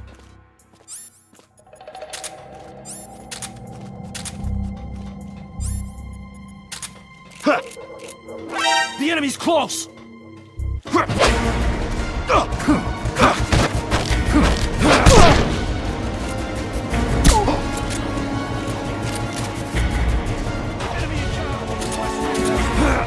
Negative. We can't spare reinforcements. We'll have to make do with what you have.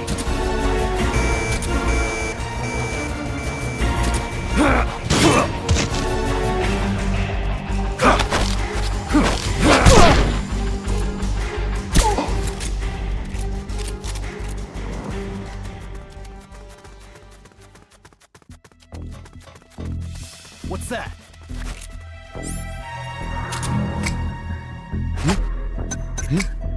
What's that noise? Freeze. Next. Freeze.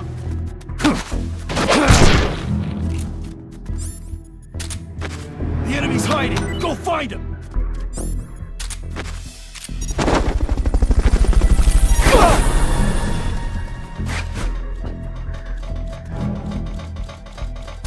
Fulton recovery helicopter is complete.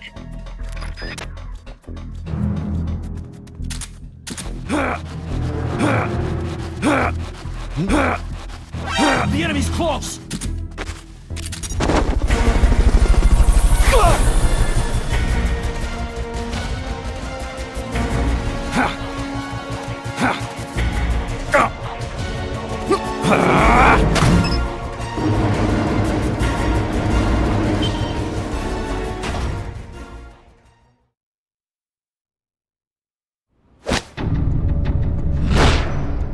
It's too late, Big Boss. Snake! Boss. At last I found her. The culprit who led you here to begin with.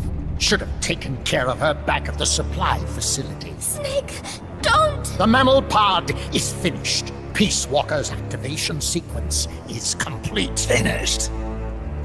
With the boss, you were loyal to the end. I'll grant you that. But your silence was exactly the answer I needed. 10 years ago, your mission was to kill her. And her mission was to be killed by you. She fulfilled her duty to America to the very end. Thanks to you, Snake, the final missing piece is now in place. And thus, the boss is restored to life as the mammal pod. I thank you. We're Restored to life? You're crazy! I'll let you in on a little secret, Big Boss. You see, I've already selected Peace Walker's initial target. An offshore area in the Caribbean. The trade winds will scatter the fallout all over the surrounding region. Crops and fish will die, leaving plenty of free hands to help us mass-produce Peace Walker. Oh, and wouldn't you know, someone's gone and built a pesky little fortress there. Now who would do that? And right in the middle of the target zone, too. Oh well, all the better to test the warhead, CEP. You bastard! I wonder who'll miss a ragtag band of pirates all the way out in the middle of the Caribbean. But first, we're going to prove to the White House that our baby can travel the Caribbean coast on its own. The whole world will know of Peace Walker's versatility. They'll witness the birth of a deterrent that can penetrate both communist and guerrilla-controlled territory, traverse any kind of terrain, and deliver a nuke anywhere it needs to go. Untouchable, unstoppable, the perfect deterrent. The Cold War's days are numbered. Deterrence isn't only about America and Russia now. You know what? You're absolutely right. While we've been wringing our hands, China, France, even India have surpassed us. There's a free-for-all nuclear arms race brewing just below the surface. The nuclear threat will only spread, which is exactly why we must deter it here and now. And the Peace Walker Project... I'm gonna go take a shit. The advent of Peace Walker will bring calm to this restless world. Don't you see, Snake? We need nukes, controlled nukes, to have peace. Lies! Peace Walker will restore order. Order in the form of a new Cold War. But if the world is to understand the genius of our plan, we must launch! Snake! Stop them, Snake! Don't let him get away!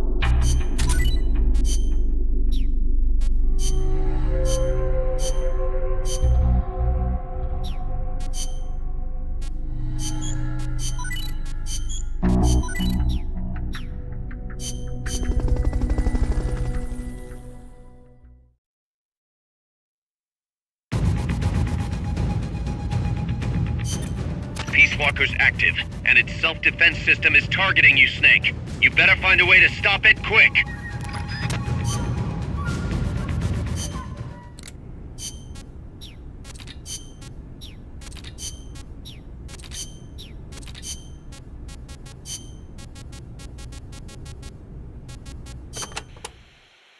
Peace Walker contains an assembly of 2 AI pods.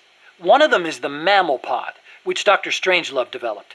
The other's the reptile pod, which is mine. What's the difference? The reptile pod is the attitude control AI. If it's destroyed, Peace Walker grinds to a halt. The mammal pod is responsible for making the decisions regarding nuclear retaliation, reflex, and thought.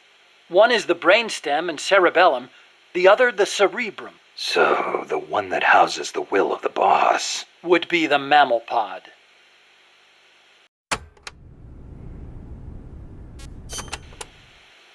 We call it the reptile pod for a reason. The parts of our brains that govern basic life and reflex developed ages ago, when our ancestors were still reptiles. We were reptiles? Well, only at one stage of our evolution. The theory was proposed by the neuroscientist Paul MacLean. Huh. The reptile brain corresponds to the brainstem and basal ganglia in our brain. The reptile pod also incorporates the functions of the cerebellum. So basically, it's the deep parts of the brain. Dr. Strangelove came up with the name. Be careful, Snake! Do not stand under Peace Walker. It will piss on your head. The part of our brain that developed after we became mammals is responsible for high-level brain functions. Such as? Such as intelligence, judgment, even love. That's high level, all right. Location-wise, the mammal brain is on the outside of the reptile brain. The cerebral cortex is part of it. I think it's very telling that Dr. Strangelove named her pod Mammal. It's almost like she wants it to be more than just an advanced AI. What she really wants is for it to have a mind of its own.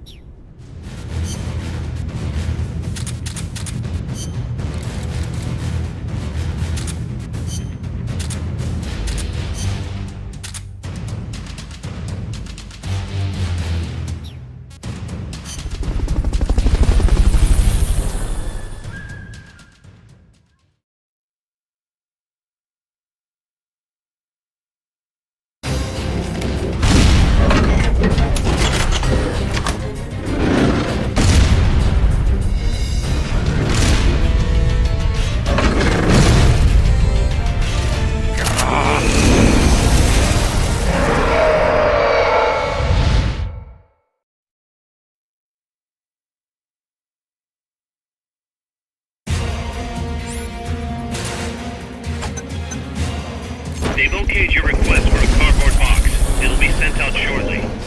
Self-defense system online. Flamethrower engaged.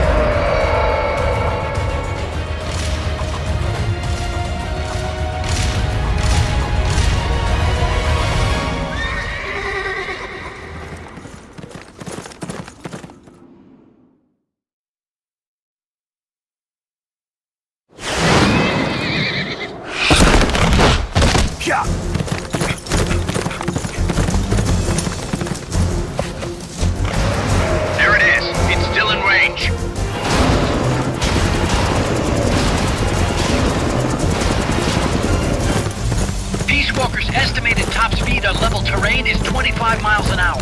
Come on, I bet you can do at least 30. Paz is on board the Hind too. I noticed that. She's our client. We have to protect her. Snake, don't let Peace Walker get away! The day is dawning. Go! Yeah!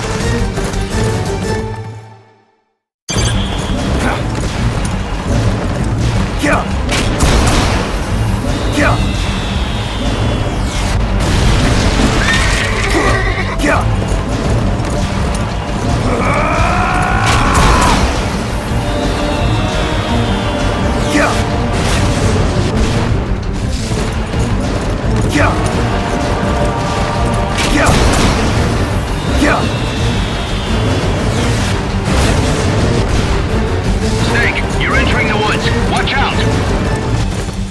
Peace Walker's getting away!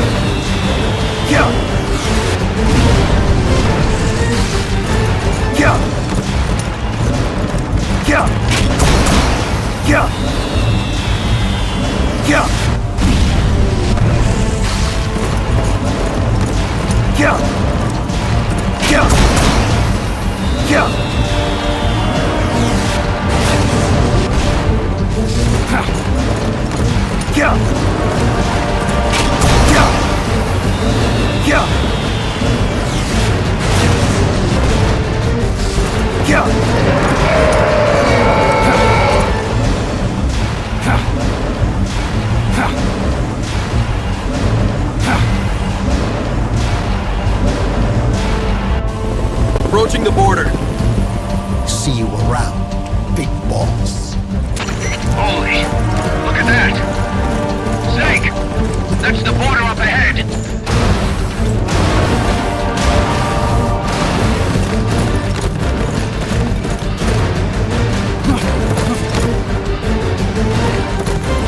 Hang in there. Roll!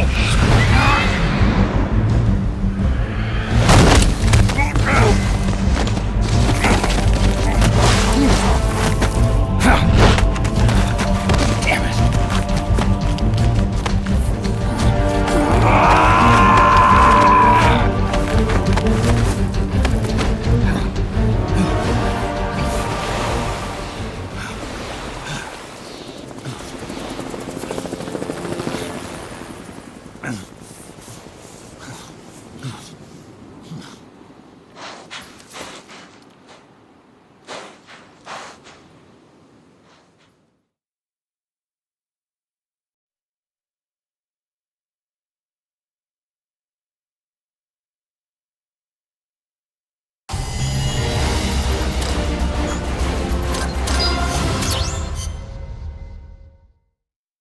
Snake.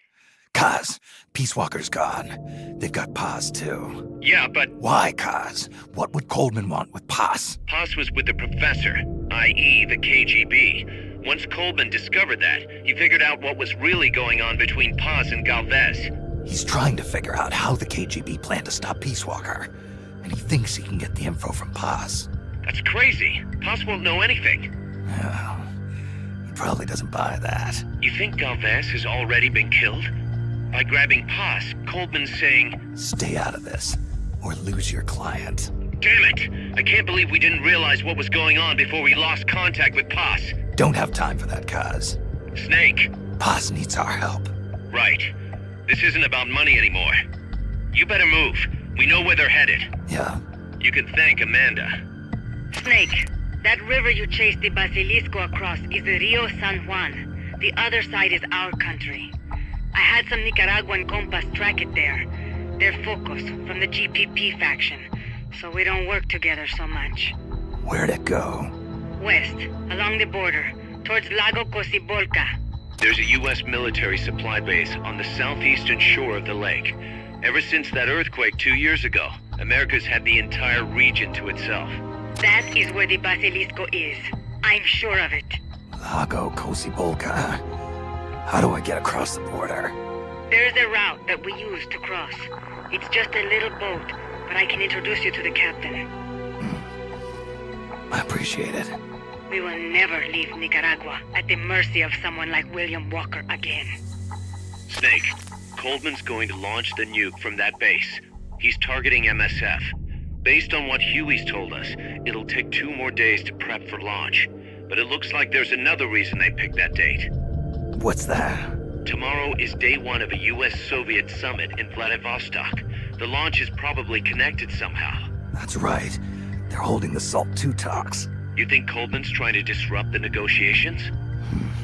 Either that, or use it as a bargaining chip. He's still got pause, too. At any rate, we're running out of time. I'll figure something out.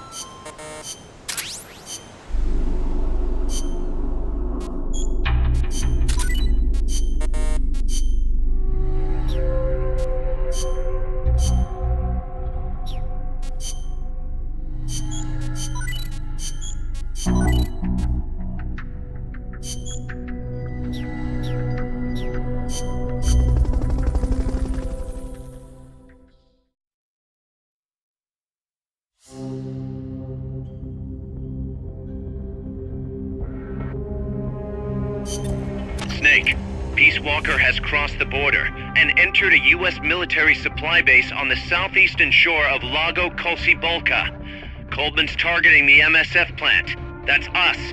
Don't let it launch that nuke. Destroy Peace Walker.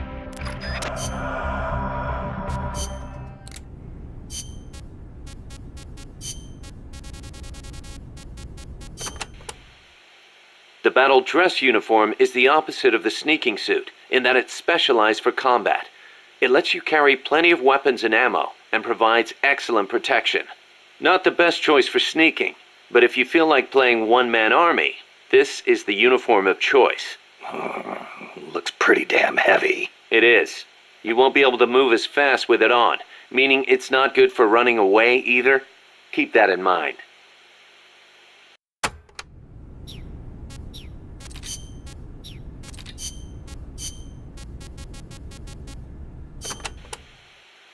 Amanda, you getting used to Mother Base? Yes, it is heaven compared to living in the mountains. We are no longer constantly on the run from La Guardia or mercenaries. Some of the new guys we recruited used to be mercenaries. We are getting along. It was difficult at first, but once you talk to them, you realize we've got plenty in common. I see. Good to hear. We may be enemies, but we are all still human beings. La CIA's soldiers, La Guardia. The same goes for the people of America. What's gotten into you? Mi viejo got involved with drugs in order to scrape together money for La Revolucion. He did whatever the KGB said, all for Nicaragua, or so he told himself. But I realize now, in the end, all he did was help poison young people of America. Yeah. I have made up my mind. Even when I leave Mother Base and return to La Revolucion, I will never turn to drugs. Nor will I look to the KGB for help. If we topple Somoza using the KGB and drug money, we will lose the people's hearts. So, you're choosing a different path from your father. I still respect him, but I will not do things the way he did. Well, I'm sure Chico will be glad to hear that. Chico is a grown soldier now. I could not face him otherwise. Well said, Amanda. Those are the words of a true Commandante. Stop. I was inspired by the greatest Comandante I have ever known. Boss.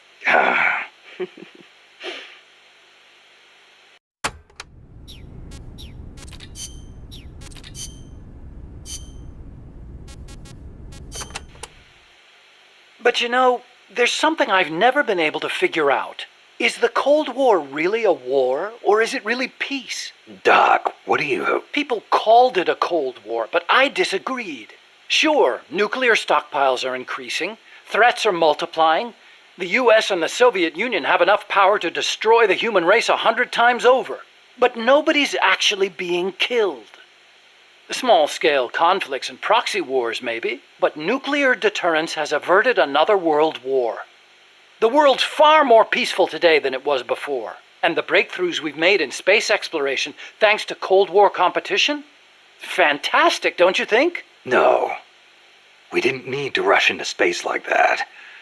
Going into space may have been mankind's dream, but good people were sacrificed in the scramble. Maybe so. NASA's definitely got some skeletons in its closet. Same goes for the nuclear arms race. Atomic testing has killed civilians and exposed thousands to radiation. Believe me, I know. And now, this. What peace was I trying to protect anyway? The more I think about it, the less I understand.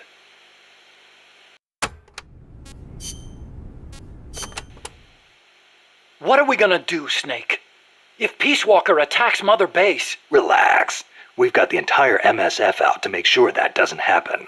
Yeah, but Peace Walker's missiles have 1 megaton warheads. The fireball alone would be 1 mile in diameter.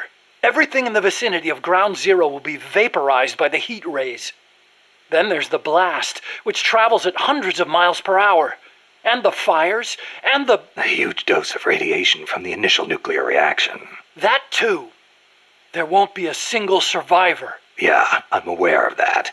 Look, Doc, you made that thing. You know better than anybody what it's capable of. Right now, you've got to give me a rational, scientific estimate of the damage. If we're talking about a nuclear explosion, it's more than just MSF's problem. You're right, Snake. Sorry about that. Like I was saying, Mother Base would be wiped out. Any ships in the area could be caught in the blast too. We'd need to send out a warning. The thing to worry about most is the fallout. The dust of death. If it goes off over water, the particles will be smaller than with an explosion over land, so the wind will scatter the fallout over a wider area. Clouds will form around the salt crystals in the seawater, causing contaminated rain to fall downwind. Yeah, got a taste of that myself. On Bikini Atoll? That's right. The 1954 Castle Bravo test created fallout 300 miles downwind. Poisoned a lot of local residents and ships, so I hear. The yield of Peace Walker's warheads isn't that big, but the amount of fallout will largely depend on weather conditions. It's impossible to make a quick and easy estimate. If it gets into the trade winds, it could come straight to Costa Rica. What was it Coldman was saying? About leaving people free to help out? He's out of his mind. What does he think's gonna happen? When they get hit by rain containing high concentrations of fallout, a lot of them will die from the external exposure alone. The rain will seep into the ground, contaminating the water supply and crops. When they ingest the stuff, the internal exposure starts. Strontium-90 and cesium-137 have half-lives of around 30 years. The effects stay with you your entire life. Leukemia, cataracts, dermatitis, cancer. And it affects reproduction, too. I know. Even today, 30 years after World War II, thousands of people still suffer from exposure to the bomb.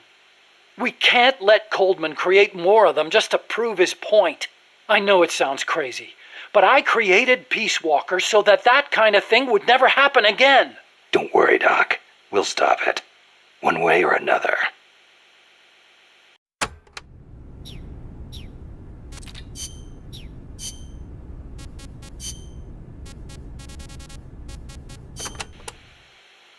France conducted its first successful nuclear test in the Algerian Sahara in 1960. A lot of French scientists took part in the Manhattan Project. They defected to America to escape wartime occupation. Correct. And once the war was over, they returned to France and continued their own atomic research. President de Gaulle did not want to have to rely on the American nuclear umbrella for protection. Thus making France the world's 4th nuclear power. Some say the test success pacified the Algerian rebels.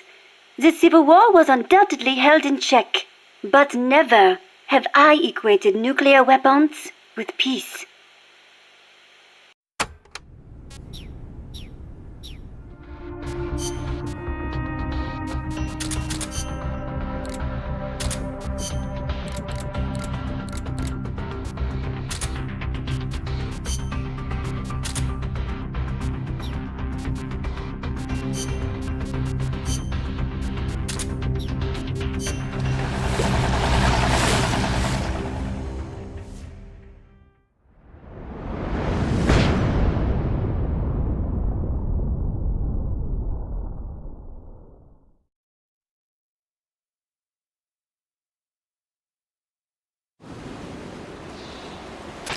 Take the gondola west along the river. When you reach the northern bank, you are in Nicaragua. I've arranged for a guide to get you close. Snake! Chico. Sorry about the horse. He sure was pretty. Life's end. Isn't it beautiful? It's almost tragic.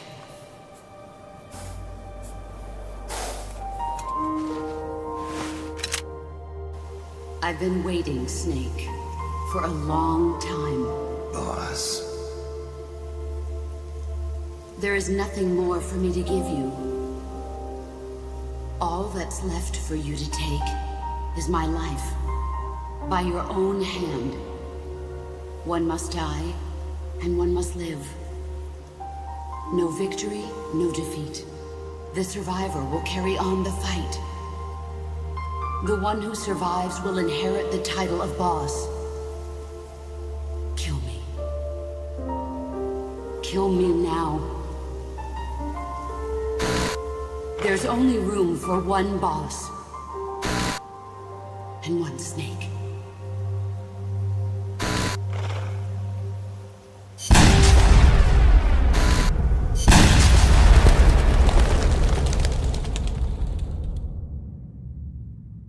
The boss's defection was a ruse set up by the US government.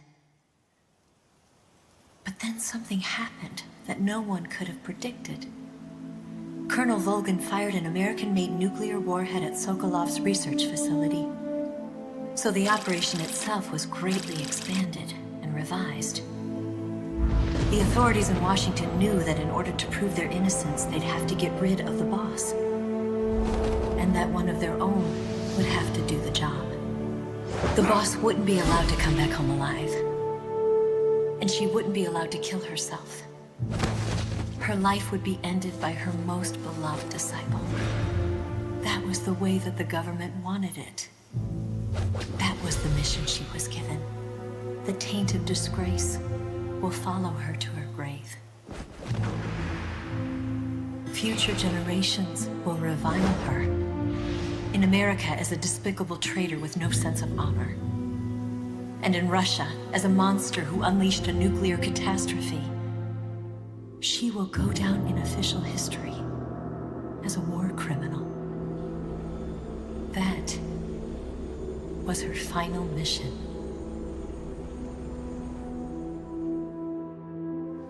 Snake, history will never know what she did. No one will ever learn the truth. Her story, her debriefing, will endure only in your heart. Everything she did for her country. She sacrificed her life and her honor for her native land. She was a real hero. She was a true patriot.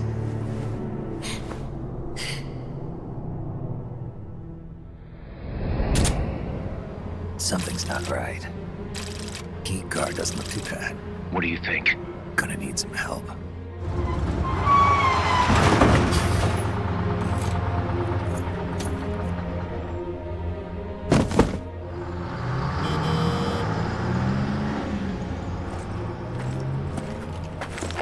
This is Snake. Can you hear me? This is Miller. Loud and clear. Got in without a hitch. Good. There's an airfield on the other side of the building, on the northwestern shore of the lake. That's where they'll conduct the launch. There's a communications tower in front of you. I'm betting they'll control Peace Walker from there. Gaz, they're targeting Mother Base. Don't you think you should evacuate? Nah. Everybody here believes in you, boss. All right, fine then. I've kind of gotten attached to the place myself. What about Amanda and her people? They've been taken to safety. We can't involve them in this any further. Good. They've got their own cause to fight for. And Snake. Don't forget the bad guys have got Paz. I won't. We're prepping a few backup units. Don't let them launch, Snake. We're counting on you.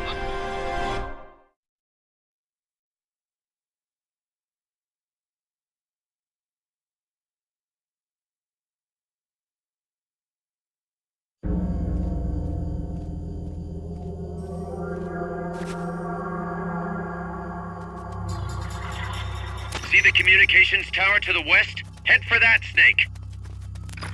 What's that? Freeze.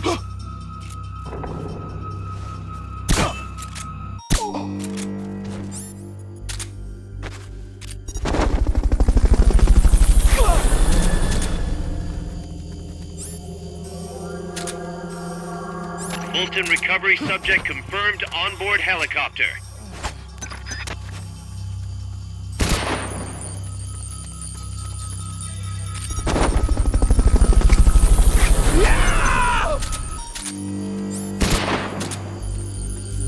Fulton recovery helicopter is complete.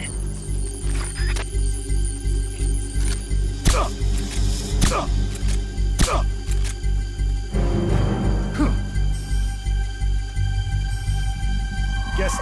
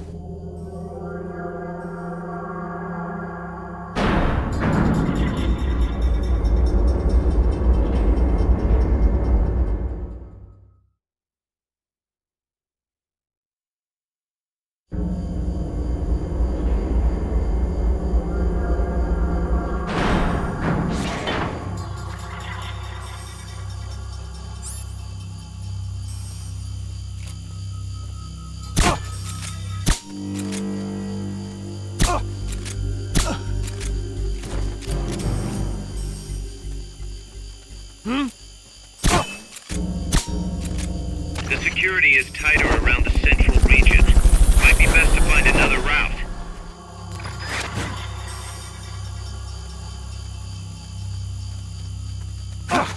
Fulton recovery subject confirmed onboard helicopter.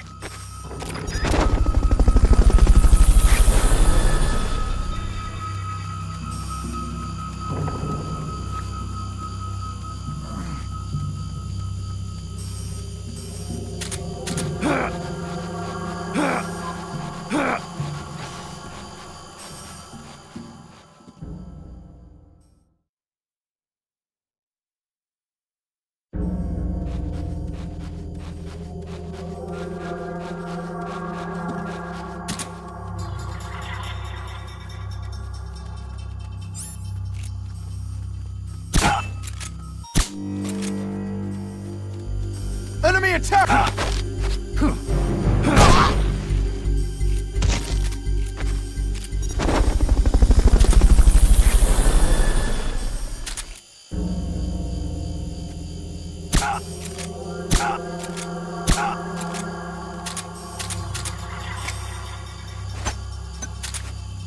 Can't. What's going on?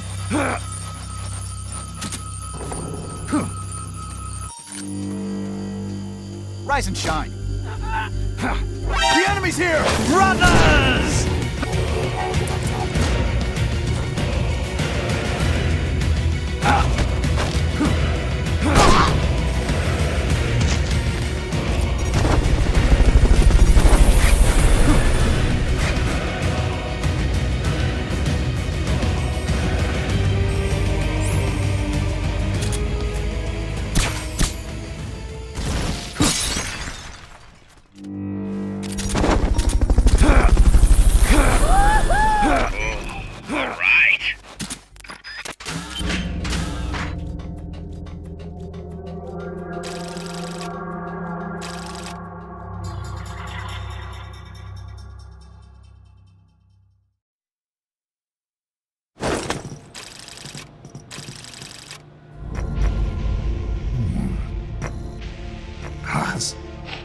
Snake! Can you hear me? See, I can hear you. Where are you? I am not sure. I don't recognize it. What about Coldman? He just left for the control tower. Said something about entering the final data. What is the matter? They found me. Snake! Guys. Snake, you okay? All MSFs ready to move out. They're headed your way on the double. Are you serious? There's a skeleton crew manning the base. Everyone else is en route to the base in Nicaragua. Snake, think you can make it to that control tower? Not sure why, but this place is crawling with Russian troops. Gonna have to force my way through. What the hell's going on? Damned if I know. Get over there quick as you can. You're almost there, Snake. Stay steady. Snake, I'm coming, Baz. do not worry about me. I am an angel of peace. I will be watching over you. Here goes nothing.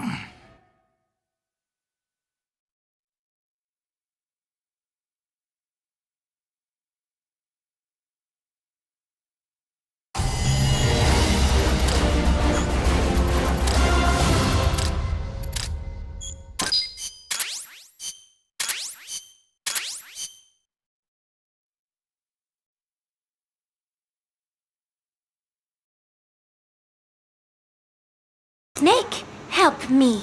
Coldman has me hanging from chains in a cell, with the radio playing Here's to You on repeat for over 5 hours now. Help me, Snake.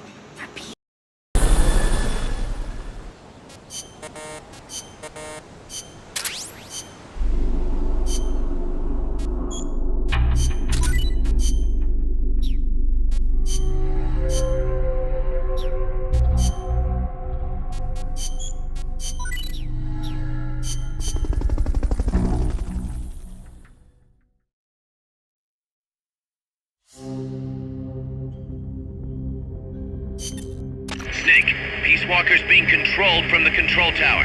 It's to the northeast. Get going. We'll be there to back you up.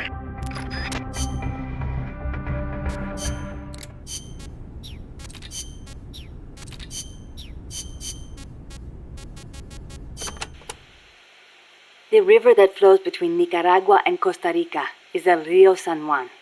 It connects Lago Cocibolca to el Mar Caribe. It is a gentle river, safe even for small boats. You have to watch out for the sharks, though. Sharks? In a river? El Tiburón Toro live in the river, but there's nothing to fear. San Juan will protect you always. Juan? The Rio San Juan takes its name from San Juan, the man who baptized Jesus, the man you call John the Baptist in your country. John, huh? I'll be careful anyway. I'd hate to drown. End up a John Doe.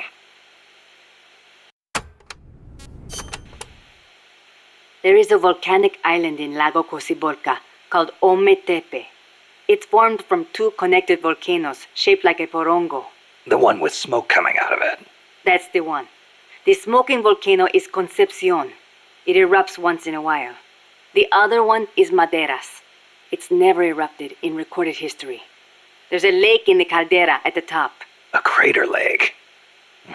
Let's hope there's not another underground factory inside. Don't say that. If Peace Walker's nukes detonated there, it would destabilize the magma underneath. It could cause the volcano to erupt again. If that happens, my country is doomed. Snake, you must stop Peace Walker.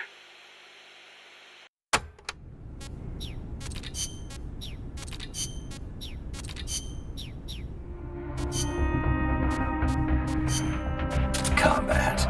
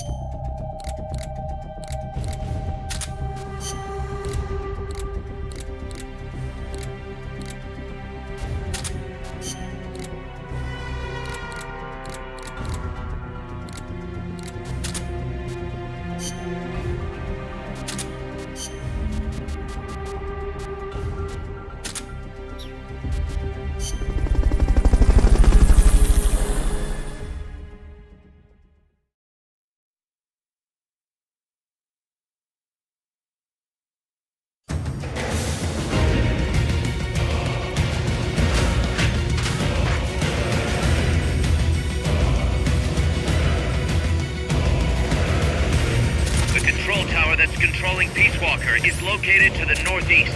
Go back east the way you came, then head north from there.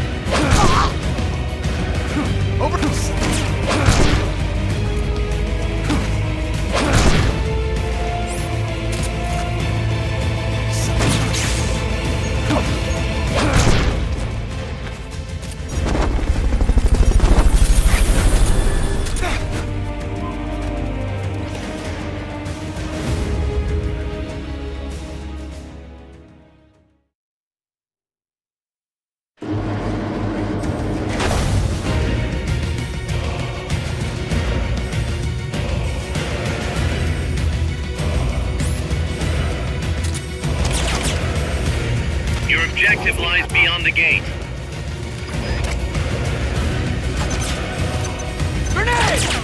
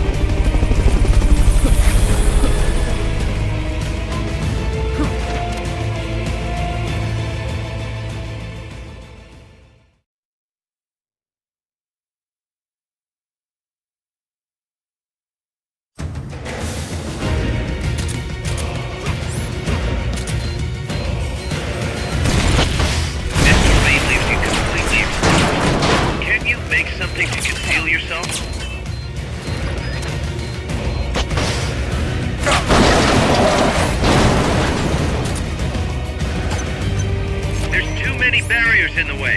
We can't support you there.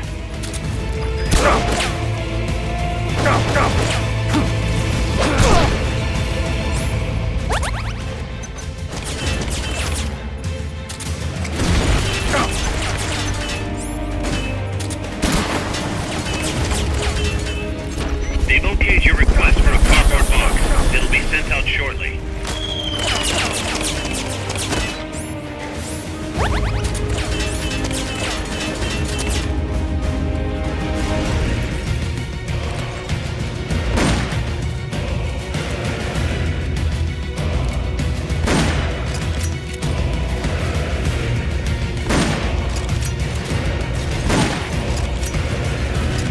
RPGs, this could be trouble.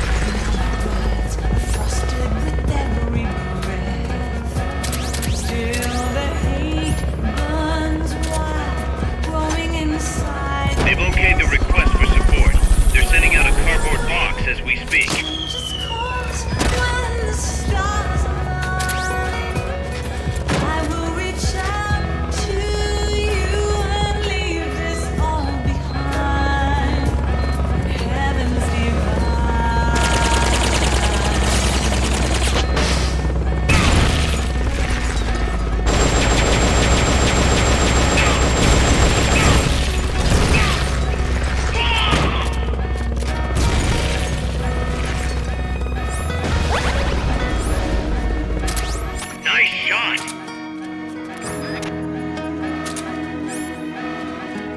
Look, Snake, the gate. These must be the last of them. Finish him off and head on through.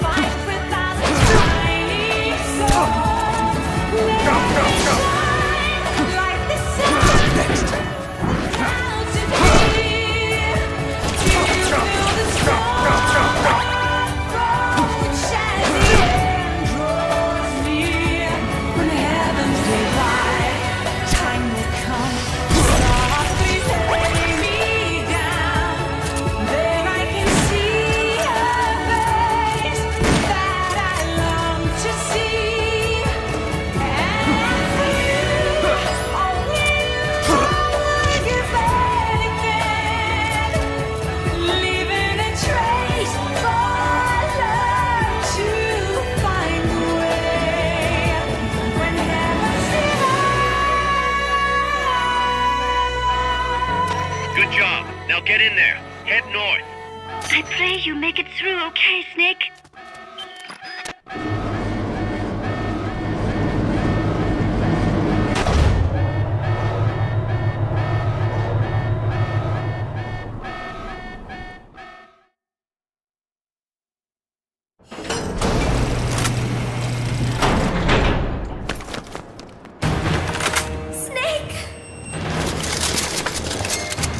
Big Boss, you made it. Too late, though. The false data's already in place. False data? That's right. Peace Walker is designed for deterrence, nothing more.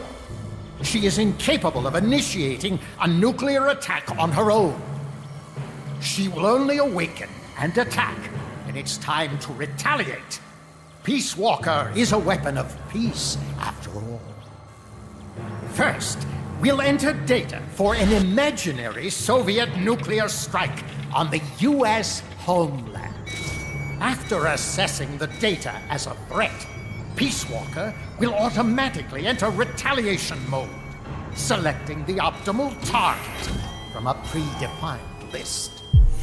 For this scenario, we have reverse engineered the false data so that she'll inevitably end up choosing the Caribbean Sea as her target. You're really gonna do it, aren't you? Know this. Peace Walker's retaliation will be the first and last of the Cold War. It is the only way we will ever come close to achieving true peace. All that is left is to enter the code. Go! Stand down, Big Boss. You're late. Professor. Professor? Yes, well, taking over the base took longer than expected.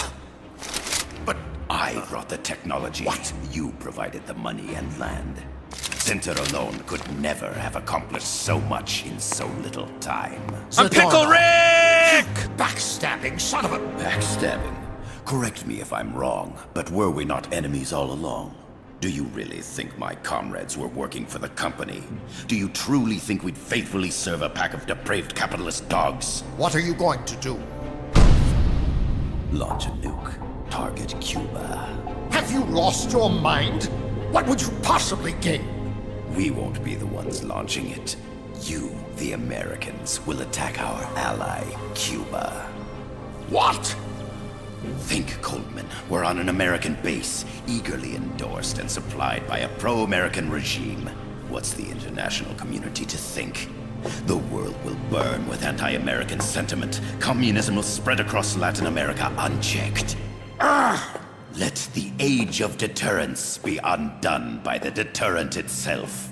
Such is the Kremlin's plan. You son of a bitch! Us, come here.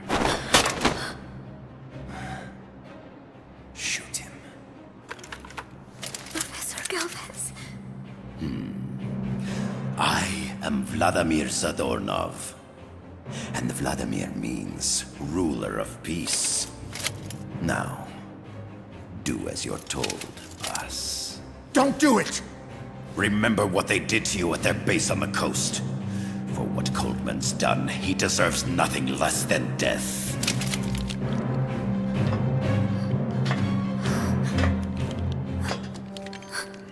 Boss, I'm sorry.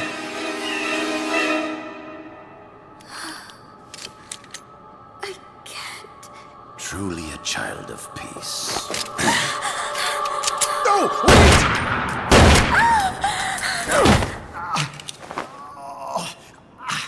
Only fitting that retribution be delivered by a dead hand. You missed on purpose. Your part in this isn't done. I need you to enter the code. Coldman, you bald fuck! I am here to make the necessary modifications.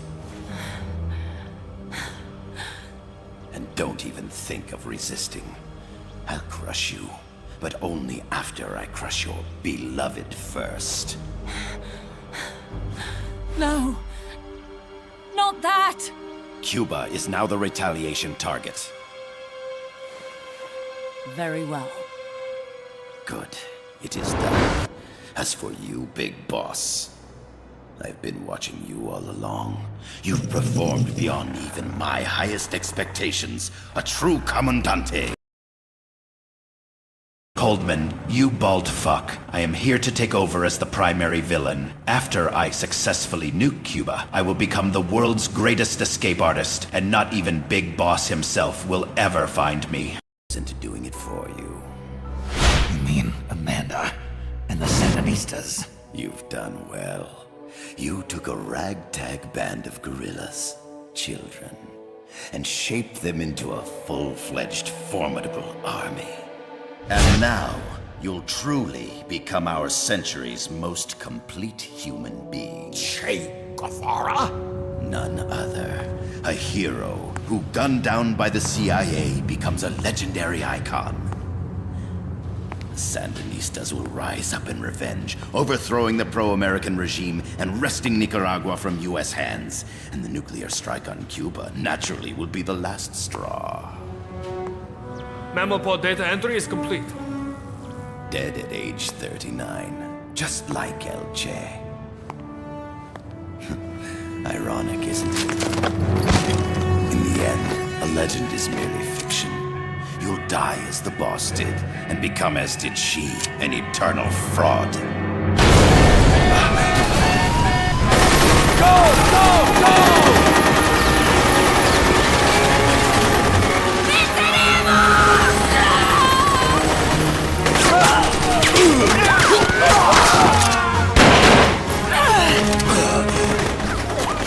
Freeze! Dare point your gun at a comrade? We will not be pawns of the KGB. We will win our own victory! Hasta la victoria siempre! Amanda! We're home! Look! We're back in Nica! We did it, Amanda! I mean... Comandante! Boss, you hurt? I'm fine. Big Boss. Big Boss! Big Boss! Big Boss! Big Boss! Boss! Big Boss! Big Big Boss! Big Boss! Big Boss! Big Boss! Big Boss! Big Boss! Big Boss! Big Boss! You're a regular Joan of Arc. Nonsense. You're the hero here. You saved my life. You're the heroes here. I never figured you for a softie, Snake. Thanks. Snake, everyone told me to stay behind. But I'm not a kid, I'm 12. So, I just came here and shot like 3 of those guys to death with my AK. I've got blood on my hands now, boss. I'm a real man now.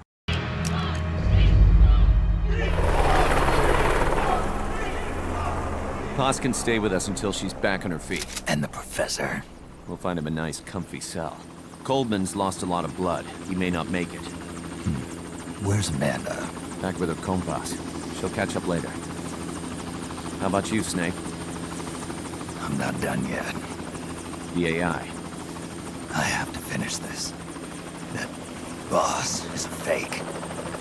I'm gonna bury it. We'll save the champagne until you get back. May as well celebrate peace while it lasts.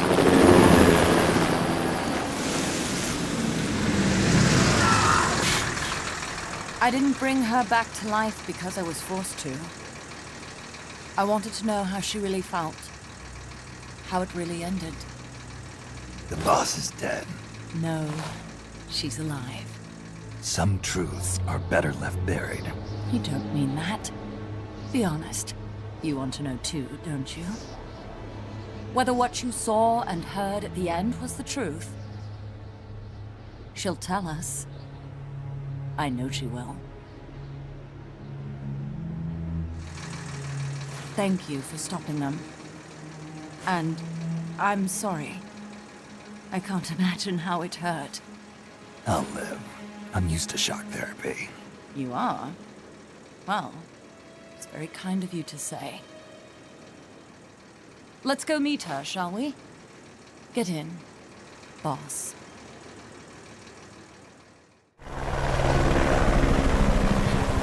Don't pick up a gun unless you know how to use it. Aiming a weapon alone doesn't make it a deterrent.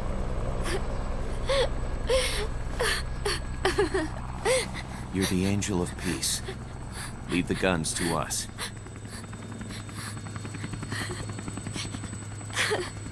That was our agreement, remember? The army's leaving Costa Rica now. The mission is complete. Paz?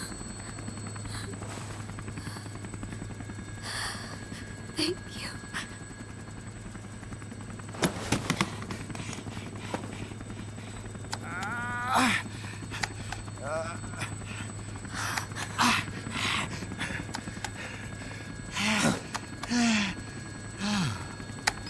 Oh my god, Coldman is about to input the detonation code. Please, someone stop him quickly.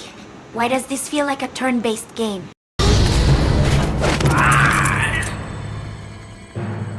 What'd he do? I should have killed you when I had the chance. Norred's nightmare is about to begin. What? Peace Walker determines retaliation targets based on enemy nuclear strike data. That data can be sent to third parties as well. We got big problems, Snake. Coldman's activated the nuclear launch switch. What? And the target's Cuba. Yeah, but that's not it. The son of a bitch has screwed us all over. When Peace Walker was activated, it started transmitting the false data set to NORAD. It's using a spread spectrum MLF signal. It can't be blacked out, even by EMP. There's no way to tell the difference between false data and the real thing on a radar screen. NORAD will have no idea it's all a ruse generated by Peace Walker. They'll think it's a real Soviet attack. They'll pass on the data to the National Military Command Center. And Washington will have to choose whether or not to retaliate. This could get ugly. Unless we stop it, we're looking at a retaliatory chain reaction. No. No need to panic. The nightmare will end soon enough. What do you mean? Coldman's aim is for the bureaucrats in Washington to see the importance of a machine like Peace Walker. He's trying to prove that humans don't possess the will to launch nukes. Everything will be fine. They'll never retaliate. They're only human. Kaz, where's the president? Last I heard, he was in the middle of SALT II negotiations in Vladivostok. With the president gone, Nuclear Launch Authority passes to the next person in the chain of succession. The vice president's gone too. So after him comes the speaker. President, vice president. Not one among them has the courage to push the button. No one willing to enter history as the great destroyer. In the end, it's not their lives that people value most. It's their reputations. The bureaucrats in Washington may not be able to retaliate. Peace Walker, on the other hand, she's loyal to the mission above all. And she's well aware that guaranteed retaliation is essential for nuclear deterrence to work. Peace Walker is the perfect deterrent. Cuba would not have been my choice of targets. But you can't make peace without breaking a few eggs. Now that Peace Walker has the false data, retaliation is inevitable. Are you insane? You think it'll end there? You're about to unleash all-out nuclear war! Somebody find out what's going on at NORAD. Mammal's got a connection to NORAD. We could monitor it with the right equipment. I've got you covered. I've got NORAD on the line. Sir, we're tracking unidentified targets. Current apogee 20 degrees. Estimated time of re-entry is 2250 Zulu. Have you contacted the President? Coverall is not responding. Warning system checks out. No corresponding natural signatures. Data is assessed as reliable. Cut the data transmission. We can't say for sure Washington isn't going to retaliate. The only one who knows the abort code is me. I die. No one can turn it off. Even if they do strike back, I'll already be dead. I can only pray that my theory, my peace, is proven right.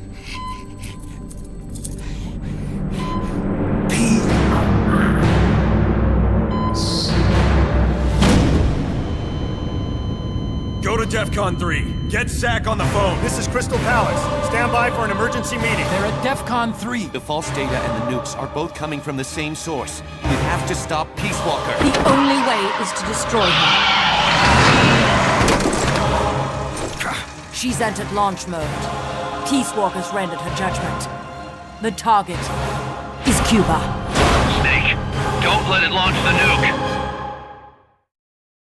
The fact that this bald fuck is risking to end the world just because of his huge ego. This is Walter White on steroids.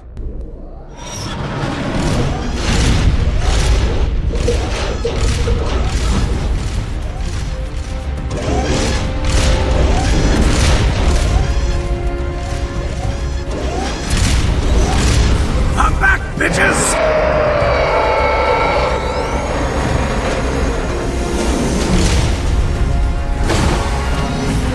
Calculating ballistic trajectory.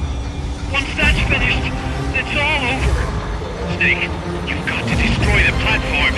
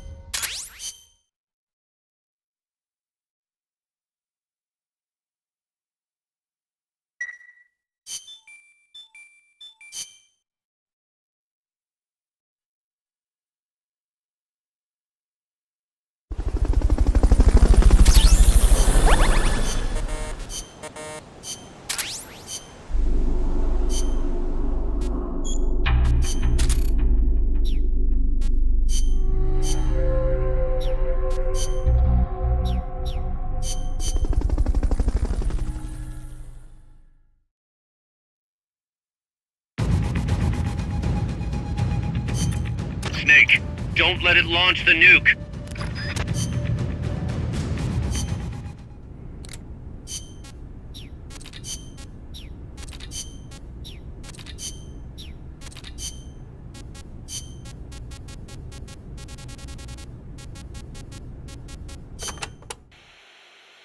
Snake! You have to stop Peace Walker from launching that nuke! Calm down. What do I need to do? To tell you the truth, I don't really know. The mammal pod has probably enhanced both its thought patterns and mobility. The S-mines, rockets, flamethrowers, they're all the same, but I don't know what else to say. You'll just have to stay sharp and watch for how it behaves before each of the attacks. I'll give it a shot. There's no time for anything else. Sorry I can't be more helpful. You can do it, Snake!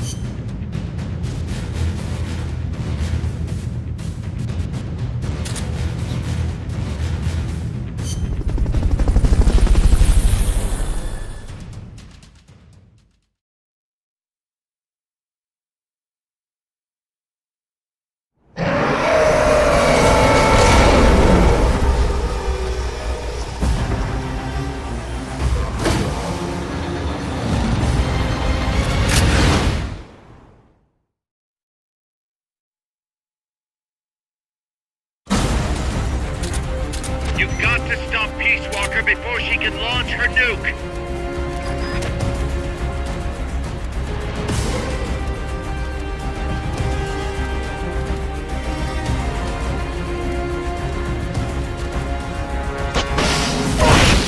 Circle 1 minute to launch.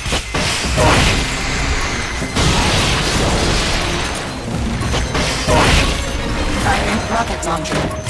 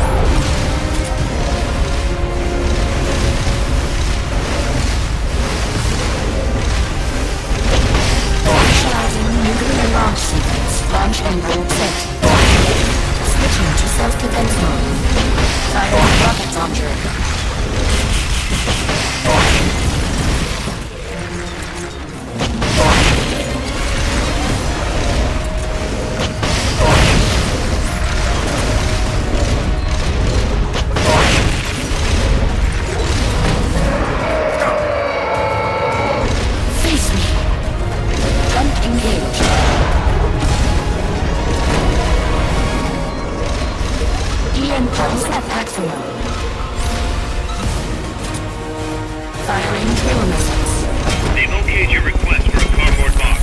It'll be sent out shortly.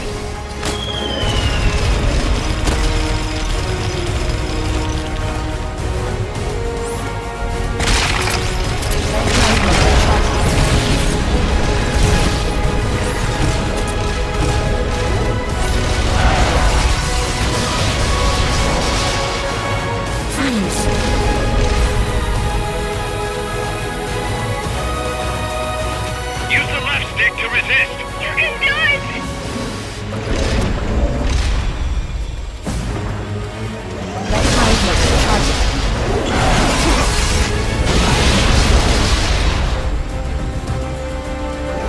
Flamethrower engaged.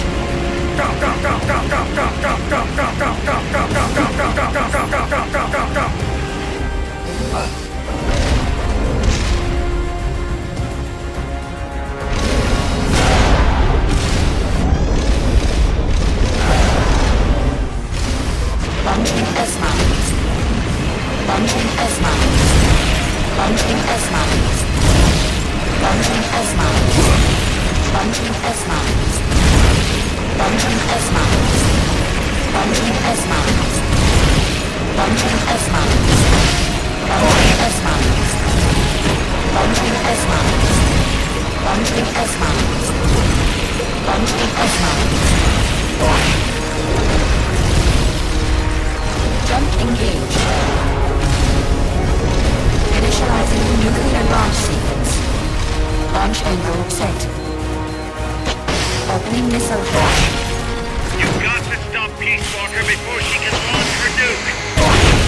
Switching to self-defense mode. Jump engaged.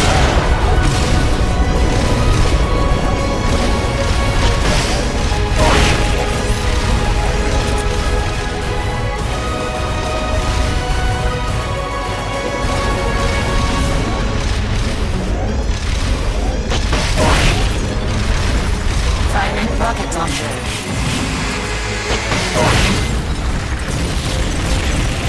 Jump engaged. Jump engaged.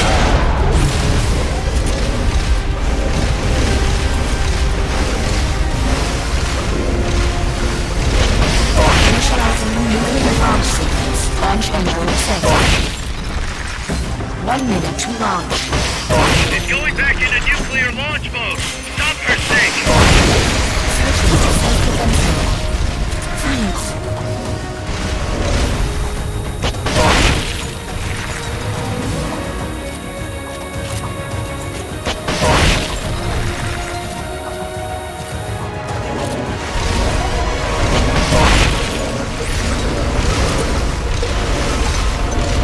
They've okayed the request for support. They're sending out a cardboard box as we speak. Firing rocket launcher.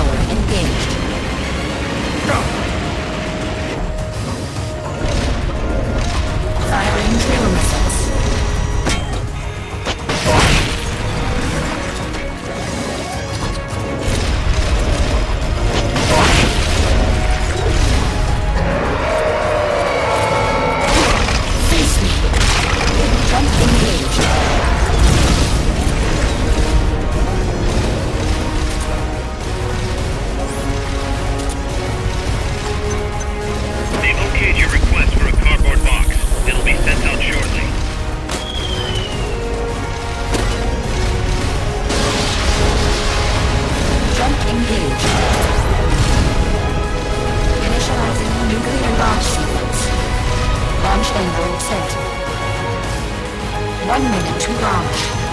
You've got to stop Peace Walker before she can launch her nuke. Firing rocket launcher.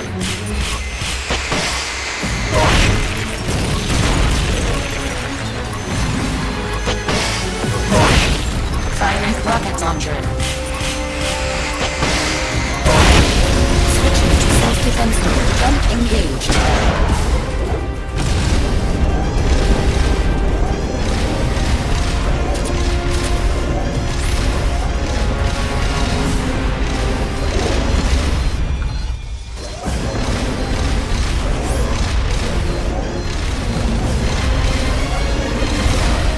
Firing rocket launcher.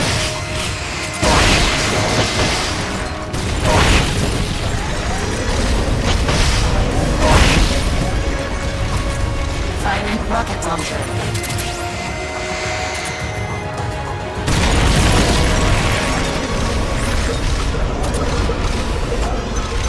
They've okayed the request for support. They're sending out a cardboard box as we speak. Do you have enough ammo and items? Send us a support request.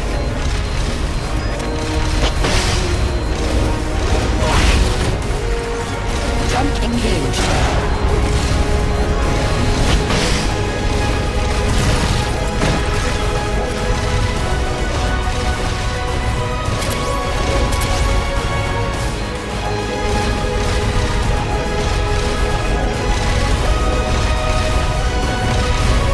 Firing rocket launcher.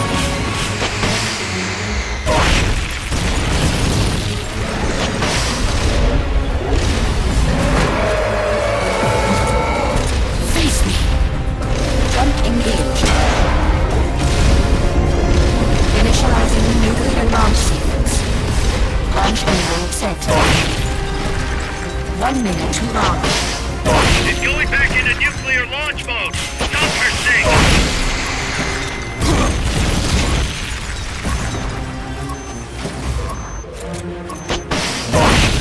Firing rocket launcher. Switching to self-defense mode. Jump engaged.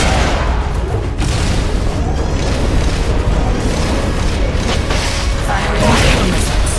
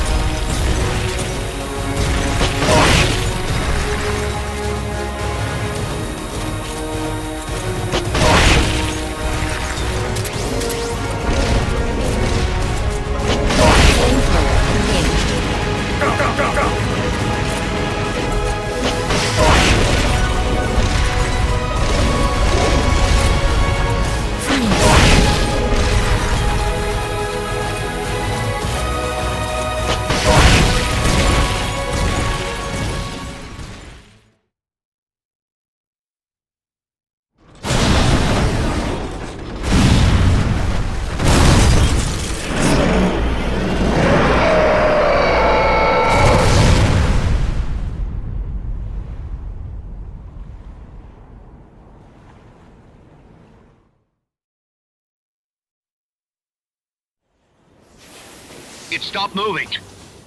Snake, you did it! You stopped the launch! Huey, how's NORAD? Not good! BMUS continues to track the targets on radar. The SP satellite status is green. Still assessing as reliable. Chairman of the Joint Chiefs, a representative of the Secretary of Defense and Congress have arrived at NMCC. You've only damaged the drive system. The data uplink's still intact. We've got 1,500 Soviet ICBMs crossing the North Pole. Target region is confirmed as the west coast of the United States. Go to DEFCON 2. Prepare to launch ICBMs. How do I make it stop? Peace Walker is a fully autonomous system. Unlike the other machines you fought, its command authorities are all located inside its cerebrum, the mammal pod. We've got to stop the mammal pod. I don't have the abort code either. Coldman was the only one. Snake, destroy the AI inside the mammal pod. The inner barrier protecting the mammal pod is designed to be as strong as a bomb shelter. What's it gonna take to get through? I guess an atomic bomb will do it. You trying to be funny? No, I'm telling you, that armor was designed to withstand a nuclear war. Snake. DSP has confirmed that the Russians have launched the nukes. This information is totally reliable. We must retaliate now. This is the President's call. There's no time for that. We need a decision now. Huey, call NORAD. We have to tell them the nukes aren't real. I'll give it a shot. Forget the order of succession. If we're all going to hell, let's take those bastards with us. We have 12 minutes to impact, sir. May God have mercy on our souls. Jesus. Coldman guessed wrong. They're gonna go through with it! The platform sustained a lot of external damage. All we need is some pressure. Pressure? Sink it in the lake. With that much water pressure, even the tiniest crack should be enough to flood the innards. The AI pod is a mass of highly sensitive electronics. Short the contacts and the signal will stop. How much does that thing weigh? 500 tons. It's hopeless. We can't move that thing. Get NORAD on the phone. Incoming MIRV warheads have separated. Estimated time to impact now, 11 minutes. Sir, we've got a call. The President? No, sir. Then who? He, Spit it out! He claims to be Big Boss. Big Boss? Patch him through. Mr. Chairman, I'll get straight to the point. Cancel the retaliatory strike now! What? The radar blips you're seeing are all fakes. No one's launched any nukes. How do you know? The launch data is fake, part of an experiment that leaked. You weren't supposed to receive it. Your radar is showing missiles that don't exist. If you're lying, then we've got 10 minutes till we're toast. We have to retaliate or more Americans die. The experiment was planned and executed by the CIA station chief in Central America. Then put him on! He's dead. I can give you his name, though. We need more than the authentication code you gave the switchboard. We need proof you're actually Big Boss. Do you have any? All right. If you know the name Big Boss, then maybe you were there at the ceremony when I received the title from President Johnson. Indeed I was. We don't have time for this bullshit! Hold it! Let's hear him out. You were saying? At the ceremony, the DCI tried to shake my hand. I refused. What happened in that room is classified, top secret. Only a handful of people would know. He's making it up! Don't listen to him! Wait! Why did you refuse to shake his hand? Because I knew where my loyalty belonged. Everybody, listen to me. Those Soviet missiles are fakes. What? You're actually going to believe him? He's right. This is some sort of commie trick. No, it's the real Big Boss. Trust me. How can you know for sure? Because I was the Army Chief of Staff back then, and I was standing right next to the DCI when it happened. I saw everything.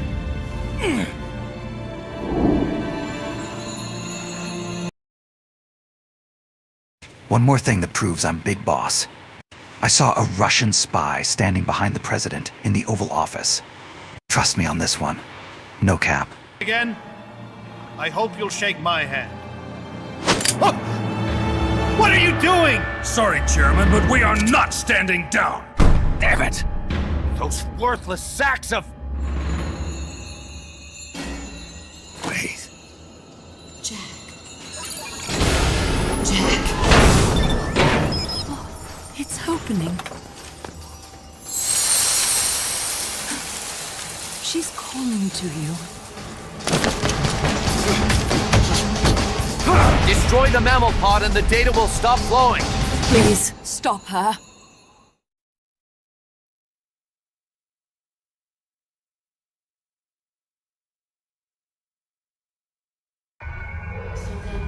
I've been waiting, Snake, for a long time. Waiting for your birth, your growth, and the finality of today. Boss. I didn't raise you to shape you into the man you are today, just so we could face each other in battle. A soldier's skills aren't meant to be used to hurt friends.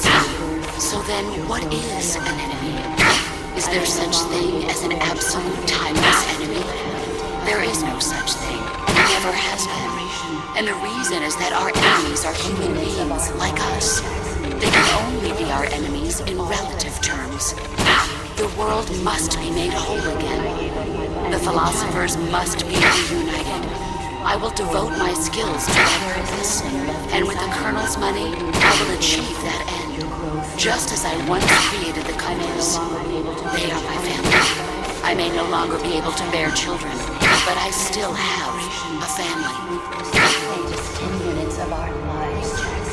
A great brown fox jumps over the lazy dog. Is my life. And my child. Kill me. Kill me now. Do it. Nothing left inside me now, waiting for you. For the remaining thing of me. I may no longer be able to bear children. I fear the lonely farms chases operation. Let's make this 10 minutes of our lives. The remaining thing of Spain. All that's left is my life. I gave up my life and my child is free for a long time. There is nothing left inside me now, waiting for your birth, your growth. They are my family. I may no longer be able to bear the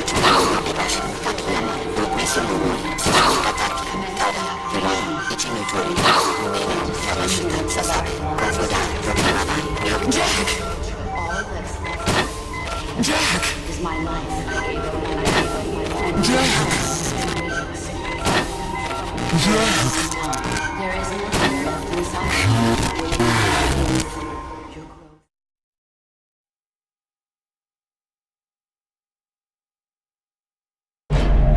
Valid data regions. 0. Exit all done. It stopped.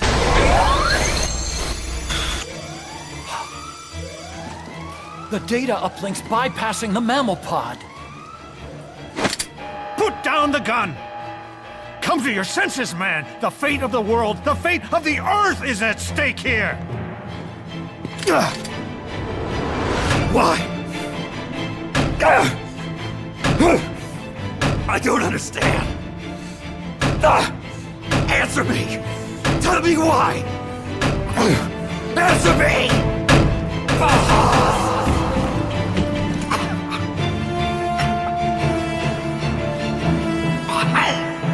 6 minutes remaining. Wait. Authority rests with me now.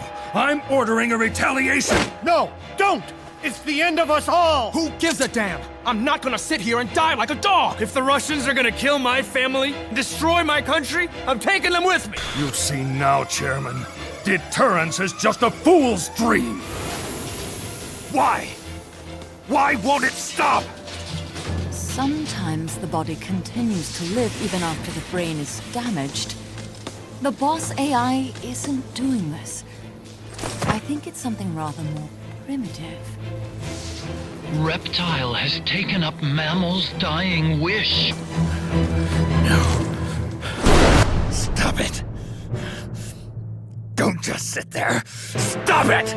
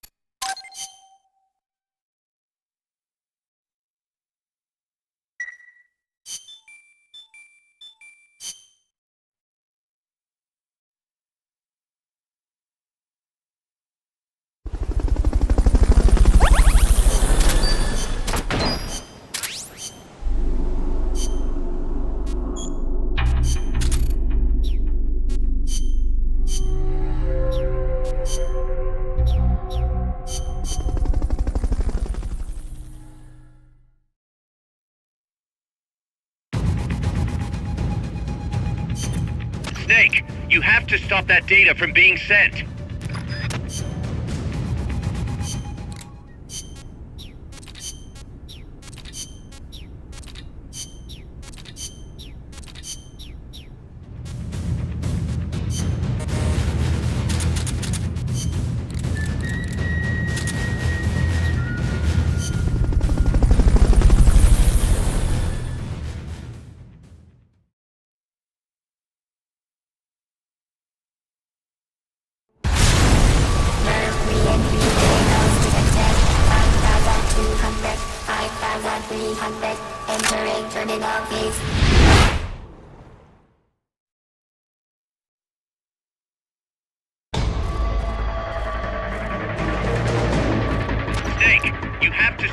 data from being sent.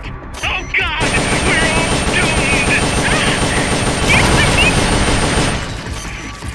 I'm scared of myself. Do something, Snake! Do something, Snake! Oh God! We're all doomed! Is there nothing we can do? Do something, Snake! Do something, Snake! Do something, Snake! Is there nothing we can do? Oh God! We're all doomed! This will mean... Oh God! We're all... This will mean... Is there nothing we can do? Oh God! We're all doomed! They've okayed the request for... Is there nothing we can do? Do something, Snake! Do something, Snake! This will mean... Do something, Snake! Do something, Snake! Do something, Snake! Is there nothing we can do? This will mean... Oh God! We're all doomed! I'm scared, Amanda. Do something, Snake! This will mean... Do something, Snake! Do something, Snake! Do something, Snake! Is there nothing we can do? Oh God! We're all doomed! Do something, Snake! Brothers! Is there nothing we can do? Do something, Snake! This will mean... Do something, Snake! Do something, Snake! Do something, Snake! Oh God! We're all doomed! Is there nothing we can do? Do something, Snake! Do something, Snake! Do something, Snake! Do something, Snake! This will mean... Is there nothing we can do? This will mean... Oh God! We're all... Oh God! We're all... Do something, Snake! This will mean the end of the world!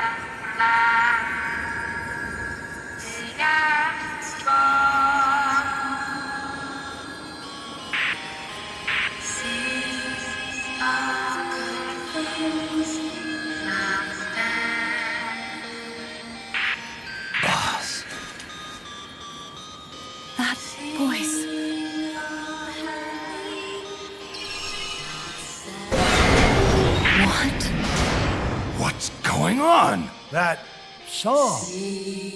Boss, is that you? How in the...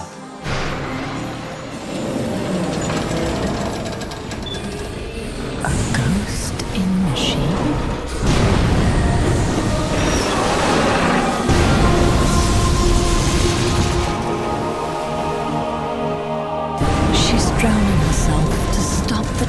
mission.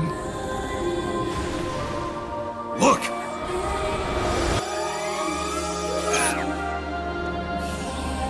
It's functional compensation. When the human brain is damaged, sometimes it recovers over time. Other parts of the brain take over the functions of the damaged parts. Mammal and reptile were patterned after different parts of the human brain. When those parts were assembled together into one, they must have become capable of functional compensation.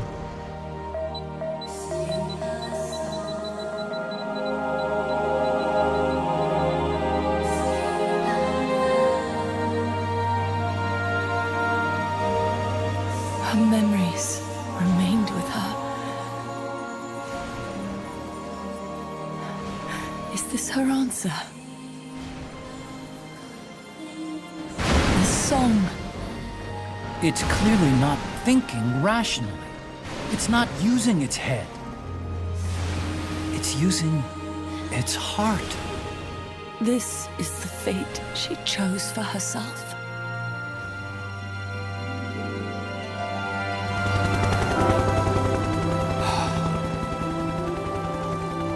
The boss's innocence has been proven. Do you hear it, Snake? Do you hear the boss's song?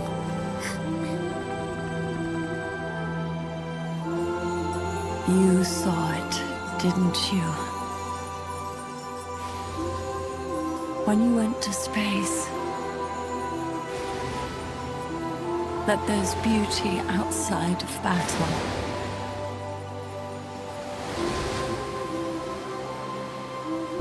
At last, I understand. In the end, it was you who put down your gun and chose instead to sing. They can all hear you. I know they can. And your will shall surely live on. That's what you wanted. So much that you gave up everything you had. But you couldn't achieve it. Isn't that right? And still, all you can do is sing. There's no peace to be found anywhere. And so, we can only keep on hoping. Hoping for the illusion we call peace.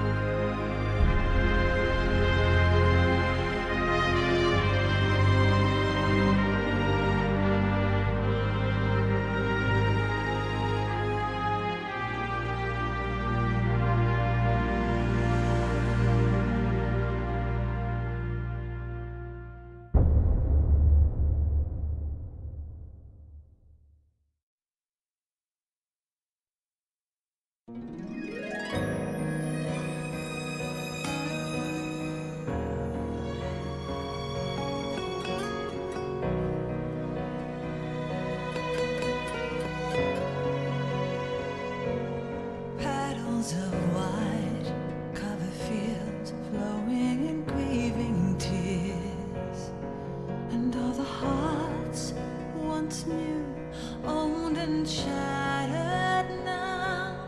Love can kill, love will die. Give me wings to fly, fleeing this world so cold. I just wonder why.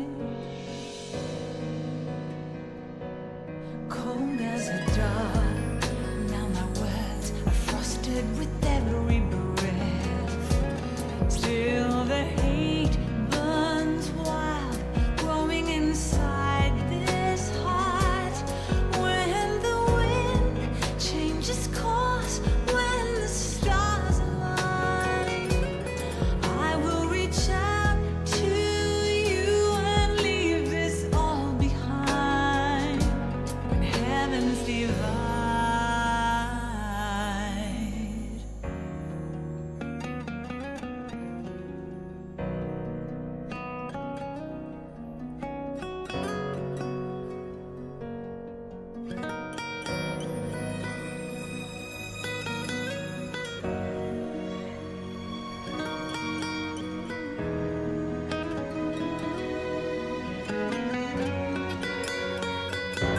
When heavens divide, I will see the choices within my hands. How can we ever protect and fight with our tiny souls? Let me shine like the sun through the doubts and fear.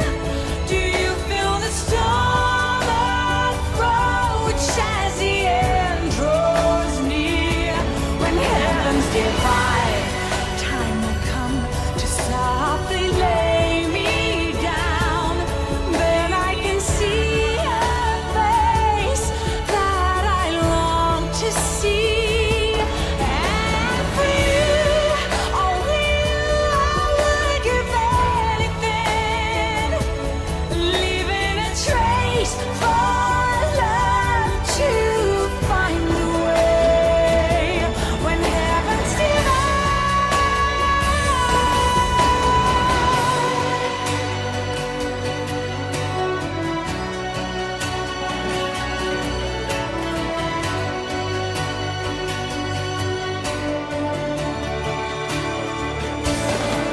I will dive into the fire, spilling the blood of my desire. The very last time my name scorched into the sky. When heavens divide, I will see the choices within my hands.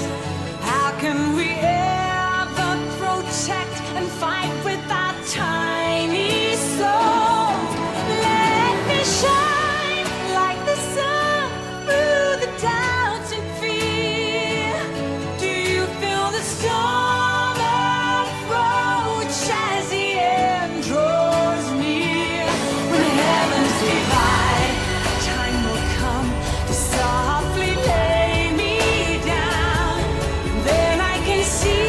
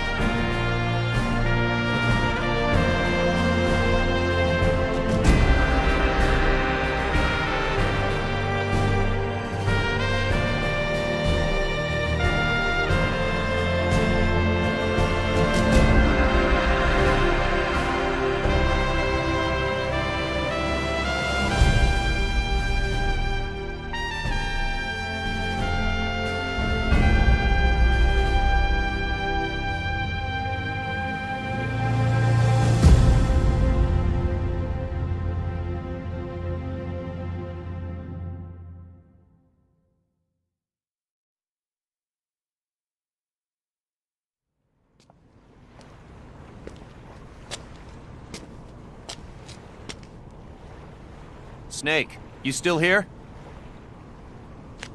Come on. Let's go back. I'm not going back. Huh? I'm done. Snake, you don't mean... I'm done looking for the truth. What are you saying, Snake? I was wrong. Come on, boss. Everybody's waiting for you. She betrayed me, Kaz. She what? In the end, she put down her gun. And when she did, she rejected her entire life up to that point, including me. What do you mean? In giving up her life, she abandoned everything she was as a soldier. And you consider that betrayal? I won't make the same choice as her. My future is going to be different. Then? Yeah, that's right. From now on, call me Big Boss.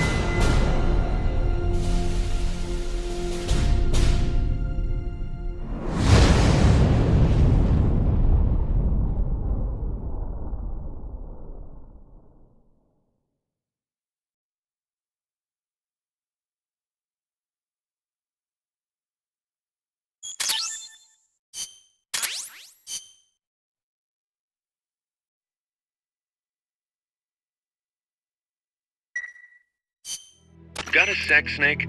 What's up? It's about Paz. You know she doesn't have any family. She got a scholarship thanks to Zadornov and was living at the dorms, but he was KGB. All signs are her scholarship came from the KGB too. Even if they let him go, she's not going to be seeing any more money. It wouldn't have been much anyway. So, I was wondering, what about letting her stay here for a while? What does she think? She says she wants to help out. It would only be temporary. She's still in shock. Right now, no one understands her better than we do. Okay. But Kaz, don't take your eyes off her. What do you mean? It won't be easy getting used to this kind of life. I know, Snake. I'm not trying to turn her into one of us. You should talk to her yourself later. Okay. And, Dr. Strangelove wants to come too. Strangelove? Well, she's out of a job now, and she'd have a problem returning to England. You can talk to her about it. Anyway, you don't need me to tell you how good she'd be for R&D.